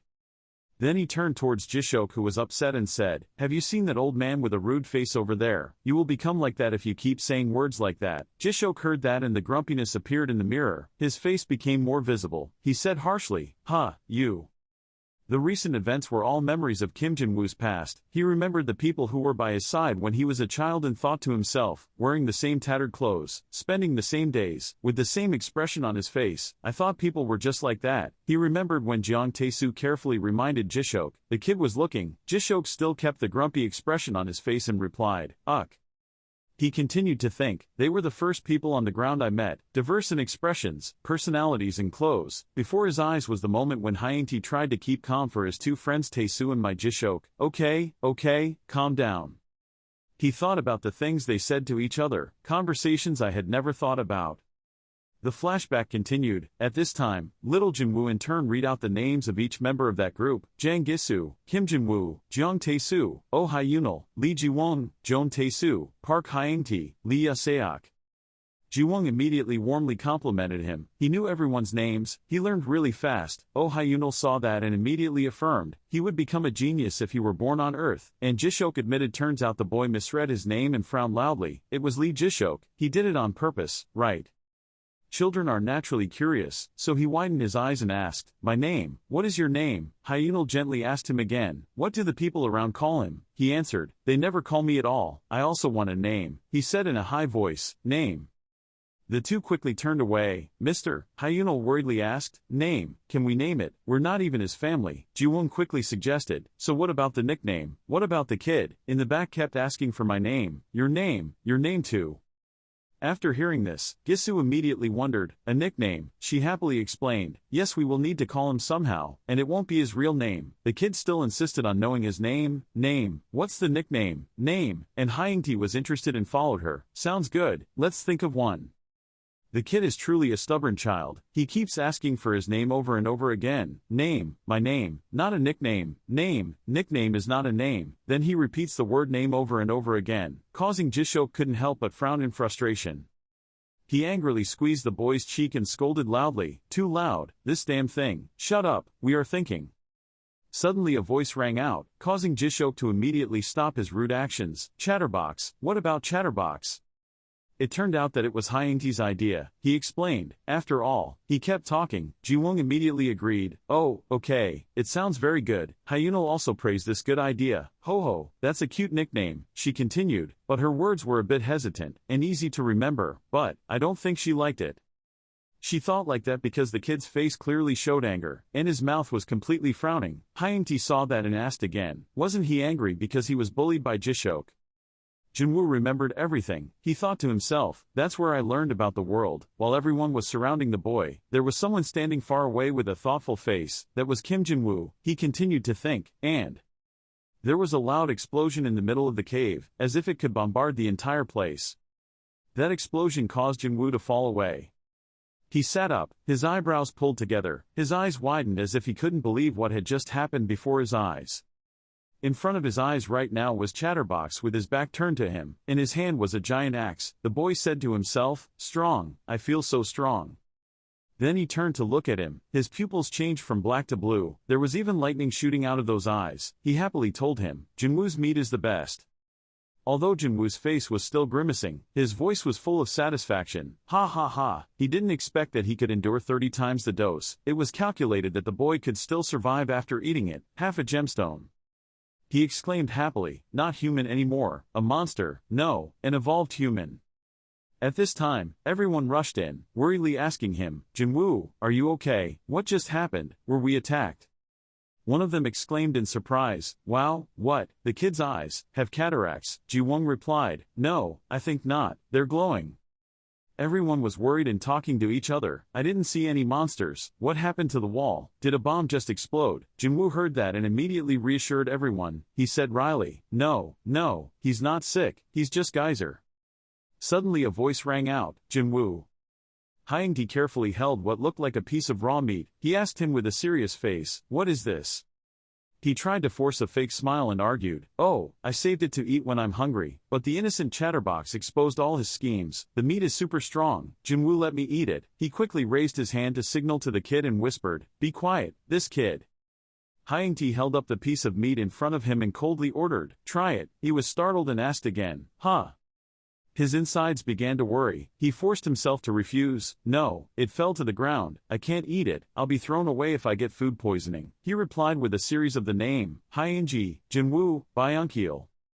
His face became more serious. He said that everyone related to him had seizures. I thought it was an infectious disease that appeared in geyser.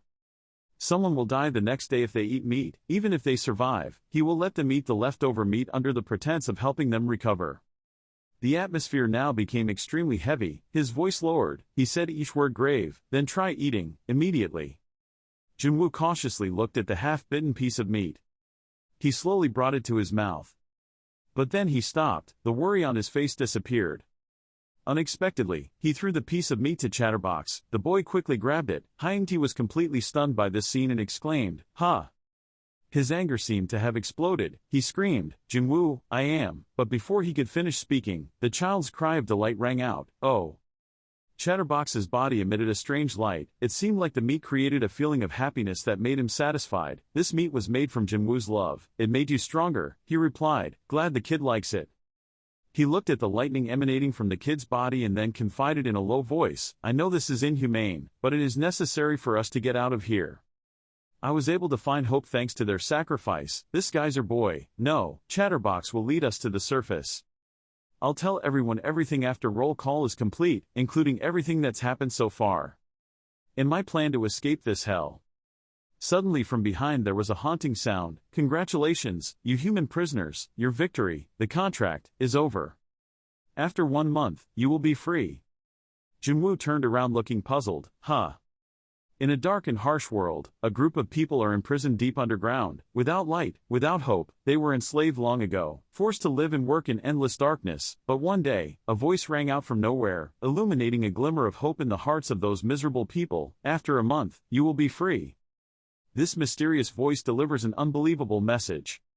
Whether you go to the surface or stay to work is up to you. Humans have won the war. The captives listened in amazement. The freedom they had only dared to dream of was now within reach. They looked at each other, their faces once filled with despair now beaming with joy. They stepped out of the darkness, stepped out of captivity, welcomed the light of freedom with hearts full of hope. "Free," Hong Tae-soo said excitedly. "We can go home. We did it. We just need to endure another month." Kim Jin-woo's face darkened as if he was depressed. "Freedom, why so suddenly? So what was the point of all the things I did?" The voice came from the villain. "Well, it's reasonable for you to be disappointed. Pursuing a goal is of no use under the Grand Duke, but you don't need to worry, he is very merciful. He gave you the chance to prove yourself. In 2 weeks all of you prisoners will participate in the battle on the 12th floor.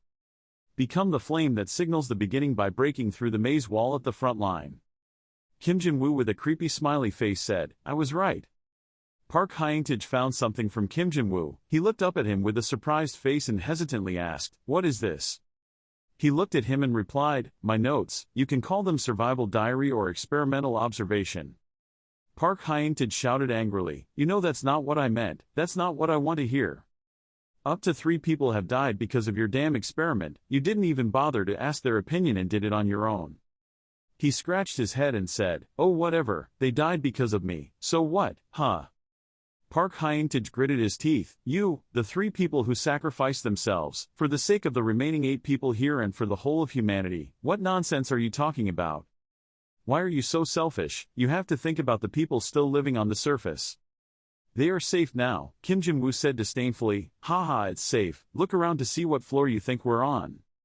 How many people had to die because of the monster flood 2 years ago? Wasn't that incident as serious as a nuclear bomb explosion? Oh, there are people who were captured here as prisoners after that accident." He looked at Mr. Jeong Tae-soo and said, "Old man, do you know which floor those monsters came from?" He answered, "2nd and 3rd floors."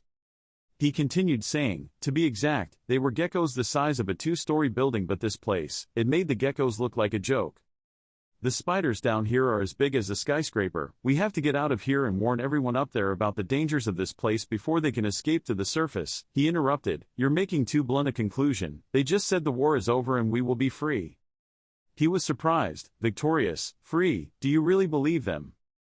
They just called us a signal cannon for the upcoming war. Think about it, we're about to be pushed into the battlefield." "Major, you said the prisoners you know were all pushed to the battlefield, right? What was their outcome?" The major said helplessly, "They're all dead about that. There's no one left. My ass is free. They are just lying to boost our morale."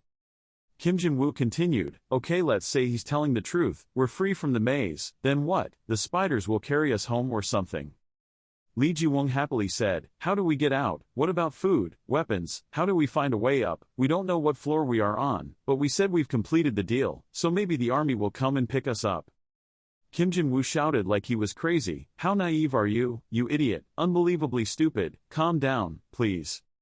Let's work together and overcome any difficulties. We will get out of here. The prisoners in the next room were killed yesterday, but that will not happen to us." He smiled devilishly and continued to say in a joking manner, "The army will definitely come to save us if we continue to wait. Because the war is over, we will be able to go home, right? The good, law-abiding spiders will join the Korean army in bringing us back to the surface. Yay, yippee." Then his face turned to disappointment again. "No, we will hold hands together in this hopeless place like the main character in a dark fantasy movie." Sniffling, "We have tried our best. Having lived a life of righteousness and integrity, I have no regrets about my decision." "Do you want it to end like that? Do you think you are the main character coming out of a movie or novel show, Mr. Jiang Tae-soo quickly advised. "Calm down." He continued to go crazy. "Oh, then we must have an audience, right? Hello, sorry that this is not the touching story you expected. Well, if you want to see grown-ups sacrifice themselves so that poor little geyser can see the sun, you've come to the wrong place. We are weak humans who cannot even put a scratch on the spiders. I refuse to wait for others to save us. While listening to those damn spiders' orders, just because I couldn't do anything." He calmed down and said seriously, "I absolutely have to get out of here at any cost." Jishok continued, "But, agreed, this is not the time to judge right from wrong. I don't think he did something unacceptable. Even if I were a test subject, I wouldn't dare to speak so loudly. What is the reason why we have to be slaves until now? Because we can't do anything. We only listen to their orders because we don't want to die. He simply found the potential of the lower gem and experimented to find a way out for us. It's hard to judge that he did it silently without warning, but I think he did it to avoid being discovered by the spiders. Once we get out of here we can discuss ethics later. I'll work with him." Park Hyung-tae was surprised. "Jishok?" The major asked, "Do you have any plans?" He turned back to look at the major, then Kim Jin-woo answered, "Yes, even though it was only roughly. I don't think we will fight right in front of our house. They will probably go further, in which case we can take advantage of the chaos in the fight to escape." The major said, "I don't think we can escape the battlefield." He replied, "I have already prepared a few things," then took out the items. "This pile of moss balls contains 1/10 of the amount of lower gems that I took, 1 pill every day for a month. I will gradually increase the dosage for everyone. Everyone's faces will be stunned. If calculations are correct, we can absorb 3 to 5 times my dosage at the time of war. We will become a newly evolved humanity." Kim Jin-woo was stunned. This is not the past I know." A week before the battle, they gathered together to discuss tactics. Park Hyung-tae reported the war situation. "Enemy reinforcements were stationed right on our attack route. In general, this battle will be more difficult. The war is already happening there, but it's also really lucky." He reacted strongly to Jin-woo's comment. "How lucky is that? Because we still have time to prepare before encountering the enemy. I'm digging a tunnel on their attack route, where the spiders cannot know." After saying that, he took a stick and drew a diagram on the ground. "Jishok and I have been digging for a whole week. Digging is also fast because both of them tried so hard." Giso questioned, "But what is the use of digging? It won't help us escape from here when the situation becomes more dangerous." "I plan to check again. I just told you, but I found a labyrinth at the end of the tunnel."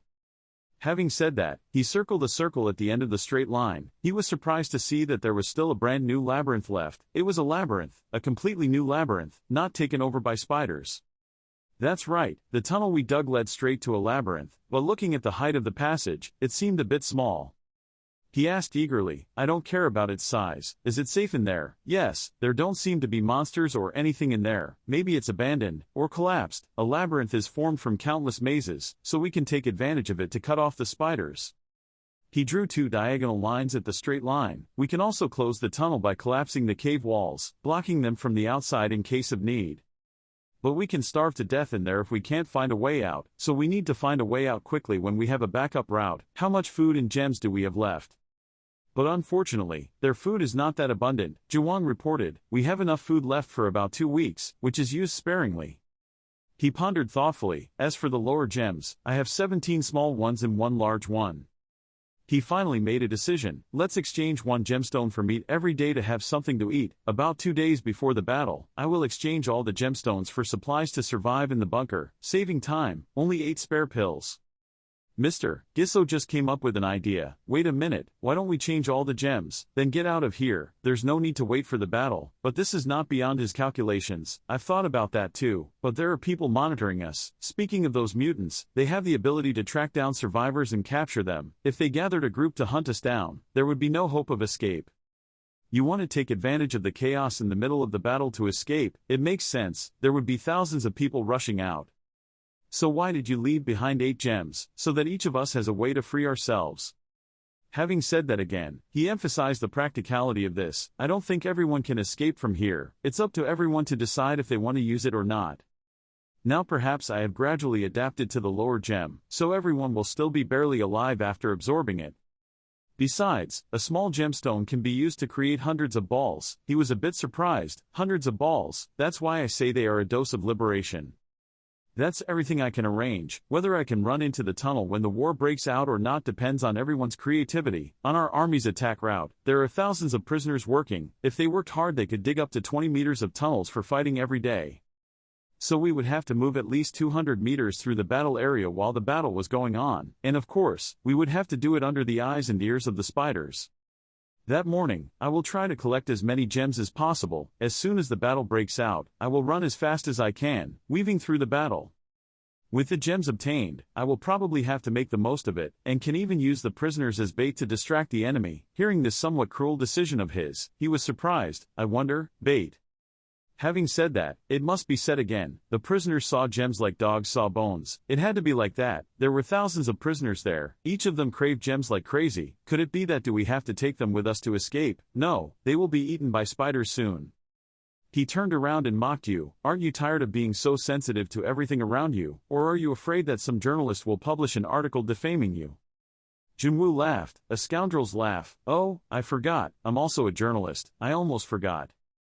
Anyway, I don't care what you do. Hearing these words, you completely lost your spirit. After all you did was ask a question. Stop pretending to be a child, be good. You look so hypocritical. Return to a serious state, no more talking, that's the plan. Does anyone have any comments? Everyone was silent, seemingly overwhelmed by his aura. No. He said with a crazy face, let's start this play. The day of the battle, a parasite raised his voice. Humans, incompetent. The battle, the greatest in history, is about to break out. The scene around is extremely cruel. The corpses are tied up on poles with spider silk, their mouths are all open. Be honored, because you are about to be killed, because great species. Lowly human, die. Saying that, he released his army. We are great warriors. Humanity will perish, but on the contrary, with their eloquent threats, he only feels annoyed. Hearing them roar really gives him a headache. It's probably just me, with the chatterbox and the idol moving around in the battle center, but right now it looks like things are going to be pretty bad. Hyangti looked blankly into nothingness. The idol has been slacking at work for a whole week now. That kid still hasn't recovered from the shock. Then the cave collapsed. Chatterbox, kid, slow down. He seemed to see something surprising. A group of people were also digging towards them. Behind him are hideous monsters approaching. Junwoo's face turned pale in fear, so he swallowed a ball. Damn it. He turned to remind the people behind him. Hyangti, the balls, use them all. The monsters rushed out like a flood, destroying all the walls. Horrible screams rang out. A terrible scene unfolded before his eyes, the scene of his fellow humans being massacred. He still led the group very well until the journalist got involved. Is he dead? He gritted his teeth, veins appearing all over his face. Damn it, a giant blue monster appeared from nowhere and pounced on the survivors. They were quickly parasitized. War broke out. Humans, who will be my food, cannot escape death. At this moment, only Hyangti was lying on the ground, losing all will to live. He spit out a mouthful of blood. I thought I was crushed to death. I needed it, took the orbs, then left. When he went to get the ball later, he saw that his feet were covered in a pool of his own blood. Not forgiving him, the purple monster rushed out. Hyangti tried to reach out to reach the ball, which had already flown far away. His eyes gradually darkened. How did things turn out like this? Moments in his life were gradually replayed. It was said that when people are close to death, they will see their lives replayed before their eyes. The first thing he remembered was his parents. Son, you have a destiny, that special gift that everyone wants to have. Remember, if you treat the world well, it will do the same to you. Be a good child. That head pat seemed to convey a will and wish into him, which until now he still follows. His parents are right, the world still has a lot of good things. Returning to the cold reality, his body lay motionless in a pool of blood, only his consciousness was still active, but in the underground water it was different. When he was an idol, he was warmed by the warmth of the stage lights and the enthusiasm of the audience. Up there, his sincerity brought a rain of compliments. Down here, that, Jinwoo's cold expression appeared, which contributed to extinguishing his hope. Stop pretending to be a good child, it looks so hypocritical, it will only make you criticized, stop. Your body lost strength and slowly fell down, pretending to be a good child. Do you think this is the first time I've done that? People will reveal their true nature when standing on the brink of death, their bad side and despair will all appear. Even so, I will still keep myself pure. In your eyes, the image of him angry is extremely ugly, no different from the monsters out there. I thought that if I treated others well, they would also treat me well. Or maybe, just let them take advantage of you more. Ah, me, you sat down, next to you was a monster with its mouth open just waiting to devour you. Maybe I should give up. Good job, good person. Smoke spread around.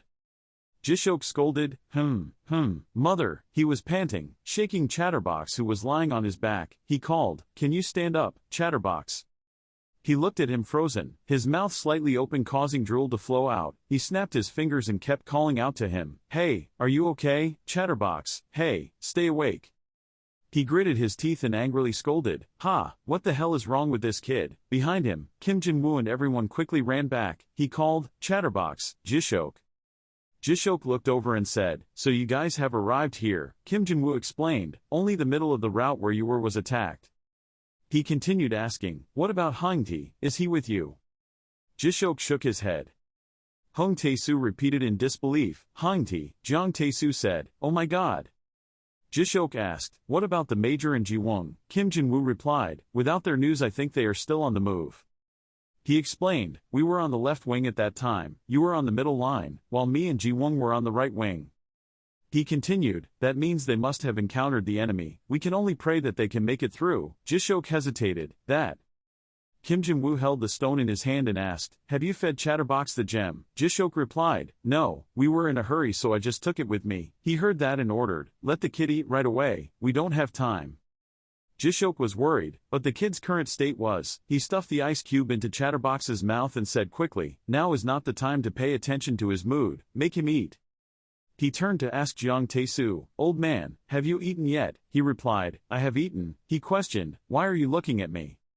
He angrily said, oh my god, you brat, do you think this is the kind of magic item that can create power from nothing? He asked again, well, no, he interrupted, wrong. He explained, for an old man like me, it can only relieve the pain. He said bewilderedly, no way, no, wait. He thought to himself, the lower gems are almost like energy boosters, they only increase performance without reducing body fat or increasing muscle weight. He looked at Jiang Tae-soo who was panting. He continued thinking, this is a physical problem, his old, weak and thin body has its limits. He looked at Hong Tae-soo, continuing to speculate, Hong Tae-soo is also a problem, he is stronger but that big body cannot bear the burden, he is having difficulty breathing every time he steps, one step. He affirmed in his heart that Jiang Tae-soo and Hong Tae-soo would hinder us from moving forward. Kim Jinwoo made a plan, the three of us will get past the spiders in the center and distract them. Old man, Hong Tae-soo, stick to the right wall and proceed to our destination. Jishok asked, shouldn't we stick together? He replied, we have a better chance of survival if we separate in situations like now. Hong Tae-soo agreed, okay. Jiang Tae-soo said, I think it will only get worse if we keep clinging to each other because we will only hinder you. Jishok called in panic, old man. He said, but this. Kim Jinwoo grabbed his shoulder and asked, what's wrong with you? He said, you saw what happened to Hongtae, we already made plans, why do you keep trying to mess it up? He threatened, just listen to me okay, you still want to live, I will make sure we get out of here, I thought you were on my side, don't make me think twice. He continued to make Jishok bewildered. He said his mother was worried about him, didn't he need to come back safely? Kim Jinwoo said, we need to move now, let's meet again at the agreed place. Jiang Tae-soo replied, okay, be careful, he advised, Jishok, take good care of Chatterbox. After saying that, his whole group along with Jiang Tae-soo quickly moved. Kim Jinwoo's group was being blocked by monsters. He shouted to negotiate, the front was blocked, jumped 3 meters to the right, stepping on the small spider under the giant spider. He, Jishok and Chatterbox quickly moved away from the monster. Kim Jinwoo looked at the dust in front of him and shouted, we will be able to cut off everything chasing us in this pile of dust, just don't fall behind. Jishok replied, okay. They quickly ran into the mist to hide from the monsters behind them. Jishok thought, we are hiding so as not to attract too much attention, and tried to hide in the dust to make them lose sight of us. He thought as he ran, just like that, we can sneak past the spiders, regardless of whether they are hunting people or fighting enemies. He was sweating, talking to himself in his heart, but it was just not like what we had discussed at first, a distraction. The more I thought about it, the more ridiculous it seemed. He looked at a person who had been killed by a monster. He thought to himself, just because we are a little faster does not mean that we will have enough strength to distract the attention of these spiders. That is also the reason, why do we move between wars and plans to use others as sacrifices are meaningless. He frowned and thought, we're not a distraction, obviously, because after all. He remembered, the spiders climbed the wall to move, but on Jiang Taesu and Hung Taesu's side, both were blocked by the spider monsters. Hung Taesu patted Jiang Taesu's back and asked, "Old man, that bastard journalist has abandoned us. Why did he agree to his plan?" He replied, "I know," he explained, "but it's better for the young people to escape from here. I don't want to become a burden just to survive. I'm tired too." He hesitantly called out, "Old man." He didn't care about him and continued, "I'm sorry you have to follow me, but don't worry." He reassured me, "I will do everything to make sure you can get out of here alive." Suddenly he grabbed his shoulder. He panicked and shouted, "Wait, old man, that precious stone from earlier." Jiang Taesu's body glowed. He lifted him up. Then it was like throwing a ball and threw him high into the air. He was thrown high up, away from the spiders. He shouted loudly, "Old man."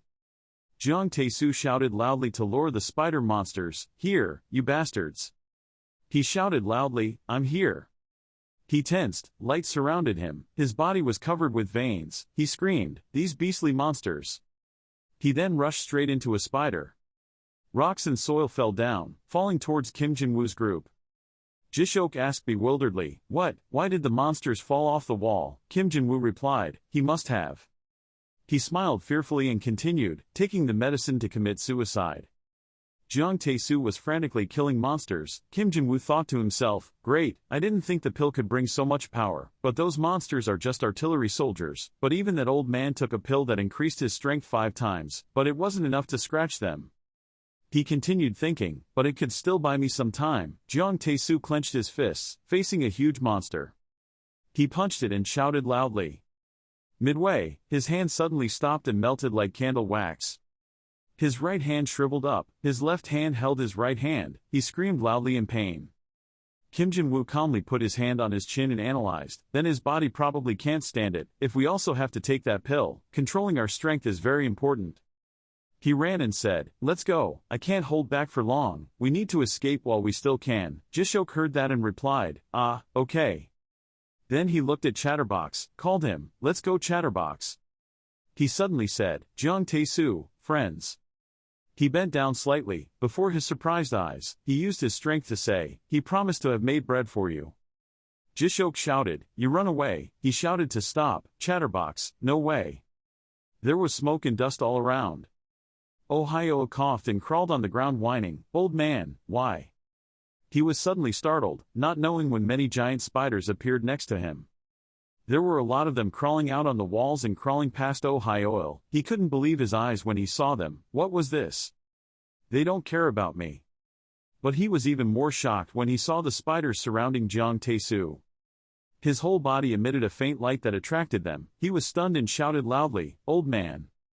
He sacrificed himself to give me more time. I need to get out of here as quickly as possible. Just like that, he carefully and slowly walked past the spiders. His face was now drenched in sweat. Suddenly there was a scream. Ohio was startled and turned to look at him. It turned out that he had just been bitten by a spider. He hugged his bruised arm in pain. He screamed in fear, "The old man." But at this moment Chatterbox suddenly rushed forward and kicked the spider. When I saw that, I was relieved. Chatterbox came to rescue us, I'm glad. But his face suddenly changed color. He couldn't imagine and thought to himself, an old man who could barely walk was fighting for his life, while a boy with a hairy face was trying to save him.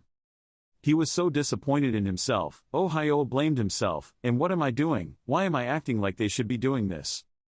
I'm no different, that bastard." After thinking things through, he decided not to stand in the shadow of others. Han took out the gemstone. He shouted, "Chatterbox, don't, one word don't," startled Kim Jin-woo. He saw Chatterbox and Jiang Taesu fighting the spiders and his eyes widened in surprise. "What? Why is it there?" "Jishok, I told you to keep an eye on Chatter." But before he finished speaking, he was attacked by a spider from afar. Luckily, he was nimble and grabbed its leg in time. But the next second, he was beaten to a pulp by it. He fell to the ground and his body was seriously injured. The spider rushed down and gradually walked towards him. Suddenly, a monster rushed from behind to grab the spider, and Kim Jin-woo escaped instant death. He looked at the monster devouring the spider and did not expect that he was still alive. But now Jishok is facing another danger. This time two monsters are threatening to rush towards him. Seeing that, he immediately used artillery. The thick smoke and dust obscured the vision of the two monsters. On this side, Jishok was horrified when he saw the scene of Chatterbox fighting. His face turned pale and said, Chatterbox is right. But at this moment Kim Jin-woo's voice rang out, Jishok, why are you so blank? Do you want to die or something? Jishok was dumbfounded. Chatterbox. But Kim Jin-woo said indifferently, leave him alone, we are in the middle of a battlefield, we will die if we do it. He saw Jishok as if he had lost his soul, so he quickly grabbed his shirt. As soon as the monster tried to raise his claws towards the two of them, he was able to pull him away. Suddenly, something flashed past. The monster's intact body was chopped to pieces for unknown reasons. The two of them were scared for a while. Kim Jin-woo stared in bewilderment. Did something just pass by here? The monster melted at once, but over here he seemed to discover something. He looked up and called Jin-woo, over there, look over there, there. They only saw many monsters in front of them that were many times larger than those spiders. That was the Spider Duke. But Jin-woo immediately denied, no, that was not the Spider Duke. There are many more like that behind it, that's just fireworks. That's just fireworks. They prepared to attack again, ran away, leaving Chatterbox behind. Run now if you still want to live. But as soon as Jishok said the words, he was attacked by a monster next to him. The situation over here was not very positive. Jeong Tae-soo saw that he did not care about danger and rushed forward and got angry. He wanted to die or something. I bought you time, why did you come here? Chatterbox innocently said, bread. I want to eat bread, you promised. When he saw that, he felt a bit bored. Suddenly there was a voice, old man. I just saw a big aftershock ringing out in the distance. Oh-hyo's entire body radiated aura and rushed towards Jeong Tae-soo and the boy. He happily shouted, old man, I'm here to save you. Seeing that, Jeong Tae-soo blushed furiously. He shouted, you damn idiot, why do you think I let you continue? Oh-hyo quickly appeased his anger. I knew he did that so I could escape, but old man. I'd rather die than live with the torment of leaving him behind and running alone. No, I'm sure we can all escape from here with the power of the lower gem. He heard that and looked at me. You ate it too, Oh-hyo said hotly. Yes, that reporter said we would die immediately, but it was quite easy to control. Seeing that, he turned to ask, Chatterbox, kid, but the only response was Chatterbox's innocent eyes. Then he immediately took out the stone and held it in front of him. When he saw that, he immediately took it. Don't hesitate to throw it away. Oh-hyo gasped in surprise. Old man, why did you do that? Jeong Tae-soo spoke up and told you, listen clearly, Ha Bao Thatch is not a magic artifact, you are not able to control it. But he immediately said, I'm fine, old man. He got angry and cursed, look at your legs, you idiot. Looking down, Oh-hyo's legs were swollen and had purple veins. He said softly, this is not something the human body can withstand, we are both disabled now. You can't feel the pain of the gemstone, its effects have already begun to fade on me. If it weren't for Chatterbox, I would have fainted from the pain. We are at the end of our lives, so now we have to pave the way for the boy to live. As soon as he finished speaking, his pupils glowed. Jeong Tae-soo unleashed his power, blowing away Oh-hyo and Chatterbox. He loudly exclaimed, Hyo, make sure Chatterbox will. But before he could finish his sentence, Jeong Tae-soo exploded. He screamed, old man. Oh-hyo collapsed, calling out Jeong Tae-soo's name. Look at the river of molten red lava in front of you. Oh-hyo said sadly, old man. He gritted his teeth not to let the tears flow. He escaped from here with the power of the lower gem, otherwise we wouldn't be able to go any deeper. But suddenly at this moment a spider rushed towards them. Chatterbox immediately rushed forward to take it down. Seeing this scene, he softly called out, Chatterbox. But he was still cool, looking at the spider in front of him and babbling, I can't eat it now. Seeing that Oh-hyo tried to suppress the sadness in his heart, he thought to himself, I don't have time to be sad, I have to make sure Chatterbox lives well. Should I run along the lava river route? No, the ground has collapsed, we can't run. Chatterbox doesn't have too much intelligence now, that kid will come back immediately even if I throw him away. My leg condition has worsened again, and I can no longer reach the meeting place. I still have a way to ensure that the kid will leave without me. After deciding, he gently grabbed Chatterbox's shoulders, he bowed his head and told him, don't make the same mistake as him. Sorry kid, Chatterbox. He tried to endure the pain and hugged him tightly. Then a strong shot threw him far away. He shouted, Major Jang. Gyang Giso on this side was carrying Li Jiwang on his back. He ran quickly to avoid the spiders and ran to the front of the abyss. At the same time, Chatterbox was flying in the air. As soon as Gyang Giso saw him, he didn't think much and immediately rushed over. Holding him in his arms, Li Jiwang behind saw him and was surprised. Chatterbox. The major frowned and looked down. I only saw Oh Hai Oil standing opposite, pointing to the left. But he also saw his condition through those pale legs. But he couldn't do anything other than close his eyes and let it go because now he had a bigger responsibility. Seeing that the major had caught Chatterbox, he was both happy and worried and thought, until now the spiders were still paying attention to Chatterbox. I was not the threat they were aiming for. In the end, humans couldn't do any damage to them, although, the old man and Chatterbox were a danger to them. But I guess they are more like stray dogs than bugs. No matter what, I have to attract their attention to avoid them paying attention to the Chatterbox. I need to do more than that. I have to become stronger. Let the spiders think that they are in danger, make them feel threatened, feel the ultimate danger. I can't just be a nuisance, I need to turn myself into a real threat. He exploded with the remaining strength in his body, then shouted with all his might, you idiots, I'm here. I will tear you apart into a million pieces, like a bear that has just woken up. The scene changes to a cave entrance. Jinwoo and Jishok also escaped the monsters and took refuge here. Jishok checked the supplies and spoke, we still have food here, some places have collapsed but we can still pass it on at any time. Thinking back, this small tunnel was still quite good even when it was shaken by monsters. Jinwoo exclaimed, wow, it also opened our eyes to see how hard the soil and rocks in Geyser are. This tunnel is only a little bigger than an adult, so the spiders won't be able to get in. If you go through here, it will be a little safer. When he asked if there was any news from everyone, he immediately replied, no, nothing at all. As he finished speaking, he frowned and thought, I told him he could give up Chatterbox because the situation wasn't very positive, but that was terrible. Not having a physically superior geyser on the team is a big loss. I tried to let go of the burden, but in the end I lost an important member. When the kid jumped out of the battlefield, he was probably still alive. But suddenly he turned pale and sweated. Jinwoo was scared and fell to the ground screaming, oh my god, that spider. The guy behind saw that and immediately reassured him, calm down.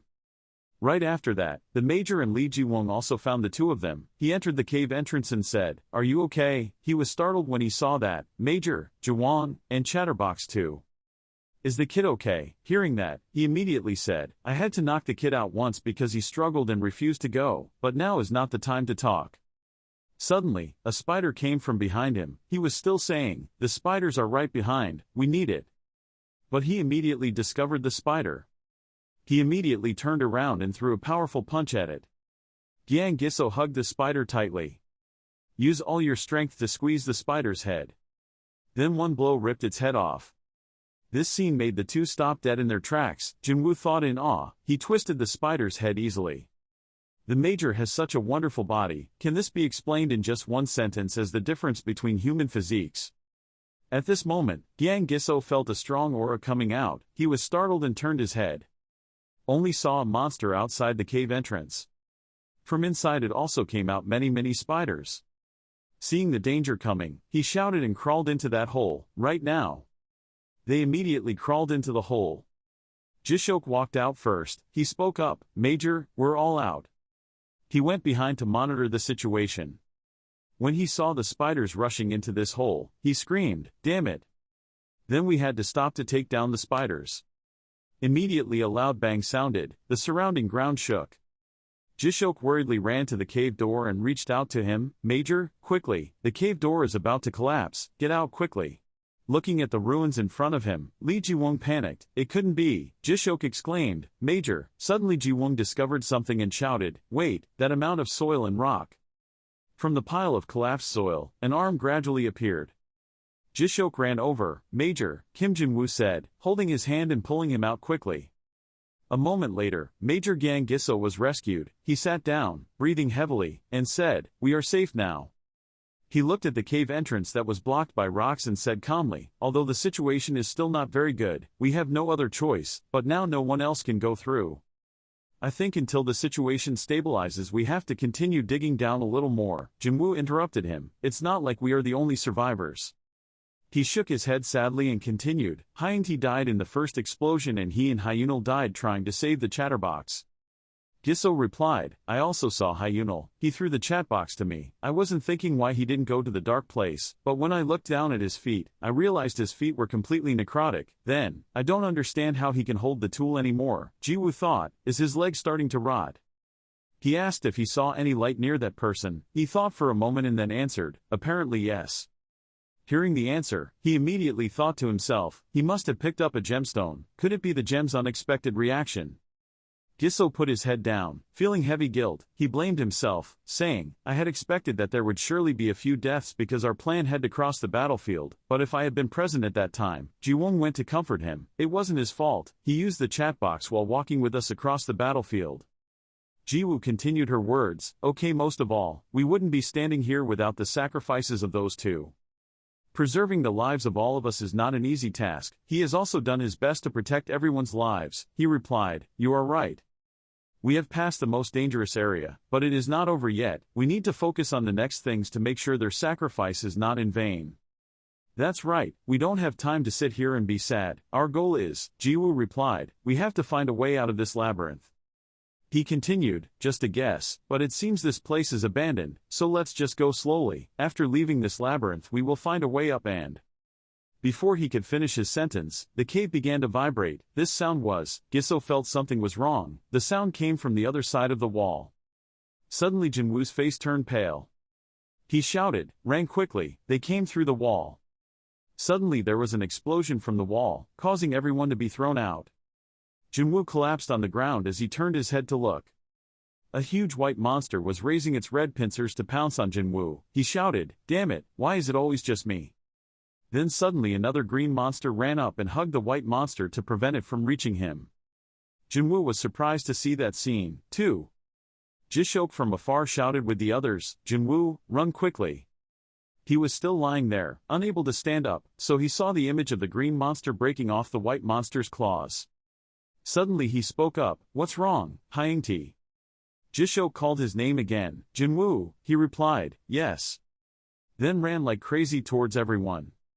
When we arrived at a safe place, Major Giso said, "I didn't expect that damn supervisor to come all the way to arrest us." Jishok grimaced and continued, "What is the value of using people as hostages in wartime?" Jinwoo breathed heavily and said, "It's Hyuntae." Jiwon asked again, "What's wrong?" He said with a scared face, "I saw his face. The monster that helped me was Hyuntae." Giso told him, "It's impossible, you just escaped death just now. It must have been just your imagination." He still believed that he was not wrong and continued, "No, I'm sure." He interrupted him, "That monster is dead, so you mean Hyuntae died again?" The white monster, after defeating the blue monster earlier, began to change its target and approach their group. He told the group, "It's here, let's go quickly." After a while of chasing but still unable to escape the monster, Giso said, "We're going too slow, it's about to catch up with us." Jiwoo said, "The encirclement effect is increasing." Suddenly a series of iron bars stabbed into the monster, causing it to scream throughout the cave. The swords pointed out from the walls. Jiwon breathed a sigh of relief. "Trap, it was a trap in the labyrinth, we barely escaped death." When she took a step back and accidentally stepped on a stone, Jiwoo saw that and shouted a warning, "Wait, don't step on that stone." Another trap appeared and took her legs. She screamed in pain, "My legs, my legs." Looking at the monster getting closer and closer, Jiwoo said to the major, "Take the chatterbox out of here, I will stay to help Jinwon." He went and said, "Leave me." He said, "No. Chatterbox is our priority, that kid is the most important person." He replied, "Oh okay." He held her up and asked, "Can you stand up?" She reluctantly replied, "Your legs." He suggested, "Climb on my back." Jinwon was carried on Jinwoo's back and sadly said, "I'm sorry, it's because of you." He replied, "Don't say that, just observe and tell me whenever you find out." She thought to herself, it's so bad I can feel my leg constantly bleeding. The major also attacked me on the battlefield this time too. Me too. Seeing her gradually losing consciousness, he kept calling her name, Jiwoong Jinwoon. Wake up, Jinwoo. She thought for a long time and then told him, Jinwoo is about to catch up with us. I'm fine, you should try to escape, he said loudly. Why can't you hear me? Speak loudly and move around, it's too chaotic, I can't concentrate and listen to you. Jinwoong cried and shouted, that spider is right behind us, I will try to buy time, please. Before she could finish her sentence, she was dropped. Jinwoo looked at her with an expressionless face and said, thank you for stepping on that trap. Jishok saw the scene just now and asked in surprise, Jinwoo, what did you just do? He turned around and looked at the two people with a sad face. Then he walked over and said, Jiwoong said he couldn't go, there was no other way. He said he was going to buy us time and I tried to stop him, but... Gyang Giso calmly said, we heard his screams, it was not your fault. Looks like the trap activated just in time, this will buy us more time. He placed his hand on Jinwoo's shoulder to comfort him, let's get out of here, this is not the time to be sad, we must not let Jiwoong's sacrifice be in vain. He was sad, you're right, let's go, I'm fine. Jishok looked at the two of them and frowned, thinking, what the hell are you talking about, he's lying. I saw him push Jiwoong into a trap, this wasn't the first time, he also used the old man as bait. He threw away people he considered useless, this also happened in his gem lowering experiment, he's crazy. He's too dangerous, I need to tell the major before anything happens. Then he suddenly imagined the image of the major with a cold face saying, Sergeant Lee, didn't you hear Jiwoong scream before he sacrificed himself? Not only was he disrespectful to the dead, he also tried to divide the squad, anymore. Thinking about that scene, he felt bad, no major wouldn't listen to him, he thought that Jinwoo was more trustworthy than him. I should stay quiet for now, and when Jinwoo moves again, I'll tell the major to come back. The remaining members include Jinwoo, Major, Chatterbox and me. Because he's a geyser, Chatterbox has shown incredible strength, he doesn't suffer any side effects from the lower gem, and he does everything we tell him to do. Major Strong is good at assessing the situation, and he is also very strong, he is trustworthy. But what about me, what can I do, what have I shown them so far? Then the next person to be abandoned was, a voice interrupted his thoughts, Jinwoo stood behind him and kept calling, Jishok, Jishok. He asked, are you okay? You still look shocked. You immediately answered, no I'm fine, I'm okay, I just think we shouldn't forget Jiwoong's sacrifice. He sighed and said, I'm sure he didn't want to die like that, but he lost both legs, and we have no way to cure him, I'm sure he didn't want to be a burden. Then he put his hand on his shoulder and said, we need to go together, there's a risk that the wound will get infected, so if you get hurt. Jinwoo suddenly showed a strangely amused smile and said, I will throw you as bait for the spiders. Then his face turned back to normal. Jishok, are you sure you're okay? Why are you so confused? Did you hit your head somewhere? He worriedly replied, no, I was just thinking for a bit. He continued, like I said, we need to avoid injuries, it would be very bad if anyone gets infected, we should be wary of even small injuries. Jishok scratched his head thinking, what did I just hear? Jinwoo extended his hand to suggest, give me the food, I will bring it. He handed over the food bag and replied, thank you. But then he pulled back and hugged the food bag tightly, saying, no. I can carry it myself, just let me carry it and it will be useful. He was confused, well if you say so then that's it. Jinwoo smiled and patted Jishok's shoulder, don't try too hard, let me know when you're tired, I'll bring it to you. He avoided facing away and replied, yes. Jinwoo then walked up to Mr. Giso and said, Major, let's change shifts, I'll carry the chatterbox. He replied, really? He asked again, is that kid okay? He replied, I'm not sure, I think the kid is awake but he's not moving, it doesn't seem like he's awake yet. Jishok's pale face silently thought, I will be abandoned the moment I give this to him, I am of no use at that time, I need to keep food to survive, I will be abandoned the moment I lose it, like the old man, like Yoon-il, like Jiwoong. After a while everyone had reached another place. Mr. Giso said, we are at the fork, I can see traps on the floor. He turned down and said to the two of them, we have come a long way, but because there are no turns, the spiders will catch up quickly, if we are lucky we can cut them off here. Jinwoo continued, we need to make sure we don't hit a dead end, if we have to turn back, we'll encounter spiders. The major pointed to the other side of the bunker and said, then I'll go this way, Jinwoo stands here with the chatterbox. Sergeant Lee, Jisho quickly replied, yes, what's going on, Major? He asked, can you see the other direction? He replied, yes, I will go see that direction, I will be back soon. After the Major left, he held the food bag and said, I will. Jinwoo interrupted him, why don't you leave the food here? You're the only one, why do you have to carry more burden? You startled and screamed, no, I'm responsible for it, so I'll carry it, he said helplessly. I didn't say let me carry it, just leave it behind, just here to explore. He sighed, do you understand what I said? Jisho panicked and still held the food bag without letting go. No, this is my responsibility, I will carry it. He asked, are you acting like that because of the old man and Yun-il, or because I threw away Jiwon? Jisho, do I look like a bad person? To the old man, I only expressed my opinion that the old man was the one who agreed. I also did not threaten Jiwon, so he volunteered.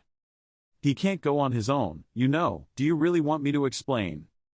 Are you worried about being thrown away? Do I look like a bad person, not to mention you were the one who saved me on the second floor? He continued, I live thanks to you, how could I throw away my benefactor? Don't you remember I took care of you all this time? I'm just repaying the favor for saving my life so we can get out of here together. He suddenly asked in surprise, I saved you? He replied, yes. If it weren't for you, I would have died on the second floor. We infiltrated the base together, we also disinfected your wound. Jinwoo put his hand on his shoulder and said with a sad face, I just want to get out of here with you. The results last time weren't good, but we still cooperate well together. Jishok listened to him and thought, yes, when everyone was separated, he was the one who thought of the escape plan. Hyung-tae also encouraged everyone, but he didn't stop anything at that time. If spiders can climb walls, it's true that being in the center of the battlefield is more dangerous than outside. It's also true that Jiwon volunteered to be the bait, but if it wasn't for Jinwoo, I would have had to fight in the battlefield with other prisoners. He still patted and comforted you. I won't abandon you, I promise. You need to go back and see your mother. Jishok felt like he was thinking wrong about him. Jinwoo just did his best to survive. He gave him the bag of food and said, I'll go see this direction and keep an eye on it as I go. I did everything to keep us alive. I'm sorry for the misunderstanding, he replied. It's okay, we've been here for almost a month now. It would be strange if you were still awake after everything we did going through. Thank you for understanding, you are a good person. Jishok still turned around and walked away saying, he is also a good person. Jinwoo, watching his back slowly fade away, he said, I thought he was in better spirits than anyone else, but look, he's already reached his limit. Well, no wonder, I guess this is the time. When he turned around, there was already a monster standing there. Jishok thought as he ran, we are all tired, we are all in the same situation, we all try to hold back when we complain. He continued to think, they tried their best and sacrificed themselves while I was still thinking, or, now that I know, I have to do what I can. A loud sound suddenly sounded. He looked back. A wall-breaking monster walked towards Kim Jinwoo with chatterbox. He shouted a warning, Jinwoo, be careful. Kim Jinwoo ran and pressed a button on the wall. He stuttered and called, Jishok. He turned pale and explained, I didn't mean to do that, I'm telling the truth, Jishok. A row of bars fell from the wall, blocking the monster in him. He continued to say, I really don't want that. He ran away. Jishok screamed loudly, attracting the attention of the monster, Kim Jinwoo. He angrily shouted, hey, that bastard. Jishok was chased by the monster. He ran and cursed, ah, damn, damn. He ran and cried, screaming and cursing at Kim Jinwoo, calling himself a benefactor, saying he would take care of me. You liar, I trusted him, bastard. The monster used one of its legs to stomp on the ground. He screamed loudly and fell, He fell to the ground and flew far away. He tried to hold his stomach, struggled to stand up. He groaned, ugh. He looked at the corner. There was only a wall and a place that looked like an altar. He said disappointedly, the road is a dead end. Then he lifted the power pill in his hand. He looked at it and thought, suicide pill, if I eat it will I be able to destroy that spider? The monster came up behind him. He held the pill tightly, constantly thinking, no, that spider is not small, at most it can only live a few more seconds. Instead of doing something that will benefit the monster, fuck it, I'd rather. The spider stabbed straight into his chest. He coughed up blood and coughed. The monster lifted him off the ground. He screamed, arg, it hurts. The spider opened its mouth. Behind it was another monster. Jishok was still trying to struggle. Mom, mom. The monster with green skin grabbed the spider monster's mouth. It used its strength to tear open the spider's mouth. The spider screamed in pain. It dropped Jishok to the ground. The spider fell to the ground in pain. The green-skinned monster jumped up. It dodged the spider's leg and hit the ground. It clutched its right arm covered in purple flesh. It rushed up and punched the spider. The spider screamed in pain. It didn't stop, holding one of the spider's legs.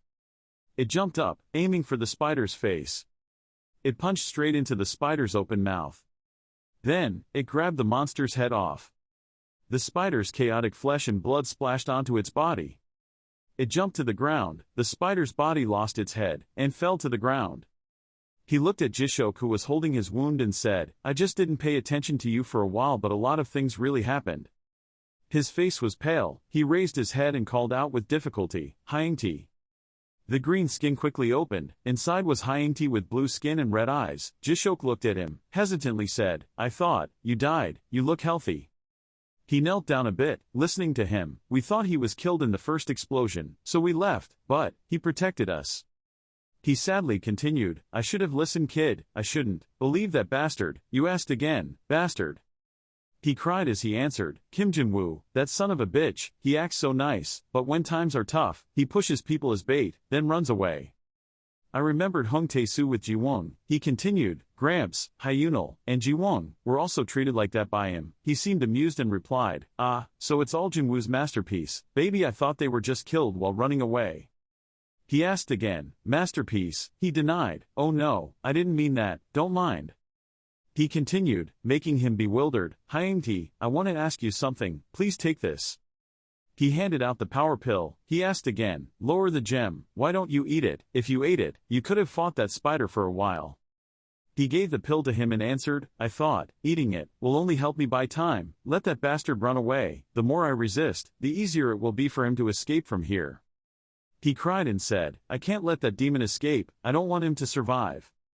He added, "That rotten thing doesn't deserve to be saved. Ah, no, he should be the one who died here. Don't let him get to the surface." He smiled and replied, "I think you misunderstood something." He coughed and said again, "Hyangti, you don't understand." Blood flowed profusely from his mouth. He cried and warned him, "No, it was I who misunderstood, you are the only one." He held his hand, regretfully continued to speak, "Knowing the true face of that bastard, I should have believed him, I just wanted to see him again." His hands dropped. He tried to finish his sentence, "His mother. Jishok is dead." Park Hyangti looked at him silently. He stood up and walked away thinking, "Jishok, I'm actually grateful to Jinwoo. My first friend feels like my whole life is a lie." He started running, thinking to himself, "All this time I have lived for the happiness of others, and forgotten about myself." He ran to the iron bars in front of him, where Kim Jin-woo pressed the button to make it lower. He remembered, "I once told myself that as long as the people I love are happy, it's enough, even if I get hurt or not, no matter how painful it is." He clenched his fists and shouted loudly. He punched and broke the bars, quickly running through it. He kept thinking, "But Jinwoo made me realize that it was all meaningless and for me the most important thing should be myself." He stopped and thought, I'm so tired of my kindness being looked down upon, and people treating me as their entertainment."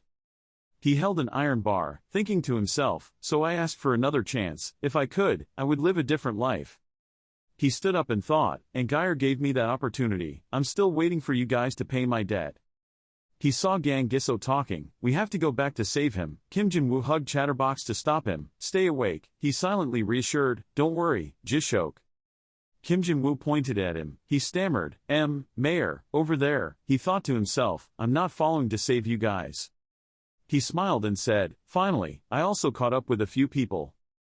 Park Hyangti saw a monster lying on the ground. He looked regretful and exclaimed, "I should have been a little more shameless." He continued, "If only he had one more chance."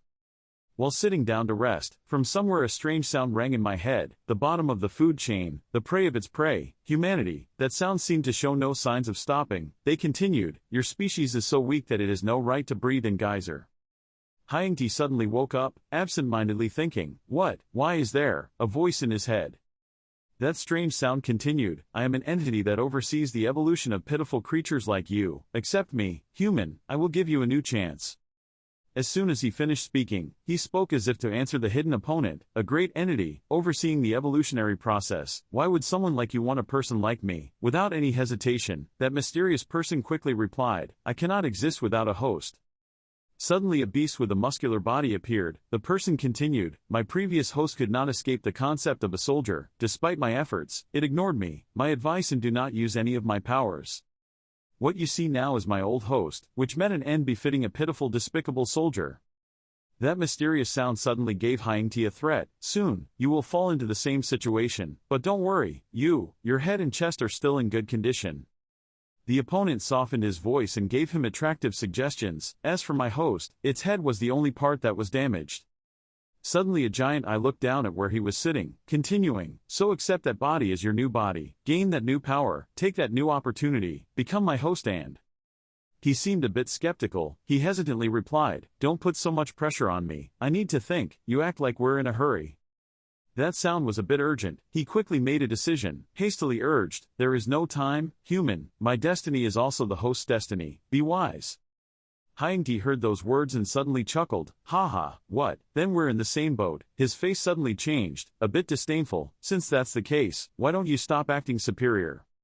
He continued, you really don't know how to ask for help from others. As soon as we met, you called me a prey. This trivial thing won't help you score points in my eyes. Park Hyangti waved his hand and continued, he thought that I would fear and accept you if you pressured me while staring at me with those giant eyes, right? He finished the last sentence dejectedly, I'm sick of people teasing me, no one can manipulate me anymore, from now on, I'll only do what I want. That sound came again, rang out again, filled with contempt for him. He was about to die and had an enlightened mind, it was meaningless. No matter what you think, you only have two options to choose from, life or death. Hearing those words, Hyangti just smiled faintly, no, I had prepared it from the beginning, you were the one who chose. He seemed to lose control and suddenly shouted, accept me, you monster, I will give you a new chance. He stood up, spread his arms wide, showing me, don't think you can control me, I will be the one in control. A series of loud bursts of laughter made him fall down, from where a mysterious sound rose up, full of magic and wonder. Kim Jinwoo and Gyang Giso were breathing heavily. I finally caught up. Jinwoo saw a familiar figure inside. He trembled and said, Hyangti. Seeing no response from the other side, he himself assured him that, see, I told you, it was Hyangti who stopped the spider before. He let out a sigh, but, what happened to that kid's body? Suddenly there was a loud explosion inside, startling both of them. Turning around to see a strange figure walking out, Jinwoo spoke up as if to confirm, Hyangti, after being absorbed into a new body, seemed a bit strange. He complained to the mysterious person, well, I guess I'm still not completely used to it. The familiar sound rang out again, comforting him, we haven't fully merged yet, for now, let's go back to eating spiders and humans, and then we'll be completely at your disposal. Don't let them finish, you're upset, don't tell me what to do anymore. I don't care if we're completely settled or not, I definitely told you that bastard would be our first meal. Jinwoo looked at Hyangti with a puzzled expression, unable to hold back his curiosity. He asked, Hyangti, who are you talking to? That attack just now, not letting him continue. He walked out and said, sorry, something like a parasite has infected me. It's okay, I can control it. Suddenly he extended his hand in front of the other two people, then continued, I feel sorry for the others. If I had been a little faster at that time. Gyang Giso shouted loudly, don't come closer. Jinwoo seemed confused by his actions and asked, Major. He looked at him with suspicious eyes. Do you really think that thing is Hyangti just because it has his face and voice? It just attacked us. Then he pointed straight at him and said in a loud voice, you vile monster, you think you can trick us, by wearing the skin of our companion. Hyangti smirked, ha ha ha monster, me, a monster. His eyes gradually turned a scary red color. He trembled in response, I am the most human out of all of you, yet you call me a monster, do you know that? How hard have I worked to take care of you guys? He strode out, closer to the two of them, as if he wanted to tell his story, watching out for spiders because the fat pig and that skinny four-eyed guy felt tired after a minute of digging and talking. Peace out the people of your stupid army to keep you from fighting each other. Taking care of an old man who is just a burden but wants people to treat him like a king. Major and Jinwoo felt confused by those words, but it seems they haven't stopped. At least I still have Hyangti to trust and rely on. But then you killed him, Kim Jinwoo. Hyangti smiled.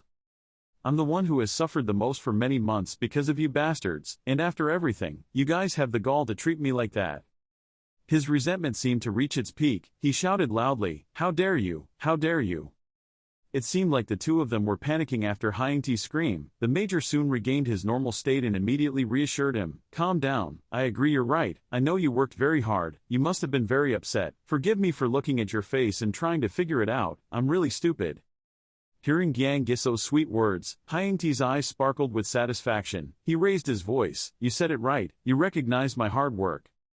Speaking of this, his face suddenly darkened. He thought back to what he had just said, only now admitting it. He held his head, as if tormenting himself, only now admitting it, only now admitting it.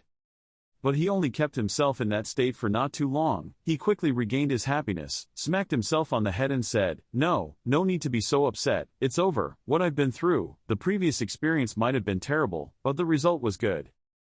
Jinwoo and the Major looked at each other full of wonder. The result was good, even though the other side Hyangti happily continued to talk endlessly. "Look at me, maybe I look like a hideous monster, but this is a human body that has been adapted to perfectly adapt to Geyser, the advanced humanity you dreamed about, Kim Jinwoo, that's what I'm turning into." Hearing this, both of them could only shake their heads in frustration. Jinwoo said to Gyang Giso, "That kid has completely lost his mind." He also completely agreed with him. Hyangti, he said as if he was still alive, is changing. On the other side, Hyanggi continued to talk, showing no signs of stopping. "It's a pity, but I haven't completely transformed yet, you guys still have a chance." A confused Jinwoo asked Hyangti again, "Can I ask, what do you mean by opportunity?" He replied calmly, "Of course it was the opportunity to become an advanced human being." Suddenly he knelt down on the ground and continued, very simply. The face full of mischief raised up and replied to the two people opposite, "You let me eat you so that I can appear in a complete form, become one with me so that I can be complete with you, improve the dream of advanced humanity." Jinwoo coldly responded to the answer that he thought was full of nonsense, "What the heck?" Before they could manage, Hyangti rushed towards the two of them from nowhere, leaving them stunned. Quickly reshaping the situation at that time, the Major ordered him, "Jinwoo, to take that talkative child out of here." He responded with hopelessness, but Hyangti had already blocked the exit.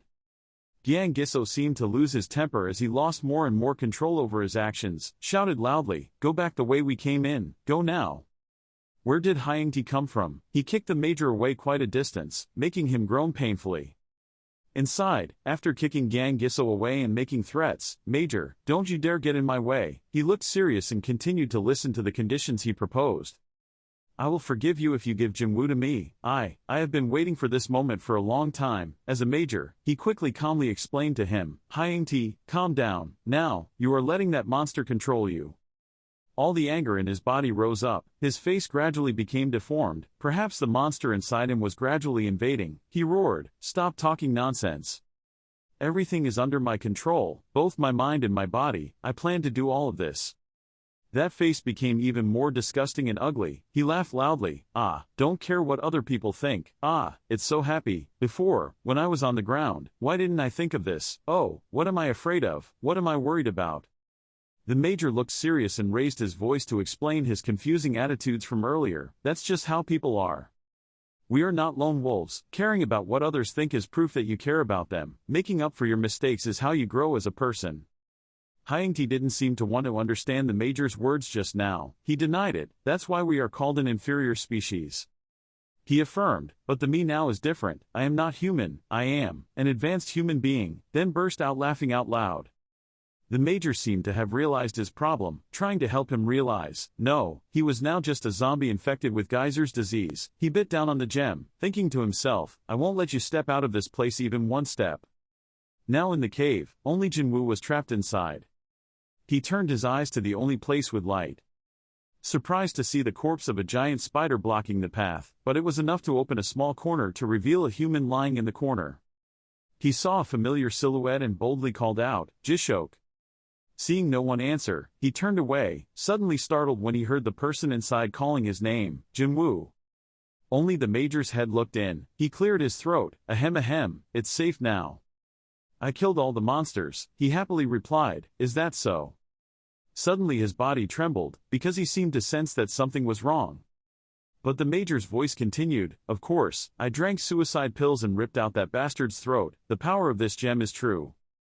Hyangti appeared from nowhere, holding the Major's head in his hand, laughing loudly, "Something." Jinwoo panicked, "Oh no, no." He screamed, then ran away. He looked at the running figure and quickly called back, Jinwoo, where are you running to, Jinwoo?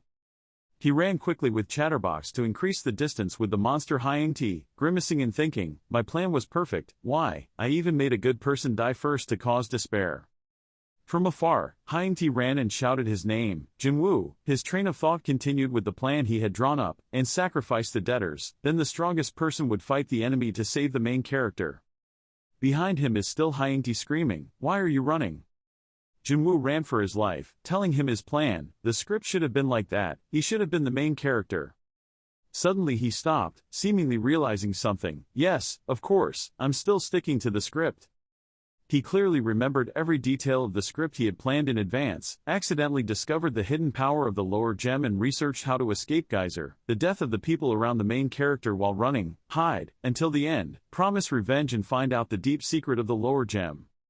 He imagined himself holding the gems surrounding the dead people piled up on top of each other, and continued with satisfaction, it should have been like that. Only after the rain will it be sunny again, so this will be the first boss battle. Hyangti, after a long run chasing Jinwoo, stopped in front of him, asking, what are you babbling about, have you given up, it's so boring. Jinwoo smiled faintly, explaining to Hyangti, no, you still don't understand. This is the time when we develop new powers, the moment the main character awakens, the first awakening from a supporting character to a super powerful main character. Despite him telling his story, Hyangti looked at him with confusion. Jinwoo continued to immerse himself in his story, I'll probably be able to control the power of the lower gem, I have to stay calm while circulating the power. He braced himself and used all his strength to use the gem. It seemed he soon realized something, right, I can't let my strength control me, I have to focus most of my strength on my legs and protect my muscles and bones with the remaining strength. Jinwoo was probably excited, he shouted loudly, look at me, I can control the power of this gem perfectly. He gathered his strength and gave a strong blow to the monster's body. He still seems not satisfied with himself, no, not yet, I have to use the power of the lower gem to recreate it. Before he could recover, he was suddenly pushed away by the monster. He quickly asked Jinwoo, are you kidding me, are you delirious? She asked skeptically about what he told her earlier, you, the main character, are you kidding me, where did you get that confidence? After saying that, it strangled him, he screamed in pain, Chatterbox arg, Chatterbox, save me, Chatterbox. From somewhere a stream of power appeared, Chatterbox used strong force to push the monster away. He fell down, rubbing his other arm in pain, wondering, ugh, how is he so strong? Jinwoo pulled Chatterbox aside, he quickly advised her, Chatterbox, you have to eat the gems, otherwise we will lose. She simply replied, I don't have it. He was surprised, huh? She gently explained, Taesu took it all, he threw it all away. Jinwoo still kept wondering, it couldn't be. Chatterbox continues to make his arguments about what just happened with the previous events. Taesu is gone, so is Hyunal, people dying is used to it, but friends dying is strange, right? Save those who are still alive. Jinwoo spoke up to explain what she was having trouble with, what he said shocked her, everyone was dead. That monster killed them, Chatterbox, you must avenge your friend. Look, Hyangti was eaten by that monster, he was under its control, they continued to talk, meanwhile, that monster was gradually approaching the two of them, it hissed, bastard. Jinwoo suddenly grabbed her shoulder and said softly, Chatterbox. Let's fight together, let's avenge our friends. She hesitated a bit, but then decided to fight to the end. Together they broke the wall, here it is, the final season, the highlight, the climax. A perfect ending, with a touching moment. After hearing those words, the monster was extremely upset, he cursed loudly, what the hell? It reached out its long arms and caught the Chatterbox before Jinwoo was stunned. It held her tightly, making it impossible for her to move or do anything. The monster began to torture him, throwing him around like a toy, brutally. After dealing with it, it moved forward, hissing, main character my ass, I'm starting to understand the reason behind your actions. You are nothing more than a supporting character, writing about the main character.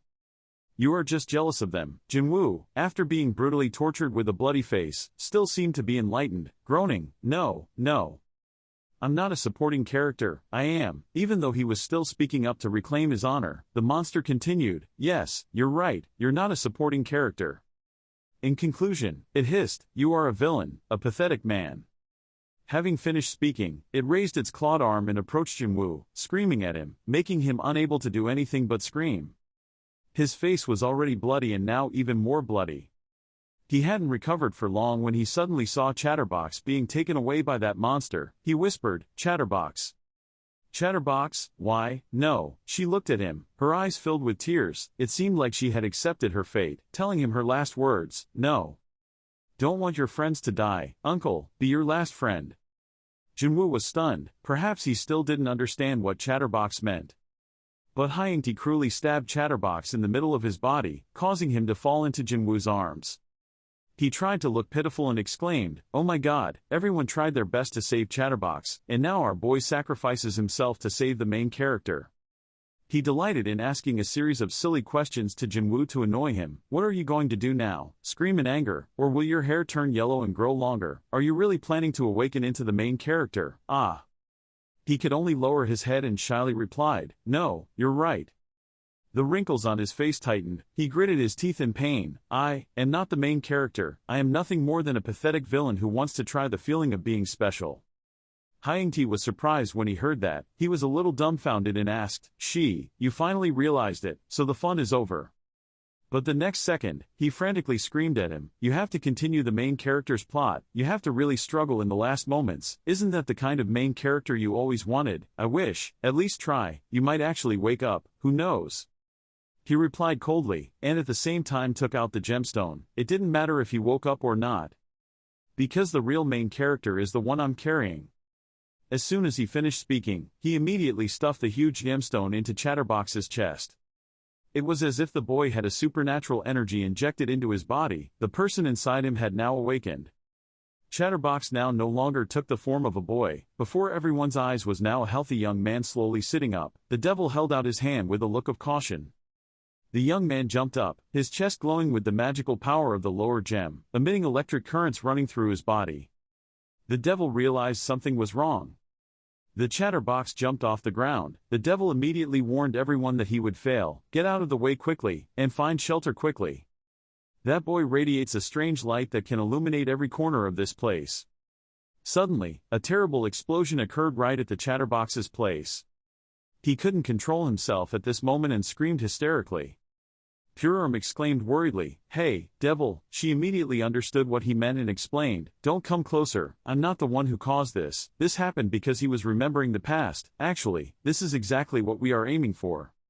She looked at Chatterbox, who was frantically struggling against the pain brought by the stone gem, thinking to herself that she didn't expect the monostorm to be this strong. Based on the power emitted, his body must have been torn to pieces.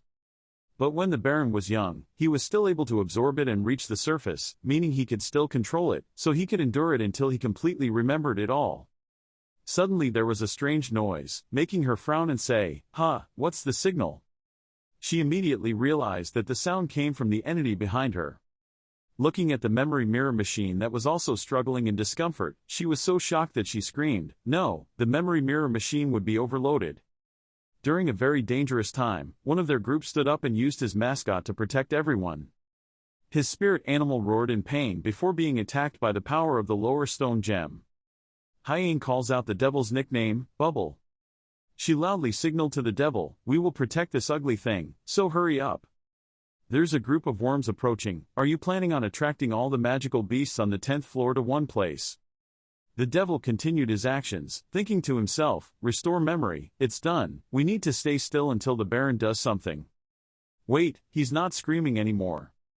Why do his eyes look like that? Is it his ability? No, it's due to external factors. Brainwashing? No, more like mind control. It turned out that inside the other guy's body was a circle surrounding Jinwoo and Chatterbox. Chatterbox was almost exhausted at this point. Jinwoo used all his strength to shake him awake and warned him, "Don't let the gem destroy his body, make the most of its power, feel the power of the gem and make it yours. Don't let it escape from here, destroy everything in its way, forget all the bad memories of this horrible place and live happily on Earth." His face showed more determination than ever. He looked straight into Chatterbox's eyes and said loudly, "There's nothing you can't do, everything is within your reach, you're the main character, you're the kid." At this time, outside the circle, Hyangti bewilderedly asked the parasite, "What did they just do?" And it immediately replied, "Don't approach them, they are self-destructing." I didn't expect him to put such a big gem into the kid's body. I've never seen any idiot do that. It's true that starved monsters will absorb lower gems to stay alive, but they can't absorb anything other than the lowest level lower gems. It would take several days and a lot of effort to completely absorb it without any side effects. After all, the mana in the lower gems was not theirs. However, that guy inserted a high-grade lower gem into that fragile human's wound. The kid would be torn apart by that mana. Suddenly his voice was lost, because now the wounds on Chatterbox's body caused by the lower stone had begun to heal. He said in confusion, "Wait, his body is regenerating." Hyangti didn't believe his ears and argued incredulously, "You said the boy's body would be torn apart," but even he couldn't believe what was happening before his eyes. He exclaimed in surprise, "No way, that's not possible. How could an ordinary human being?" "Look, that adult is invading the boy's mind." He quickly ordered him, "Kill that guy, immediately. Or will you actually witness the main character's awakening?" Hyangti asked curiously, "Do you mean he is using his power to manipulate the boy's psychology?" But he didn't wait for an answer and rushed towards Jinwoo and Chatterbox, ready to stab the boy to death. But his intention was quickly realized by Jinwoo. He immediately turned his body over, using his own body to block this attack. In just an instant, his sharp arm pierced his body, red blood splashing out. The circle exploded with a large electric current, causing him to fly away, leaving his arm still pinned in Jinwoo's body. He landed on the ground with his body missing his right arm. The bitterness made him swear, "Damn it, my arm." Suddenly a weak voice rang out, probably, there is one more thing I want to ask. I know what I've done so far, but still, I thought I would become the main character I always wanted. Please let me be selfish one last time. I don't want to be forgotten. I don't want to die like a useless side character, a pathetic villain. Chatterbox, you want a name, right? Take my name. At least my name will live forever, then, come to the surface." Having finished speaking, he closed his eyes and rested his hands on Chatterbox's arms. The boy muttered what he had told him, his eyes filled with the fire of determination, to make the most of the power of the lower gem, to make it his own. The boy had now merged into one with the adult youth's body and spoke, using the power of the lower gem to escape from Geyser, destroying everything that stood in his way. "Forget all the bad memories under Geyser, my name is Kim Jinwoo." A stream of light shattered the ground, bringing unparalleled power to the place where Jinwoo stood. The devil witnessed a series of events that had just happened and couldn't help but cry out uneasily, "Oh my God!